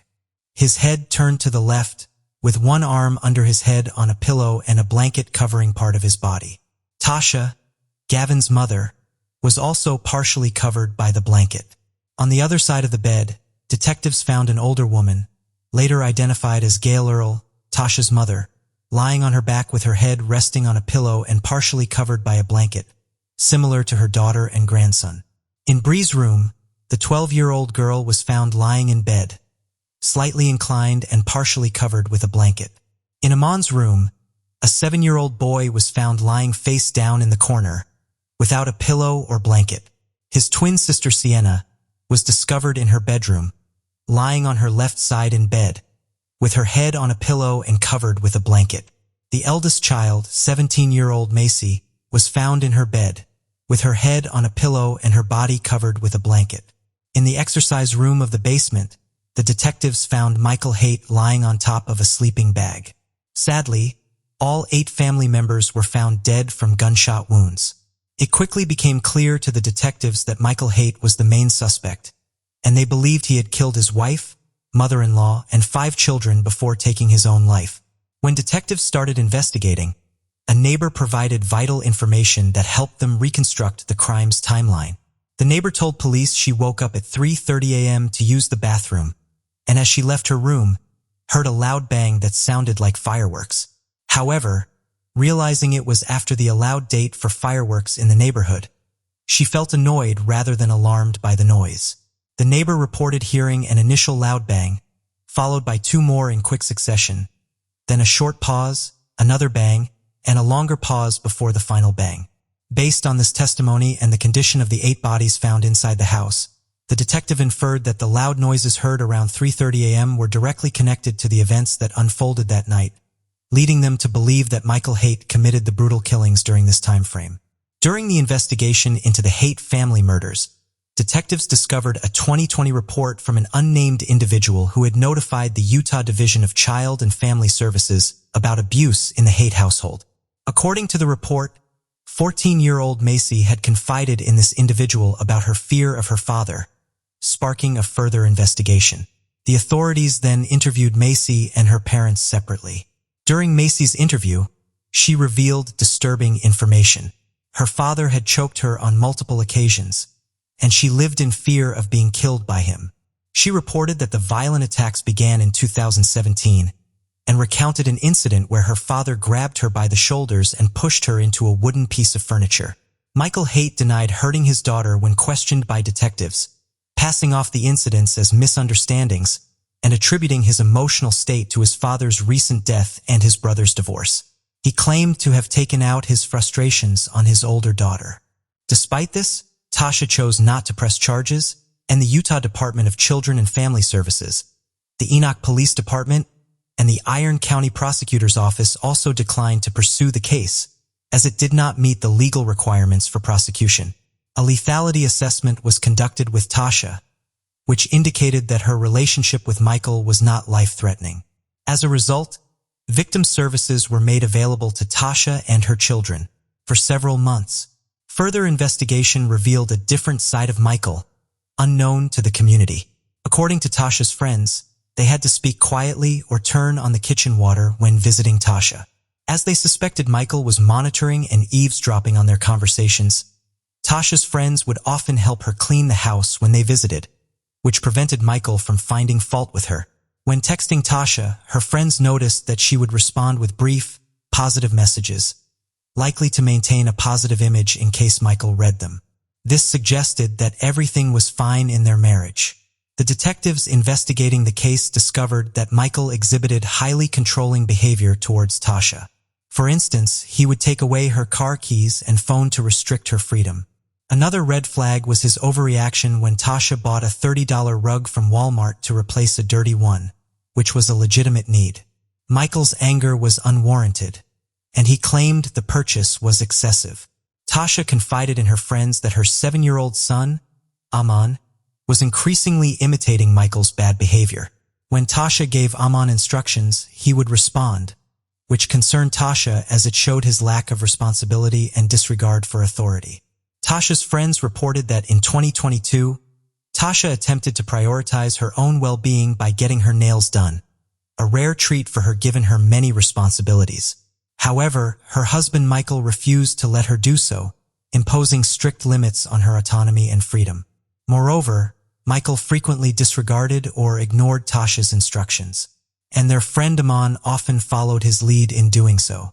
Tasha felt more confident in her appearance after indulging herself, and she decided to get her nails done every month. However, Michael was unhappy about this decision and expressed his disapproval, worried about the cost. Tasha explained that it would only cost $25 per month, but Michael was unconvinced, arguing that the money could be better spent on their children. Michael's reaction was rooted in his need for control and sense of financial responsibility towards their family. Around the same time, Tasha started prioritizing her self-care and began losing weight, which had been a sensitive topic for her since Michael had often called her fat and ugly. However, instead of being supportive, Michael became furious and accused Tasha of cheating on him, trying to explain the sudden change in her appearance. Michael's controlling behavior escalated as he tried to manipulate Tasha's weight loss, pleading with her to stop losing weight because he was worried that other men might find her attractive. This demand was driven by his own insecurities and desire for complete control over Tasha's body and behavior. Tasha's friends also told the police about an incident where the kitchen table broke, and Tasha needed to buy a new one. However, Michael refused to give her the money, further demonstrating his controlling behavior. Tasha was fed up with the old table and decided to take initiative by refinishing it to make it look better and more functional. However, Michael was unhappy with her decision because she didn't ask for his permission first. Michael was extremely frugal during the holiday season. Despite earning a good income, he only gave Tasha $100 for each of their 5 children to buy presents, which was not enough in Tasha's opinion. Tasha always made sure her children had a wonderful Christmas, but Michael refused to provide more funds, claiming that he worked hard for his money and saw no reason to give more to his family. He believed that his income was rightfully his alone. Michael's passion for reducing waste and conserving resources led him to implement strict rules on household habits. He forced Tasha to wash and reuse plastic bags, even if they had been used only once or multiple times. This excessive demand for reusing bags added to Tasha's responsibilities, leaving her feeling burdened and overwhelmed. Michael's controlling behavior extended to every aspect of Tasha's life, including her daily routines. For instance, he demanded that she use baby wipes for cleaning, claiming it was better for the environment and more cost-effective. However, this requirement caused Tasha discomfort, hygiene issues, and unnecessary stress. If Tasha failed to follow Michael's instructions, she would face severe consequences, which he made clear would lead to serious trouble. This threat instilled fear and submission in Tasha, leaving her no choice but to obey Michael's demands. Natasha confided in her friends that while Michael had been cruel to her throughout their marriage, he had never directed this cruelty towards their children until the late 2010s. However, over time, the abuse towards their daughter Macy escalated, driving her to consider suicide. Michael had unrealistically high expectations for his daughter Macy, demanding she earn perfect grades despite her struggles, which were exacerbated by the emotional burden of his abusive behavior. This pressure was crushing for Macy. Macy's friends shared a disturbing incident with the detective. One evening, Michael returned home to find Macy comforted by her mother. He became enraged and ordered Macy to clean her room. This event left Macy deeply disturbed, remembering the hatred and evil she saw in her father's eyes. The detectives also discovered an incident where 7-year-old Briley disobeyed Michael while playing with a changing table. Michael responded by blaming his wife Tasha for their children's behavior, calling them the worst and most disrespectful in the world. He then humiliated Tasha, calling her fat and ugly in front of their 5 children. This painful incident prompted Tasha to plan her escape and file for divorce after 20 years of marriage. Tasha realized she had to leave her husband Michael after witnessing his abusive behavior and lack of self-control. She knew staying in the marriage would negatively impact her children, and their well-being was more important than her marital commitment. In December 2022, Tasha filed for divorce but asked for the papers to be delivered after Christmas to give her children one last normal holiday before the separation. When Michael received the papers, he tried to act normal, but Tasha saw through it. He told her to leave the children behind, but she refused, taking them to her mother's home in Lynn, Utah. Michael showed up at his mother-in-law's house trying to convince Tasha to go for a ride with him, but she refused, sensing danger. After filing for divorce, Tasha's mother moved in to support her and the children. However, Michael's actions worsened the situation. He refused to leave the family home, instead moving into the basement. Tasha discovered he had secretly transferred $220,000 from their children's savings accounts without her knowledge or consent. She also found that her inherited firearms were missing, leaving her family vulnerable. The couple's children, Macy and Briley, were affected by the constant drama at home. Macy had a secret phone to record her father's outbursts as evidence for the divorce, while Briley found solace at a neighbor's house. Both girls were relieved about their parents' divorce. On January 3, 2023, Tasha met with her attorney, expressing concerns about her divorce and Michael's volatile behavior. Although she had relocated him to the basement, the attorneys pressed her about feeling safe. Tasha reassured them she never feared for her or her children's well-being. But in hindsight, her optimism was tragically misplaced. A disturbing discovery emerged from the digital evidence found on the family's computers and cell phones. Just days before the tragic shooting, Michael made a series of concerning Google searches on December 30th at 10:41 p.m. These searches focused on firearms and shooting-related topics, revealing his sinister intentions. The search results showed Michael had asked alarming questions such as the loudness of a 9mm gunshot and what a gunshot sounds like. Before taking his own life, Michael wrote a note expressing his desire to end the controlling behavior he felt he was subjected to by his wife. He stated that he couldn't handle the situation for another day and wanted to escape the manipulation. Michael's note conveyed deep frustration and desperation as he repeatedly asked for help but felt ignored. He emphasized his determination not to be a burden to society. The details of this case have left many in shock, revealing a deeply dysfunctional family plagued by violence. Michael's actions were premeditated and calculated as he carefully planned the murders to catch his wife and children off guard. Abraham Lee Shakespeare was born in 1966 in Florida. He had a difficult start to his life, dropping out of school after the 7th grade and unable to read or write. He spent time in juvenile prisons for various burglaries, but soon started working odd laboring jobs to support himself. His mother Elizabeth, whom he was very close to, said he was a hard worker and always made sure he was employed in some way. Abraham had his first child with his on-again off-again partner Antoinette, and his baby boy was named Moses. Abraham adored Moses, and although he and Antoinette would eventually part ways, Abraham made sure he saw Moses as much as he possibly could. In November 2006, Abraham was working as a truck driver's assistant for a food delivery company. On November 15th, during an overnight delivery trip, he and his colleague Michael Ford were making their way to Miami. They made a stop at a local Townstar convenience store in Frostproof. Michael wanted cigarettes and drinks and asked Abraham if he wanted anything. Abraham asked Michael to buy him 2 lottery tickets. He only had $5 on him and bought 2 for $2 each. Little did he know, he had just purchased the Florida Lotto winning ticket worth $30 million and his life had just changed forever. He had gone from scraping by on odd jobs to being a multimillionaire, never having to work a day in his life again. But less than 3 years later, the money would be gone and Abraham Shakespeare would be a missing man. When it comes to accepting lottery winnings, you can either choose to get the money paid to you in annual installments, or you can take a one-time lump sum payment. Abraham Shakespeare chose to take the lump cash sum of $17 million before tax. In January 2007, he purchased a beautiful home in a gated community in Florida for $1.1 million. He also put $1 million into a trust fund for his son. But after this, he wouldn't really make any other large purchases for himself, instead choosing to gift or loan the money to other people. Later, in April 2007, Abraham was approached by his old truck driving colleague, Michael Ford.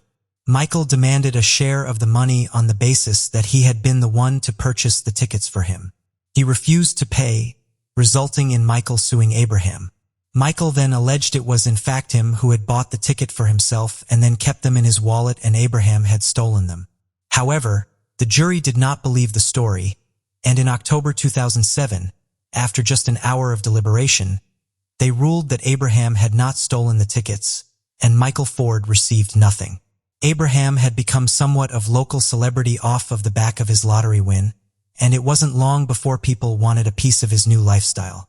Abraham was described as someone who thought with his heart rather than his head, and as a result was incredibly generous with his substantial fortune. He paid off people's mortgages, gave people huge loans and gifts, and paid for medical bills and funerals. Abraham was kind and giving, not just with those close to him, but with strangers too. He also returned the favor to people that had helped him when he was struggling for money. But people said he soon grew tired and frustrated with the appeals for money from everyone. Friends and family, hangers-on and total strangers would all call and write to him, constantly asking for all manner of financial help. The mother of Abraham's second son Jeremiah was a lady named Centuria. She said that even prison inmates sent him letters asking for money. Her brother said that he had spent the morning with Abraham and that his phone had rang 8 times during the half an hour. All of these calls were from people asking for something. In November 2009, Cedric Edom, Abraham's cousin, phoned the Polk County Sheriff's Office to report him as missing. Abraham's friends and family said they hadn't heard anything from him since April, 7 months ago.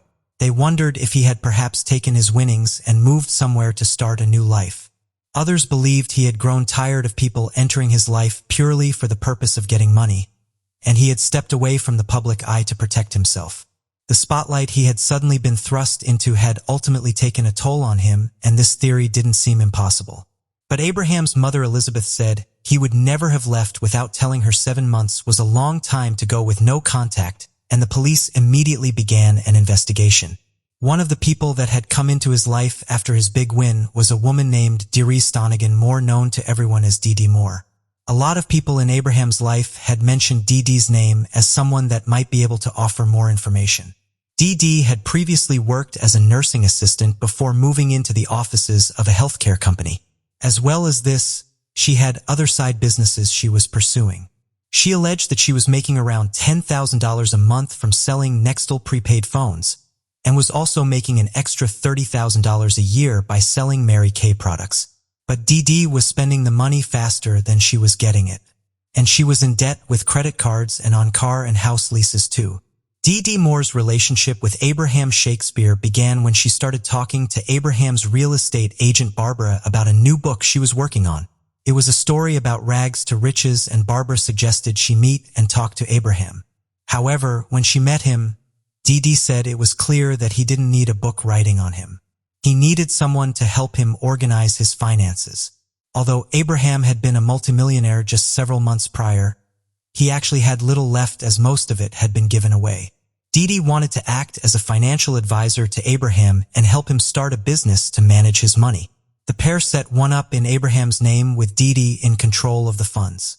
Dee Dee began her new business venture by giving herself a cool $1 million, buying several cars, expensive jewelry, and going on a lavish holiday.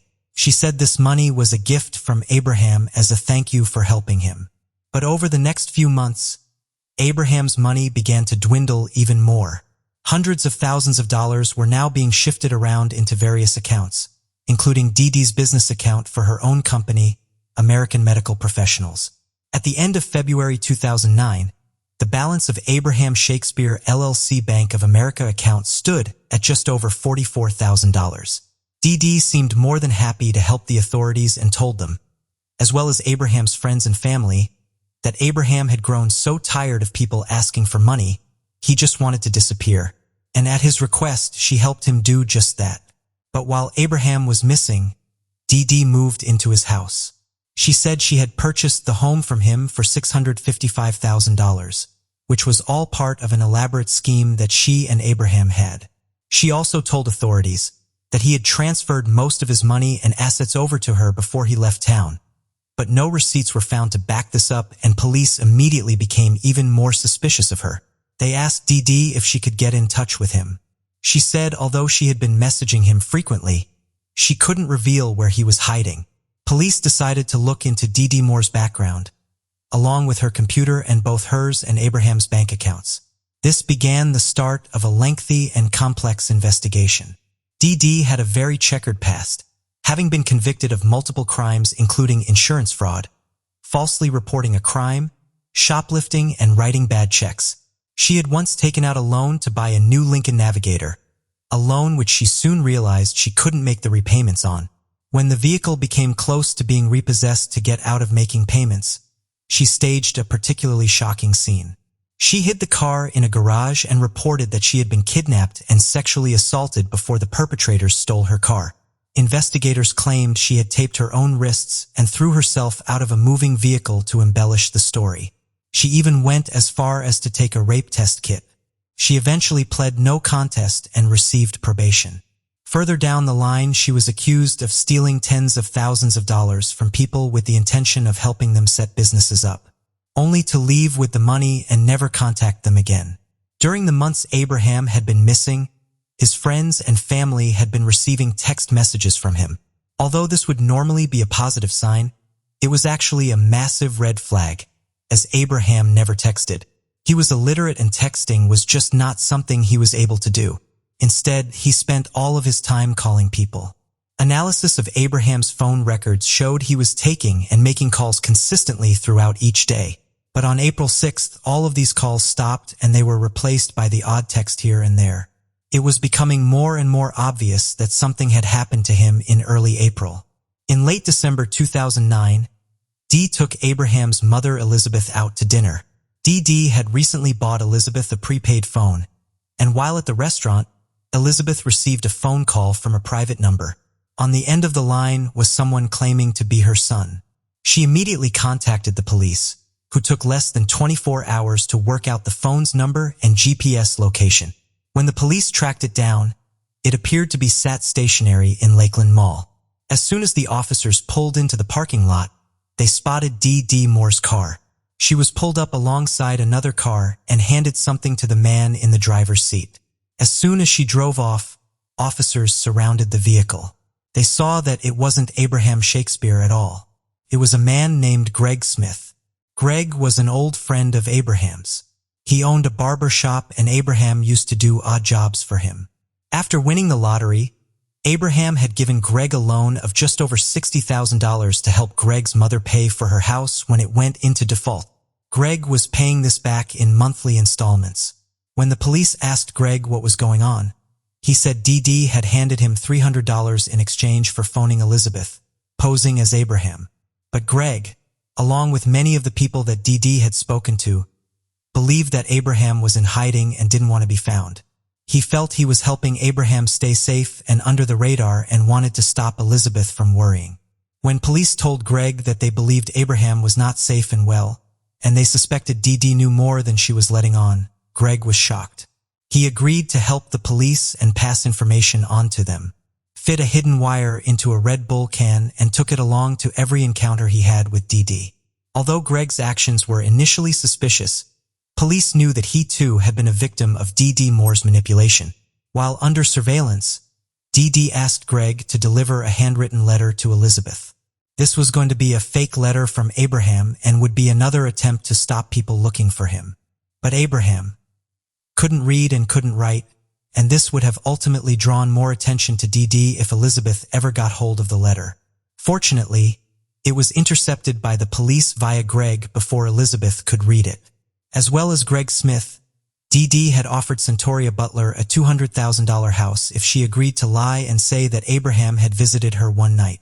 She also paid Abraham's cousin $5,000 to deliver a card to his mother, saying that too was from Abraham. Police knew the answer to what had happened to Abraham lay with Dee Dee Moore, and the evidence against her was rapidly starting to mount. Dee Dee was now panicking and decided to show the media a video that she had filmed of Abraham, which allegedly added weight to her story that he had run away and left his old life behind. A lady named Judith was a longtime friend of Abraham and someone that had become a business associate of Dee Dee. She revealed that Abraham had raised concerns with her about his finances and he wanted to look into them at the bank. When she told Dee Dee about these concerns, Dee Dee told her to stop him getting into the bank, as a lot of the money was no longer in the account. This allegedly happened in March of 2009, just 1 month before Abraham disappeared. On the 13th of January 2010, Grady Judd told the public that the police believed Abraham had been the victim of a crime, and just a day before the conference, Grady Judd named Dee Dee Moore as a person of interest. Several days after this announcement, Dee Dee responded, just as they'd hoped. She contacted Greg Smith again and asked him if he knew anyone that would be willing to take the rap and say they killed Abraham Shakespeare.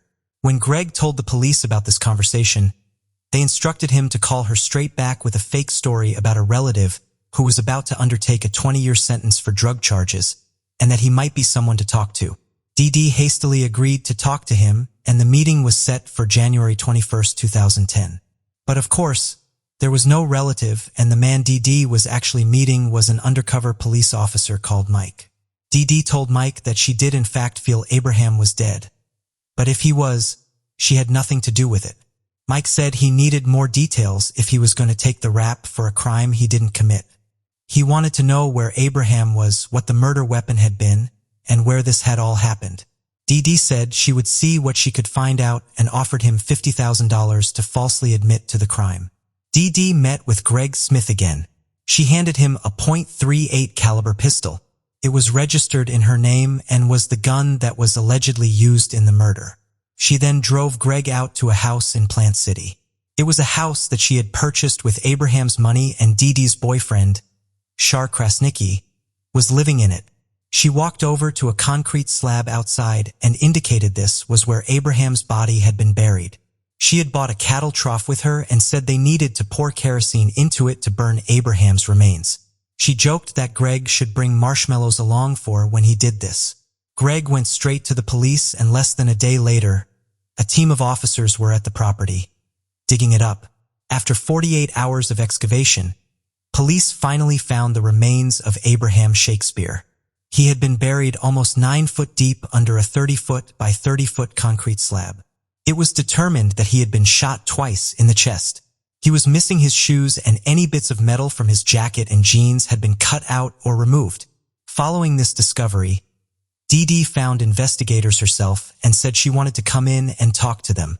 Still denying any wrongdoing, Dee Dee said she was finally ready to tell them exactly what had happened. She claimed that the killer's name was Ronald, and he told her where Abraham was buried. She said that Abraham had been involved in a big drug deal gone wrong, and that she had watched him get shot while drug dealers cleared out a safe of money.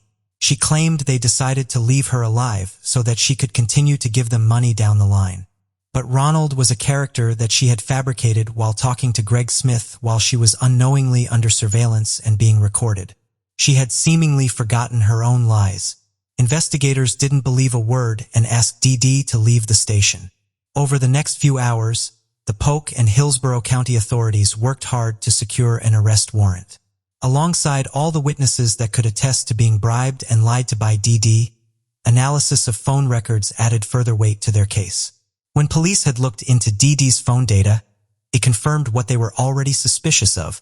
Whenever she and Abraham would text each other, both phones would ping off of the same cell phone tower, indicating that she had his phone. On January 28, 2010, James Moore, Dee Dee's ex-husband, was interviewed. He said that Dee Dee had called him in the first 2 weeks of April 2009, asking him if he could dig a hole in her yard. She said she needed the hole to bury trash in. He claimed he dug the hole and left the property, only to return 2 hours later when Dee Dee said she needed him to fill the hole back up. He said it was too dark by this point to see anything that was inside, but he covered it up at her request. From this, the cell phone record analysis and the fact that no one had seen or heard from him since April, it is believed that Dee Dee Moore killed Abraham Shakespeare on the 6th or 7th of April 2009.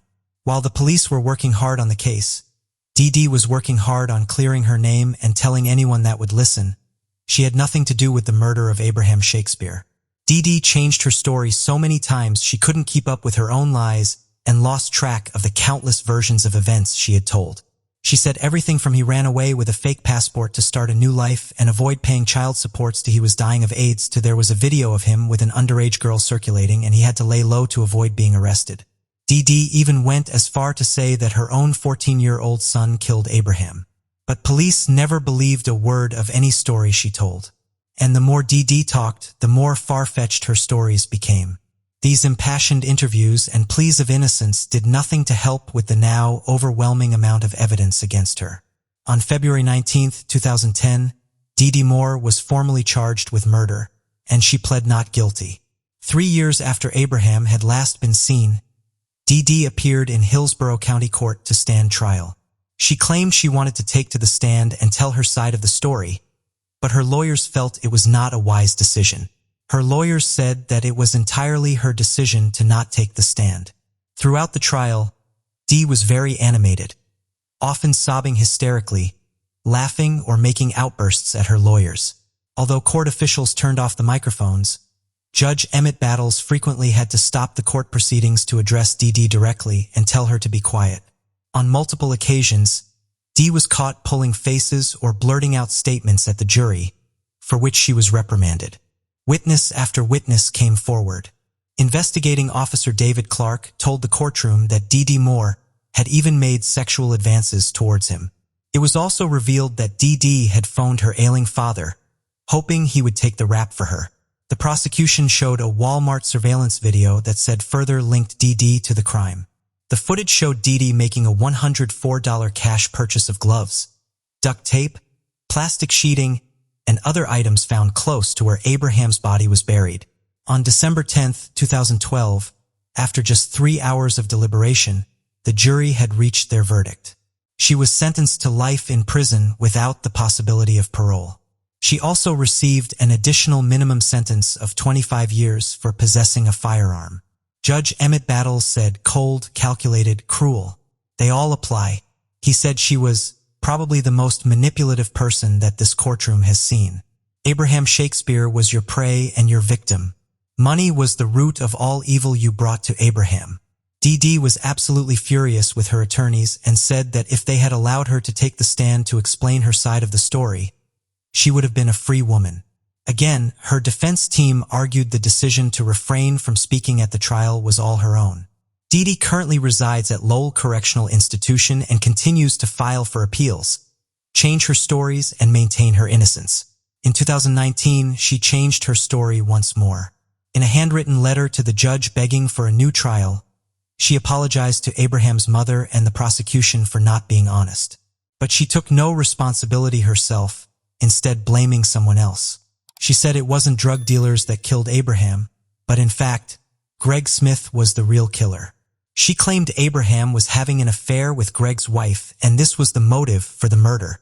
For months, Dee Dee had staged events and tried to convince everyone that Abraham was alive and hiding, but ultimately, she reached a point where she couldn't keep track of her own stories.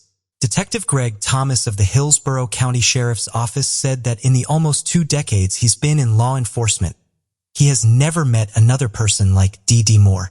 Since being in prison, she has spoken out in many interviews, all the while protesting her innocence and giving different stories. Abraham Shakespeare's estate won several lawsuits filed against Dee Dee Moore on behalf of Abraham's two sons, Moses and Jeremiah.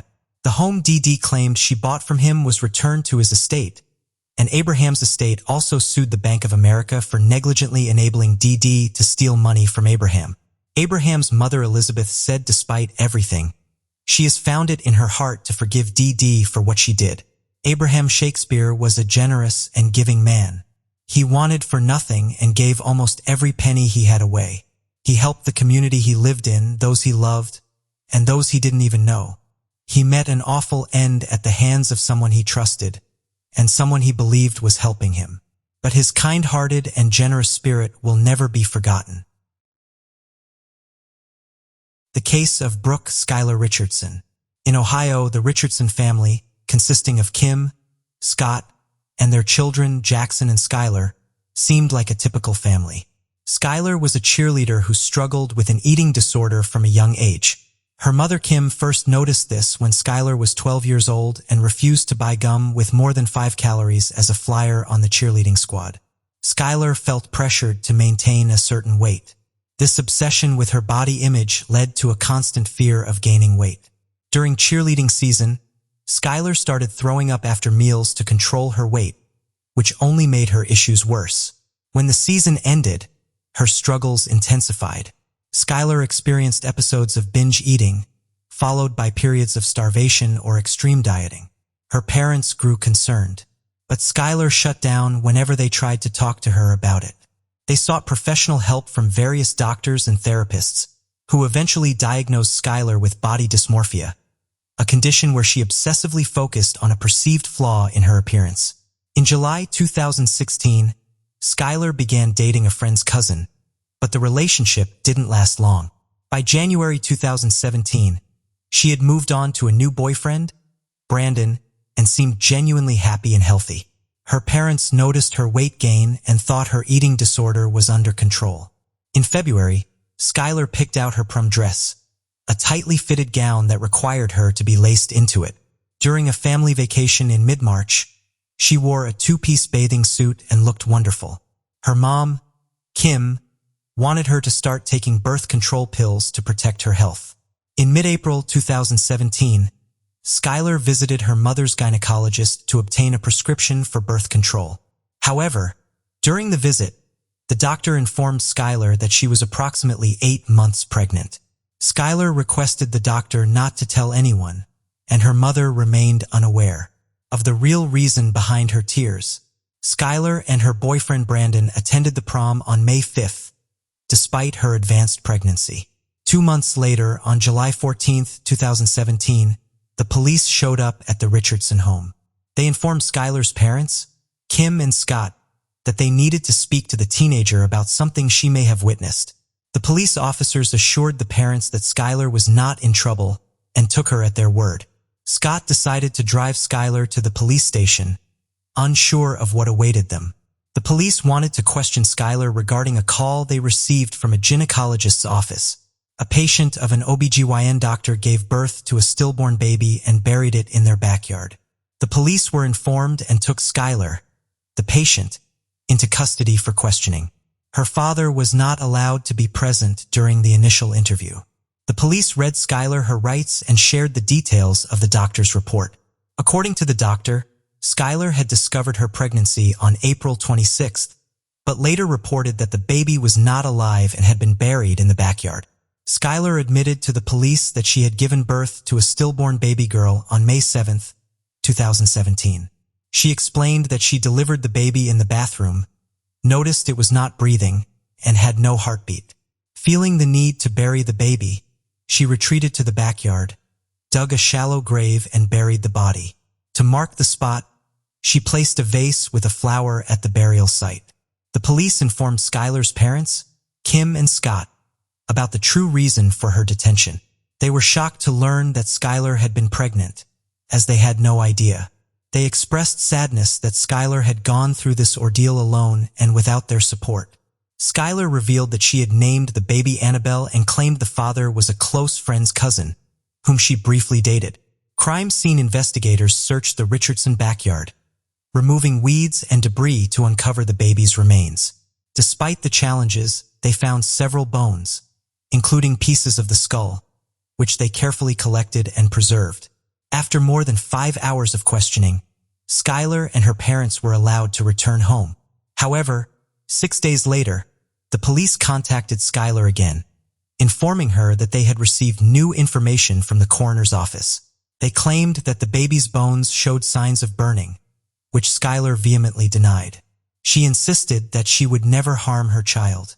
The police suggested that Skylar might have tried to cremate the baby to hide the evidence, but she continued to deny any wrongdoing. However, Skylar suddenly changed her story, admitting that she may have used a lighter to try and cremate the baby's remains. She also stated that the baby might have been born alive and made a noise or even cried before dying. Skylar confessed to holding the newborn too tightly, which might have contributed to its death. During a lengthy interrogation, the police gathered enough evidence to arrest Skylar on a charge of reckless homicide. They believed she had suffocated her baby. After presenting the case to a grand jury, Skylar was indicted and arrested for aggravated murder, which carries a mandatory life sentence in Ohio. At her arraignment, Skylar pleaded not guilty to additional charges of voluntary manslaughter, abuse of a corpse, and endangering children. She spent the weekend in jail until her family secured a $50,000 bond. Skylar became the center of a media frenzy following her child's tragic death. The public judged and scrutinized every move she and her family made, taking a toll on their well-being. They retreated to the safety of their home, but even stepping outside became difficult due to threats and photographers. Despite her defense attorneys believing Skylar gave a false confession, the prosecution pressed forward with their case. Even when the medical examiner retracted her initial report of burning, the prosecution clung to Skylar's admission that she had attempted to cremate the remains. Throughout this period, Skylar's family endured immense stress and fear. The public scrutiny and threats made their lives unbearable, and they struggled to navigate a world under constant scrutiny. Skylar's defense attorneys worked tirelessly to defend her against the charges. Skylar's family raised the $50,000 bail, but as a condition of her release, she was ordered to wear an ankle bracelet. She remained confined to her home, avoiding public appearances. Over 12 months, Skylar's life took a different path. Her university plans were put on hold as she awaited trial for her baby's murder. The charges were serious, and the defense filed a motion to move the trial to a different county, but it was denied. Skylar faced the trial in the original jurisdiction, grappling with the emotional and psychological impact of the allegations and her isolation. Spending time with her dogs provided comfort and companionship as she awaited her trial. Her family stood by her, believing in her innocence and hoping the truth would come to light. Despite the challenges, Skylar remained determined to fight for her freedom. In July 2019, the state offered a plea deal. If Skylar pleaded guilty to the remaining charges, they would withdraw the aggravated murder charge.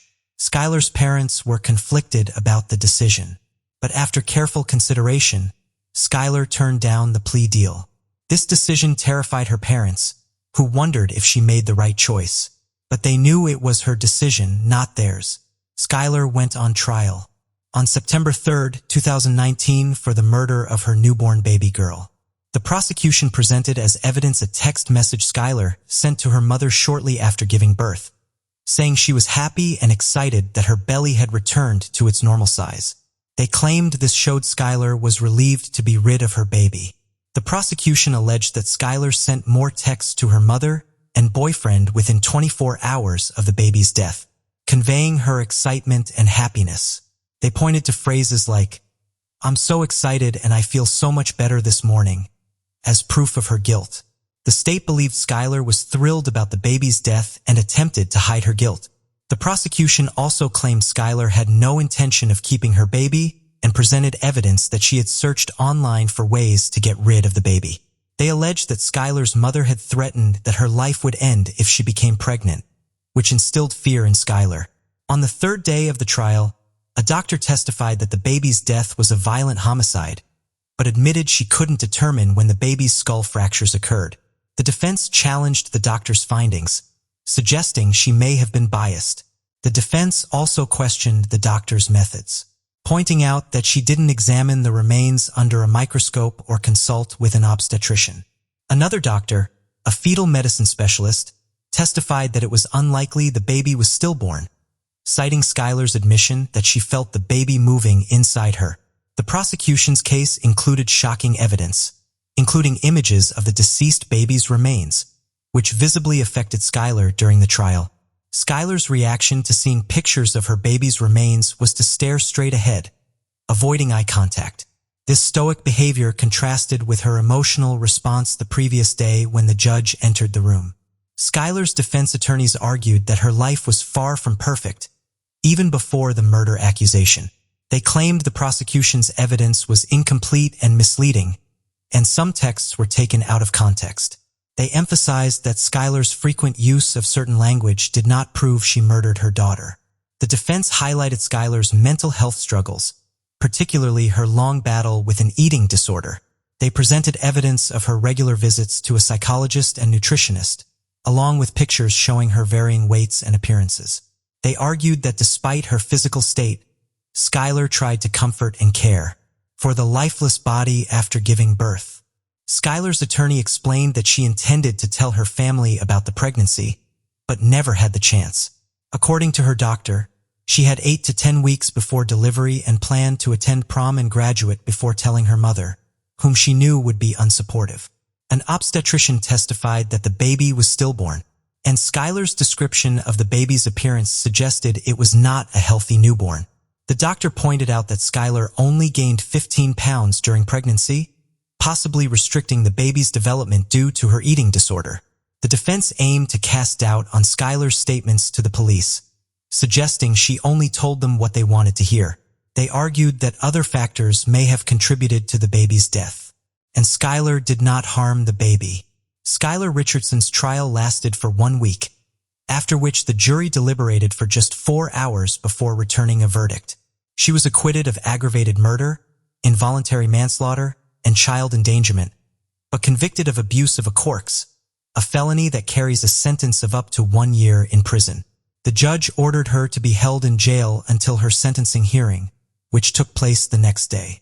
During the sentencing hearing, Skylar apologized for her actions and acknowledged the harm she had caused.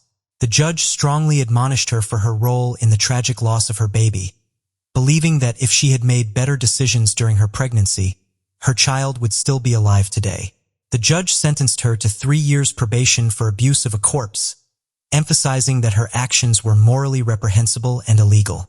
In November 2020, a judge granted her request to terminate her probation 2 years early, acknowledging her progress and agreeing that she no longer required supervision. Since being acquitted, Skylar has taken advantage of her opportunity to demonstrate her rehabilitation. She has completed 2 semesters of college and has been working part-time at the law firm that represented her. Although she has faced challenges in finding employment due to her probationary status, Skylar remains determined to pursue her career goals, including attending law school and becoming a public defender. Grace Emmy Rose Millane was born in Essex, England in 1996. Born to parents David and Gillian, she was the youngest of 3 siblings and had 2 older brothers, Michael and Declan. She was sociable, lively, family-orientated, and loved all things creative and artistic. Grace attended the University of Lincoln and graduated with a degree in advertising and marketing. She was excited for a new adventure before she started the next phase of her life. She had saved up for a year-long backpacking tour after her graduation. Grace was described as compassionate and caring, and before she left for her trip, she cut her long hair off and donated it to the Little Princess Trust, so it could be turned into wigs for children with cancer. In October 2018, Grace left her family home and set off on her travels. The adventurous and outgoing graduates traveled to Peru before spending 6 weeks in South America. She met up with other travelers along the way and was keen to share her journey with everyone back home. On November 19th, 21-year-old Grace arrived in New Zealand alone, and 11 days later, she reached Auckland. She checked into a hostel called the Base Backpackers on Queen Street, sharing a room with some other travelers. Saturday evening, December 1st, 2018, Grace left the hostel just before 6 p.m. and headed out into the city center. Dressed in a knee-length black dress, white shoes, and carrying a small handbag, she had made plans to meet someone she had matched with on Tinder. Initially, Grace didn't seem too sure on meeting up, but after some more talking, her and her date eventually made a plan to get some drinks. Grace met her date at a place called Sky City, an entertainment complex with bars, restaurants, and a casino. Grace had been sending messages to her friend Amina back home saying, "I click with him so well. He's an oil manager. He lives in a hotel." By all accounts, the evening appeared to be going well. About an hour later, they visited a place called the Blue Stone Room. At one point, Grace got up from the table and the mystery man for some reason picked up her handbag and started searching it. But just after 9:30 p.m., they both left the bar arm in arm and headed down the street. The next day was Sunday, December 2nd, and it was Grace's 22nd birthday. Her family and friends at home were sending messages and reaching out to her over social media, but Grace unusually wasn't responding to anyone and her two phones were going straight to voicemail. Her brother Declan said she had been bombarding them with details and pictures of her trip so far, and no response from her on her birthday was immediately alarming. Grace was a home bird, and this was a red flag. Her parents contacted the Auckland police and reported her as missing on December 5th. Police reached out to the hostel Grace was staying at, and they confirmed that she had not checked back in on the night of December 1st. Initially, the police didn't suspect any foul play. The majority of her belongings were still at her hostel.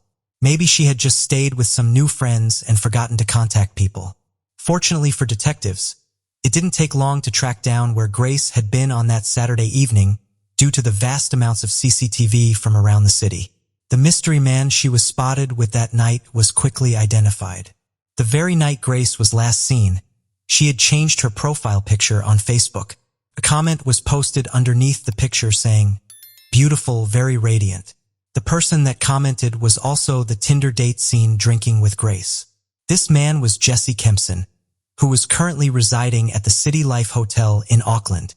Jesse had written a post prior to the comment which caught more attention. Extracts of the post stated he was sorry for his mistakes, his arrogance, and his selfishness. But who was Jesse Kempson? 26-year-old Jesse was born in Wellington and had moved several times as a child after his parents split up. He had been partially raised by his grandparents and was virtually estranged from a lot of his family.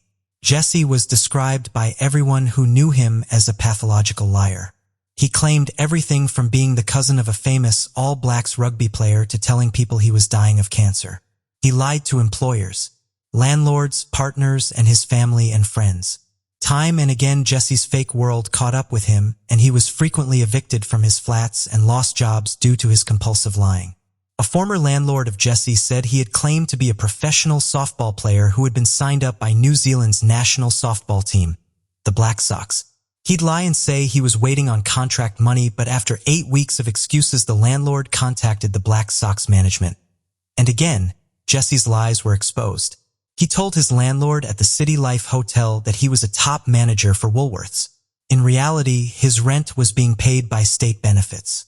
Jesse's last job was in telephone sales. This also ended in a dismissal due to his lies, and this all happened on the very day he met Grace Mullane on December 1st. Jesse was the last known person seen with Grace that night, and police knew he was the man they needed to help fill in the gaps. The same day Grace was reported missing on December 5th, Jesse was asked to come into the station to answer some routine questions. He said nothing out of the ordinary had happened that night. The date had ended nicely with a hug, a kiss on the cheek, and a plan for the following day, before the pair eventually parted ways at around 10 p.m. He said he had tried to message her the next day on Tinder, but noticed that Grace had unmatched him, and that was where his encounters with her abruptly ended. But the officers hadn't yet finished looking through the CCTV from the City Life Hotel, and they were about to start gaining more answers to the remaining questions they had. A sinister and disturbing picture was slowly being put together, and almost 6 terabytes of CCTV data were being analyzed. Despite Jesse saying they parted ways on the street, they were both seen arriving at the City Life Hotel arm in arm. They exited the lift together on Jesse's floor, but Grace was never seen leaving the building. The morning after, on what was Grace's birthday, Cameras did pick up Jesse leaving the hotel. They followed him over the coming hours, tracking his every move. He left the hotel in the morning and went shopping to buy a suitcase. He then went to buy some cleaning supplies, and just before noon, he headed over in a taxi to a car rental company and rented a red Toyota Corolla. Several hours later, Jesse met with another woman he had engaged with on Tinder. She later reported that he had some disturbing conversations with her, speaking about burying bodies and his friends that were police officers. His date said he made her feel so uneasy. She declined Jesse's offer to get in his car and made her own way home, never talking to him again. After this, Jesse went out into the city center again, this time to hire a rug doctor carpet cleaning machine, explaining to staff that he had some red wine stains that needed cleaning up. Later on, at 9:30 in the evening, Jesse loaded 2 suitcases onto a hotel trolley and offloaded these into the Toyota he had rented earlier. But around 7 a.m. the next day, he was picked up on camera again, this time buying a shovel. And 2 hours later, he was spotted power washing the car. He then returned the car to the rental company, and it was subsequently rented out by someone else. On the 5th of December, the day Grace was reported missing, Jesse was seen visiting various locations and dumping things in bins. Police arrived at the City Life Hotel looking to talk to him. Just as they reached the front desk, Jesse returned to the hotel himself. The minute he saw the police, he quickly turned around and began walking away, with his head firmly facing the opposite direction. The police clocked him, chased after him, and brought him in for questioning. Despite Jesse denying anything had happened, police still began a thorough search of his hotel room. On December 7th, David, Grace's father, was now in Auckland. He made an emotional plea for help. The investigation was moving quickly, and although police didn't name him, they revealed they had spoken to Jesse and that he was a person of interest. The more time ticked by, the more fearful people became, and the police stated that they had grave concerns for Grace. On December 8th, as more and more evidence was coming to light, Jesse was eventually taken into custody and interviewed again. His story had now drastically changed. Jesse said that when he had awoken the next morning and realized Grace was dead, he went into shock. He panicked and put her body in a suitcase and drove out to bury her. He still denied any guilt, however. The forensic search of Jesse's room added more to the already disturbing story. Despite Jesse's attempts to clean up, Grace's blood covered the floor of the hotel room. Given what Jesse had told them, it didn't take long for police to start searching an area on Scenic Drive near the Waitakere Reservoir. Shortly after 4 p.m. that day, officers found a body around 10 yards from the road. D.I. Scott Beard had been heading the investigation and was working closely with the Mullane family. For him and his team that had been hoping to find Grace safe and well and bring good news to the family, it was clear how much of a painful moment this was for everyone involved in the search. The grief was shared throughout the nation. Thousands of people paid tribute to Grace and held vigils. The New Zealand Prime Minister Jacinda Ardern publicly apologized to Grace's parents and offered hers and her country's full support. Following this, Jesse Kempson was formally charged with the murder of Grace Mullane. On December 10th, just 5 days after Grace was reported missing, Jesse appeared in court in Auckland. He was granted an interim name suppression to ensure a fair trial, which is why so much of his interview footage was blurred out for a long time. Following an autopsy, a pathologist confirmed that Grace had been strangled and had bruises on her arms and chest, consistent with being pinned down. Considual force would have been required, and the pressure on her neck must have lasted between 4 and 5 minutes to be enough to kill her. At around 1:30 a.m. on Sunday, as Grace lay dead in his room, Jesse carried out a number of internet searches. Using his phone, he looked up hottest fire, flesh-eating birds, and Waitakere Rangers, the location where he would later try to bury Grace's body. After this, he trawled through a pornography site. He then took several intimate photos of Grace's dead body. Just over a month after Grace was found, hundreds of people turned out for her funeral at Brentwood Cathedral in Essex. Detective Inspector Scott Beard, who had been looking after the case, flew to England to pay his respects and support the Mullane family. 6 days after Grace was laid to rest, appeared in the High Court and he pled not guilty. His trial began in November later that year. The trial would last just 3 weeks, and for much of it, Jesse remained stony-faced, showing no emotion. He occasionally glanced down at court papers or held his head in his hands. Jesse's defense team argued that although tragic, Grace's death was caused by nothing more than consensual rough sex that had gone horribly wrong. They claimed that Grace had engaged in sexual encounters like this before meeting Jesse, and this time it had been a tragic case of sexual misadventure. They said that Jesse had simply panicked and attempted to hide Grace's body after he realized the sexual encounter had accidentally taken her life. But the prosecution were already armed with a mountain of strong evidence and witnesses. They argued that Jesse did not panic, and this was not simply something that went wrong. It was very clearly deliberate and intentional. They said that he had calmly and callously set about covering his tracks, creating what they called a labyrinth of storytelling and lies as he went. Despite his protests of innocence, on the 22nd of December 2019, after just 5 hours of deliberations, Jesse Kempson was found guilty of the murder of Grace Millane. Jesse was sentenced to life in prison with a minimum non-parole period of 17 years. The case prompted many people to express their anger at how Grace's life had been presented during the trial and how her death had been explained away by her killer. Many feeling it was shameful and grotesque victim blaming rather than placing the blame on the murderer himself. Jesse's family branded him a pathetic fantasist. His stepbrother said he lied over pointless things all the time and continued to lie until the point where he's got no out, and then he breaks down, cries, and runs away. After he was found guilty of murdering Grace in the highly publicized trial, Jesse faced a further 2 trials the following year. These were judge-alone trials and no jury was present.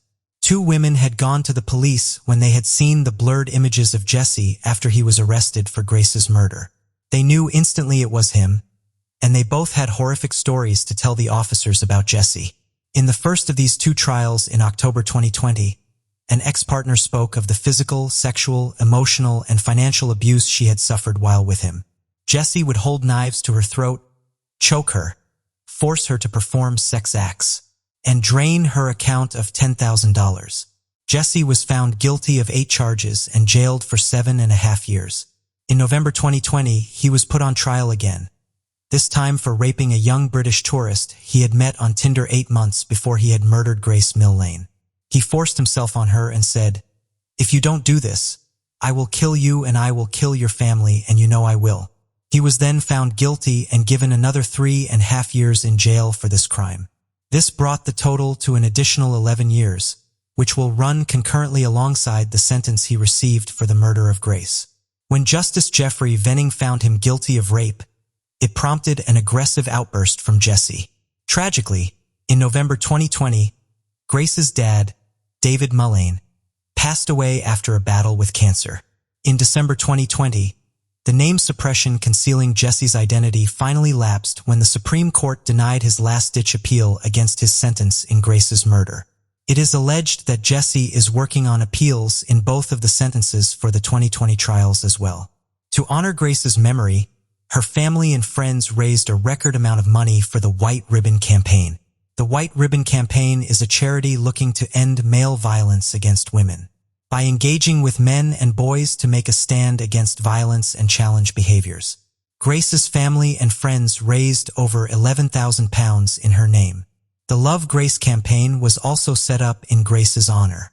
The campaign asks for donations of handbags filled with essential items to help provide support for women seeking refuge from harmful and abusive relationships. Case of Sierra Jugjen. Sierra Jugjen was a bright and cheerful young woman who spread joy and laughter wherever she went. Her adventurous nature and ability to find humor in any situation made her a delight to be around, even when she made mistakes. As she entered high school, Sierra's confidence and enthusiasm only grew. She fearlessly tried out new experiences, including volleyball, and showed remarkable poise both on and off the court. After returning from a family vacation on July 19, 2016, Sierra was excited to start the new semester at the University of Toledo, where she had plans to study abroad. She had recently bought a new bike and was eager to take it for a spin.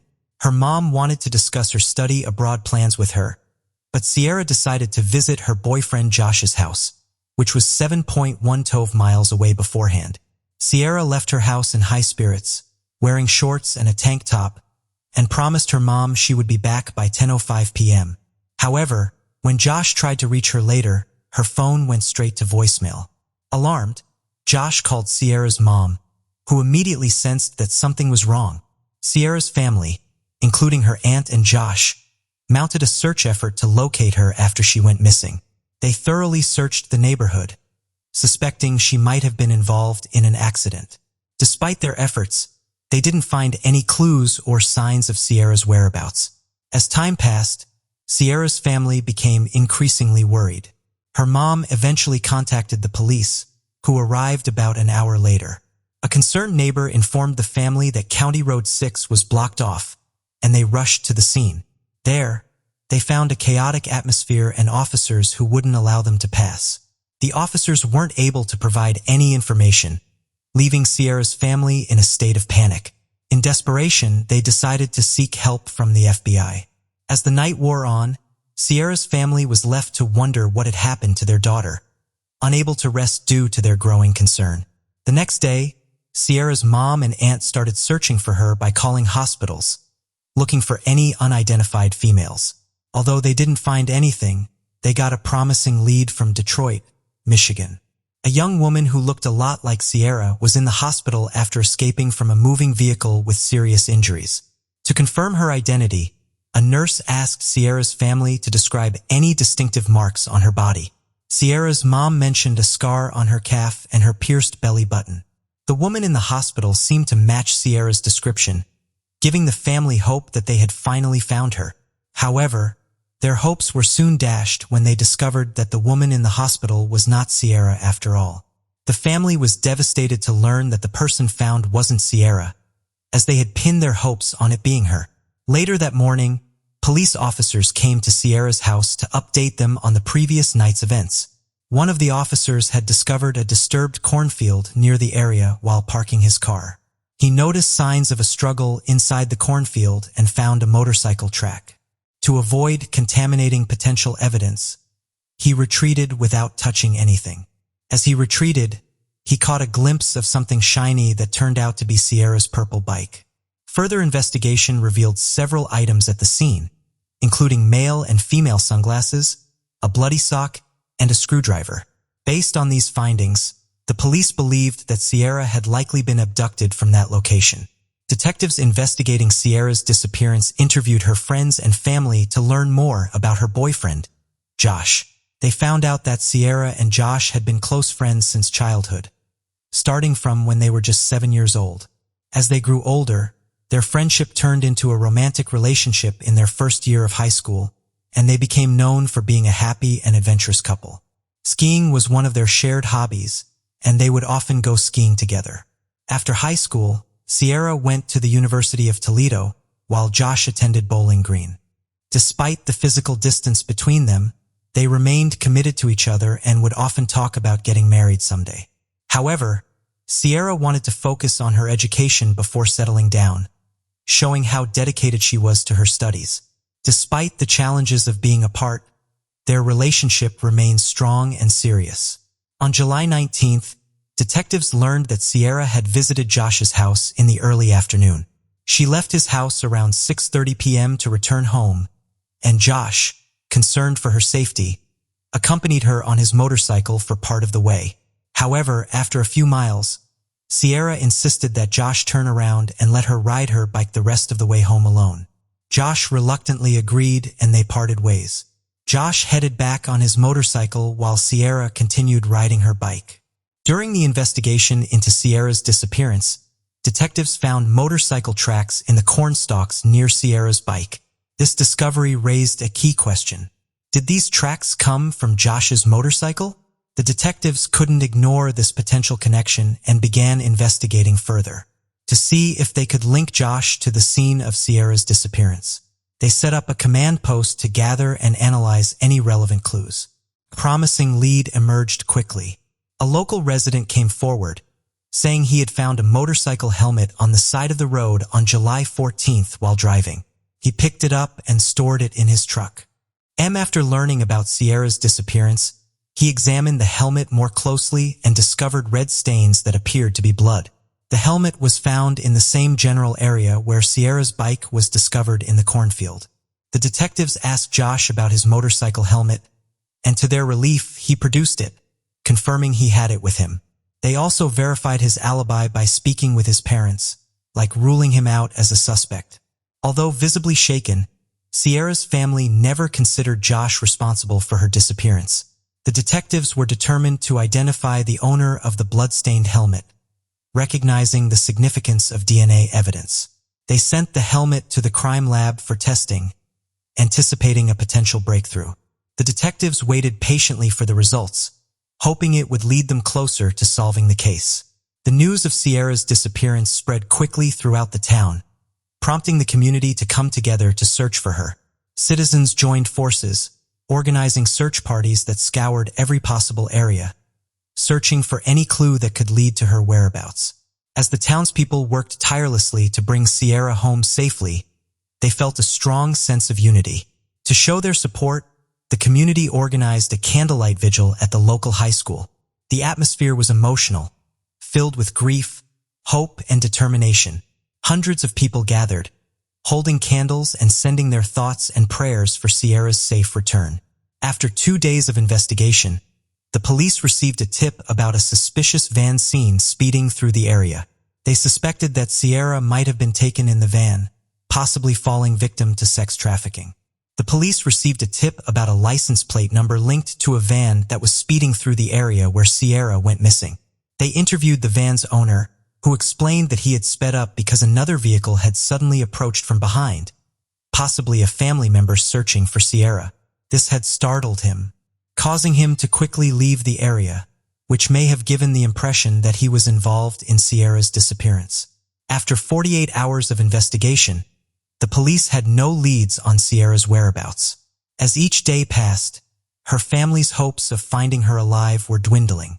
The police continued their door-to-door search, which eventually led them to a nearby farm that belonged to James Worley. The farm had several structures, including a house, a trailer, and a large barn. The police questioned James Worley about the day Sierra disappeared, hoping to get any information that could help them find her. To the detective's surprise, James revealed that he had been riding his motorcycle on the day Sierra went missing. However, he claimed that his bike had broken down, causing him to lose some items, including a screwdriver and his helmet. The detectives were stunned, as these were the same items found at the scene of Sierra's abduction. This revelation raised significant suspicions about James. The detectives were determined to investigate further and question James about Sierra's disappearance. They noticed scratches on his face, indicating that he had been involved in a struggle.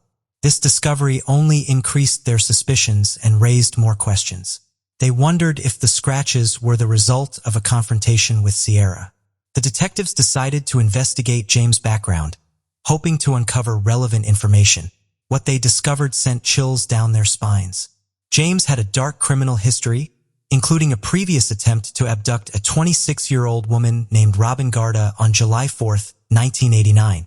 On that day, Robin was getting ready for a neighborhood picnic when she decided to go for a bike ride. As she rode, she became thirsty and contemplated returning home. However, before she could make that decision, a car approached from behind and collided with her bike. The impact sent Robin flying into a nearby ditch. The driver, who later turned out to be James, approached Robin and asked if she was okay. However, he soon revealed sinister intentions, striking her in the back of the head and threatening her life with a screwdriver. He forced her into his car, attempting to handcuff her. Robin resisted fiercely, preventing him from securing the second cuff. Despite being on the verge of losing consciousness, Robin continued to fight. She screamed for help, but her cries were drowned out by the desolate cornfields. Just as she was about to give up, she heard a motorcycle approaching. The rider noticed her distress and stopped to help. Robin escaped by climbing onto the back of the motorcycle, leaving her captor behind. The motorcyclist drove Robin home, where she collapsed. Her mother called the police and an ambulance, and Robin was rushed to the hospital. The motorcyclist then led the police back to the scene, where they found James still present with his car. James cooperated fully, providing identification, but his account of the events differed significantly from the truth. He denied any intention of abducting Robin, but the detectives were not convinced. James Worley claimed that he had to restrain Robin with handcuffs after a bike accident to prevent her from harming herself, not to harm her. He said he was concerned about her well-being and wanted to get her help. However, James had a dark past. In 1989, he was arrested for trying to kidnap Robin and was found guilty, receiving a 6 to 10-year sentence. Due to good behavior, he was released after 3 years. When Robin learned of his release, she was terrified, fearing he might harm her again. The police had reason to suspect James and Sierra's disappearance. Given his criminal history, they obtained a search warrant for his residence, which he shared with his mother. Initially, nothing seemed out of the ordinary, but upon inspecting his expansive backyard, they found a suspicious barn. Inside the barn, they discovered a small green crate containing labeled and sealed bags of women's clothing, including a pair of bloody purple panties. The detectives also found a hidden freezer, air mattress with stains, zip ties, duct tape, and handcuffs. James claimed the items were for a porn business, but the evidence suggested otherwise. The police collected all the items for DNA testing, and the evidence led to James' arrest for Sierra's murder. The investigation continued with the police searching every inch of James' property, including a pond, which they drained to search for evidence. The question on everyone's mind was, where was Sierra's body? The detectives expanded their investigation to the attic's front insulation and neighboring properties, recognizing that evidence might have been dispersed beyond James' property. They thoroughly explored all leads. A farmer reported a suspicious area in his field where the corn seemed matted down with a nearby mound of dirt that resembled a potential grave. The farmer's concerns were heightened due to the ongoing search for Sierra, so he quickly contacted the police. The police responded promptly, noticing a fresh pile of dirt that fueled their suspicions. They carefully processed the area, avoiding potential evidence disturbance. Despite their thorough search, no clues were found regarding Sierra's whereabouts. The detectives then searched adjacent farms using drones and helicopters to cover more ground. They soon discovered a mound of dirt with freshly matted corn, with trained dogs indicating a potential crime scene. As they dug, they made a grim discovery. Human remains, later confirmed to be Sierra's body. Tragically, her hands were bound behind her back, and her feet were tied to handcuffs.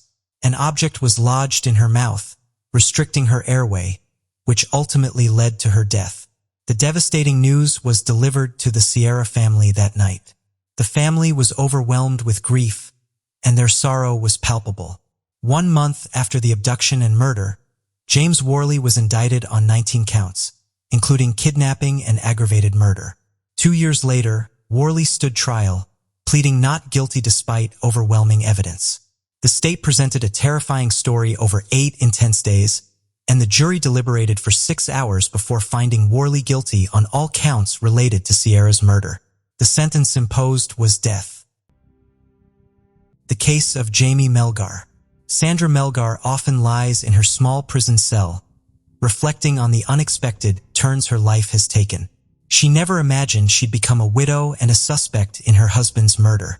A year and a half after his tragic death, a grand jury indicted her, and nearly 5 years later, a jury convicted her based solely on circumstantial evidence.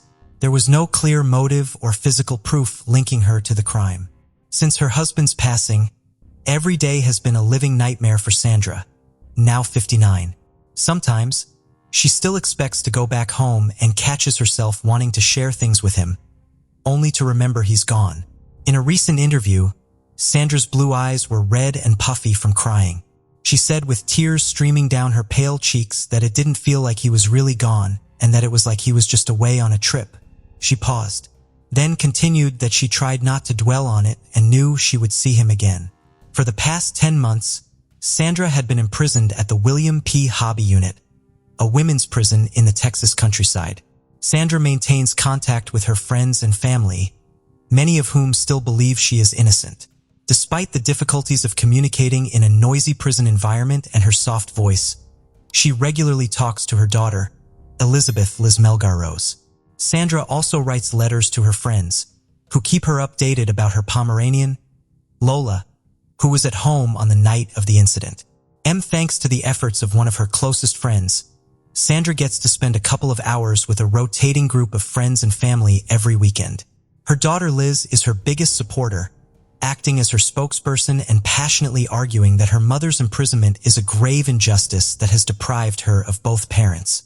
Liz mentioned that she had never seen her mother so broken and devastated, and that she had never been able to recover from that.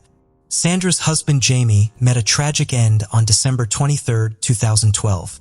Sandra has no memory of that night, which has raised suspicions among investigators.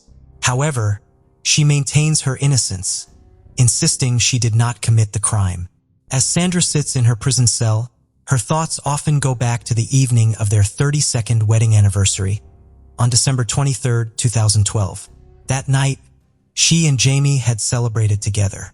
Later, she was awoken by their barking dogs to find herself bound and gagged on the closet floor, her head throbbing and her body aching.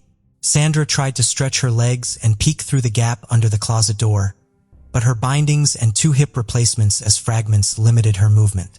Even if she could free herself, a chair blocked the door handle, preventing her escape. In the same closet, she would later discover her husband Jamie lying lifeless with 31 stab wounds to his hands and chest.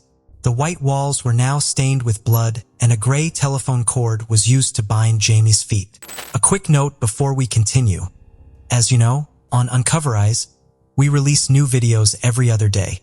Many of you have reached out expressing a desire for daily content, so we've launched a new channel, also focused on real-life crime stories, called Secret Crime Mysteries. On the days we don't post videos on Uncover Eyes, we'll be uploading them on Secret Crime Mysteries. This means if you're looking for daily doses of astonishing real-life crime cases, don't hesitate to subscribe. Without further ado, let's dive into today's case. A medical examiner later determined that all of Jamie's injuries were defensive wounds, indicating that he had fought back against his attacker instead of trying to escape. One particularly vicious blow had nearly severed his right thumb, which likely contributed to the extensive blood splatters found in the closet and bedroom. The bedroom was in disarray, with dresser drawers open and clothes, books and pill bottles scattered all over the floor. Sandra's purse and wallet had been rummaged through, and their contents were strewn across the blood-stained white comforter on the bed. A small white medical stool at the foot of the bed had blood stains on it, suggesting that it had been used as a makeshift surface for a knife during the attack. Nearby, a wooden chair had blood dripping down its back. The jacuzzi bathtub where Sandra and Jamie had celebrated their 32nd wedding anniversary just the night before told a tragic story. A blood-stained white blouse, a green towel, and a silver chef knife with a 6-inch blade covered in blood droplets in every crevice were found in the bathtub, revealing the chilling details of the events that had unfolded. Police identified a knife as the murder weapon, a stark contrast to the joyful evening that had preceded it.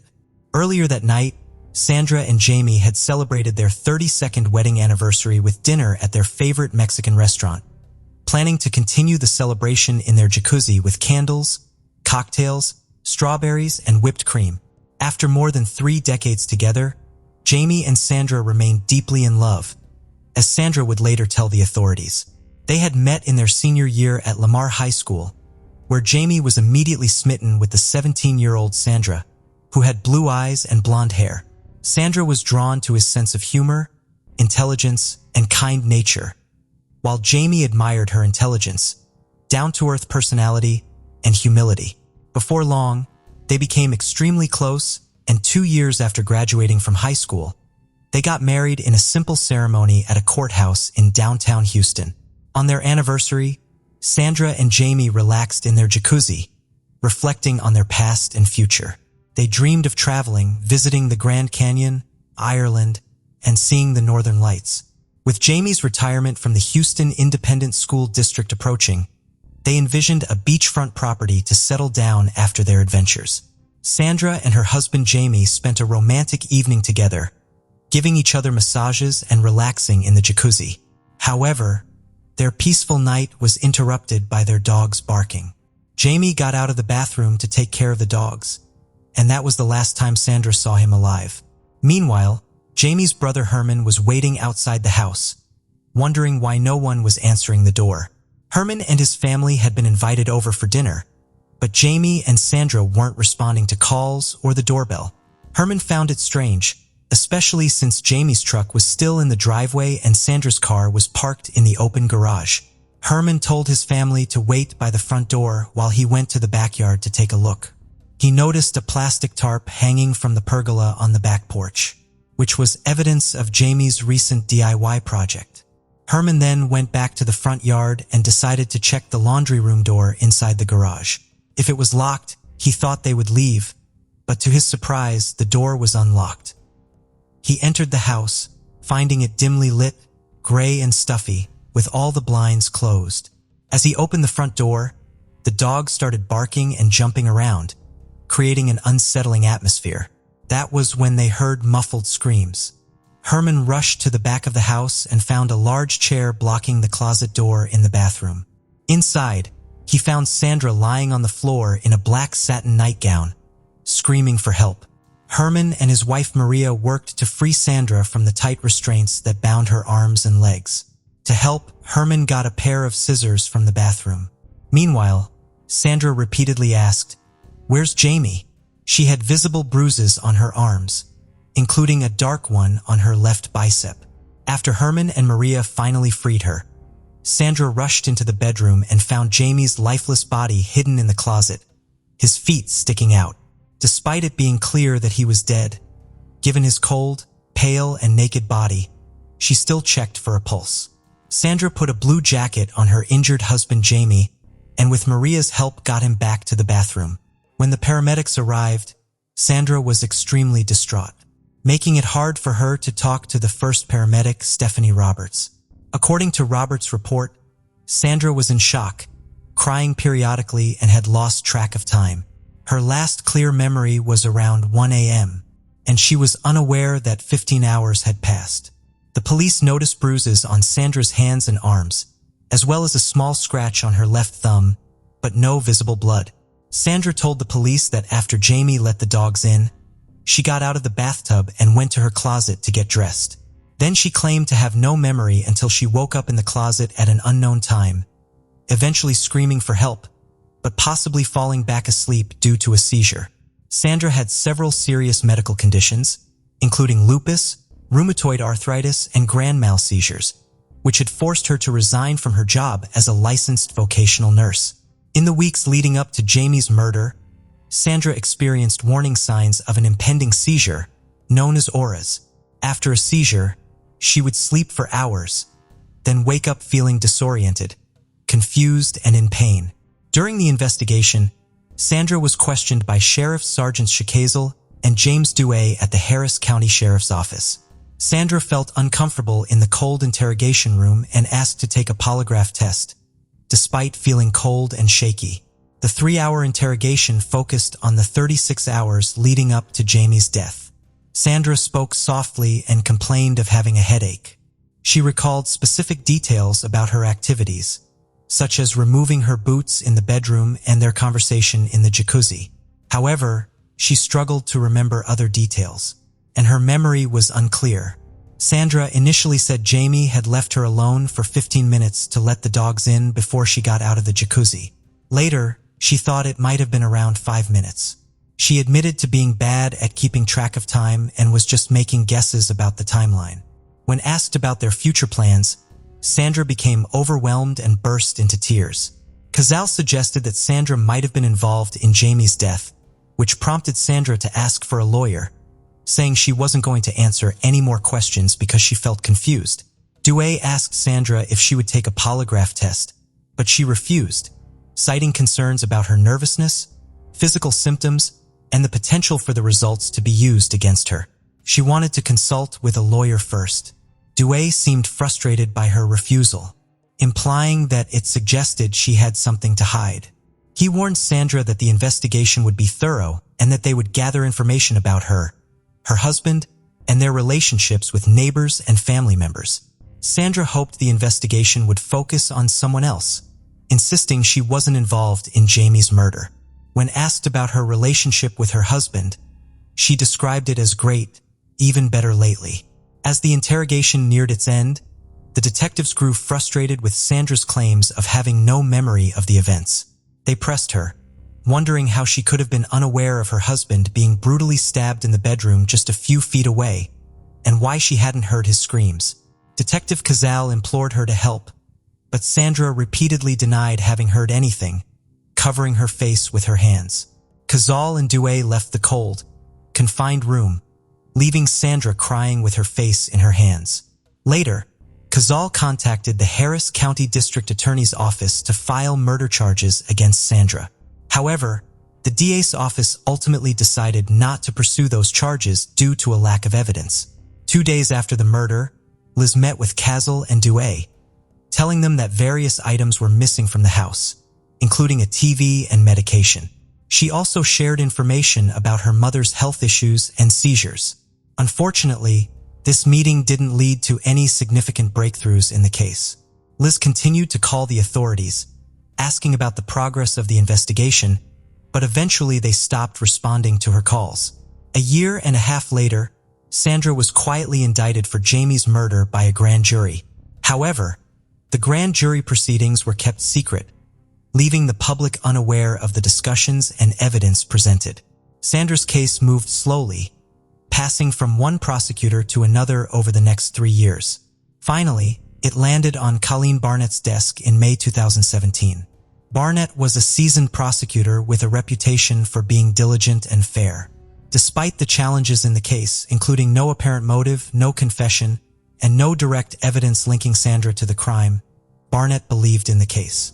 During the 13-day trial, Barnett portrayed Sandra as a calculating murderer who had planned Jamie's death. She claimed that Sandra had tied Jamie's feet with a gray telephone cord and then stabbed him with a knife. Barnett also highlighted the presence of a bag of sex toys found on the bed, which Sandra later claimed was a gag gift from a friend.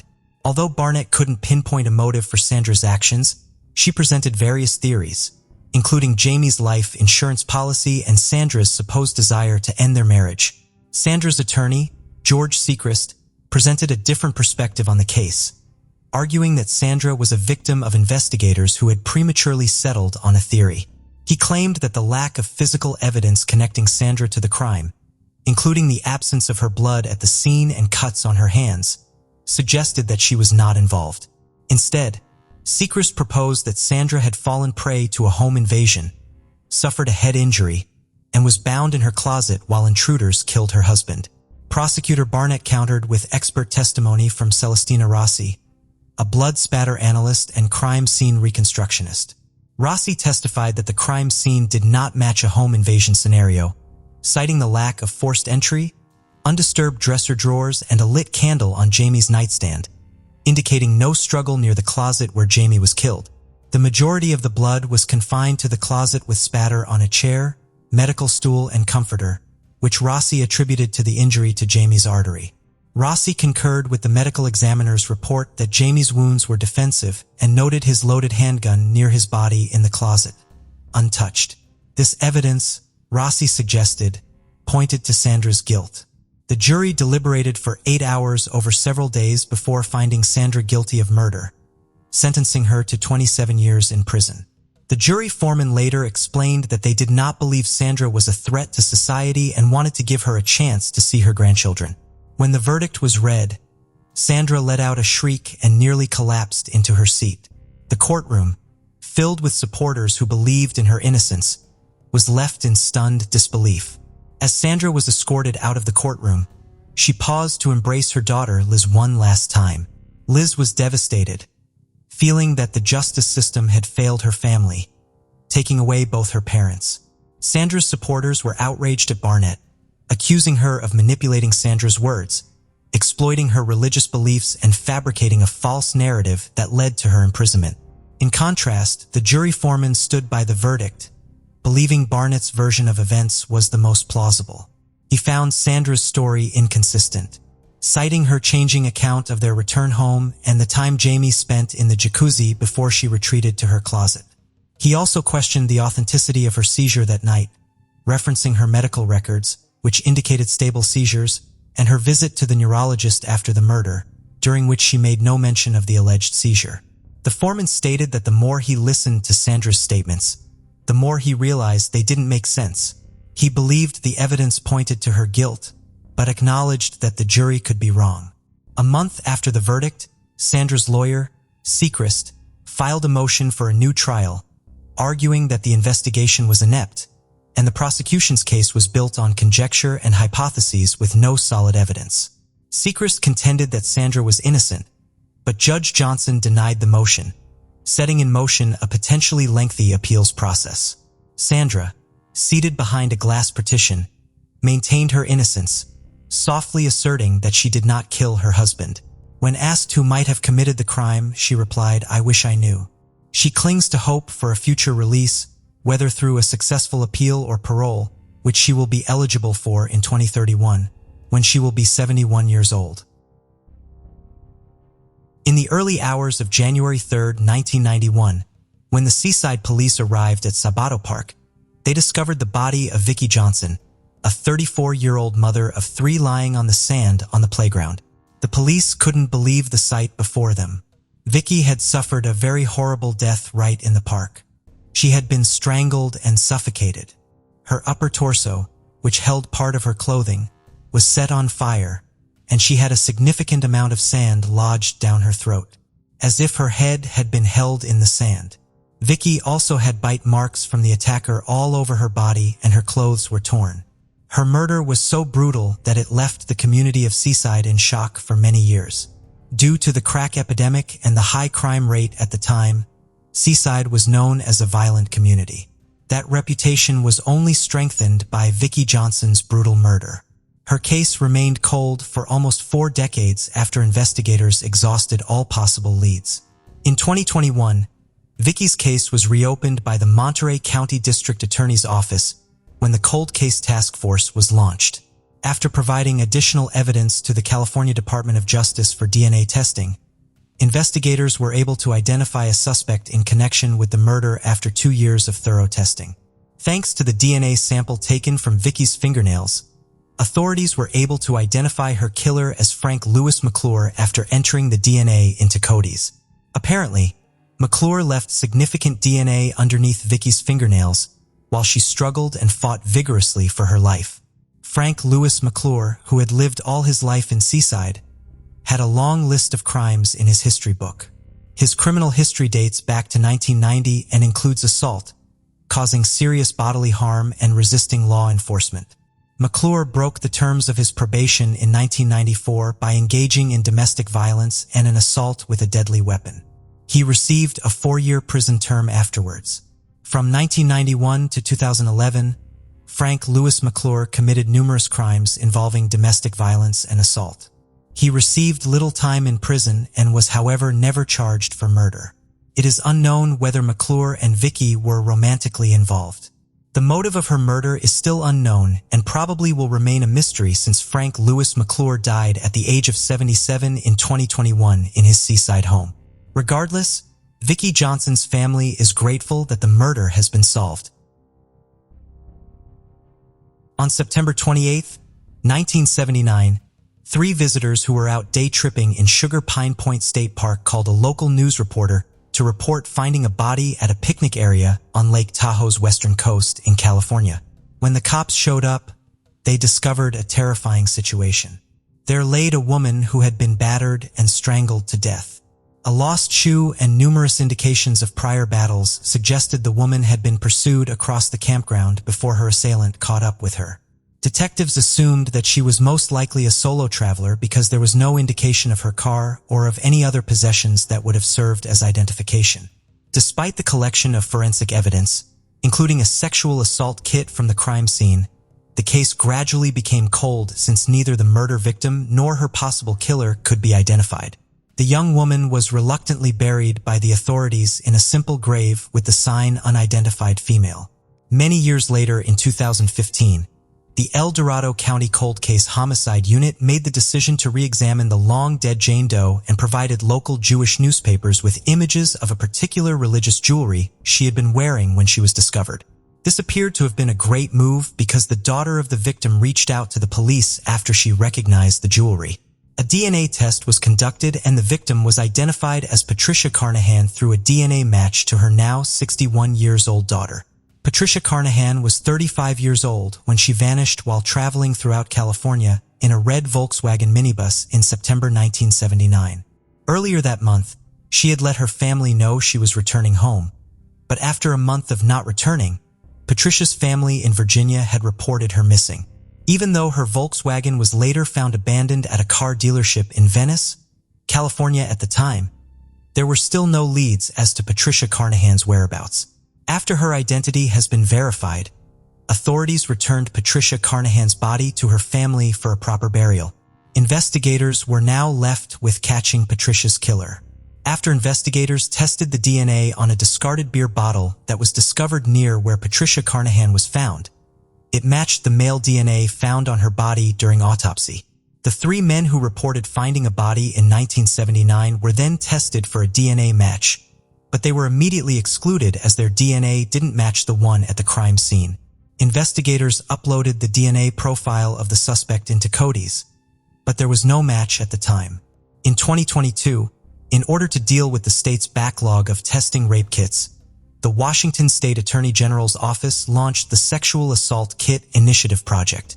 Since 1981, the Spokane Police Department has maintained over 1,500 untested kits on hand, some of which were used in a rape investigation involving a man named Harold Carpenter.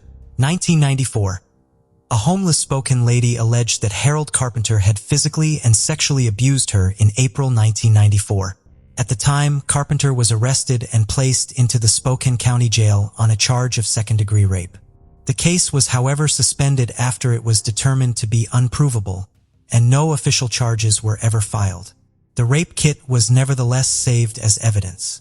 After the rape victim's kit was turned in for DNA testing in August 2022, a forensic scientist with the Washington State Patrol Crime Lab notified Spokane Police Department detectives in early February 2023 that the DNA from the 1994 rape kit is connected not only to the DNA in Cody's, but also to the 1979 murder of Patricia Carnahan in El Dorado County, which was a cold case at the time. Based on this evidence, in 2023, investigators from El Dorado County arrived in Spokane to help the Spokane Police Department arrest Harold Carpenter. After his arrest, investigators soon learned that Carpenter had been involved in a handful of misdemeanors over the years, ranging from burglary, sexual assaults, disturbing the peace, possession of drugs, reckless driving, driving under the influence, among many others. However, he was never suspected of killing Patricia Carnahan. He either got away with his crimes or served a minimum time behind bars. Carpenter made his first court appearance in Spokane in March 2023. He remains jailed in lieu of $1 million bail. In June 1980, Holly and Campelia, a native of New Jersey, vanished following a period of poor mental health. Holly had been battling with mental issues since high school, but she became increasingly erratic when she got to college. One fateful day on her way to a counseling appointment, she jumped out of her mother's car and was never seen again. All her family knew at the time was that she hitchhiked to Sacramento. After sending her family one letter, Holly stopped contacting them. Immediately after her disappearance, her parents, Augustine and Sally Campilia, reported her missing. But unknowingly to them, her name was accidentally removed from the National Missing Persons Database. Meanwhile, in August 1980, the body of a 21-year-old woman was discovered in a cornfield off Seavers Road in Dixon, not far from the location of the current Pedrick Produce Market. She was dressed in a green wool sweater despite the summer heat and had been shot in the head numerous times. Detectives at the time had no idea that the woman's name had unintentionally been erased from the National Missing People database just 2 weeks prior. The victim and her murderer could not be identified, and so she was dubbed Dixon Jane Doe for 12 years. In 1992, when Augustine and Sally Campilia got to know that their daughter Holly and Campilia had accidentally dropped from the missing persons database used by law enforcement, they contacted the officials to re-add her name into the database. 5 weeks later, the Campillas were informed by Solano County detectives that they had a match. Holly Ann was their Dixon Jane Doe. This was heartbreaking news for Holly's family. In an interview, her mother Sally sadly said, "I just kept hoping she would show up one day with grandchildren. But with each year, I'd lose a little hope." Even though Holly Ann could now be laid to rest properly, neither her family nor the police knew what had happened to her. The investigation was abandoned until 2021, when Holly Ann's relatives contacted the police to inquire about the possibility of using modern forensic methods to identify Holly Ann's killer. Investigators got to work, and a male's DNA was found after evidence samples of the crime scene were sent for testing. In 2023, investigators from the Solano County Sheriff's Office declared that they think the DNA belongs to Herman Lee Hobbs, who is currently 76 years old and serving a sentence at a prison in Chowchilla. According to research, Herman Lee Hobbs had been a violent criminal throughout his adult life. In 1969, when he was 22 years old, he was accused of carrying out more than a dozen armed robberies across the Sacramento region. Hobbs admitted to being the serial robber and consented to plead guilty after leading police on a wild car chase. However, when it was time for his sentence, the 6'5" mechanic attempted to flee the courthouse and had to be tackled and subdued by a CHP officer. Herman Lee Hobbs' time behind bars for armed robbery was brief. He was back on the streets by 1975. He relocated to Rio Linda, a street away from Terry Pata, a 13-year-old junior high school student. One day in January 1975, Terry Pata was sent home from school early due to her having nausea and a headache. She, however, never made it home. 9 days later, her body was discovered nearby, placed inside a drain pipe. She had been raped and fatally stabbed. At the time, no suspect was ever found. Years of sexual assault by Herman Lee Hobbs weren't made public until 2000. He was convicted of raping a 15-year-old girl in Yuba County that year. When Hobbs was taken into prison, his niece and daughter came forward to express concerns that he might be responsible for the deaths of numerous children. This tip led investigators to Terry Pata's long-suppressed murder. When DNA from Terry Pata's crime scene was examined, it matched Hobbs. Hobbs, who was already serving a lengthy jail sentence for rape, pled not guilty to Terry Pata's murder and was given a further 25 years to life sentence. This was just the start. That same year, some loggers discovered a woman's skull in the Yuba County foothills.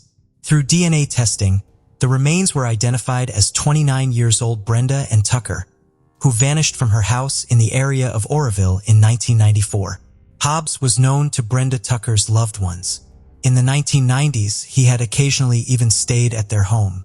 Hobbs was accused of killing Tucker, but a court eventually dropped the charges in 2002 owing to a lack of proof. In 2023, after his DNA was a match to the DNA at Holly and Campilia's crime scene, Solano County investigators had Hobbs moved to the Justice Center Detention Facility in Fairfield. He is being charged with first-degree murder. According to the Solano County Sheriff's Office, investigators are collaborating with other organizations in Northern California to find any additional potential victims of Herman Lee Hobbs. Case of Cody Johnson. At the age of 23, Cody was looking for a long-term partner. He confided in his friends about his desire to marry a woman who shared his values, specifically someone from a religious background. On Halloween 2011, he met Jordan, who would eventually become a pivotal figure in his life. Born in August 1991, Jordan grew up in Kalispell in a deeply religious family. She attended the Faith Baptist Church, where she worked with children and families, and her ultimate goal was to become a stay-at-home mother.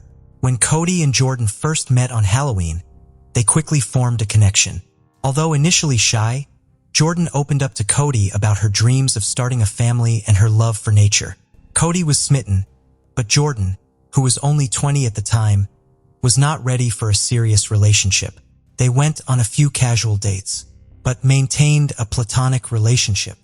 However, Cody's feelings for Jordan only intensified, and he made a concerted effort to win her over.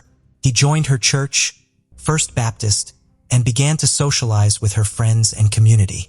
Before long, their friendship blossomed into something more. Cody and Jordan officially started dating in November 2011, and Cody became completely enamored with her, wanting to spend all his time with her.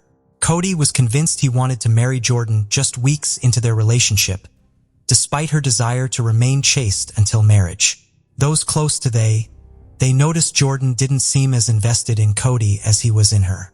While some attributed this to her shy nature, others were concerned about the imbalance in their relationship. They rarely showed affection in public, didn't hold hands, and didn't flirt. So when Cody proposed in December 2012, many of Jordan's friends were surprised she accepted. They thought she wasn't ready for marriage after just a year of dating, but they were happy for her. Jordan eagerly shared her engagement ring on Instagram, captioning the post, "He proposed. Best early Christmas present ever." The wedding was set for June 29, 2013, and planning began immediately. Cody was heavily involved, along with Jordan's best friend and matron of honor, Kimberly Martinez. However, it was Jordan who seemed most enthusiastic about the wedding planning, even going so far as to perform a song with custom-written lyrics by Elizabeth Shee, which would later seem eerily prophetic. When someone, including Kimberly, brought up the idea of actually being married to Cody, Jordan's mood would quickly deteriorate. She repeatedly questioned Kimberly, her matron of honor, about whether she was making the right decision. On her wedding day, Jordan's true feelings about the marriage were evident. She was anxious and avoided eye contact with Cody, frequently looking down. Despite regaining her composure for the wedding photos and first dance, Jordan's unease persisted. The morning after the wedding, Jordan confided in a friend via text from their honeymoon hotel room. She revealed that she had not consummated the marriage and had rejected Cody's advances, not only on their wedding night, but for the next 6 nights as well. Jordan was anxious about Cody's expectations and didn't want to be intimate. She planned to use the excuse that her period had started, hoping it would work, as she feared being forced into something would cause her to panic. Jordan had an intense fear of sex due to her faith and reservations about Cody, causing her to feel anxious about intimacy with him. This anxiety reached a boiling point on July 7th, 8 days after their wedding, when Cody canceled his golfing trip with friends at the last minute because Jordan had planned a surprise for him. After attending church and spending some time alone on the lake, they had dinner with friends at Dairy Queen. Cody then went home with Jordan, and this was the last time anyone saw him. When Cody failed to show up for work, his coworker Cameron Fredrickson became concerned. As a reliable and punctual employee, Cody's absence was unusual. Cameron decided to visit Cody's new house, which he had purchased with Jordan before their wedding. After knocking with no response, Cameron let himself in and searched the house for any clues about their disappearance. However, he found nothing. Cameron's concern turned to fear when he discovered Cody's phone in the garage. It was unusual for Cody to be without his phone, and this sparked grave concerns. After making several calls, Cameron learned that no one had seen Cody since dinner at Dairy Queen at 8:30. He immediately went to the police station to file a missing persons report, and the authorities took the case seriously from the start. Officer Chaz Zimmerman, one of the first to question Cameron, was struck by his distress. Zimmerman found it odd that Cameron's boss, not his wife Kimberly, reported him missing. Later that day, Kimberly finally reached Jordan, who claimed that Cameron had left with friends in a black car with Washington plates. According to Jordan, Cameron had received a disturbing phone call at the restaurant, so she gave him space. However, that night, Kimberly retrieved her phone charger from their car and discovered a text from Cody. The message stated that Cameron had planned to go for a ride with out-of-town friends who were visiting. Cody was unclear about the friends' identities, but Cameron always took his visiting friends to Glacier Park. Jordan told the police that she didn't recognize the men who were involved in Cody's disappearance, and that they hadn't fought that night. She suggested that Cody might have gone joyriding with his friends from out of town as a possible reason for his disappearance. When questioned about why she didn't report Cody missing, Jordan explained that she didn't want to upset him by filing a report if he was planning to return within a few hours. However, as the hours turned into days, Cody's friends and family gathered at the family home, expressing confusion over his sudden disappearance. It didn't seem like something Cody would do, leaving his wife without a word. Jordan maintained her story until Kimberly confronted her about it. As the conversation continued, Jordan became increasingly uncomfortable. Eventually, She became so agitated that she threw her wedding ring across the room. While some thought this was just her unusual way of coping with the situation, Kimberly was convinced that Jordan was hiding something. The next day, she returned home and called her friend. Meanwhile, Jordan was summoned to the police station where she was confronted by officers about the inconsistencies in her story. One of the officers said, "Jordan, I've gathered information that contradicts what you're telling me. I've spoken to several people and it's crucial that I know you're being honest." Jordan responded, "I understand and I think there's more to the story." Around the same time, Sher Johnson met with the police, armed with Cody's phone records from the day he vanished. She was worried about her son and hoped that the mysterious man Cody had called could provide some clues about his disappearance. However, it turned out that the mysterious caller was simply a friend returning a tool to Cody. The police quickly ruled him out as a suspect because he had a solid alibi. His wife was in labor at the time of Cody's disappearance. With all other leads exhausted, police refocused their attention on Jordan. It was clear that she was hiding something, but her story didn't quite add up. On July 10th, a crucial breakthrough emerged in the case. An unexpected email arrived from Carmen Tony 607, claiming that Cody was dead and there was no need to continue searching. The message read, "Hello Jordan, my name is Tony. There is no bother looking for Cody anymore. He is gone." Jordan showed the email to Hannah, remaining expressionless as he relayed the news. According to the email, Cody had supposedly died after falling off a cliff in Glacier National Park while with unknown companions. Hannah was devastated upon reading the message and urged Jordan to report it to the police immediately. Hannah recalled her reaction. "Jordan didn't show any emotion, didn't even cry. She just handed me the email and I started shaking. I told her to go to the police and she did, but I was rushing her saying, 'Go, move. What are you doing?'" Detective Corey Clark was frustrated that the investigation was ongoing and an anonymous email hadn't provided the closure they needed. In fact, the email seemed suspiciously convenient at providing the exact information they'd been searching for, and advising them to call off the search. What bothered Clark more than the email's content was Jordan's reaction, or lack thereof. She seemed completely unfazed by the news, which implied her husband's death. Jordan's behavior became even more peculiar when she organized a trip to Glacier National Park with her friends and family to search for Cody. According to Hannah, Jordan was strangely chipper during the entire drive to the park, waving her hand out the window as they went. Despite finding nothing on the first day, they resumed their search on the second day, and it was then that Jordan suddenly claimed to have found Cody's body. Her announcement was met with skepticism. "I think he's down there," she said, leaving Clark wondering why on earth Cody would be in that location. "It's baffling that someone would do such a thing. This wall serves a purpose, after all." The autopsy revealed that the victim's head and arms suffered the most damage from the fall. Cody's loved ones were heartbroken over his death, but Jordan felt a sense of relief, according to Hannah. Now that a body had been found, the authorities would finally close the case. However, there was still a major issue. The police had no idea who man Tony 607 was. When Jordan was first questioned about the mysterious message, she directed the police to Tony Stockup, a fellow car enthusiast and acquaintance of Cody's. Although Tony hadn't seen Cody in several months, he was so worried about him that he gave the police full access to his accounts. The police were unable to find the email address they were looking for, and Jordan and Cody's phone records did not provide much information. As a result, they had to contact Google to obtain the IP address associated with Carmen Tony 607. While waiting for this information, the police re-interviewed Cody's family and friends. During these interviews, Kimberly finally shared with the police Jordan's fragile mental state leading up to her marriage to Cody. She had expressed doubts and fears about marrying him, asking Kimberly multiple times if she should go through with the wedding. Jordan confided in Kimberly about her horror and fear of having sex with Cody, even regretting that Ed had married him and wishing she could undo everything. When Kimberly advised Jordan to be honest with Cody about her feelings, Jordan responded, "I should be happy, but I'm not. If I tell him, it's going to break his heart." 2 days before Cody's disappearance, Jordan typed a disturbing message. "He held me down the other night and he was in my face."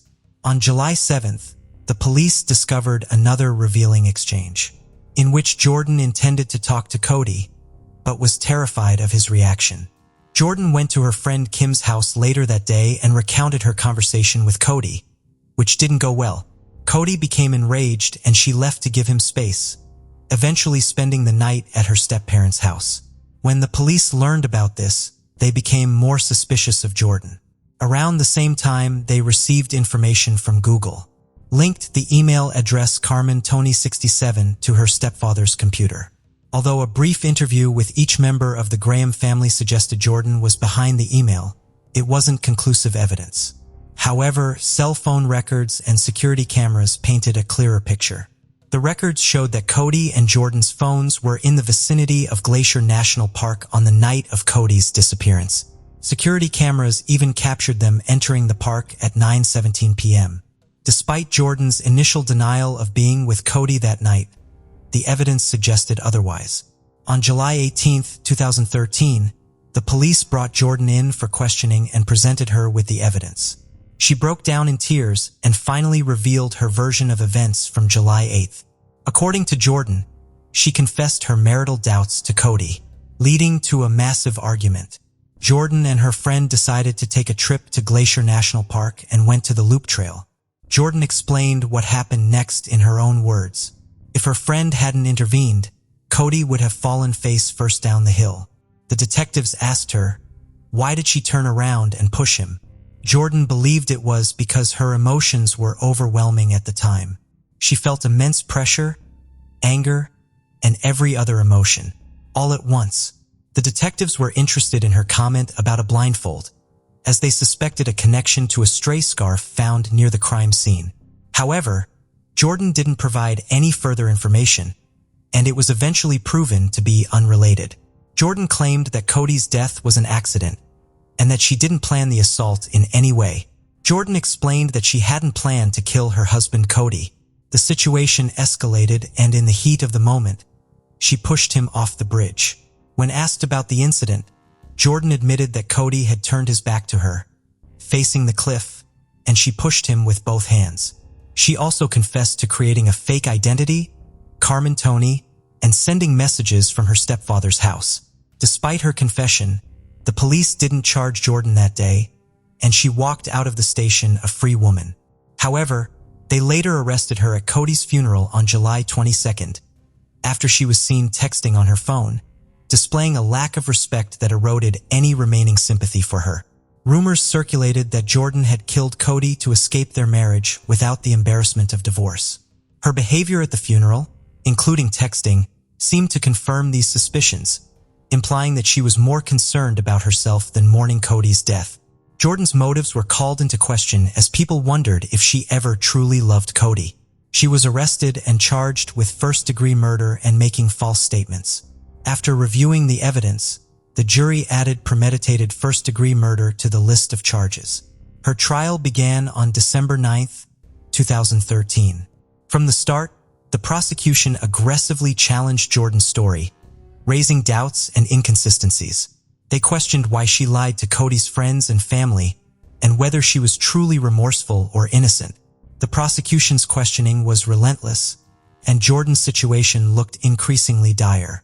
The testimonies from Cody's loved ones further damaged Jordan's case, portraying her as a heartless wife who murdered her husband to avoid intimacy. Her defense team attempted to argue self-defense, but it seemed unlikely to succeed. Faced with the possibility of a worse outcome, Jordan opted for a plea deal, accepting a 30-year prison sentence without parole in exchange for the prosecution dropping the first-degree murder charge. Before Jordan was sentenced, she tried to withdraw her guilty plea when she learned the prosecution intended to pursue a charge of premeditated first-degree murder, which carried a maximum 50-year sentence. The decision was up to District Judge Donald Malloy, who had to decide whether to accept her original plea or start a new trial. On December 13, 2013, Judge Malloy sentenced Jordan Lynn Graham to 30 years and 5 months in prison. Despite Jordan's attempt to reverse her plea, her case was not reopened or re-examined.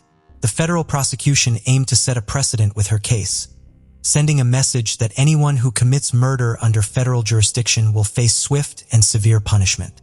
As a result, Jordan will not be released from prison until she is over 52 years old. On February 27, 2011, a murder occurred in the village of Hyannis, which is found on Cape Cod, Massachusetts' southern coast.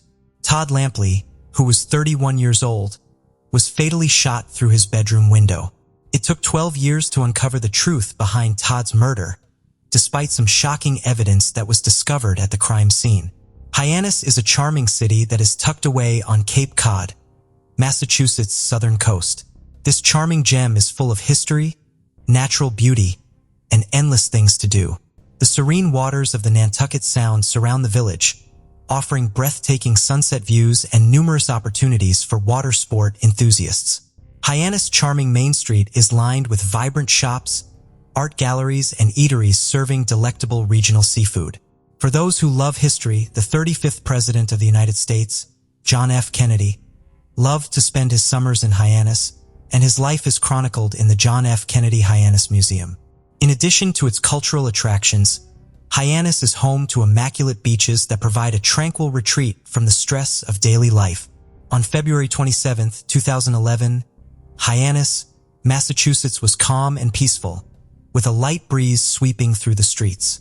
However, nobody realized that the tranquility of the area was about to be shattered by a heinous crime. Todd Lampley, a young father and adored member of the neighborhood, was about to pass away suddenly. As the evening wrapped up that fateful day, a worried neighbor went to see how Todd was doing. He became aware of an issue as he got closer to Todd's house. He noticed that Todd's door had been locked from the inside. The neighbor became suspicious and immediately contacted the police. The detectives showed up at the address Todd's neighbor had given them. Their anticipation and fear sent their hearts racing. Nothing could have prepared them for what they saw. They could only imagine the worst-case scenario. When they arrived, they discovered a horrific scene. Todd Lampley, a 31-year-old man, had been shot dead through his window and was found lifeless on the floor of his bedroom. The crime scene was covered in blood. It was a horrifying scene. Hyannis residents as a whole were in disbelief. How could such a thing occur in their tranquil neighborhood?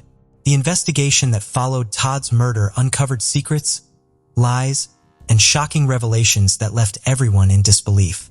The investigators' shock turned to curiosity as they examined the crime scene. When they started to assemble the evidence, 3 shell casings and a black cell phone were discovered at the crime scene. It was clear that Todd had been ruthlessly shot from outside his window. The investigators were left perplexed and with a never-ending stream of inquiries. In an effort to find any clues that might help them identify the murderer, they thoroughly searched the area surrounding Todd's home. No lead went unexplored and no stone went unturned. The detectives were aware that maximum attention to details is needed when it comes to cracking the case. To find anyone who may have heard or seen anything unusual on the night of the murder, detectives went from door to door and interviewed every local resident. As people told their stories, they paid close attention in order to piece together a timeline of events that would aid them in solving the case. However, when the detectives stumbled upon an odd object at the crime scene, Todd Lampley's murder case took an odd turn. Investigators discovered a sweet potato which appeared to have been used to muffle the gunshots. This sweet potato acted as a silencer. It appeared as though the murderer had been influenced by the popular HBO series, The Wire. Season 1 of The Wire features a tragic scene in which a woman is mercilessly shot and killed in her own home by a shooter who is hiding outside her window in the night. Before firing a fatal shot, the killer taps on the glass to draw her in. This terrifying scene is eerily similar to Todd Lampley's real-life murder in Hyannis, Massachusetts, where he was also shot through his bedroom window. However, this is not the only way in which the HBO series affected the murder. According to reports, in Season 4 of the same show, one of the fictitious police detectives solves a murder in which the perpetrator shot his victim to death using a potato as a makeshift silencer. The similarities between Todd Lampley's tragedy and the Wire world are unsettling and menacing, a demonstration of how honestly the show depicts life on the streets, where a similar trick was employed to conceal a gunshot. To muffle the sound of the shots that killed Todd Lampley, the perpetrator used a potato with a hole cut out in the center and placed it over a gun's barrel. Also, the The cell phone that was discovered at the shooting scene was registered under the name of one of the show's characters, Marlo Stanfield, which heightens the intrigue of the case. To put it mildly, the relationship between the show and the crime scene was confusing. DNA evidence was found on the sweet potato after investigators sent it for testing. Even then, it would take years for investigators to connect this DNA to a specific individual. Investigators soon had another trail to follow. It was discovered that a handgun believed to have been used in the murder had been dumped into a nearby lake. Later, it was recovered by police after being fished out by citizens. Fortunately, detectives now had another lead in their inquiry. As part of his probation in a separate case, Devaris Hampton, a man with a troubled past and a lengthy criminal record, was wearing a GPS monitoring bracelet at the time of the murder. Hampton was precisely where the gun was thrown into the lake according to location data from his GPS monitoring bracelet. Phone records showed that Hampton and a man who was at Todd Lampley's house at the time of the murder had exchanged phone calls and text messages many times. However, strongest connection is yet to be uncovered. Detectives found evidence of a prior relationship between the victim, Todd Lampley, and the suspect, Devaris Hampton. Hampton once claimed in court that Todd Lampley was responsible for the same area murder of Jacques Sellers in July 2007.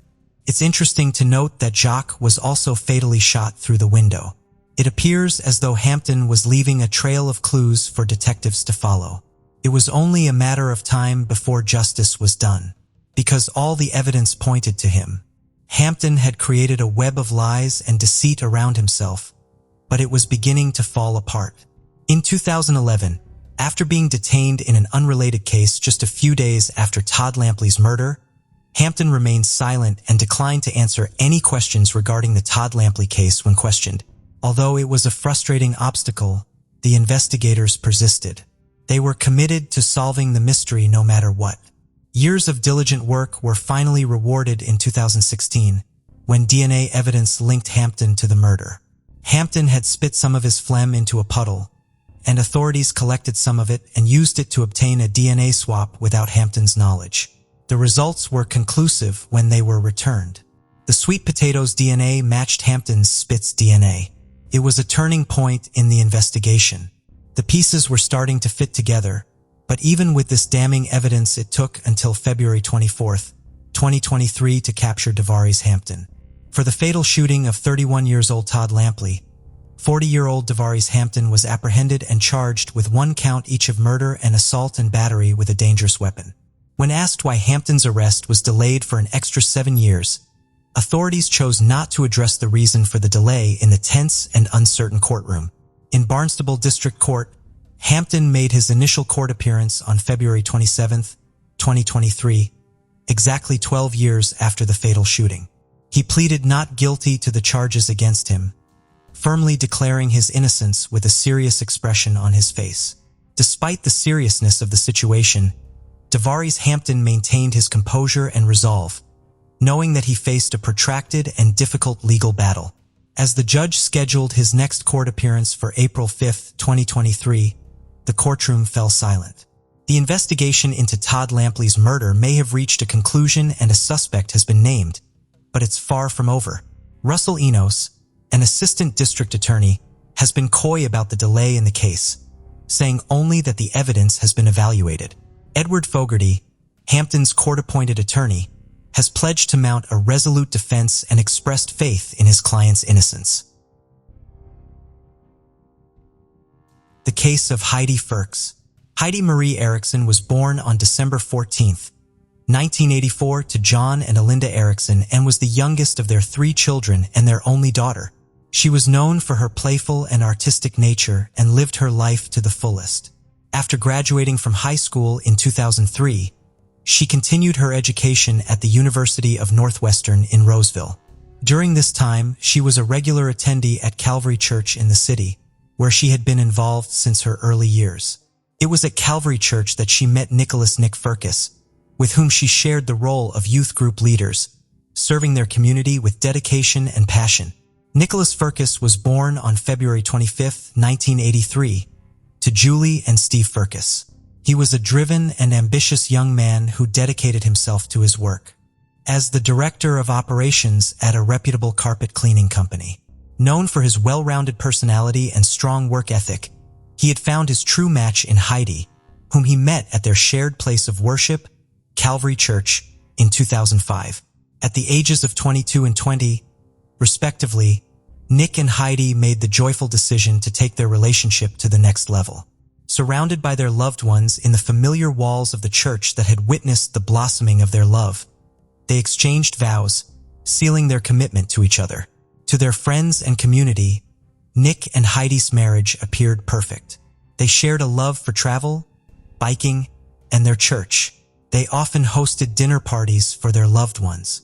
Heidi had recently started working at a financial firm where her father was employed. Their bond seemed to be growing stronger with time. However, behind closed doors, a different story was unfolding. On the morning of April 25, 2010, Heidi called 911 from her home in St. Paul, Minnesota, reporting a break-in. Only 38 seconds into the call, Heidi yelled no, and a gunshot was heard. 65 seconds later, Nick used Heidi's phone to contact the dispatcher, saying, "Someone just broke into my house and shot me and my wife." Nick was overcome with grief, repeatedly crying and begging for help, saying, "Oh my Heidi, my wife is dead. Please get here." He also shouted no in despair. When the police arrived, they found Heidi unresponsive on the kitchen floor with a gunshot wound to her back. Nick was beside her, still on the phone with the 911 dispatcher, despite having been shot in the upper left leg. He was extremely upset and told the police that one or two intruders had broken into their home. According to Nick, he had grabbed his shotgun and tried to escape with Heidi through the back door, heading towards their detached garage. However, the intruder managed to take the shotgun from him and shot both Nick and Heidi. Sadly, Heidi was pronounced dead at the scene, her life cut short by the tragic events. Nick, meanwhile, was rushed to the hospital for treatment and was later questioned by the police while still in the hospital. Police asked Nick why he and Heidi left the safety of their bedroom to face the potential danger. Nick explained that they were trying to escape through the back door. After receiving medical treatment for his wounds at the hospital, Nick was released just 3 hours later and was interviewed again at the police station about the incident. Police station, Nick provided a detailed account of what happened. He recalled watching a movie with Heidi and having a glass of wine before going to bed around midnight. Nick said he woke up around 6:10 to 6:15 a.m. when he heard the screen door open and someone fiddling with the doorknob. The investigators questioned Nick about locking the deadbolt, and he admitted that he and Heidi usually made sure to lock it. But he believed he had forgotten to do so that particular night. After hearing the noises, Nick retrieved his shotgun from the upstairs closet, which he had brought up from the basement a month ago because he noticed it was starting to rust. Although the shotgun was initially empty, Nick loaded it when he heard the noises. He then woke up Heidi, instructed her to call 911, and told her to leave the house and go to the garage, where their cars were parked. Nick also shared that he and Heidi had a safety plan in place in case of trouble, which was to go to the garage where their cars were parked. Nick, who is right-handed, was holding a pair of jeans in his right hand and a shotgun in his left hand as he walked behind Heidi toward the garage. They stopped at the front door, where Heidi retrieved her wallet from a table. Suddenly, the door burst open and a tall, dark-skinned man rushed in. The intruder wore a dark hooded sweatshirt with the hood pulled tightly around his face. Nick dropped the jeans and the intruder grabbed the shotgun barrel. The two men then engaged in a physical struggle. During the altercation, the gun fired and Nick said his finger accidentally slipped onto the trigger. He believed he hit Heidi in the back, causing her to collapse immediately. They continued fighting over the shotgun, which fired again, hitting Nick in the upper thigh and causing him to fall to the ground. The intruder then fled out the front door. Nick told investigators that Heidi was unresponsive and he eventually lost consciousness. Nick told the police that his house was supposed to be foreclosed the next day, and he and his partner Heidi had planned to inform their parents and friends about their situation on the same day. According to Nick, they had fallen behind on their bills, and their house had been foreclosed on and sold to someone else. As a result, they were required to vacate the premises, but they hadn't shared this information with anyone. Their plan was to pack up their belongings on Sunday and Monday morning, leaving some items in the garage to collect later and then find someone to stay with temporarily. However, their plans were disrupted, and their peaceful home was left with an air of tragedy. The lives of Nick and Heidi were forever changed by the devastating events of that morning.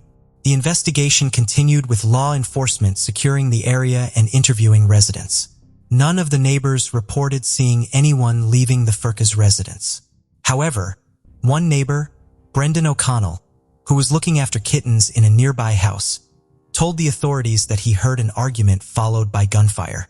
Nick begged for mercy, claiming a shooter had attacked him and a woman. After talking to police, Nick's lawyer hired an artist to update the sketch, details emerging: an African-American male, 40 to 60 years old. The police initially searched for an unknown African-American male intruder based on Nick's description, but found no evidence or witnesses to support his story. Despite a thorough investigation, no one was arrested or charged in connection with Heidi's death, leaving the case unsolved for many years. Years later, a surprising revelation came to light. Over 10 years had passed since Heidi's murder, and Nick had seemingly moved on with his life, marrying Rachel and starting a family. However, when financial troubles resurfaced, Rachel began to suspect that Nick was hiding something. Rachel's concerns about their financial situation and Nick's evasiveness sparked her curiosity, prompting her to investigate Nick's past. As she dug deeper, she uncovered secrets and inconsistencies that made her question everything she thought she knew about her husband and his possible involvement in Heidi's death.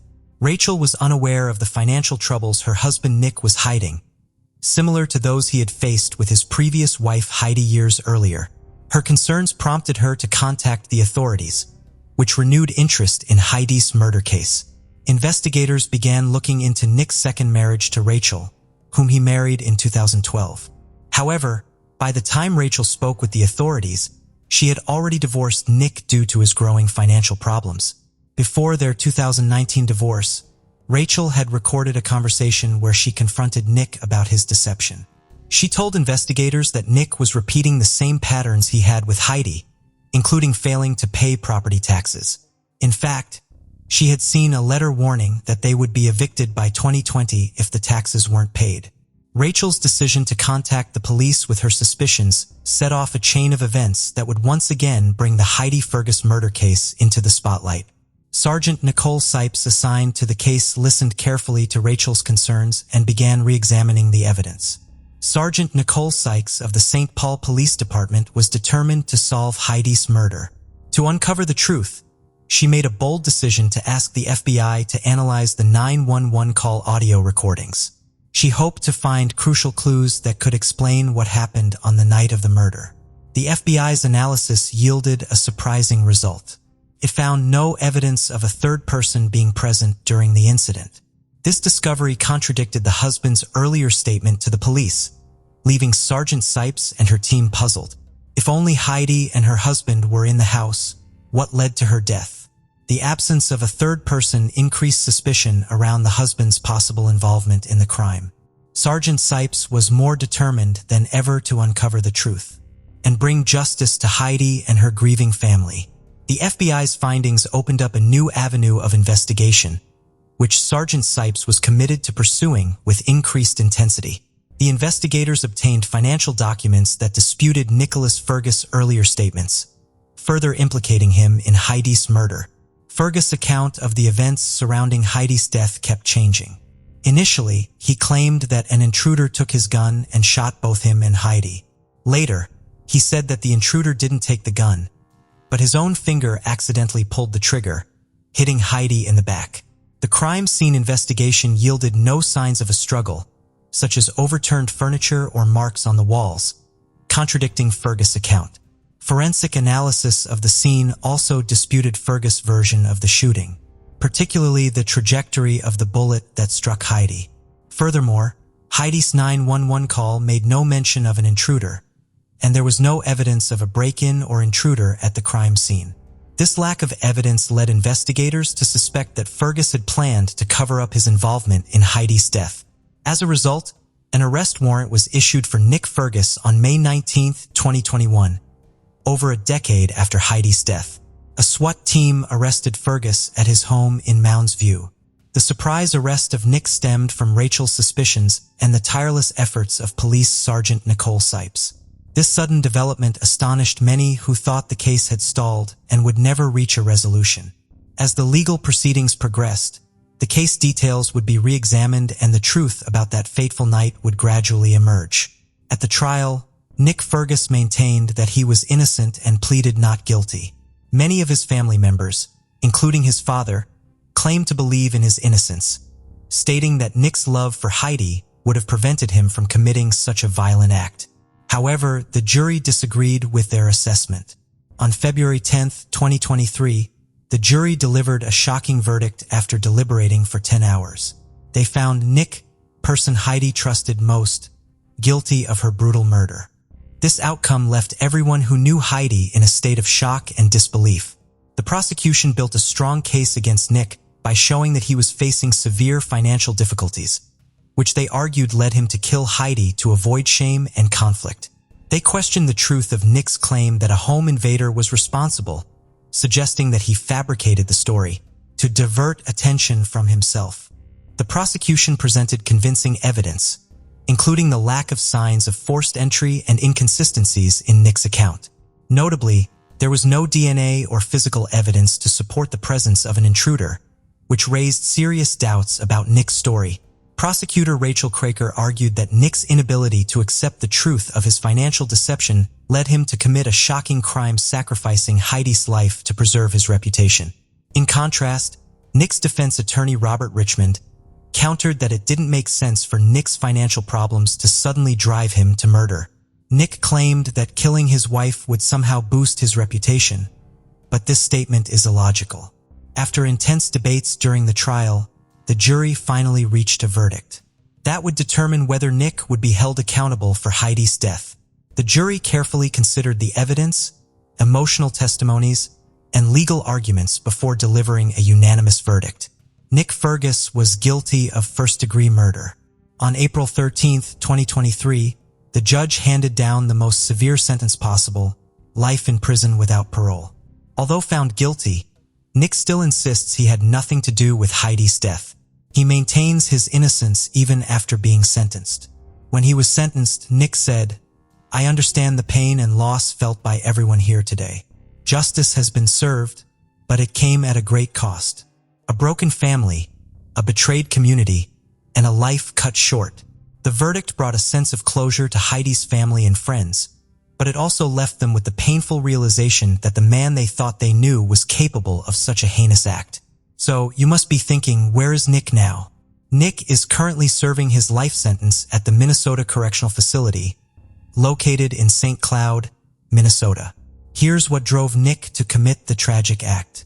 The motive behind the killing remains unclear, but there are clues. In June 2009, Nick received foreclosure papers on their house, which was then sold at a sheriff's auction the same month.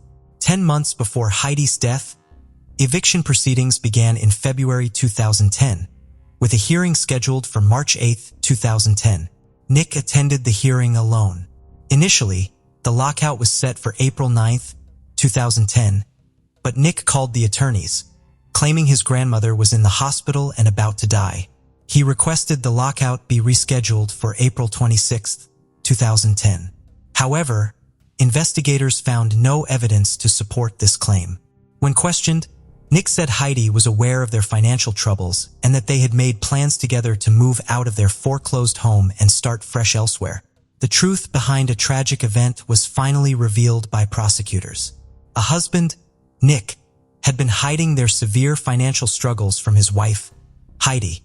Tragically, before she could discover the truth, he took her life. Instead of being honest with his wife and working together to find a solution, Nick chose a devastating path.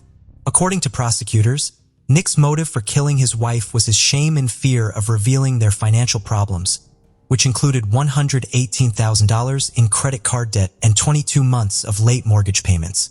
By killing Heidi, Nick avoided confronting the consequences of his own deception. In the end, justice was served. But Heidi's loved ones still suffered immense pain and loss. Unfortunately, no legal punishment could undo the harm or bring back the vibrant life that was cruelly taken. An almost 47-year-old mystery has now been resolved. A 16-year-old girl named Carol Sue Klaber was found strangled to death on June 5, 1976, shocking her family and the entire community of northern Kentucky. Despite years of investigation, there were no leads or suspects, and the case remained unsolved until new technology played a key role in putting the puzzle together. Who could have harmed Carol Sue Klaber in this way? And how did the murderer escape justice for such a long time? Kentucky in the United States is home to the county of Boone. Boone County was established in 1798 and was named after Daniel Boone. The Cincinnati Northern Kentucky International Airport, a key hub for the area, is located in Boone County, which is the fourth most populous county in Kentucky. Burlington serves as the county seat, and the county is well known for its historical sites, outdoor recreation areas, and robust agricultural sector. However, a tragic murder would occur in this area of Boone in 1976. On November 28, 1959, a new life was born into the world in the state of Kentucky. Daniel Henry Klaber and Betty Jane Meek Reneker, her proud parents, were beaming with pride as they held their adorable baby girl in their arms and gave her the name Carol Sue Klaber. Thomas Klaber, her older brother, watched on in wonder, excited to welcome his new sister into the family. Was incredibly funny. She had a great deal of empathy for those who were less fortunate and was surprisingly modest for a teenager. At the age of 16, she volunteered at St. Charles Nursing Home. In her younger years, Carol had also been a brownie and a Girl Scout. She loved to sew, cook, play records, and listen to music constantly. She began taking piano lessons when she was 5 years old. Carol was chosen by her piano teacher, Hattie Schatzman, to represent her students at the Ohio Music Teacher Association, while she was also learning how to play the violin. She had performed 2 times at the Taft Museum. She was a beloved member of the Dixie Heights High School String Ensemble, thanks to her love of music and natural talent, and her classmates were drawn to her outgoing and kind nature. Sadly, her family, friends, and teachers won't be able to see much of her talents anymore as a tragedy soon befell Carol. On June 5, 1976, as the sun rose and shined brightly over the Kentucky town of Union, Dr. Gaines Huey, a respected Walton dentist who was ready to attend to his patients' dental needs, left his home early in the morning as the neighborhood's residents started their days as usual. As Dr. Gaines traveled down Chamber Road, he noticed something unusual at the road's edge. He soon stopped his car out of curiosity and moved toward the thing. It wasn't until he was close enough that he realized what he had discovered. There was a body lying eerily still next to a culvert that served as a rainwater drainage pipe. Dr. Gaines, who was in a state of shock, immediately dialed the Kentucky State Police with trembling hands. Jan Wushner just so happened to be working that day. Jan Wushner, an experienced detective who had previously worked for the Boone County Sheriff's Department, hurried to the scene in order to solve the mystery surrounding the dead body that was lying by the roadside. Around 7:15 a.m., detectives from the Walton State Police Department arrived at the crime scene. With a keen eye for detail, their eyes swept the area where the body was. The detectives started their investigation after spotting the obvious indications of a struggle. Broken twigs and trampled grass suggested a violent altercation between the victim and her attacker. After being viciously attacked, the victim, who was a female, was strangled to death. As their sense of dread increased, the investigators grimly realized that this was a murder rather than a random act of violence.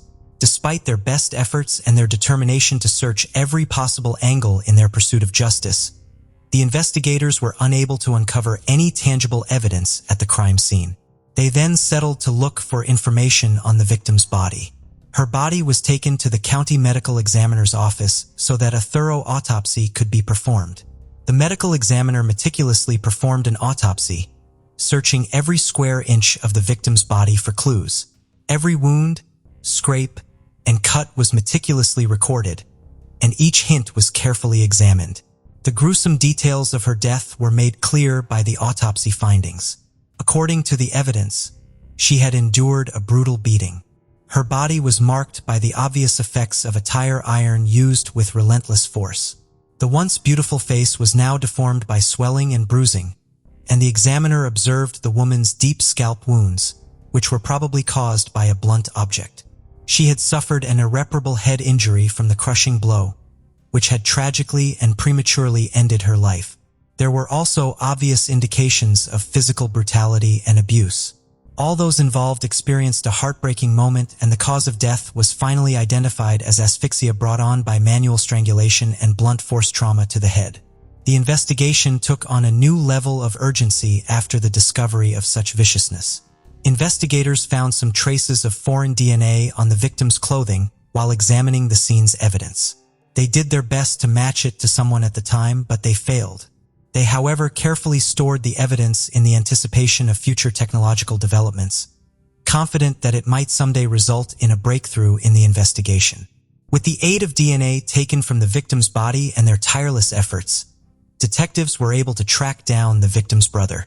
He mustered the courage to approach the body and identify it as his sister. Thomas Klaber, who was 23 years old at the time, entered the morgue as he stood in front of his beloved sister, Carol Sue Klaber's lifeless body on a cold metal table. His face was dripping with tears, realizing that he would never again get to see his sister's radiant smile or hear her contagious laughter. The pain in his heart was unbearable. The investigators searched every possible lead as the investigation developed. They scoured the neighborhood, knocking on doors, talking to locals, and gathering any details that might shed light on the tragic incident. In order to understand Carol Sue Klaber's life and potential enemies better, they also dug deeply into her past and spoke to her family and friends. The investigators discovered that for the Klaber family, June 4, 1976, was a typical day. Getting on her bike, Carol Sue Klaber, a 16-year-old carefree teen, got on her bike and pedaled around town with a smile on her face as the wind blew her hair. She said hello to the neighborhood residents, talked with friends, and enjoyed the warmth of the summer day. She has arranged to meet a friend at Zeno's Hyde Park restaurant later on in the evening. She left her house at 5:30 p.m., but as dusk fell, a young man driving a swanky Chevrolet Monte Carlo followed Klaber back to her house. One of the neighbors claimed to have caught a glimpse of the young man, who was towering at 6 feet tall with a slim build. He had sandy blonde hair. The man and Carol spoke briefly before Carol entered the home, leaving the man outside in anticipation. A short while later, Carol came out from the house, hopped in the car, and left with the man. That appeared to have been the last time anyone would ever see Carol alive again. The murder of Carol Sue Klaber went unsolved despite the investigators' best efforts to find the owner of the suspected vehicle. The case wasn't moving ahead and every lead had been exhausted, leaving the detectives baffled. The case eventually became unsolved, and it remained that way for more than 40 years. A ray of hope appeared in the Carol Sue Klaber murder investigation after years of no progress. Coy Cox and Timothy Adams, two cold case detectives from the Boone County Sheriff's Office, gave the case new life in 2017. In their relentless pursuit of the truth and justice for Carol Sue Klaber, these two detectives teamed up with Jerry Keith, the first detective on the case, who had kept it so dear to his heart even after retiring. The trio used cutting-edge technology to work nonstop. In order to put together a fresh perspective on the tragedy that had baffled them for years, they painstakingly went through the old evidence, speaking with witnesses and sifting through leads. The two top suspects that Keith had earlier named were the focus of their initial investigation. The first suspect was a man with a history of auto theft, whose car had a startling resemblance to the one Carol was last seen in. The detective targeted this man and examined him closely in an effort to elicit any useful information from him. The man, who was a suspect in the investigation, denied any involvement in Carol's killing. He disclosed his past crimes to the detectives as he opened up to them, but he steadfastly maintained his innocence in Carol's murder. In order to compare his DNA to the DNA that was discovered in 1976 from the victim's clothing, the detectives collected his DNA. The results of the DNA analysis arrived in December 2018 after a long wait. Finally, Detectives Cox and Adams called the man to let him know that his DNA results were negative and he was no longer a suspect in Carol's murder. On hearing this, the man realized he could finally breathe easily and begin his life afresh. He felt as though the weight of the world had been lifted from his shoulders. Following the DNA results, Cox and Adams returned to their tenacious hunt for the murderer. They were back at square one because the leads on their initial suspect had run dry. Then, in 2020, they made the decision to turn to their second suspect, who had already been found guilty of a vicious sexual assault in the same neighborhood just 2 years prior to Carol's murder. In 2020, he was 77 years old and went by the name Michael Dean Tate.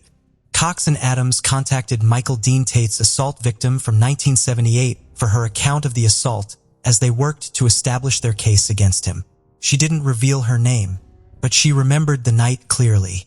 She described the frightening darkness of the Park Hills on the night of October 1st, 1978, when she was viciously attacked at around 2 in the morning in her own garage. The victim remembered that despite her best efforts to fight and scream, her attacker seemed to take a sick pleasure in hurting her.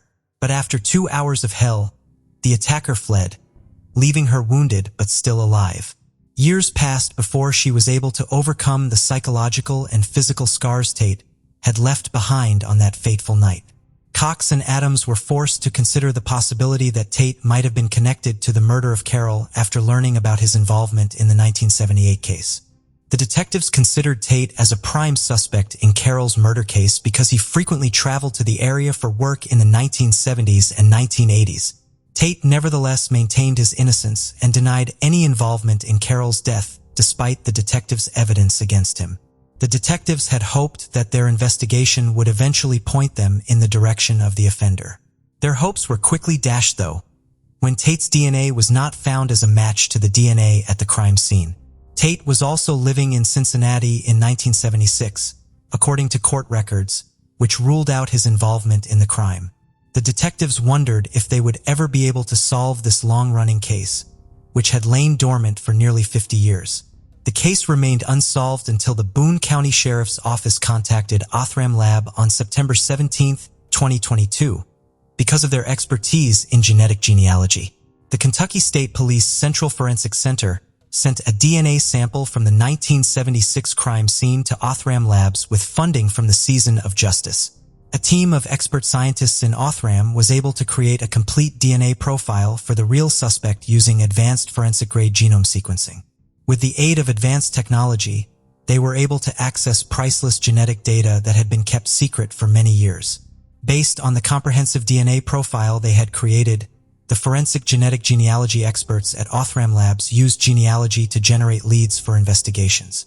In a startling turn of events, Othram Labs provided a response on November 25, 2022, less than 2 months after receiving the DNA samples.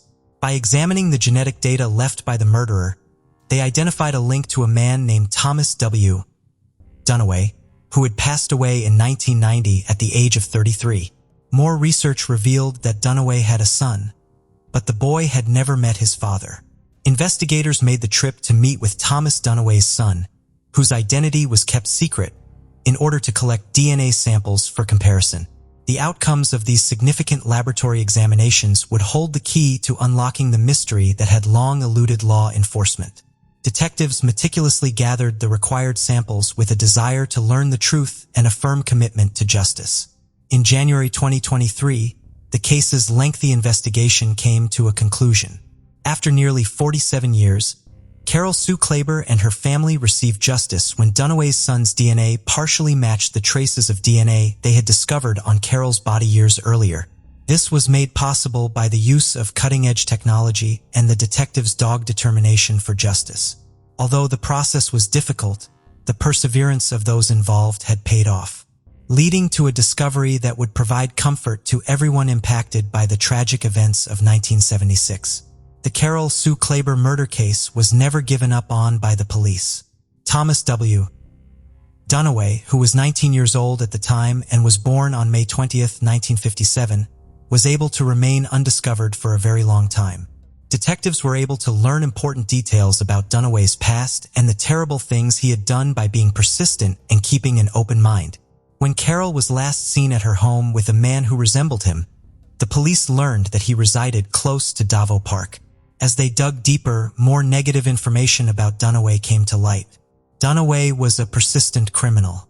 His 6-month crime spree had left a trail of evidence in the form of the vehicles he had driven away from each crime scene. Just 6 months after Carol Sue Klaber's death, in December 1976, he was found responsible for another murder. So the horror did not end there. Ronald Townsend, who was only 19 years old, was discovered lying on the ground shot to death. The news devastated the neighborhood, but Thomas Dunaway's capture and admission of guilt in Townsend's murder helped lift people's. Dunaway received a life sentence, but sadly, he was only imprisoned for 7.5 years before being released in 1984. His release made the community wonder if justice could really be served. The terrifying pattern of violence and darkness that consumed Dunaway's life was revealed by Detective Coy Cox. Although Carol's murder may not have resulted in justice, the police were able to reveal the full scope of Dunaway's lethal and dangerous reign of terror. Ronald Townsend and Carol Sue Klaber murders both had unsettling similarities. Just a few inches from the road, both victims were left in full view as if the murderer were making a point. As the investigation progressed, authorities learned Dunaway was absent without leave from the army at the time of Townsend's murder. 9 days after Carol's murder, Dunaway had joined the military and was initially assigned to Fort Knox before being transferred to Fort Carson in Colorado. Thomas Dunaway, who had joined the military, couldn't seem to stay out of trouble. Dunaway had an unrivaled love for cars, but it ultimately brought him to ruin. He traded his beloved 1973 Chevrolet Monte Carlo for a striking orange Chevrolet Vega because he had an eye for a good deal. He had no idea, though, that the detectives looking into the murder of Ronald Townsend would be drawn specifically to this flashy car. Dunaway and his orange Vega were the targets of an all-points bulletin that the detectives relentlessly pursued. On the gloomy Christmas Eve of 1976, Dunaway was apprehended in South Carolina on suspicion of Townsend's murder and an unlawful possession of a firearm, putting an end to a long game of cat and mouse. The relationship between Carol Sue Klaber and Thomas Dunaway has investigators perplexed as they look deeper into the mysterious case of Carol Sue Klaber's murder. It's possible that Carol and Dunaway ran into each other when they were young and attended Erlanger-Ellesmer schools, but it's not clear how they ended up connected. However, in the midst of the confusion, Detective Coy Cox provided a crucial hint that might help solve the mystery. It's possible that Carol's love for the Vow Park led to a chance meeting with Dunaway. The park held a special place in Carol's heart. She had a reputation for being extroverted, so it's possible that's how she met him. Maybe they just happened to cross paths in the park, and as they laughed and shared stories in the calm environment, they became acquainted. There is no doubt that the park is significant to their relationship because Dunaway lived close to where Carol used to ride her bike. There was a mixture of relief and sorrow following the identification of Thomas Dunaway as Carol Sue Klaber's murderer. The news that Dunaway passed away on December 28, 1990 at the young age of 33 left the family feeling conflicted, even though the authorities consider the case to be closed. Even though the Klaber family is aware of the truth, justice still seems elusive to them. Thomas Klaber bemoaned that he couldn't help but wonder what justice meant anymore and wished he could have confronted Dunaway before his death. Thomas Klaber has been haunted by the memory of his sister's murder. He has carried this burden for almost 50 years, never being able to completely let go of the worry that his family might experience another tragedy. He calls his 28-year-old son, Daniel, late at night because he is so concerned about his safety. Like he lost his beloved sister, he is afraid of losing anyone else who is important to him. It's a fear that holds him in a vice-like grip and serves as a constant reminder of how fleeting life is and how vital it is to cherish the people we care about. The thought of disturbing his sister's final resting place was intolerable to Thomas Klaber. His heart ached at the thought of disturbing her peaceful sleep in order to find her killer. Thankfully, investigators discovered an alternate route. They succeeded in exhuming the body of Carol Sue's killer instead of her remains. The fact that his sister can finally find peace and the small victories are what matter most to Thomas. The recent court order for Detective Cox to exhume Dunaway's body for DNA testing is proof that his commitment to seeking justice knew no bounds. Detective Cox was prepared to face whatever challenges lie ahead. The procedure of entering the DNA into Cody's may be just the start of a new chapter in the pursuit of justice. After almost 50 years, Carol Sue Klaber received her justice. Lewis Kelly, the Commonwealth's attorney for Boone County, has declared the case closed even though her killer cannot be tried in a court of law. Detective Cox's eyes welled up with tears as he shared the bittersweet moment of telling Carol's brother that the murderer had finally been found after all these years. Even though the past cannot be changed, the satisfaction that comes from knowing the truth provides some solace in the wake of such a tragedy. After 46 years, Detective Coy Cox and his team have finally put Carol Sue Klaber's murder mystery to rest by mentioning Thomas W. Dunaway as the offender. This case demonstrates how committed law enforcement is to seeking justice for victims and their families, regardless of the length of time that may elapse. The case of Chris Coleman. Chris Coleman, a former Marine, met his wife Sherry, an Air Force member, while serving in the military. Sherry instantly fell in love with Chris and knew he was the one. They got married before their first child, Garrett, was born, as they were devout Christians. After Garrett's birth, they had their second son, Gavin. Gavin was more energetic and mischievous, unlike his laid-back father and brother. Chris and Sherry were devoted parents who cherished their children. Sherry protected them fiercely while Chris enjoyed every moment with them. When Chris left the military, the family moved to Waterloo, Illinois, where Chris worked as the head of security for TV evangelist Joyce Meyer. Joyce's luxurious lifestyle sparked controversy, with critics accusing her of exploiting her followers' fears. Chris' job was to protect Joyce from threatening letters and hate mail. He worked as her bodyguard and earned a substantial salary, providing financial security for his family. However, his frequent travels with Joyce put a strain on his family as he was away from home for long periods. His sons deeply missed him, and his wife Sherry felt overwhelmed, underappreciated, and burdened with household responsibilities. In October 2008, Chris went to Florida, where his wife grew up, and met with an old friend, Tara Lintz, who gave him a tour of the city. Days later, Chris received a disturbing email from an address called Destroy Chris, warning him that he and his family would be in danger if he continued to work for Joyce Meyer. The ministry received more threatening emails specifying a time and date for the potential attack on Chris's family. The emails seemed to have inside information on Chris's schedule, including his upcoming trip abroad. Chris told Sherry about the threatening emails he had been receiving, and on the following Monday, he reported them to the local police. As Chris often worked away from home with Joyce Meyer Ministries, the police offered to increase patrols around their house during his absences. But this did little to alleviate Sherry's fear for her family's safety. Sherry's concern was so great that she once asked a friend to stay with her while Chris was away, as she didn't feel comfortable being alone in the house. She emphasized that she would do whatever it took to keep her family safe. 2 months into the threats, the Colemans received a disturbing, hand-delivered letter demanding that Chris publicly renounce his faith or face severe consequences. The letter's ominous tone left Sherry genuinely fearful for her family's safety. The threat had a profound impact on Sherry, and her fear grew daily. To respond to the threat, Chris and Sherry took extra precautions to protect their family, including installing surveillance cameras around their home, which captured footage of the surrounding area and sent it to a screen in their basement office. Chris hoped the cameras would help identify the person behind the threats. After the cameras were installed, the threats suddenly stopped and life returned to normal for the family. For a few months, everything seemed fine. However, in April 2009, the family received another disturbing letter warning that Sherry's worst fears were about to come true. Chris was deeply disturbed by the letter's ominous tone.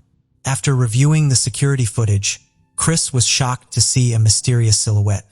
Although the figure's identity remained unknown, its presence reignited Chris's concerns for his family's safety. The renewed sense of fear led to increased police efforts to protect the Coleman family. Detective Sergeant Justin Barlow from the Columbia Police Department took a particular interest in the case and offered to help the family. He set up video cameras to monitor the Coleman's driveway, but unfortunately, they did not catch the person behind the threats. On May 5, 2009, Chris went to the gym and then called his home phone to check on Sherry and the boys, making sure they were up and getting ready for school. Chris called for help, but no one responded. Concerned, He phoned his neighbor, Detective Justin Barlow, at 6:45 a.m. Chris told Barlow that he had left for the gym in St. Louis County around 5:30 a.m. and had been trying to reach his wife Sherry, but she wasn't answering her phone. Worried, Chris asked Barlow to check on Sherry and their sons. Barlow grabbed his gear, including his weapon, handcuffs, flashlight, and radio, and headed to the Coleman house. As he waited for backup to arrive, his priority was to make contact with Sherry and ensure everyone's safety. With a mix of hope and unease, Barlow approached the door and knocked firmly, hoping someone would respond. When Detective Justin Barlow arrived at the Coleman home, the eerie silence and darkness made him feel uneasy. The lack of movement and lights inside the house heightened his sense of unease. Minutes later, a patrol vehicle arrived with another officer to assist him. The second officer went to the back of the house to try to see or communicate with Sherry or the boys through a window or door. Instead, he found signs of forced entry into the basement, which immediately grabbed Detective Barlow's attention. He became deeply concerned for Sherry Garrett and Gavin's safety. Detective Barlow and the second officer decided to enter the house through the basement, announcing their presence as they went. But they received no response. During their thorough search of the basement, they found a disconnected video cable at the computer desk. This discovery led them to believe that the camera's digital video recorder was missing.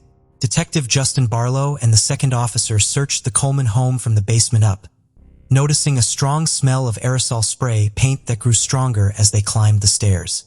On the main level, they found the walls painted with derogatory messages targeting Chris, Sherry, and their sons.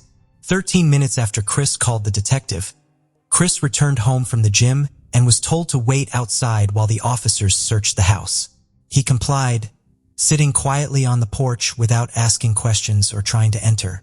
Meanwhile, a third officer arrived and the three of them searched the rest of the house for Sherry and the boys. On the upper floors, they found more hate-filled spray-painted messages. When they reached the second story, Detective Barlow entered the bedroom of Garrett, the oldest son, where he appeared to be asleep. However, upon closer inspection, the detective realized that Garrett was dead, with no signs of life and a cold body. Ligature marks around his neck indicated that he had been murdered. Detectives' minds were shocked when they found Garrett's lifeless body. Next door, the second officer entered to check on Gavin, and was horrified to discover the boy was also dead, strangled with ligature marks around his neck, just like his brother. The gruesome scene was made even more disturbing by an obscene message spray-painted on the bedsheets. In the master bedroom, the third officer found Sherry's lifeless body on the bed, her hair covering her face. It was clear she had been murdered. As the officer examined the room, he noticed Sherry's body had several bruises, indicating she had fought back and tried to defend herself and her sons. After discovering the bodies of Sherry, Garrett, and Gavin, detectives, including Justin Barlow, heard Chris enter the house, having waited outside for news about his family. Detective Barlow took Chris outside to give him some privacy to process the news. However, as the reality of the situation sank in, Chris's reaction was intense.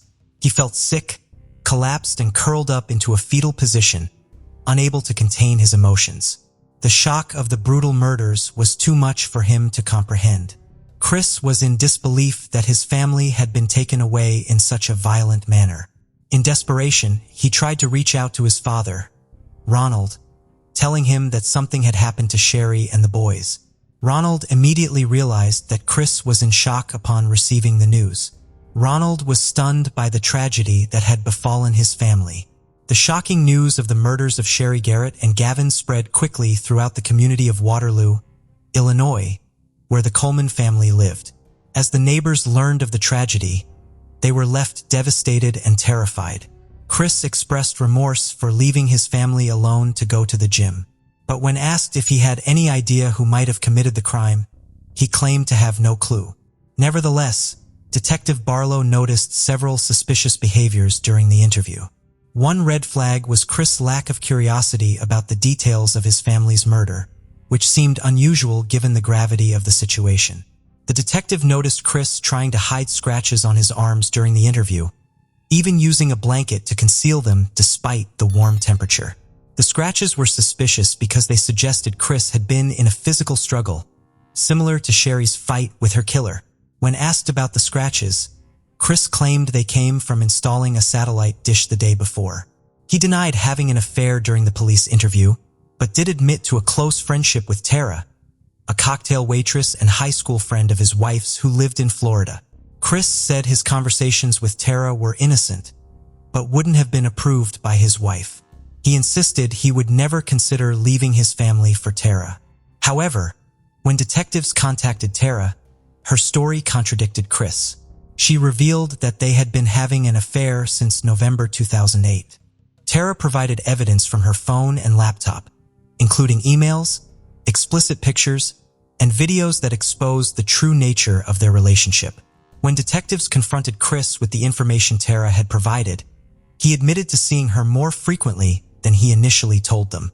Further investigation revealed that Chris and Tara had a secret arrangement to meet at locations where Chris worked for Joyce Meyer. They would sneak away together, often to exotic destinations like Hawaii, to spend time together without their family's knowledge. Although Chris claimed that his relationship with Tara was not an affair, detectives found evidence on Tara's phone and computer that suggested otherwise. Tara had marked a wedding to Chris on her calendar, as well as planned vacations with him, indicating that she believed Chris intended to leave his family for her. The detectives were suspicious of Chris because the evidence contradicted his claim that his relationship with Tara was casual. Chris' father, Ronald, was shocked to learn about the affair, but he firmly believed that it was unrelated to the murders of Chris' wife and son. According to Ronald, Chris was a gentle person who was not capable of such brutal crimes. Ronald described Chris as a quiet individual who showed no signs of violence. However, the detectives thought that Chris's affair with Tara was a strong motive for the murders. Despite this, their initial investigation did not find enough evidence to charge Chris with the crime. After being questioned for 6 hours, Chris was released without being charged. Tara became a person of interest in the investigation, but she was eventually cleared as a suspect when it was discovered that she was in Florida on the morning of May 5, 2009, when the murders occurred. The Coleman family murders led to one of the largest murder investigations in Illinois history. A special team of 25 detectives was formed to catch the person who killed the Coleman family. They worked extremely long hours, often 20 hours a day, for 15 days straight, calling in experts to help with the case. One of their main goals was to find out who sent the hateful emails to Chris Coleman. They carefully looked at every threatening email sent to Joyce Meyer Ministries over the past year, which led them to investigate leads all over the country. The team tracked down and talked to every person who sent threatening emails, but none of them seemed to be responsible for the murder. A team of computer experts was then brought in to help investigate the crime. The detectives hoped they could find some digital evidence related to the murder. The computer experts started by looking at the email account, Dyrus. They found that the email address was created on November 14, 2008, just a few days before the first threatening email was sent. One surprising thing they discovered was that the death threats sent to Chris Coleman's family came from Chris's own computer IP address. The detectives thoroughly examined the spray-painted messages at the crime scene and compared them to Christopher Coleman's handwriting to gather evidence. They took photos of the messages and collected handwriting samples from Coleman, which were then sent to a specialist for analysis. The expert's comparison of the two samples revealed a match, indicating that Christopher Coleman had written the messages on his home's walls on the day of the murders. Further analysis identified the specific brand and color of spray paint used, Rust-Oleum Candy Apple Red.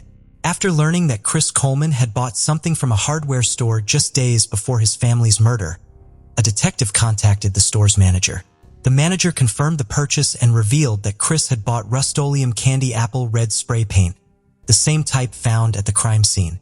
This discovery was crucial because it established a link between Chris and the murder.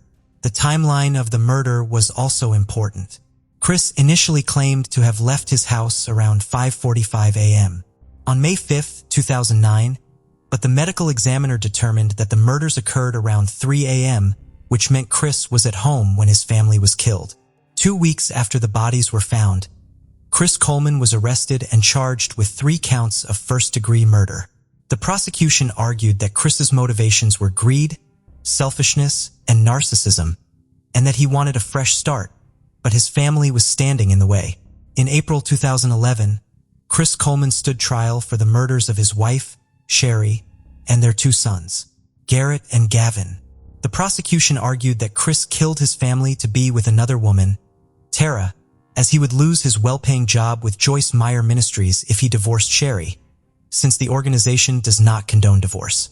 Chris's defense attorney claimed that an intruder entered the Coleman's home on May 5, 2009, and committed the murders.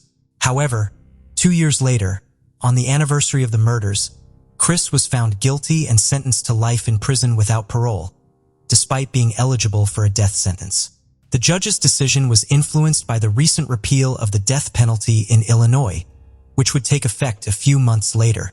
Sherry's loved ones wanted to keep her, Garrett and Gavin's memory alive and decided to raise funds for victims of domestic violence, a cause close to their hearts. 2-year-old Mary Agnes Maroney disappeared in the bustling city of Chicago on a chilly day in November 1930. Her disappearance baffled authorities for 93 years, and her family members were left devastated. This case of decades-lost child is confusing. Mary Agnes Maroney's enigmatic disappearance made international news for years. False leads and pointless discoveries failed for almost a century to locate the child and reunite her with her family. But over time, the puzzle's pieces started to line up. Mary Agnes Maroney's case remained unsolved despite numerous DNA tests, suspicious letters, sighting reports, and reported sightings until 2023, when a Californian woman came forward with the solution to the long-standing puzzle. Stay with us as we reveal the shocking details surrounding Mary's disappearance and the surprising turn of events that resulted in the resolution of her case. Mary Agnes Maroney was born to Catherine and Michael Maroney in Chicago, Illinois, on May 9, 1928. In the depths of poverty during the Great Depression, they were a family struggling to get by. Mary had a younger sister named Anastasia, who was only 11 months old at the time. Mary and her family lived in an apartment on the 2nd floor above a supermarket at 5200 Wentworth Avenue. Michael Maroney distributed handbills to earn his meager weekly salary of only $15. The Maroneys were having a difficult time. In the midst of their financial struggles, one of Catherine Maroney's relatives became interested in the family story. This relative took the initiative to get in touch with a welfare organization, and as a result, an advertisement about their financial struggles was publicized. Shortly after, Edgar Gilpin, a self-described male nurse and philanthropist, responded to the advertisement on May 13, 1930, on a Wednesday night. He offers Michael help in the form of a suit and some shoes. Since the addresses of families in need were kept secret from the public, the family accepted the offer through the welfare organization. But due to a small error, a mysterious woman learned the Maroney family's address. They had no idea that this seemingly insignificant mistake would trigger a tragic chain of events that would alter their lives for good. On May 14, 1930, Catherine Maroney, who was 17 years old at the time, was at home by herself with Mary Agnes and Anastasia. She heard a knock at the door as she was mopping the floor. When she goes to answer the door, a nicely dressed woman who identified herself as Mrs. Henderson and claimed to be a representative of the social worker who had seen the Maroney family's advertisement for assistance, was standing at the doorstep. She had just brought inside some groceries she had bought from the downstairs grocery store for $2.55. Mary Agnes, who was typically reserved, quickly warmed up to the woman as Catherine described their family's hardship to her. The woman appeared friendly and eager to assist while listening intently. She said her aging husband had passed away, leaving her with a sizable fortune. A child like Mary Agnes was something else she mentioned wanting. She then requested that Mary Agnes be temporarily taken to California with her while assuring Catherine that the young girl would be as chubby as a butterball. Catherine struggled to overcome her unease. She politely turned down the woman's offer, and the woman seemed to have accepted the mother's decision. The woman soon left and assured Catherine she would be back the following day. Catherine asked for her name, and the woman reluctantly identified herself as Julia Otis. Julia gave Catherine $2 and 2 books before she left as a sign of support. The next day, on May 14, 1930, even though it was raining, Julia Otis went back to the Moroni's house. She brought fresh baby clothes this time for Catherine, who was at the time expecting her third child. Later, it was found that Julia had bought these clothes from a department store with a brand new $50 bill. She offered to drive Mary Agnes to a clothes-buy shop so she could buy new clothes and shoes and claimed to have found her father a better job.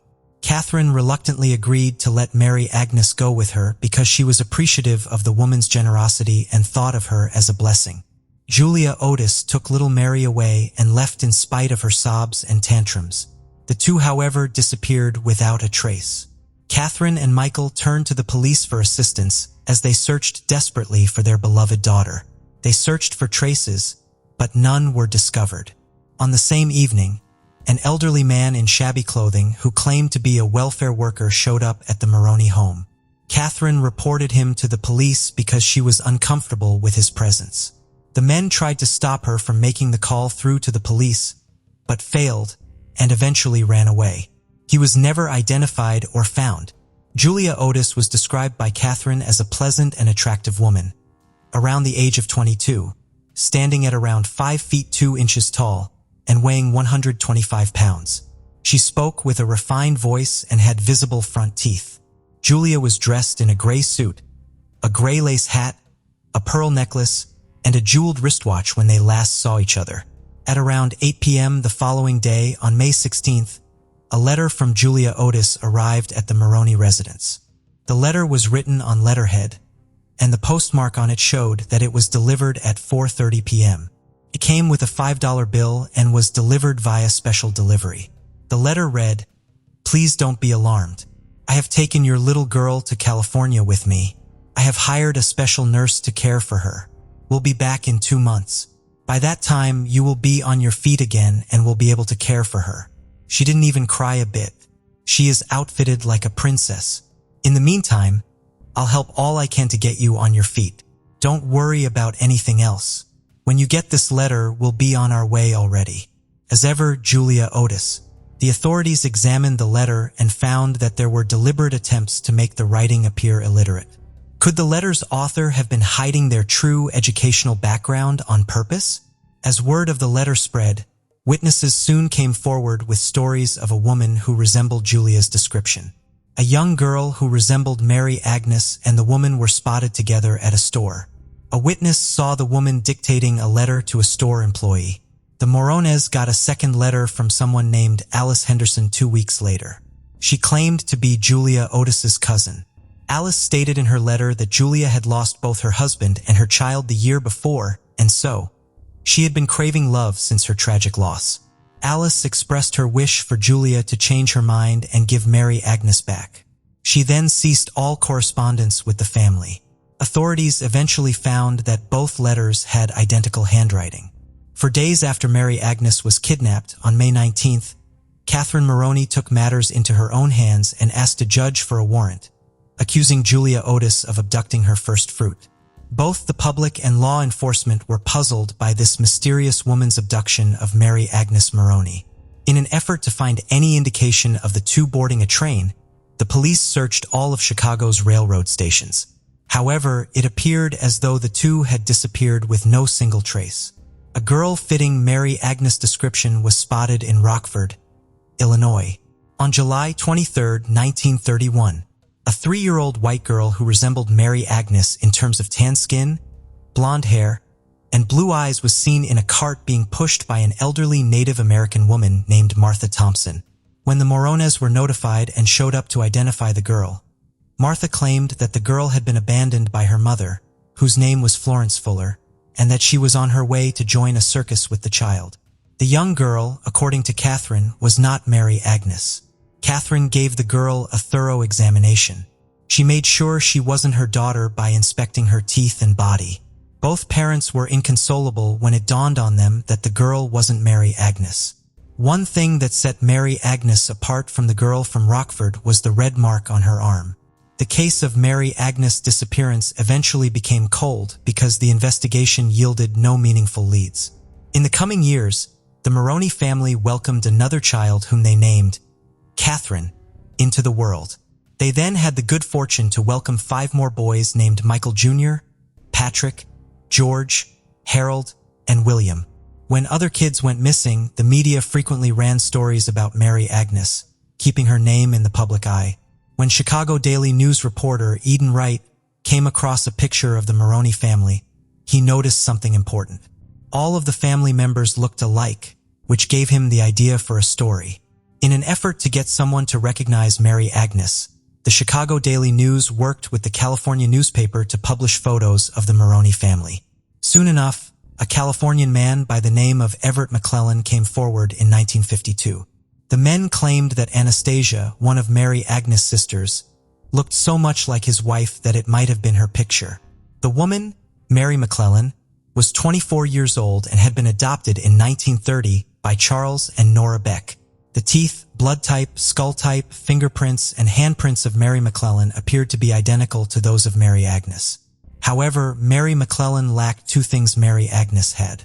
Mary Agnes was born a year later than McClellan, and McClellan did not have Mary Agnes' distinctive hernia scar from a surgical procedure.